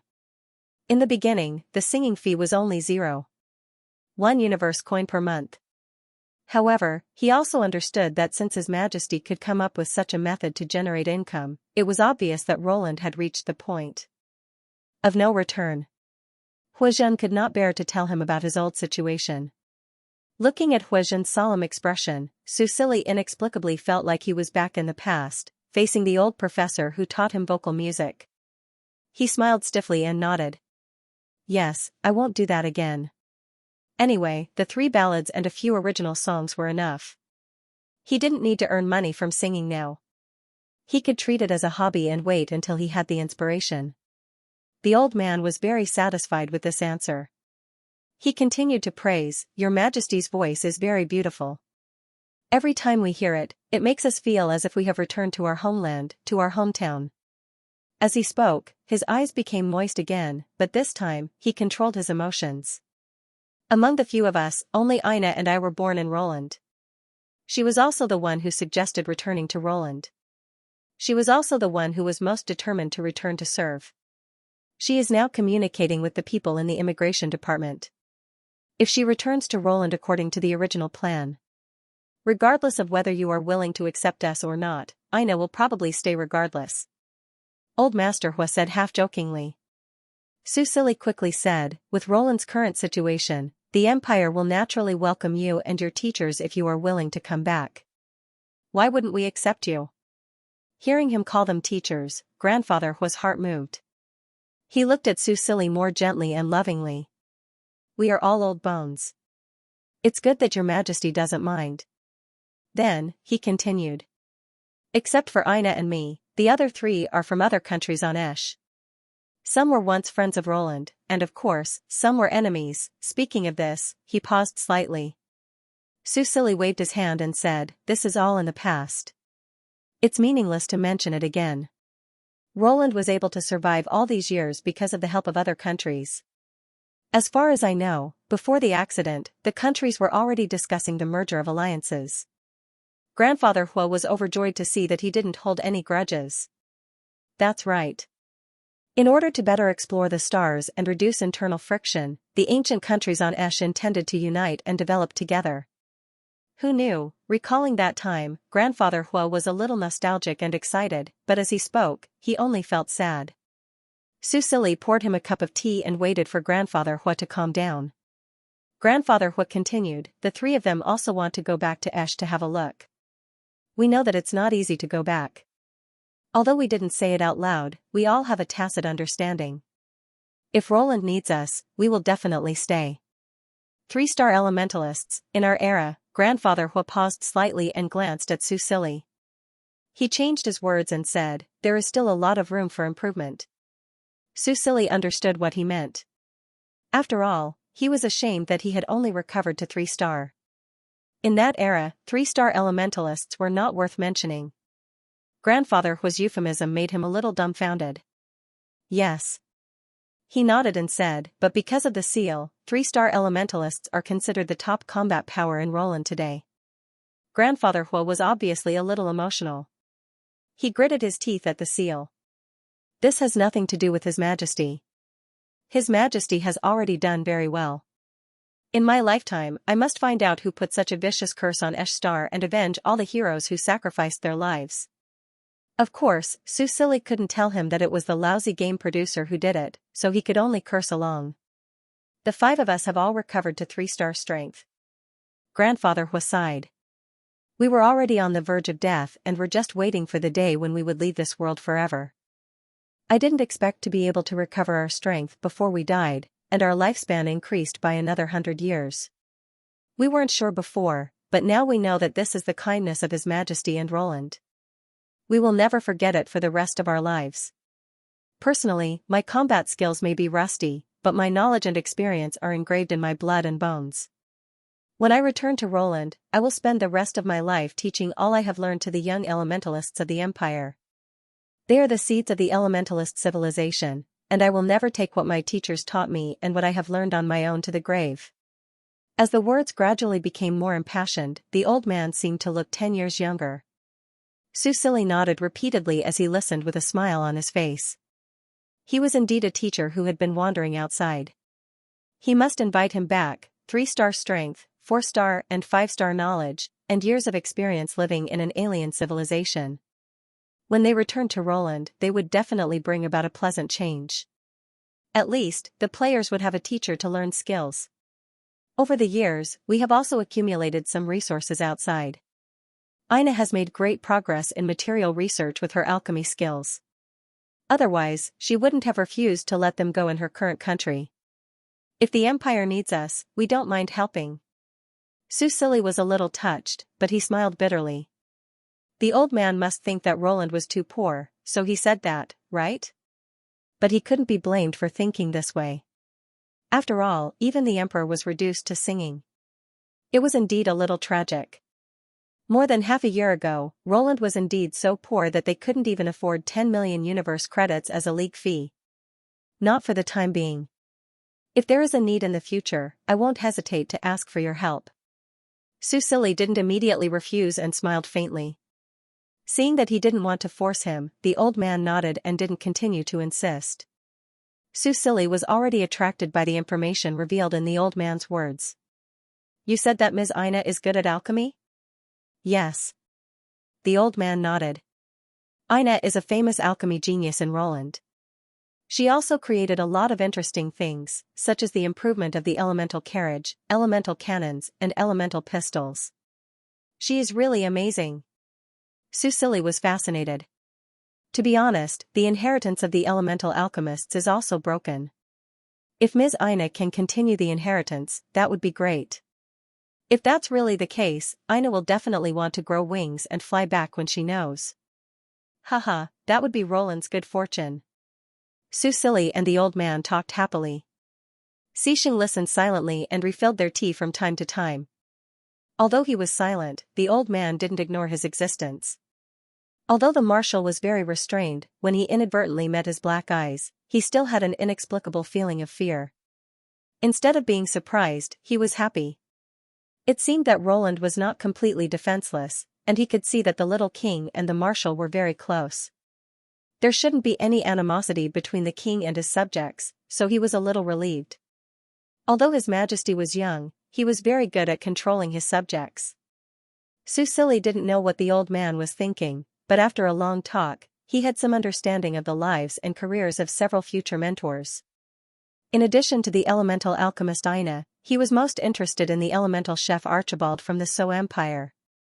The elemental chef was already lit up on his talent list, but the number of people was always 0. He originally thought that he would have to rely on the players to explore, but now it seemed that it was unnecessary. He just didn't know, how would the elemental chef taste? What special effects would there be if he ate it? In the end, they agreed to meet the next day. Regardless of whether it was out of respect or out of observation, Susili still wanted to meet these returning talents in advance if the conditions permitted. Mr. Huan naturally had no reason to refuse. He was already very embarrassed that he was the only one here today, so he would definitely call everyone over tomorrow. Therefore, after another appointment, Susili and Xianxia left the private room, and the old man quickly went offline to contact his old friends. Before leaving the Star Network community, Susili also paid attention to the genius competition. Currently, Xianxia was temporarily ranked first in the Guardian rankings, with a 100% win rate. Immediately after him was Seltima from the Bruna Empire. He also had a 100% win rate, and was only a hair's breadth away from Xianxia's points.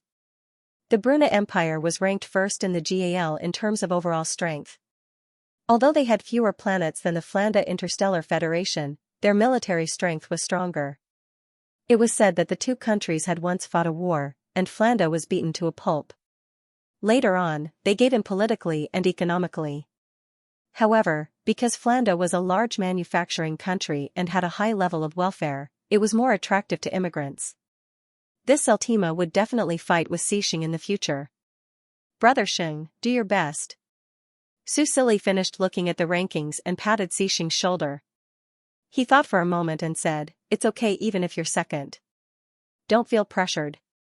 Xianxia looked at him and smiled, "Are you trying to act shamelessly?"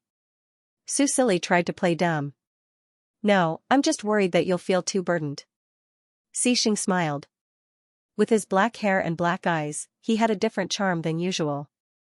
If Susili had to think of a word to describe it, it would probably be devilish. When this word appeared in his mind, it made Susili laugh. Xianxia raised his eyebrows. He couldn't guess what he was laughing about, so he reached out and rubbed his fluffy head. The short silver hair was very comfortable to touch. "It's a little stressful, but in order to create beautiful memories with you, this little bit of stress is nothing."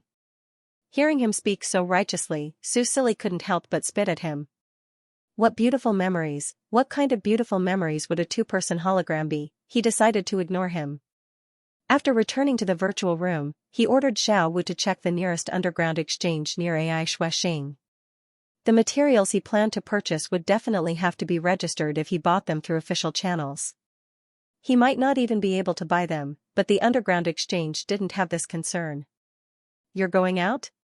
After Su Silly finished talking to Xiaowu, Xixing asked. That's right. Su Silly nodded and stretched. I'm going out to have some fun. Then I'll see if I can pick up old Hua and the others along the way, in case any accidents happen on the way.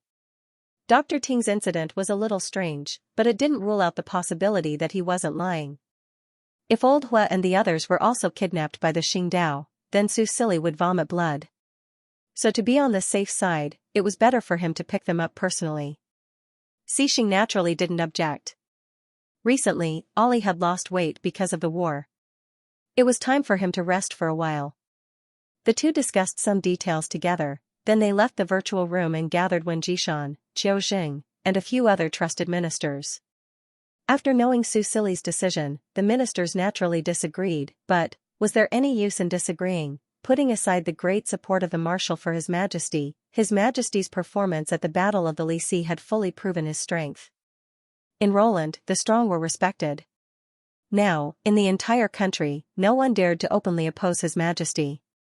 Now, if you were to go out on the streets and yell at His Majesty, before the city guards arrived, you would be surrounded and beaten up by the citizens. At the very least, you would be drowned by the spittle of the citizens. If His Majesty wants to personally go to the alien planet to pick them up, that's fine. In the end, Wen Jishan made the decision. But you have to ensure your safety. Of course. Xixing said calmly, I'll accompany His Majesty. During my absence, General Joyce will be in charge of the military affairs. Yes, with Marshal Xixing accompanying me, you don't have to worry about my safety. Su Silly agreed. Also, I'm going to bring a group of brave warriors. Everyone saw their performance at the Battle of the Lycée, so I don't need to say more. Although the second beta would end in 6 days and the players would be kicked out of the game, he did not expect the players to protect him. Also, during the open beta, all players would restart the game at their spawn point and would not stay on the alien planet. This was something he learned from the Future Forum. Hearing that he was going to bring brave warriors, Xixing pursed his lips, nodded, and did not say anything. In the end, Su Silly's decision was unanimously approved. Even though the ministers could not hide their worry, he pretended not to see it. However, Su Silly also realized a problem. Currently, the only things that Roland could use to contact the alien planet were his and Xixing's 2 game cabins and communication devices. Therefore, he asked Adrian to buy a few more for Wen Jishan and the others. Otherwise, after they left, they would have to cut off contact with Roland. Everything was arranged in an orderly manner. At night, when Su Yuhing came online, Su Silly discussed the matter with him. Su Yuhing was speechless when he heard this. He felt that after knowing this, the game team would go crazy.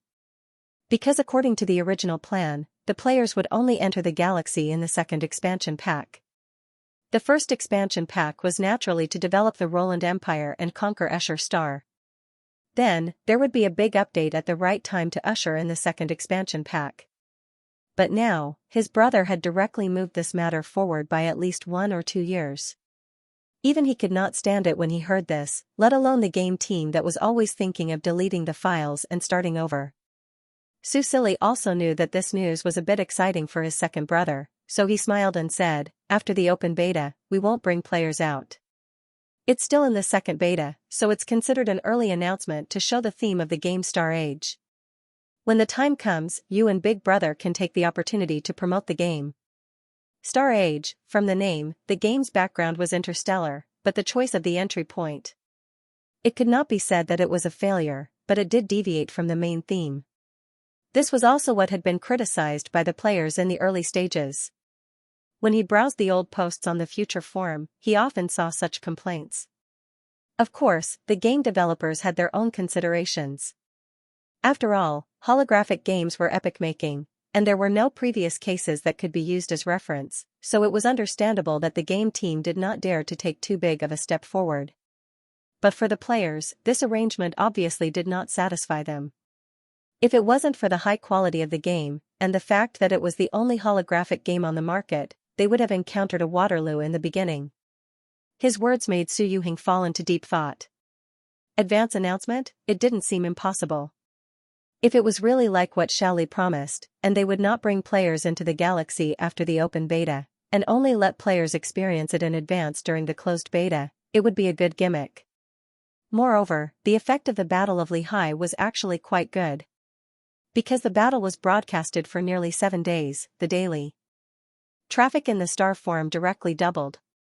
It was also this data that made the game team that was ready to send out that report again shut up.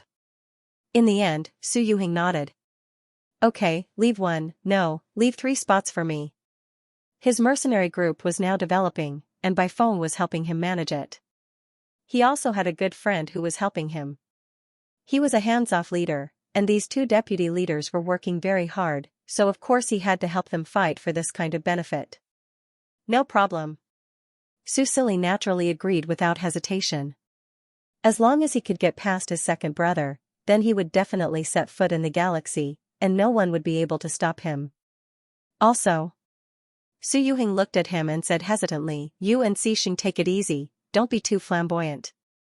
Su Sili's ears were a little hot, but, are we flamboyant? I haven't been showing off my love with Xixing recently, right? Su Yuhing glanced at him and did not want to say anything. The battle at Lehigh was broadcasted live from beginning to end, and every time after the battle, Xixing would definitely appear. He would either give him a ride on the shadow leopard or disappear with him. In any case, they would always be caught on camera. Later on, whenever he appeared, the comments on the live broadcast would change to, "Xixing came to pick up snow from work, so punctual, she knocked over," and so on.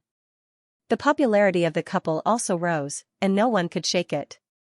Su Sili, who knew nothing about this, felt very wronged. You should be more careful, otherwise, Su Yuhing thought of his older brother, Su Fengqing, and felt a headache coming on. The last time he had told his older brother in a text message, his older brother had directly called him and scolded him badly. He had even chosen to delete the file and start all over again. In any case, he did not understand what was going on between the two of them. If he had not mediated, his older brother might have gone crazy. Su Yuhing felt very tired, but the couple of his younger brother and Xixing was very popular. They would appear on the hot search list every few days, and he was always on tenterhooks. Su Sili could roughly guess what was going on from his expression. It seemed like he had to keep a low profile before he gained the approval of all his family members. He agreed obediently and asked, "Big brother, when are you going to enter the game?" "During the open beta, I think. Everything should be done by then." Su Yuhing thought of something and said, "Oh right, the problem with the flow of time in the game, according to the original plan, after the end of the second beta, the flow of time in the game would be the same as in the first beta, and it would be 6:1 in real life. In other words, the open beta would be a month in real life, and the game would be half a year later, but," he paused and continued, "now that the game is developing too quickly, the game team might cancel this setting or even reverse it." Reverse it? Su Sili was slightly stunned. "That's right, it might be a month in real life, but only a week or 2 in the game, that won't do," Su Sili said instinctively. According to the records in the future forum, the monster horde would arrive 7 months after the open beta. Including the 1 month during the closed beta, the monster horde would arrive in the game in 8 months' time. However, due to the closed beta, the flow of time was different. There was an extra 6 months in the game, which meant that the monster horde would arrive in 13 months' time. Then, would the arrival of the monster horde be calculated according to real time or game time? Su Sili couldn't figure out what the baseline was, but he felt that it was better to keep it as it was. Because of his intervention, the timeline was messed up, and many things in the future forum didn't match up. However, the major events shouldn't have anything to do with him. If the major events were also messed up because of the internal and external time flow, then his advantage of foresight would no longer exist. The game team couldn't reveal the future direction to his second brother. They had their own position, and he could understand that, but it didn't mean that he would accept it. He was now a member of this world, and he was ruling a country with a population of more than 90 million. Every wrong step would affect tens of millions of people, and he couldn't afford to take the risk. "Second brother, let the game team carry out the original plan." Su Sili looked at him and said earnestly, "I need more time to prepare. Also, going to an alien planet will take more than a month." If I don't come back before the open beta starts, what if the Empire is in chaos? This was also a very important problem. During the open beta, 100,000 players were added at once, and 100,000 was completely incomparable to 6,000 players. With so many players, it was too difficult for Roland to digest them all. He needed more time to prepare. Su Yuheng scratched his head and whispered, "It's not up to me." However, he also knew that Xiaoli was right. If this was a normal game, then it would be fine. Everything in Star Age was irreversible, and who knew what the 100,000 players could do? Okay, I'll try my best.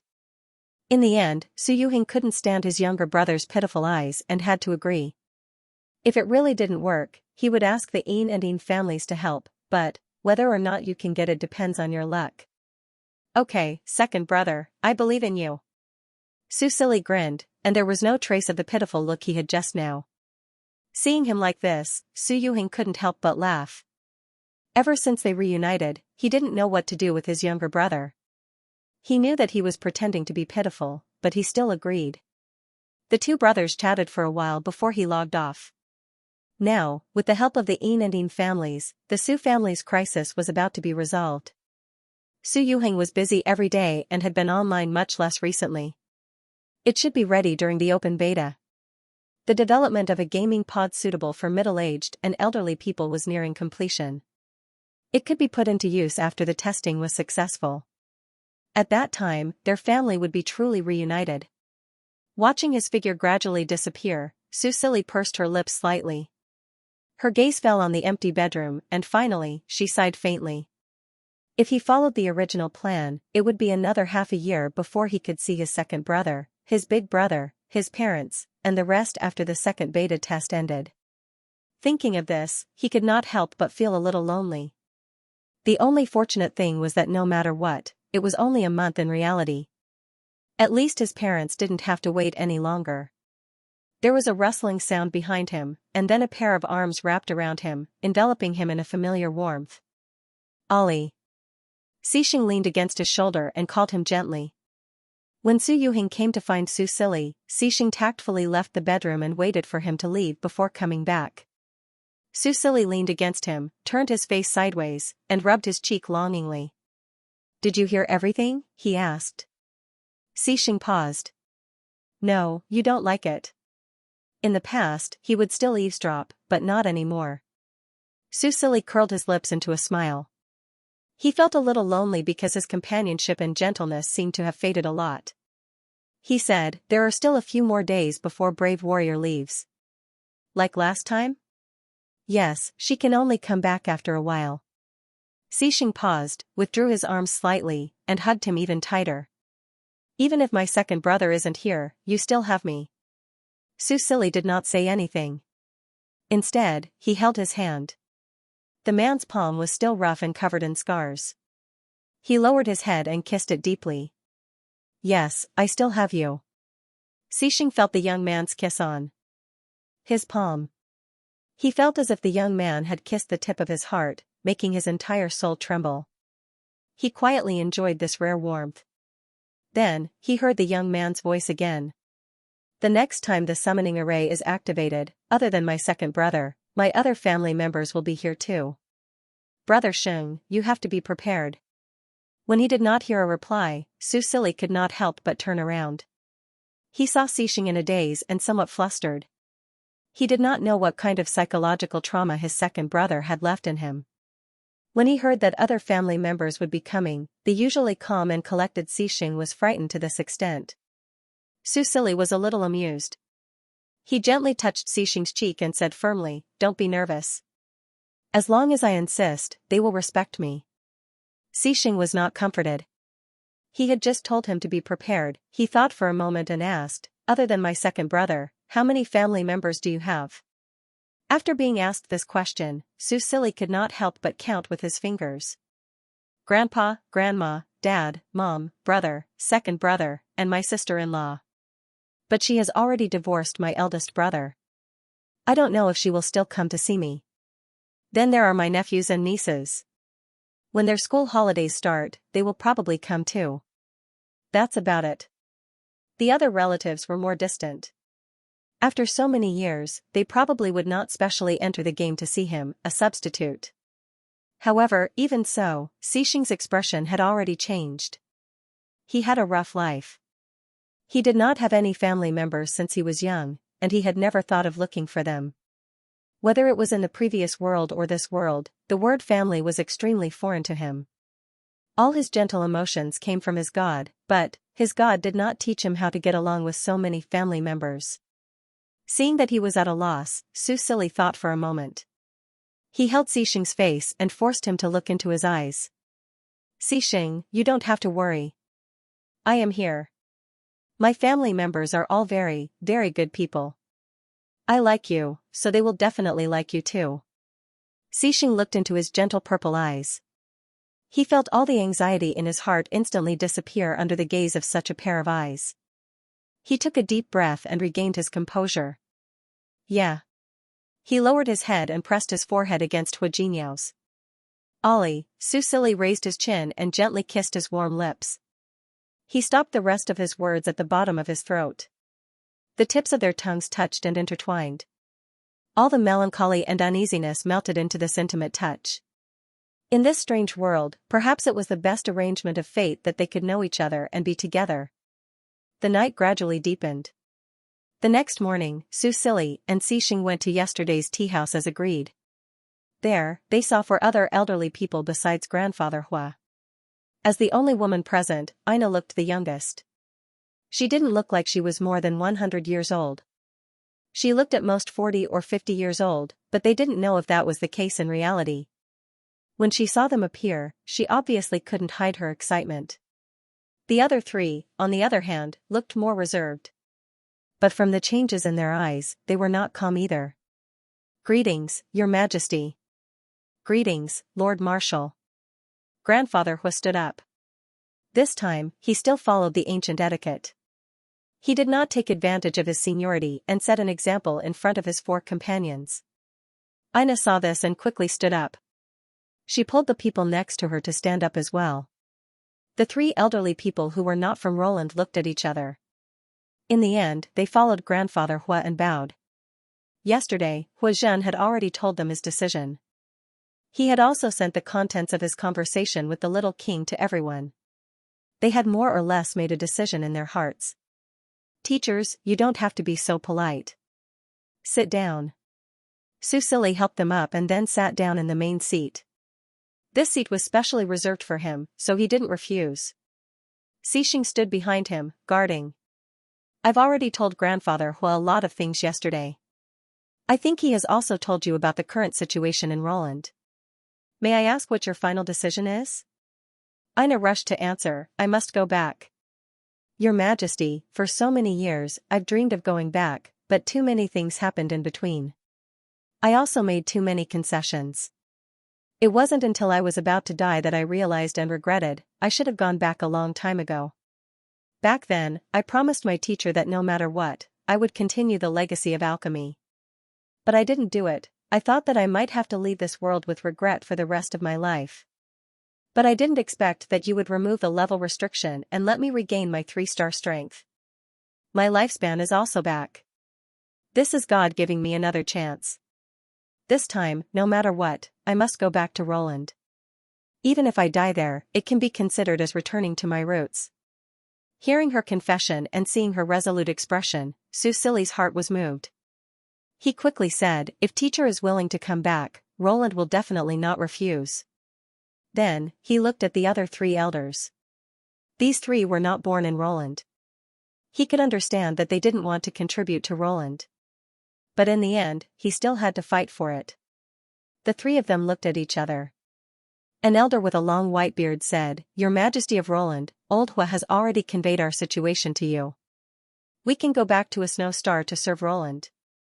But after we go back, we want to go back to the ruins of our old country to take a look." Even after so many years, the elder's voice still trembled when he mentioned the words old country. Hearing this, Xianxia was a bit embarrassed. "I can understand your feelings, but because of the beast tide 3 years ago, there are only 5 cities left in Roland, including the Imperial City and Lanue. We can only rely on 2-way teleportation portals to communicate. And the other places in a snow star are all occupied by interstellar beasts. Even if we can go back, it's too dangerous. I'm afraid I can't promise you. Is it really that difficult? The elder with a long beard looked at him with hesitation and expectation in his eyes. It seemed that he hoped to get a different answer from him. Susili smiled bitterly. In fact, it's not an exaggeration to say that Roland is in danger. Maybe you will understand after you go back and take a look. The elder with a long beard was silent. Another elder with white hair but a chubby appearance said, Your Majesty obviously wouldn't lie to us about this. I can understand, but, he hesitated and said, I have another request. Susili said, Please go ahead. I can migrate to Roland, but I hope that when Roland's situation improves, that is, when I have the ability, I can rebuild a city named after Saul. It seemed that this was the elemental chef from Saul, Archibald. I originally thought that it would be best to rebuild in the ruins of the old country. After all, Saul is adjacent to Roland, so it won't be too far away, he sighed, feeling rather regretful. It doesn't matter if you don't go that far. As long as you can build a city named Saul and let the name of Saul and its history continue to be passed down, I will be satisfied. When the other 4 elders heard this, they couldn't help but feel sad and distressed, especially the other 2 elders who had also lost their country. The catastrophe 100 years ago had destroyed their country. All of their families, companions, and everything they were familiar with were gone. They were like rootless duckweeds. Even if they migrated to other alien countries, it was difficult for them to feel a sense of belonging. They looked at each other and exchanged a look of affirmation. Since there is no other way, then let's do the same as Archibald. We hope to rebuild Leia City and Belton City. Leia City and Belton City were their old countries. More than 100 years ago, their relationship with the Roland Empire was not good, but now, it was meaningless to talk about this.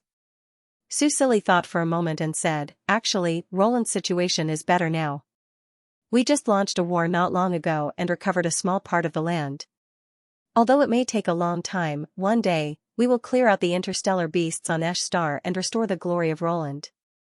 If you are not in a hurry, you can wait until then. It won't be a problem for you to build a city anywhere you want. The 3 elders finally nodded. In any case, as long as they could build a city in their lifetime, they would fulfill their long-cherished wish. In the end, both sides happily reached a consensus. Susili smiled and said, In that case, it's settled. On behalf of the Roland Empire, I welcome you back. Old Hua was also in a good mood. He said, Your Majesty, I will immediately submit an application to the Star Alliance. Please approve it as soon as possible. The safe passage to Esh Star required the approval of the Emperor of Roland before they had the right to know. They were eager to return to their country. Unexpectedly, Susili shook his head and said, You don't need to apply. Hearing this, the elders looked at each other. Didn't they just agree? But after all, they were old antiques. Even Ina was not in a hurry to ask. She waited for Susili to continue. The silver-haired young man looked at them and smiled. His light purple eyes were as bright as the stars. The Marshal and I will personally pick you up. Hearing this, not only Hua Zhen and Ina, but also the other 3 elders who were not from Roland were stunned. Looking at the young emperor's sincere expression, they had to admit that even old antiques like them could not help but feel that a gentleman would die for a friend. The Roland Empire used to be the most powerful and prosperous country on Esh Star. It was a place that everyone yearned for. But now, His Majesty the Emperor of the Roland Empire was going to personally welcome them back. Without waiting for the elders to say anything, Susili opened the map. After a few operations, he drew a circle on a star field not far from Esh Star. This is Kekubar Star. It belongs to the St. Russ Nation. It's a famous tourist planet. Let's meet here. Old Hua quickly memorized the location. Ina came back to her senses and said excitedly, Your Majesty, are you really going to personally pick us up? Of course. Don't you want me to go? No, no, no. It's our honor. Ina said, but your safety, don't worry. There's no need to worry about that. In the end, the 5 elders left the Star Web community excitedly and prepared to return to Esh Star. Susili also went offline to make further arrangements. That day, all the players in the top 500 received a mission called First Exploration of the Stars. I'm going to outer space. When this title appeared on the Star Web forum, it attracted the attention of countless people. The OP also posted the mission details on the first post. First Exploration of the Stars Elite Description: His Majesty of Roland is going to Kekabar Star in a few days. He needs to select a group of followers. Mission details: Players in the top 500 please go to the Imperial City Council Hall to look for Wen Jishan and register. Effective within 24 hours.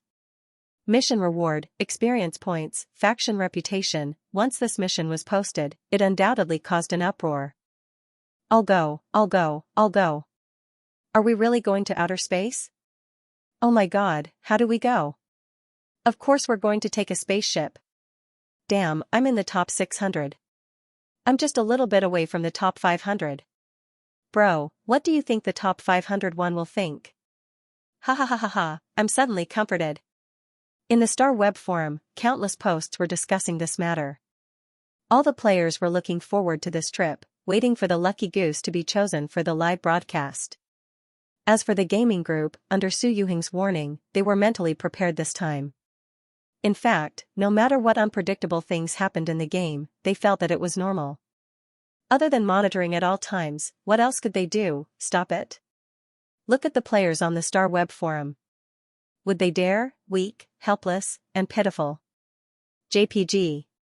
On this day, the players followed the mission instructions and took the shuttle to a huge canyon located on the west side of the inner city. It was about 2,000 meters away from the inner city. When the shuttle slowly flew over the mountain and the canyon below appeared in front of everyone, all the players and the soldiers who escorted them were shocked. In the middle of the canyon, there was a building made of metal.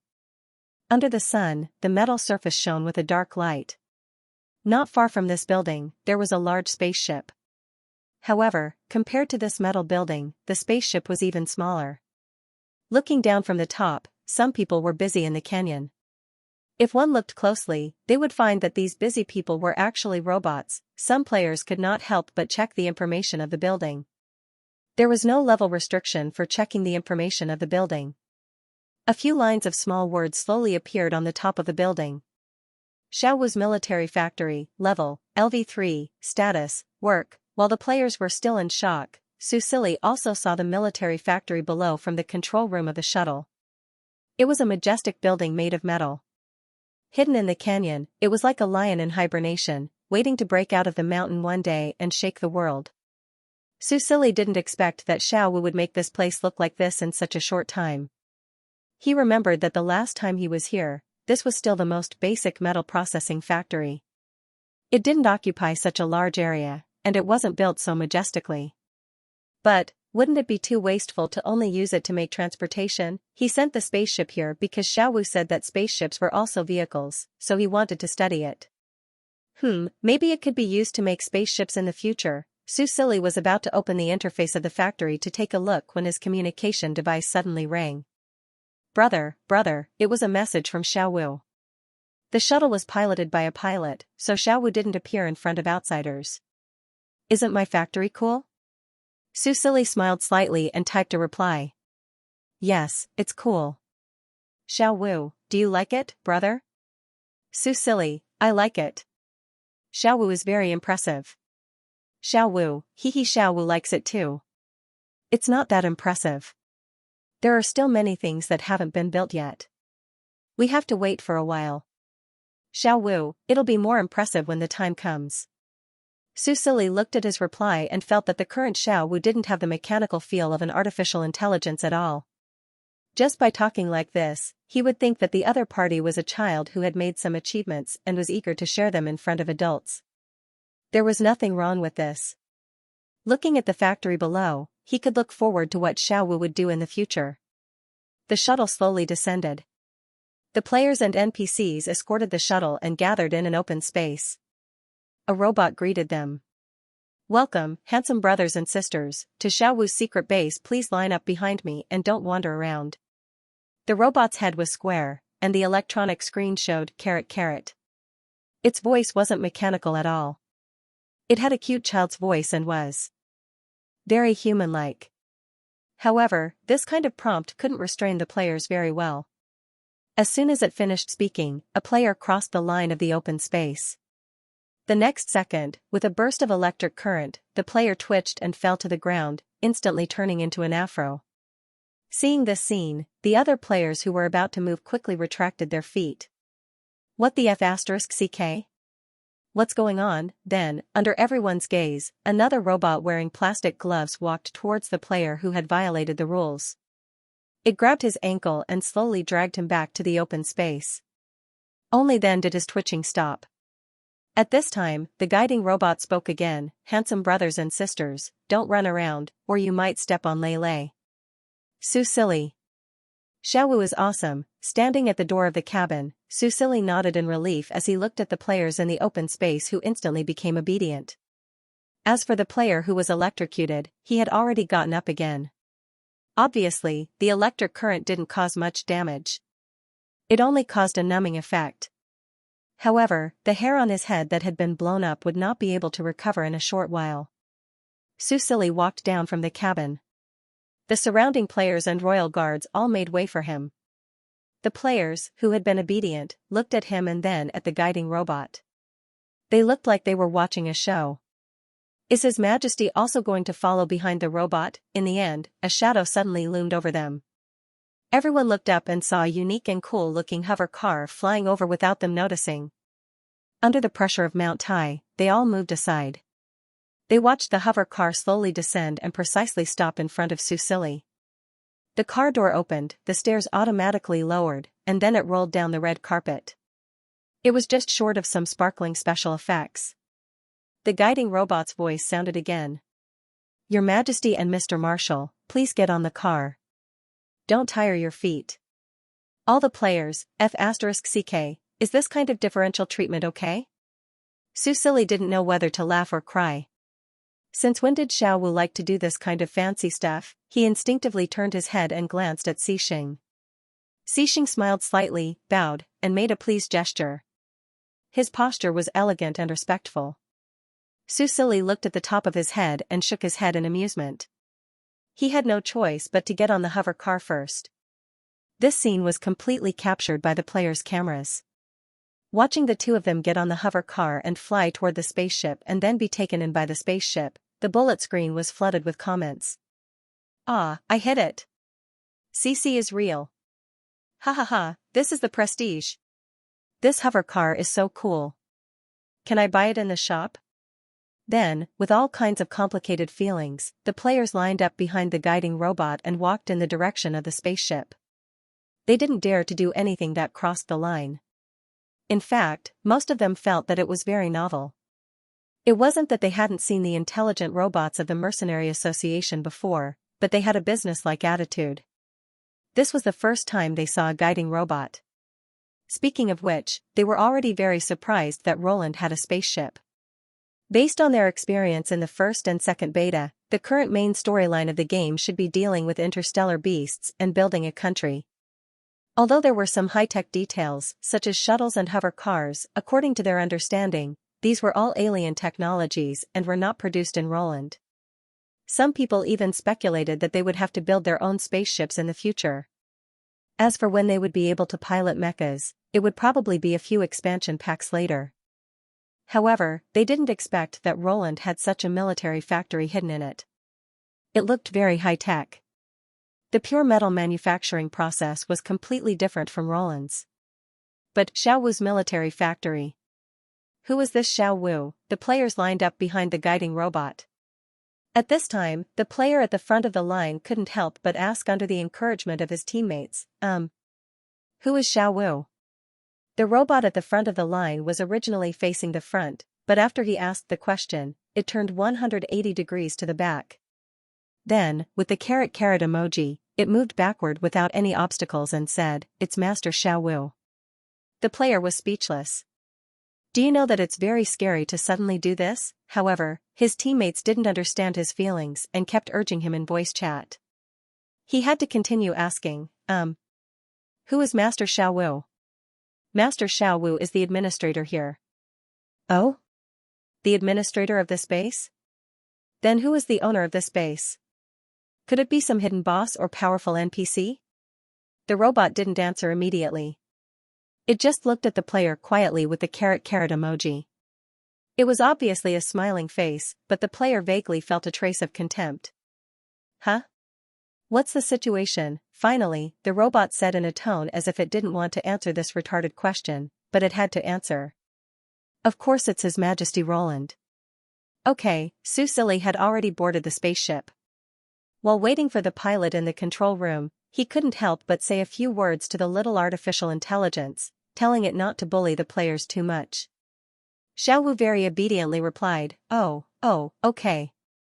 You can bully, but you can't bully too much. Seeing that it was so obedient, Susili didn't have the heart to scold it. He didn't know that the little artificial intelligence had understood his unspoken words very thoroughly. At this time, another question distracted his attention. Looking at the control system of the spaceship and the shuttle, he didn't seem to have considered before, the Roland Empire didn't seem to have a high-end talent for spaceship piloting. After the shuttle pilot boarded the spaceship and walked into the control room under the guidance of the robot, Susili directly asked his doubts. Flying a shuttle and flying a spaceship should be the same, right? The pilot who was asked suddenly opened his eyes wide with a "Your Majesty, are you serious?" expression on his face.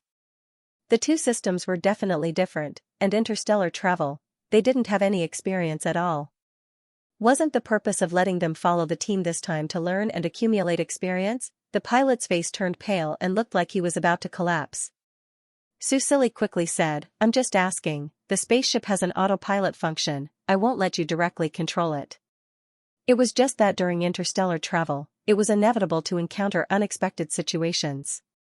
If manual control was required, it would be troublesome. He seemed to have thought of things too simply. Susili frowned. At this time, his communication device beeped again. Brother, I can do it. Susili blinked. Huh? Can do what? Xiaowu can fly a spaceship. Xiaowu can fly a spaceship. Really? Looking at the consecutive exclamation marks, Susili could imagine the excitement of this child. Although Xiaowu wasn't human, as an artificial intelligence, it seemed like it wasn't impossible to let it fly. Susili, are you sure you don't have a problem? Xiaowu, no problem, I secretly played with it before. Susili, ? Xiaowu, after some interrogation, Susili found out that Xiaowu actually secretly flew a spaceship out to play. According to its explanation, it was to study and test the spaceship. However, it just spilled the beans. Susili already knew that this little guy flew a spaceship out to play. Susili, then why didn't anyone find you?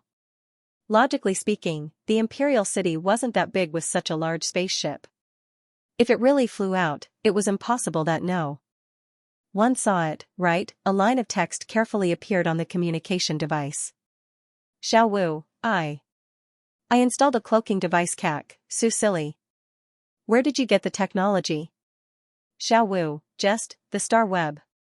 Its answer was very innocent, but Susili didn't believe that this kind of high-end technology was freely available on the star web. Could it be that Xiaowu went to some country and hacked it? It seemed like it could even hack the Star Alliance's communication system. Susili really wanted to continue asking, but now everyone was ready and waiting for him to give the order. He hesitated for a minute and finally decided to set off according to the original plan. With Roland's conditions, it would take a long time to train an excellent spaceship pilot, and he had already promised Old Hua and the others, so he couldn't go back on his word. Anyway, there was the autopilot system in Xiaowu. If everything went well, they would arrive at planet Kekabar in 2 days. At that time, he would adjust the plan according to the situation. Therefore, the spaceship slowly took off amidst the cheers of the players. Even the selected royal guards couldn't control their excitement. Who would have thought that they would be able to go out and take a look at the universe in their lifetime? Under the autopilot system, the spaceship flew according to the set route and soon left the Imperial City and entered the sky, following the safe passage opened by the Star Alliance years ago. It was still winter, so most of the flying interstellar beasts were rarely seen, but a small number of them were not affected by the weather all year round, and some even lived in the sky. This was the first time Susili knew that such interstellar beasts existed. At first, these interstellar beasts tried to attack the spaceship, but after Xing released his pressure, they fled in panic. But soon, the spaceship's control system reminded them, the spaceship is entering the safe passage smoothly. Everything is running smoothly. Susili obviously felt the change. Even though Xing restrained his pressure, the interstellar beasts living in the sky no longer attacked the spaceship, as if they had lost interest in the spaceship. A pilot asked Susili the question that was on his mind. In the end, the autopilot system actually responded and acted very intelligently. Susili finally understood that this was because the spaceship was covered by a special magnetic field. The flying interstellar beasts couldn't detect the spaceship, so they wouldn't attack.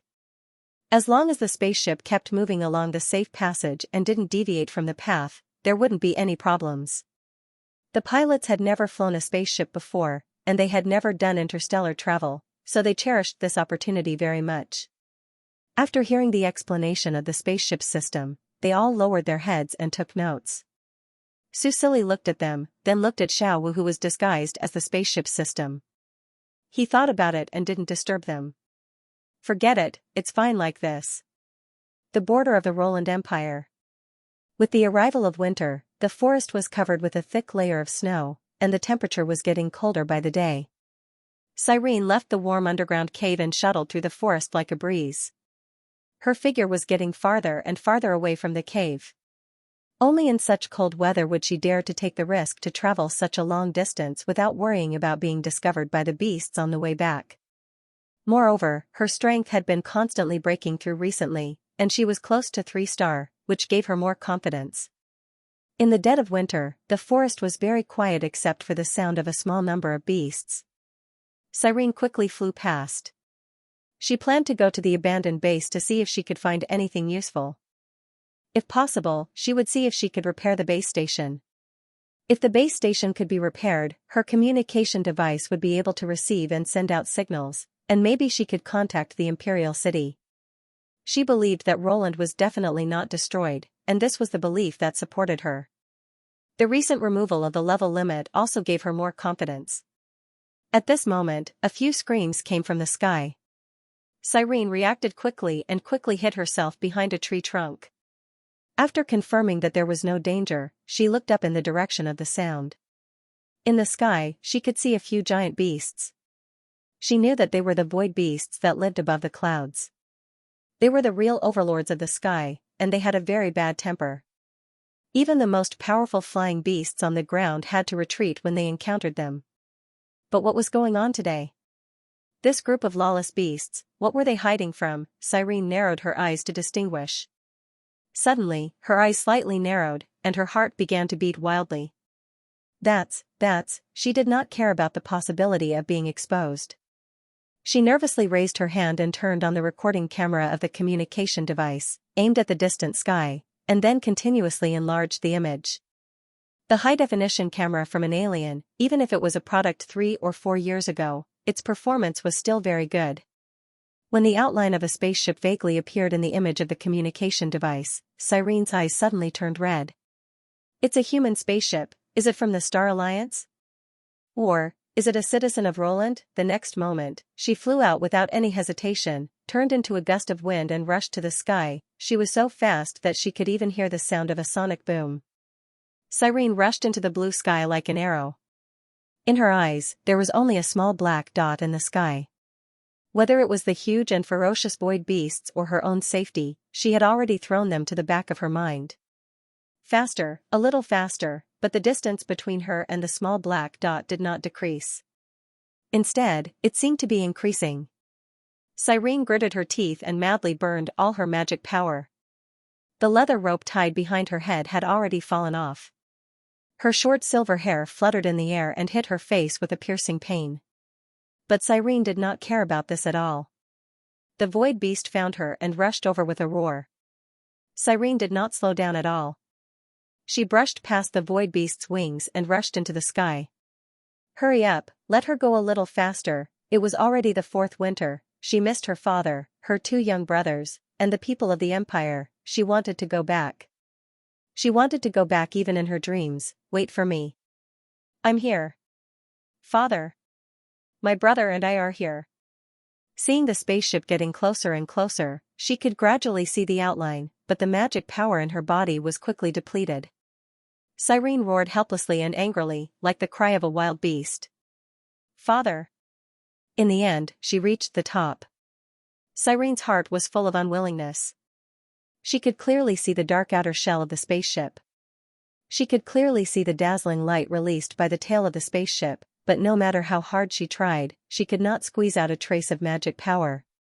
She could only watch as the spaceship began to accelerate and leave. And her body, under the influence of gravity, fell from the sky powerlessly. Cyrene gritted her teeth. In her blurred vision, she tried to grab the spaceship with both hands. "Father! Snow! Joan, Uncle Brenda, and her companions, are you all okay? Are you all still alive?" Roar! Only the void beast responded to her with an angry roar.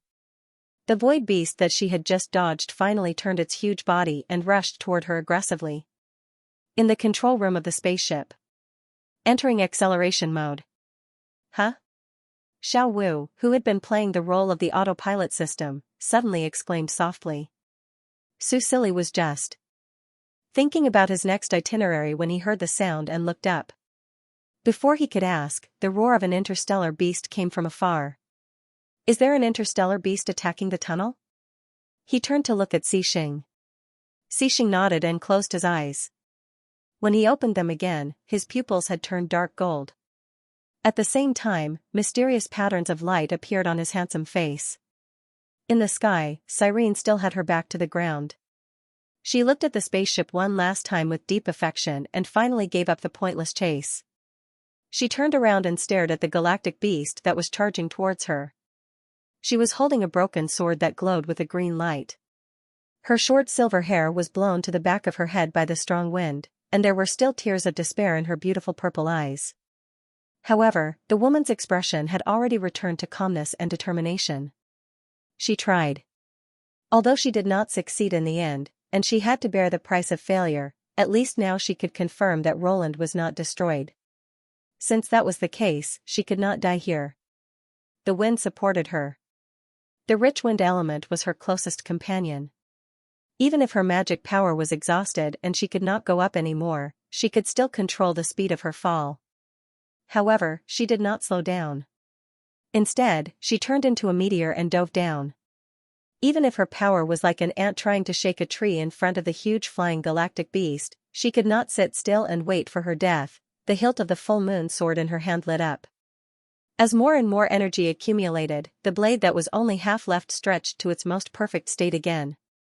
The weakness of the hollow beast, between the eyebrows, Cyrene raised her arms.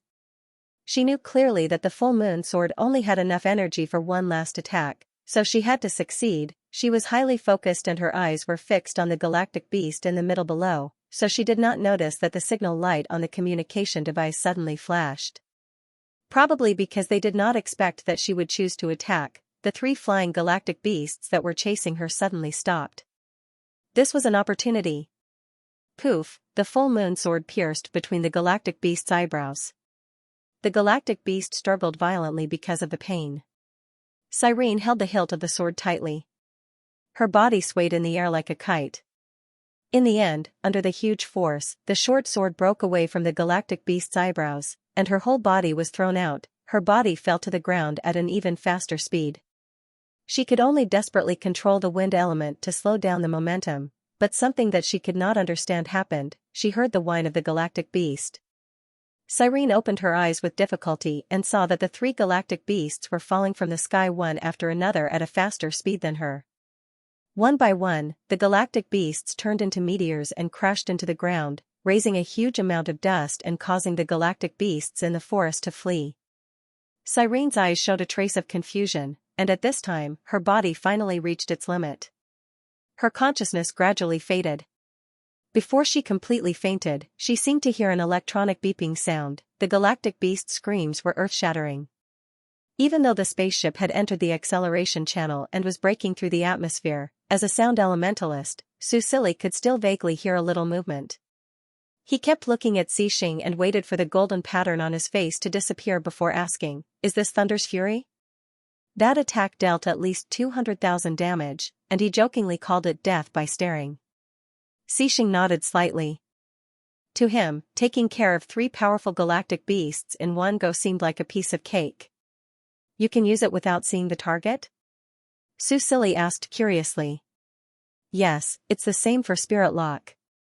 Xianxia explained to him, but his expression was a little thoughtful. Xianxia saw that he was absent-minded and asked him what was wrong. Nothing. Xianxia shook his head. I felt a familiar wave just now. A familiar wave? Yes, it's a little familiar, like the wave of a treasure. Xianxia's eyes lit up. Treasure? Could it be that there are some ruins there? His piccolo was dug up by Xianxia from some ruins, and it was worthy of its name as a divine weapon. Xianxia thought of this when Xianxia mentioned a treasure. Xianxia frowned slightly. He thought carefully and felt that it didn't seem like it, but when he saw the interest in the young man's eyes, he smiled and nodded. Yes, it's very possible. Xianxia clapped his hands. Then we can go and take a look in the future. Maybe we can find some treasures there. At this moment, he thought of something and looked at the screen in the control room again. Xiao Wu, did you find something just now? Yes. The little AI didn't continue to play dead and turned into a robot on the screen. Xiao Wu just detected an unfamiliar signal source. Xianxia was stunned and his expression became serious. An unfamiliar signal source? Yes, I don't know what device connected to the spaceship's signal, but it was only for a few seconds before it was cut off. There was a special signal transmitter on the spaceship that could not only connect to Roland's local network, but also to the star network. Is it the Bavatans? Xianxia didn't forget about these lizard men who were hiding in the dark and watching Roland. Last time, Lanyu City was almost destroyed. We can't be sure at the moment, but we can't rule out this possibility. Xiao Wu's childish voice was still soft, but it was particularly serious at this moment. The spaceship has urgently activated the cloaking device. After calculation, the current probability of being tracked is less than 0.3219%, which can be regarded as having escaped possible tracking. Xianxia nodded. He was curious about the data displayed and couldn't help but ask, how did this probability come about? The little robot disappeared and a long string of numbers appeared on the screen, making Xianxia dizzy. Forget it, he shouldn't be curious about this. Xianxia asked Xiao Wu to stop and then asked, the route of the safe passage shouldn't have been exposed, right?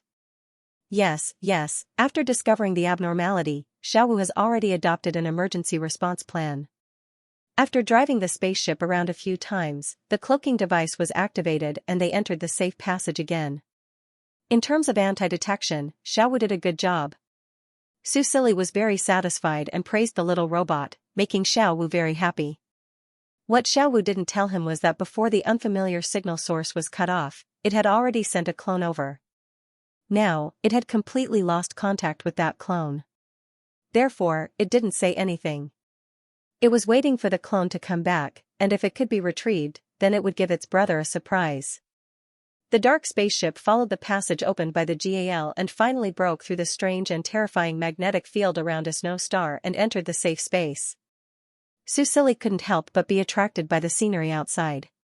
Looking at a snow star from space, one would find that it was a very beautiful planet. The planet was surrounded by a faint snow-white substance, looking exceptionally beautiful. The players had already squeezed in front of the spaceship's glass window and looked at the scenery outside. Their faces were all squeezed together. The NPC guards were more reserved, but one or two of them released their mental strength and looked through the spaceship at the starry sky outside. Their faces were filled with excitement. When they saw the huge snow-white planet again, their eyes were filled with deep infatuation and a trace of uneasiness as they were about to leave their homeland. The spaceship slowly deviated from its original course and headed toward a snow star according to the set destination. Their journey of conquering the starry sky had finally taken the first step smoothly. Xianxia couldn't calm down for a long time. To the players, this was just a game, but he clearly realized that this was not just a game. This world was real. And now, they were preparing to cross to another star field and go to another planet. He was full of anticipation for such a wonderful journey. However, just as the spaceship was about to accelerate and enter the transition passage, it suddenly stopped. Warning, warning, enemy detected. Spaceship emergency transition stop and enter stealth mode. Xiao Wu's voice sounded again. At the same time, the screen showed the image it had just monitored. As it kept zooming in, the outline of a battleship slowly appeared in front of them. It was hidden in the floating asteroid belt near a snow star. If Xiao Wu hadn't modified the spaceship, it might not have been detected at all. If they had entered the transition hastily, it was very likely that they would have been exposed. And the spaceship entering the transition state was undoubtedly at its most vulnerable state. The slightest mistake could cause an accident. It was no wonder that Xiao Wu was a little anxious. Su Silly looked at the steel behemoth with a solemn expression. This was a space battleship with extremely strong combat and destructive power. It was also one of the targets of his purchase this time. There was no need to guess who the owner of this battleship was. Your Majesty, in the control room, the two pilots were suddenly pulled back from their beautiful fantasy of the starry sky to the cruel reality. Their faces were a little pale. Have we been discovered? Is that the Bevats? Su Silly also didn't know the current situation. At this time, Xixing held his hand and said, the spaceship's stealth mode hasn't been lifted yet. They can't discover us. Yes, brother. At this time, the little robot finally appeared after a short silence. I just hacked into their system and found that it is indeed the abominable Bevats. Xiao Wu was a little angry that the spaceship almost flipped over just now. It continued, they are monitoring and collecting data here to find the safe passage to a snow star. A lot of data has been collected, and the overlap with the safe passage is close to 63%. It's that high? Su Silly was a little surprised. This group of lizard men really put in a lot of effort. Even without the help of the Star Alliance, they would still be able to find the safe passage sooner or later. When that time comes, the army will be here. Absolutely not. With Roland's current situation, there was no way they could fight against the Bevat Empire's army. Fortunately, they discovered it in time. Xiao Wu, can you delete the data? Su Silly asked. No problem, brother. Leave it to me. Xiao Wu responded. Its electronic eyes quickly flashed with data streams. In less than a minute, it returned to normal.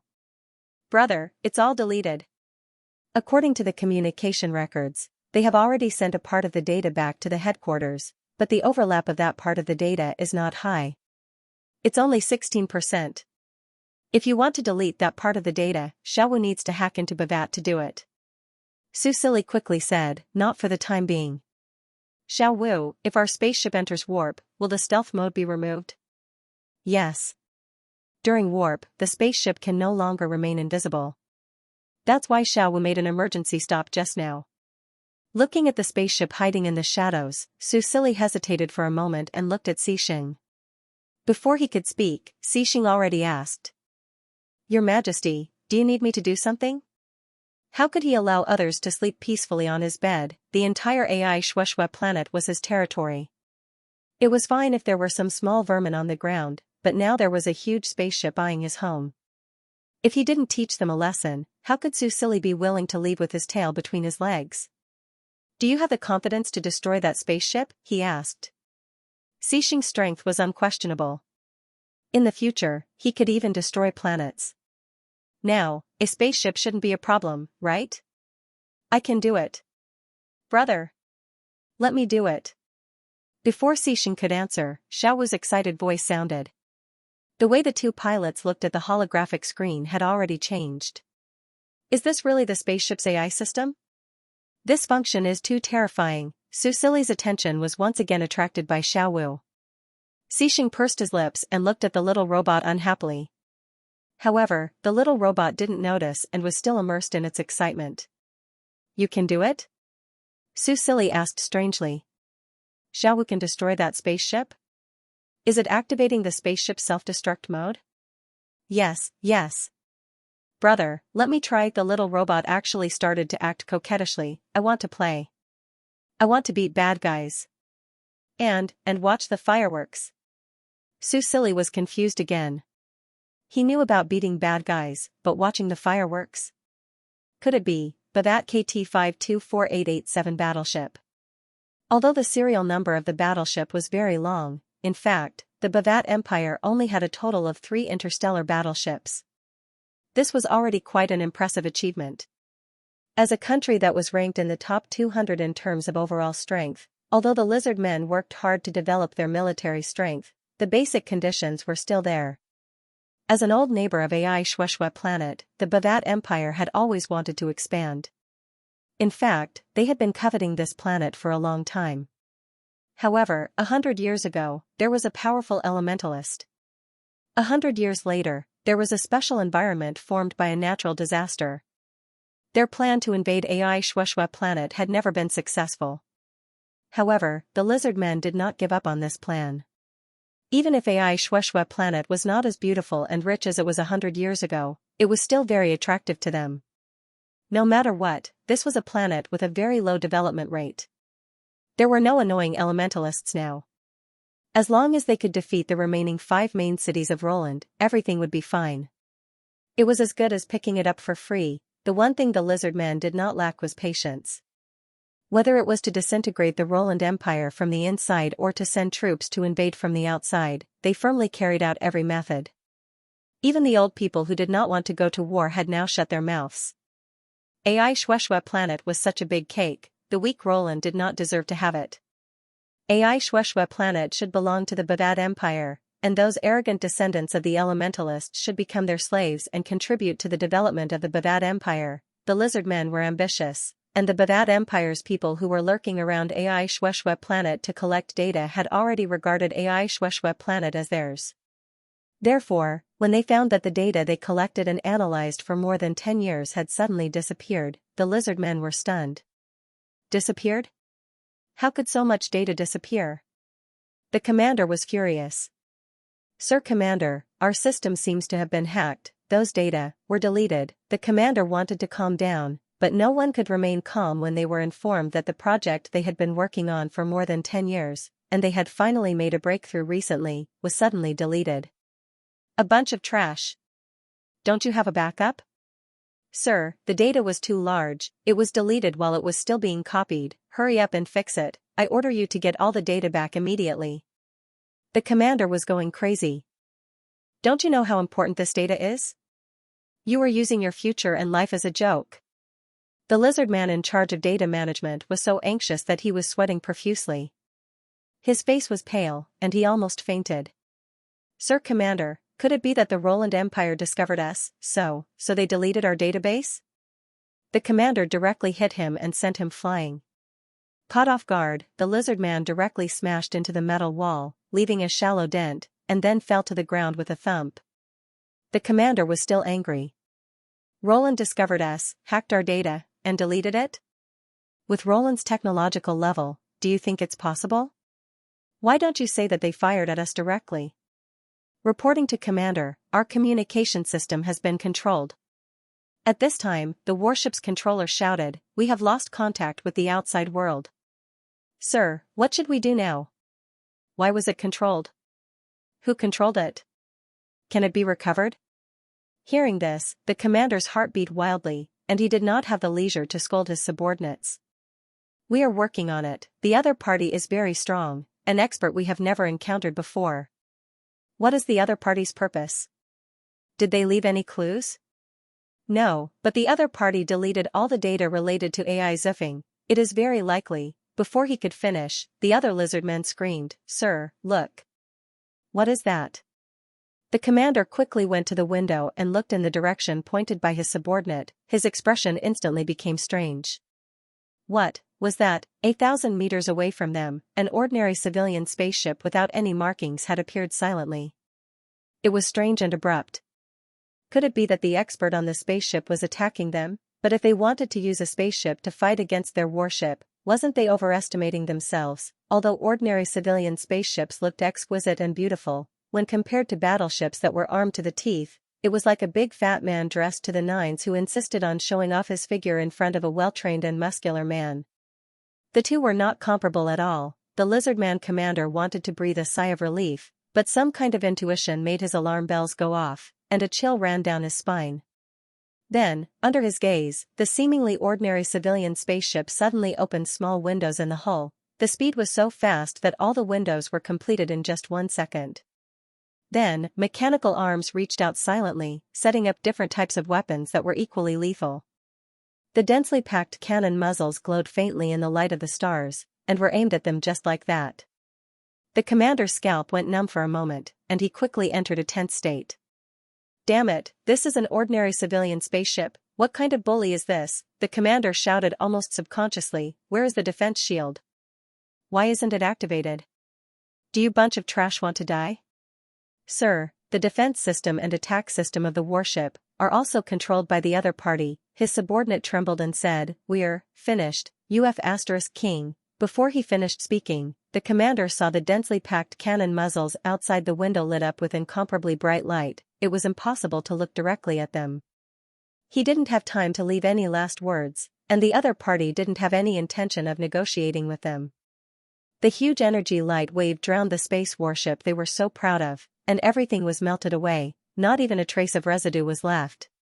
In such a bright light, all the cannon muzzles were uniformly retracted, and the spaceship once again returned to the state of an ordinary civilian spaceship.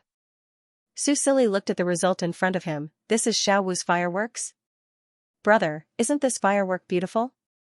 The little robot emerged from Susili's communication device, a pair of electronic eyes blinking, and a naive look asking for approval made Susili recover from his shock, and then he didn't know whether to laugh or cry.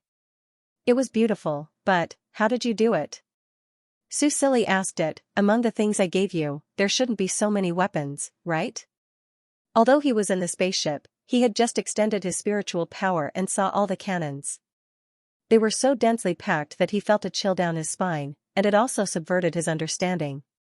How was this an ordinary civilian spaceship? Have you ever seen a civilian spaceship that could completely blow up a battleship armed to the teeth in an instant?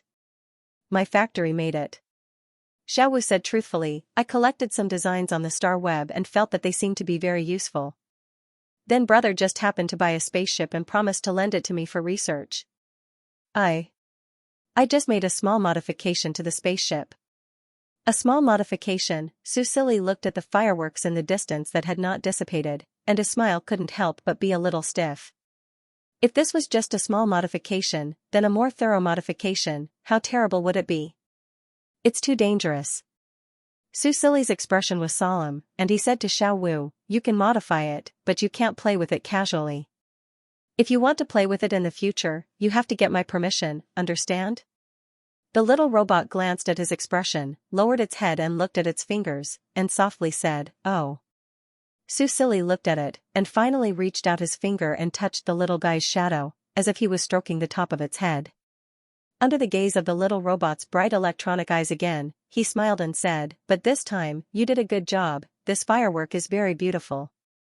Not only did it discover the battleship of planet Bayrat, but it also annihilated it in one fell swoop.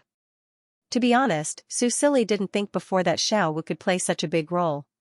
The little robot that was praised was happy again, and said crisply, "Xiaowu also thinks it's beautiful. When I saw it in the video data, I thought it was very beautiful, but I didn't expect it to be even more beautiful in reality. Brother, I want to get a bigger and prettier one next time." Susili's smile faded when he saw how happy it was, just like a child who had just gotten a new toy. He couldn't help but feel a little worried. An AI with such powerful abilities was indeed a killing machine, but it also needed to be properly guided. Otherwise, once it lost control, Susili had already accepted Xiaowu, so he did not want to see that happen. "Xiaowu, the Bevatians are our enemies," Susili explained to it seriously.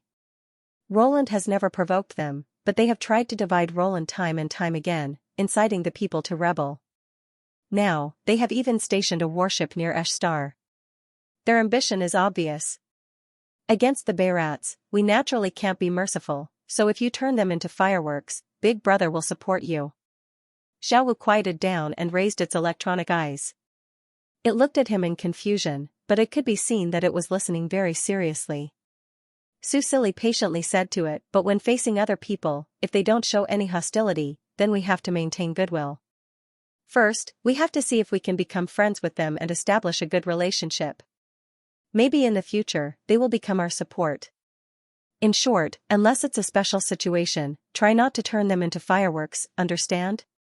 Xiaowu nodded as if it understood. I understand, big brother. It asked again, what kind of special situation is considered? For example, when someone bullies you.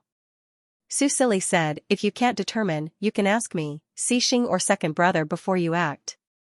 Okay, big brother. Su Silly heaved a sigh of relief when he saw that he had obediently agreed.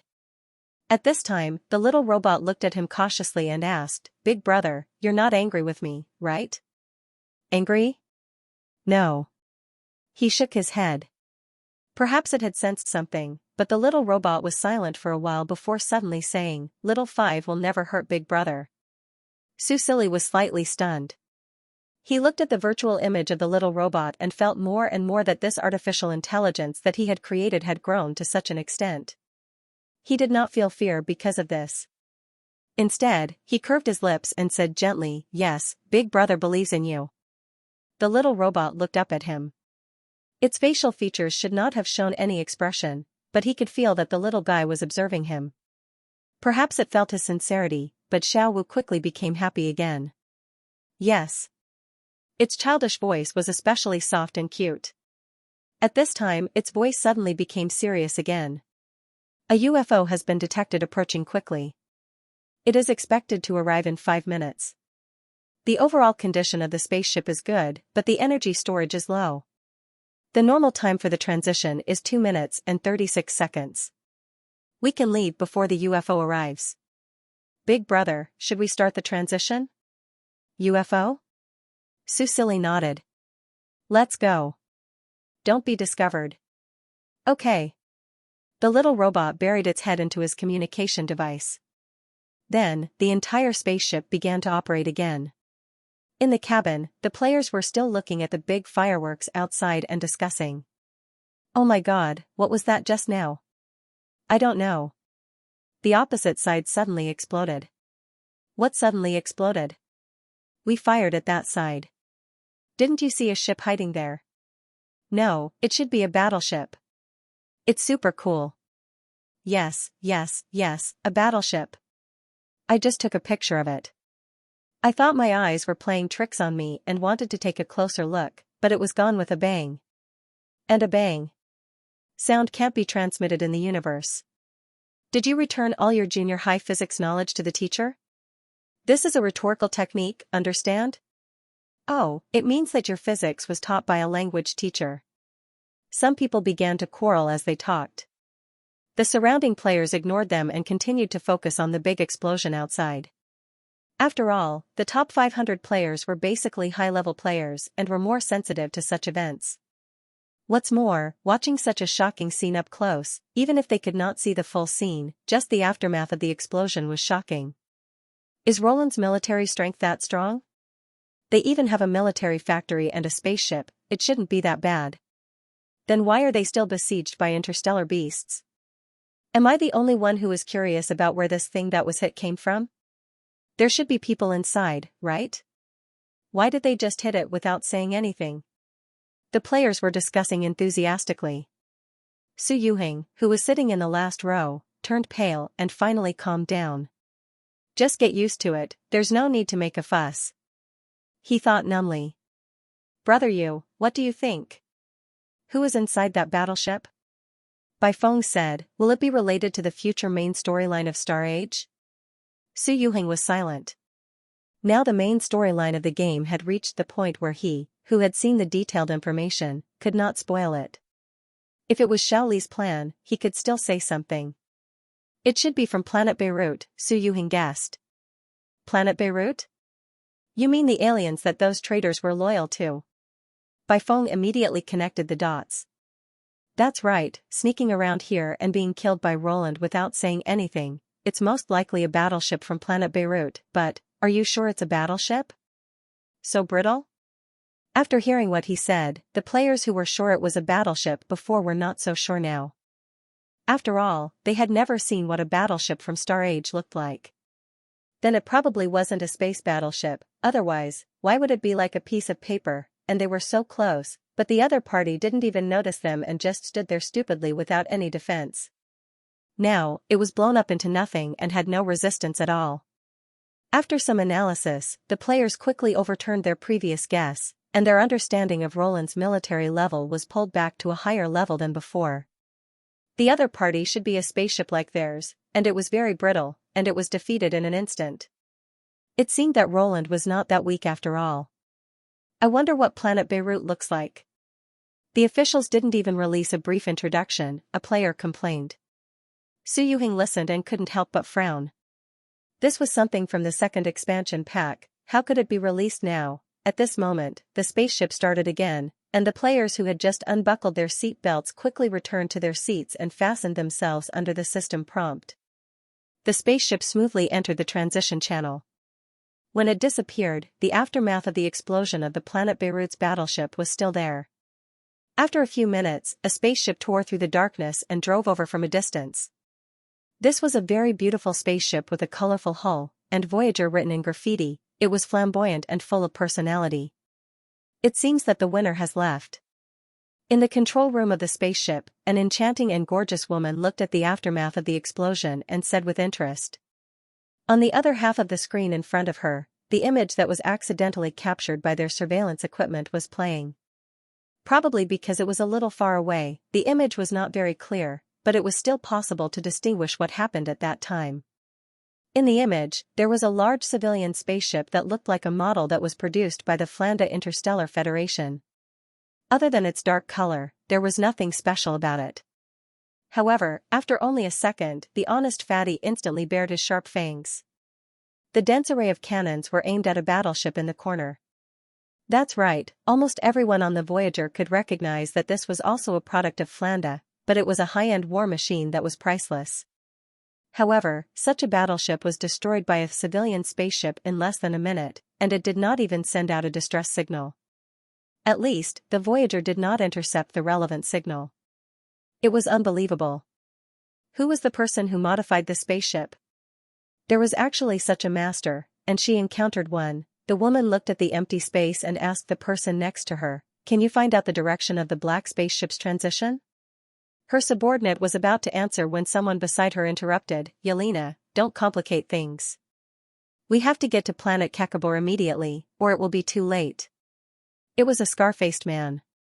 Not only did he have a fierce tone, but he also looked fierce. However, the woman was not afraid of him. "What's the rush? Are you in a hurry to reincarnate?" She admired her bright red nails and said casually, "This time, it's Mu Xingzhou who's begging us." "Why are you in a hurry?" "If you didn't agree in such a hurry, I wouldn't have come." "He would have come to beg us personally." "Not in a hurry? If he dies and the deal fails, you'll be skinned alive by the boss when we get back." The scar-faced man cursed and then looked at his subordinate who was silent. "Let's go." "What are you waiting for? Do you want me to slap you before you move?" No, we're leaving now." Yelena curled her lips and did not say anything else. She just looked at the distant void where the aftermath of the explosion had disappeared, and there was a hint of regret on her face. Soon, the Voyager also entered the hyperdrive channel and left this place. As for the AI Schwester in the background, everyone ignored it. After all, the AI Schwester was quite famous in the area, famous for being dangerous and barren. Bastard! Who the hell did it? After the Voyager left, some time passed. When all traces were about to disappear, the Beirut battleship finally arrived. After the lizardmen lost contact with their own battleship, they were still hopeful that it might be a signal problem. However, as time passed, the KT-524887 battleship remained silent. All the messages sent out were like stones sinking into the sea. Even the commander and the soldiers on the battleship could not be contacted. Only then did the lizardmen report the information to Anorton. Just in case, Anorton sent the second battleship left on the Beirut star. However, even when they reached the vicinity of the AI Schwester, they could not contact the Beirut KT-524887. After exploring the AI Schwester several times, they finally found traces. Using the latest detection technology, they could finally confirm that the KT-524887 had been destroyed. Everyone on the battleship died, and the data collected over the years was destroyed. What made them feel the most heartache was that the battleship was completely destroyed. Even if it had been in service for more than 10 years, the performance of the KT-524887 was still superior. Not to mention that the Beirut Star only had 3 battleships.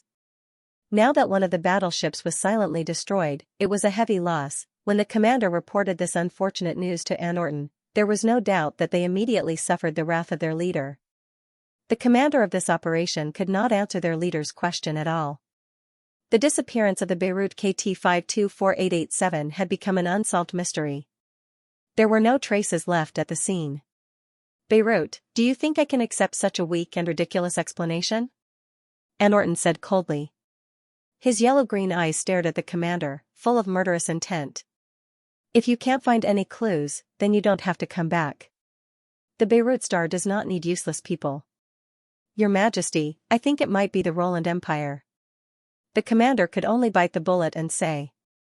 KT-524887 disappeared at the periphery of the Escher star. This matter definitely has something to do with the Roland Empire. You're saying that the Roland Empire that doesn't even have a single spaceship and hides in the protective barrier left by the old emperor every day, now has the military strength to destroy the Beirut battleships?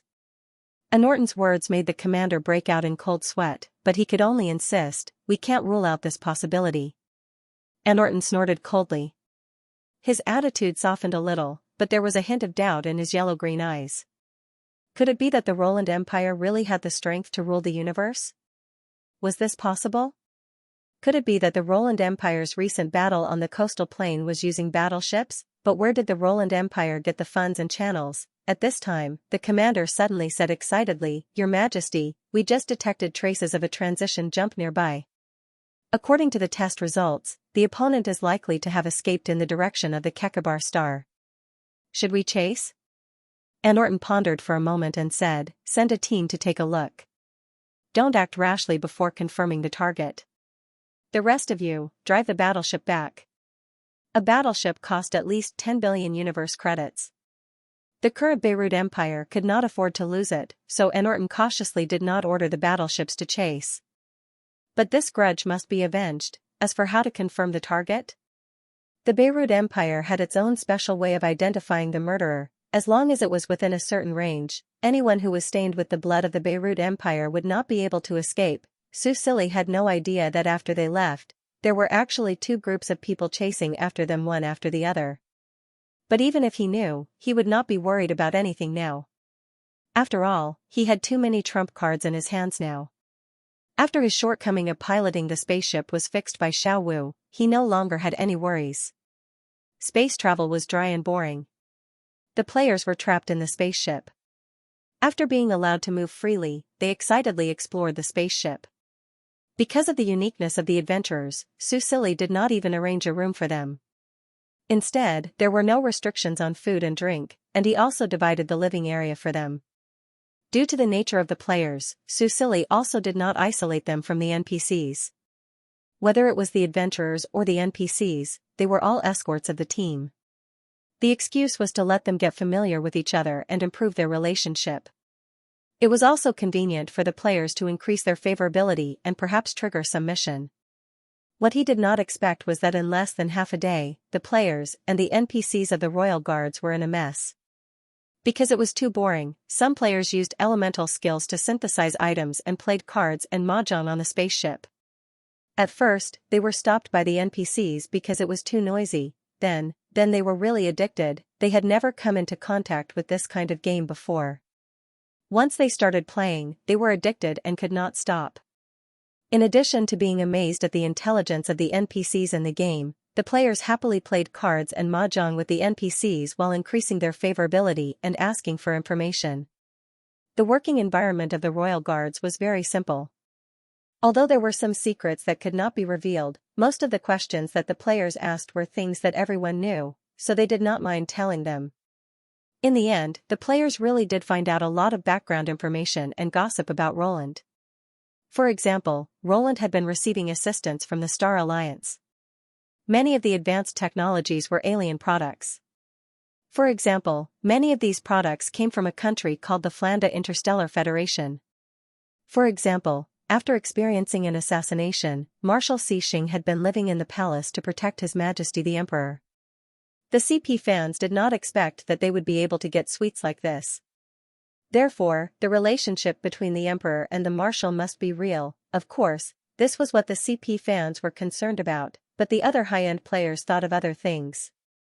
Star Alliance, Flanda Interstellar Federation, and Planet Bavat, whose spaceship was destroyed before. Did this mean that in the future, there would be other factions besides Roland?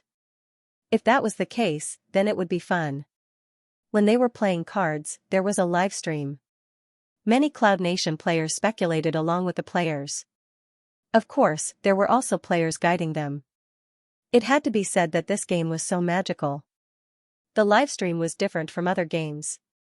Under the shameless attacks of the players, the pure NPCs naturally could not resist and quickly became brothers with the players.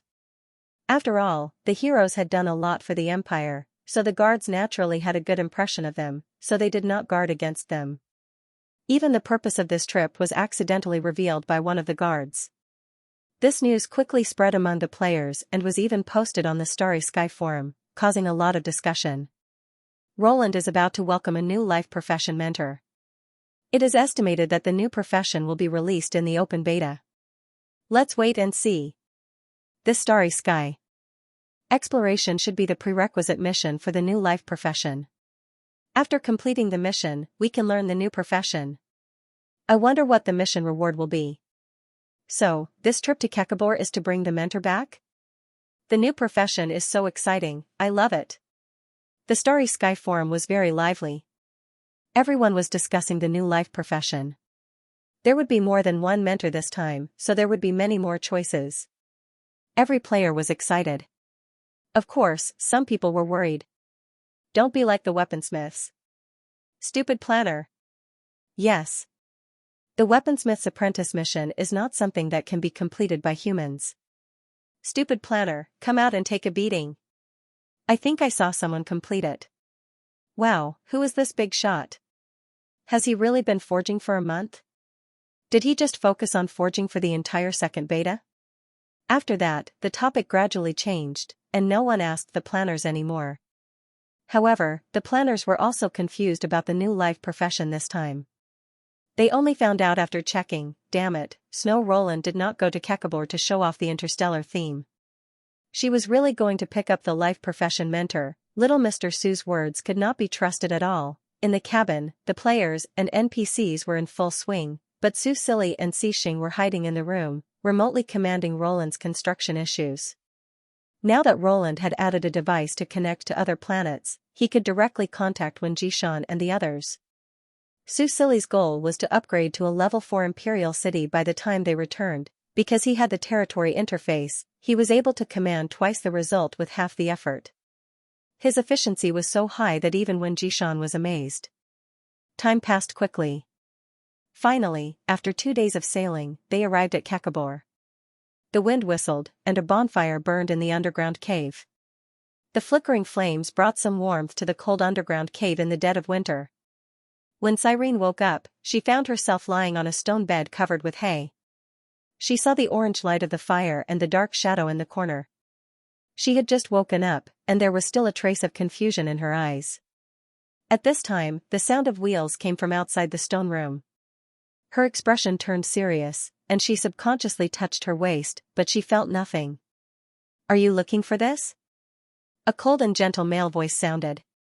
Cyrene looked over and saw Brady, with 3 hideous scars on his face, pushing a wheelchair in from outside. The one who spoke was Sinos, who was sitting in the wheelchair. Gurgle, gurgle, gurgle.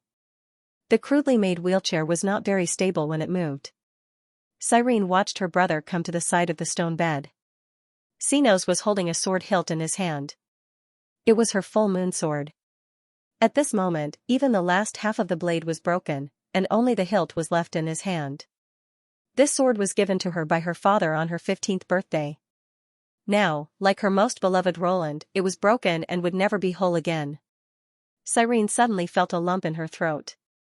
She subconsciously looked up and blinked hard, trying to suppress all the sadness and pain in her heart. Seeing her like this, how could Sinos have the heart to scold her? He pulled his sister's hand, controlled the water flow, and gently put the sword hilt back into her palm. He gently closed her fingers and held her tightly with his remaining hand. He did not say a word, but Cyrene felt a force supporting her. Clearly, the person who should be protected now was her brother. Cyrene bit her lip, but when she recalled everything that happened before she fainted, she could not help but cry. "Brother, I'm sorry, I didn't catch up to the spaceship," and broke the full moon. Xinos paused, then raised his left hand and gently wiped the tears from her eyes with his fingertips. He said gently, "I don't know what happened, but it's good that you came back safely. Everything else doesn't matter." "Yeah, it was really too dangerous," Brady said. "If I hadn't heard the commotion and rushed over to catch Your Highness falling from the sky, I'm afraid it wouldn't have been as simple as being unconscious for 2 days." At this point, he saw Celine lower her head, so he hurriedly stopped. "Haha, I just wanted to say that it's good that you're fine." He stiffly yawned and quickly changed the topic. "Your Highness, what happened? And what's with the spaceship you just mentioned?" After being interrupted by him, Cyrene's mood improved a lot. She wiped away her tears with the back of her hand, pulled herself together, and said, "I was going to the base to have a look today, but I heard the hollow beast on my way there, so I quickly hid." But she didn't continue. Instead, she raised her wrist and operated the communication device. She pulled up the video she had recorded with the high-definition camera. In the video, the camera was aimed at the sky, and then it was quickly zoomed in until the outline of a spaceship could be seen. Then, the camera shook and there was a sharp whistling sound. Cyrene quickly turned off the video.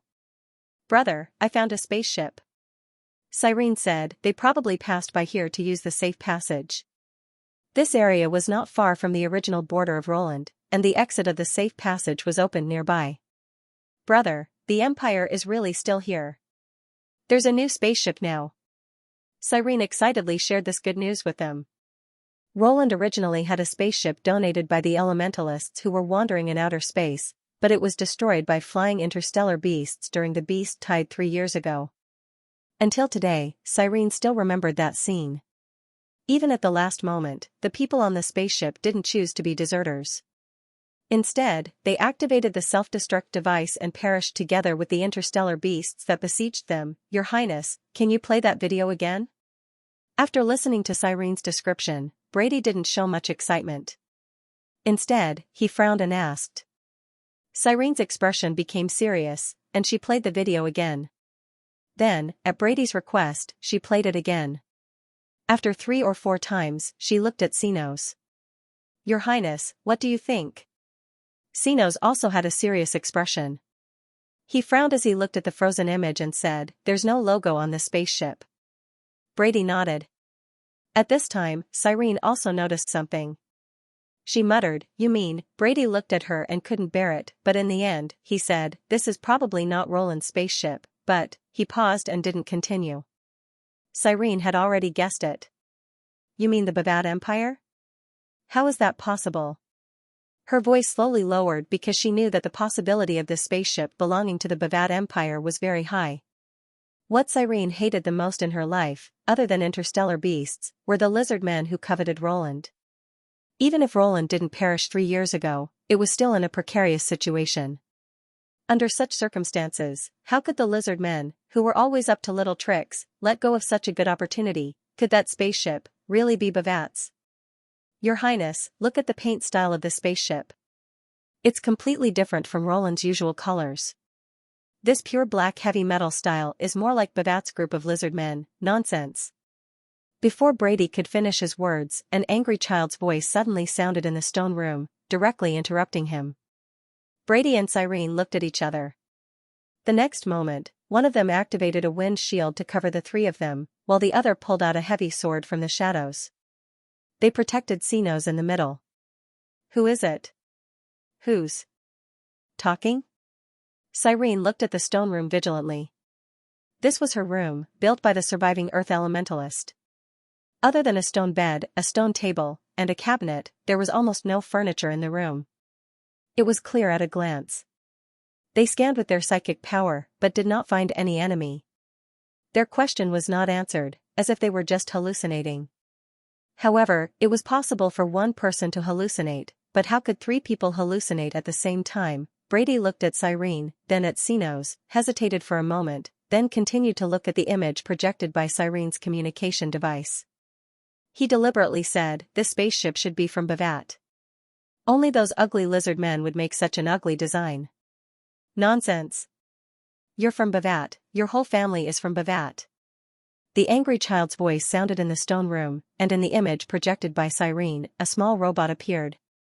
It pointed at the spaceship and said, "It's obviously super cool. Big Brother also said that he likes it a lot." In the stone room, the three people looked at each other. What was this little robot? Why did it appear in the projection? Brady opened his mouth and was about to question when Thanos pulled on his sleeve. He had no choice but to shut his mouth and look at the crown prince who was being protected by him and Her Highness Selene.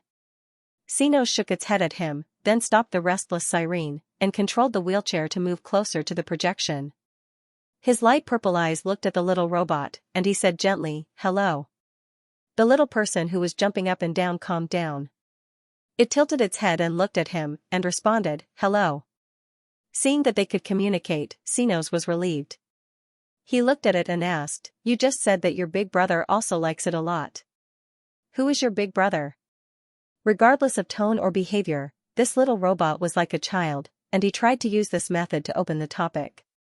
However, the little robot did not answer immediately, but blinked its electronic eyes and looked at him curiously.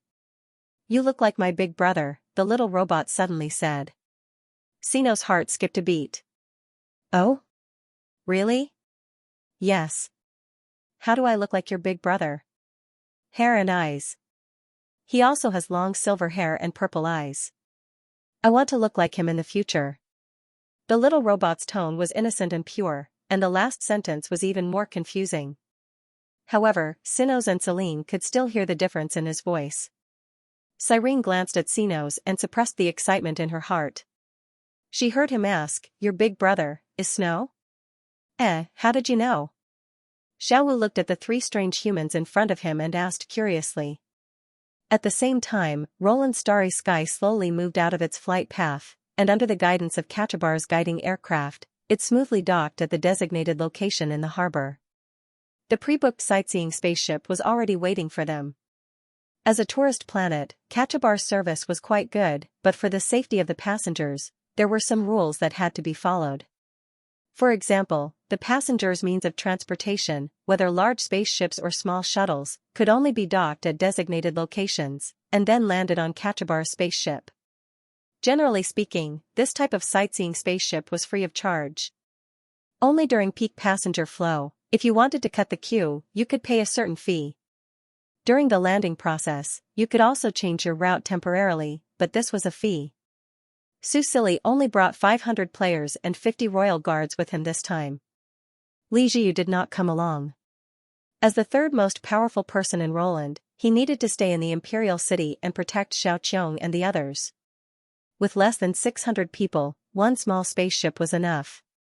Small spaceships usually carried less than 800 people, medium spaceships could carry 2,000 people, and large spaceships could carry up to 5,000 people.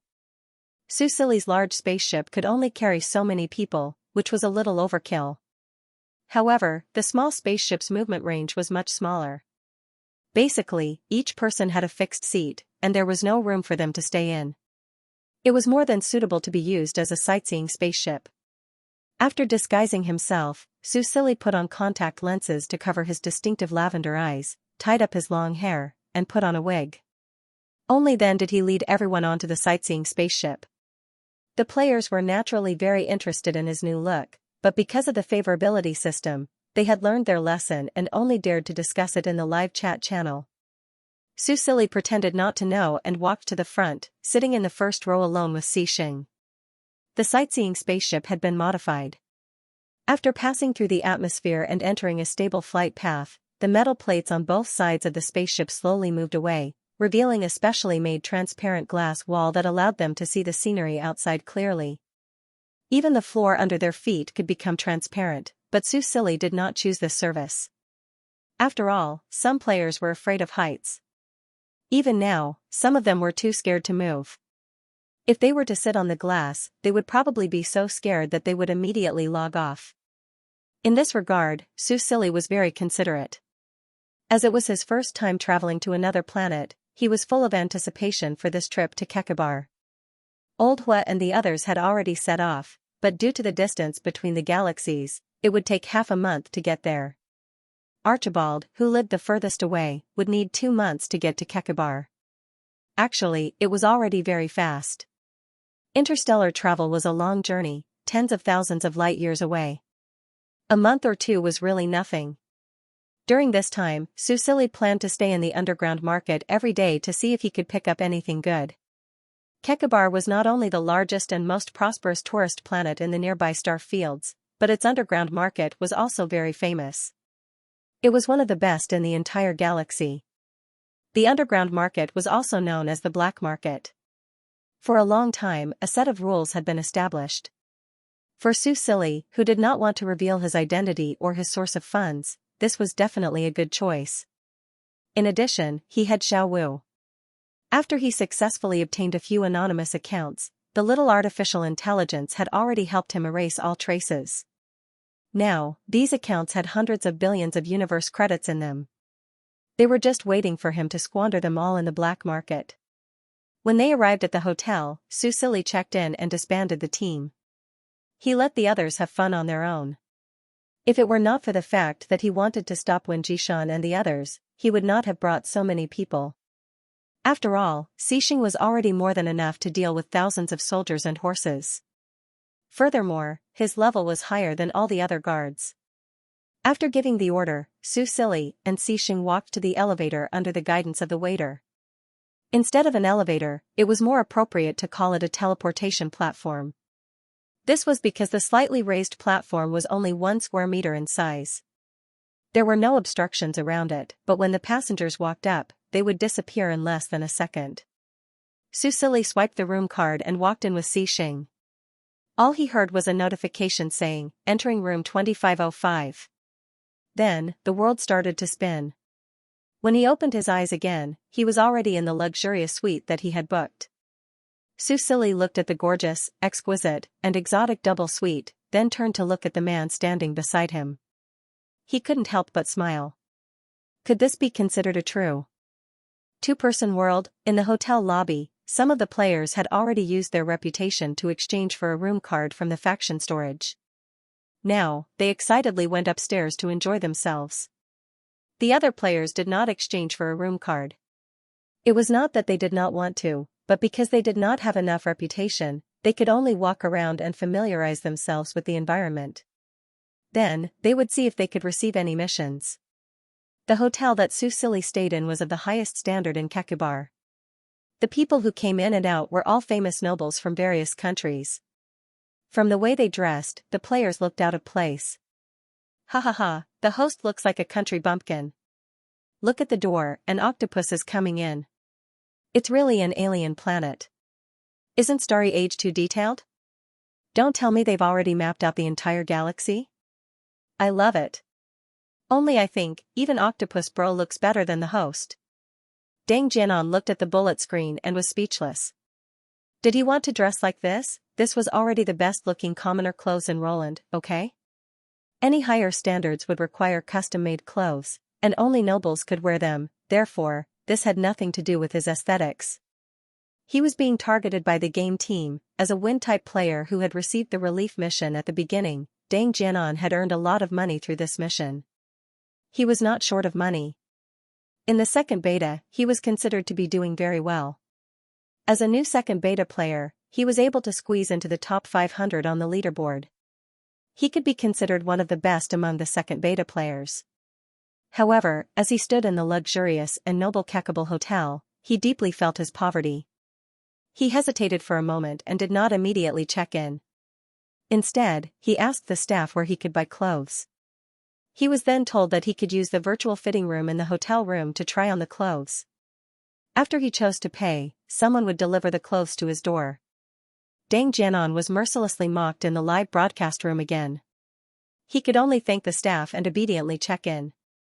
As he walked to the elevator, a little girl who looked like she was only 4 or 5 years old ran past him, chasing a puppy. Deng Jianan felt that the little NPC's modeling was very cute and could not help but look at her.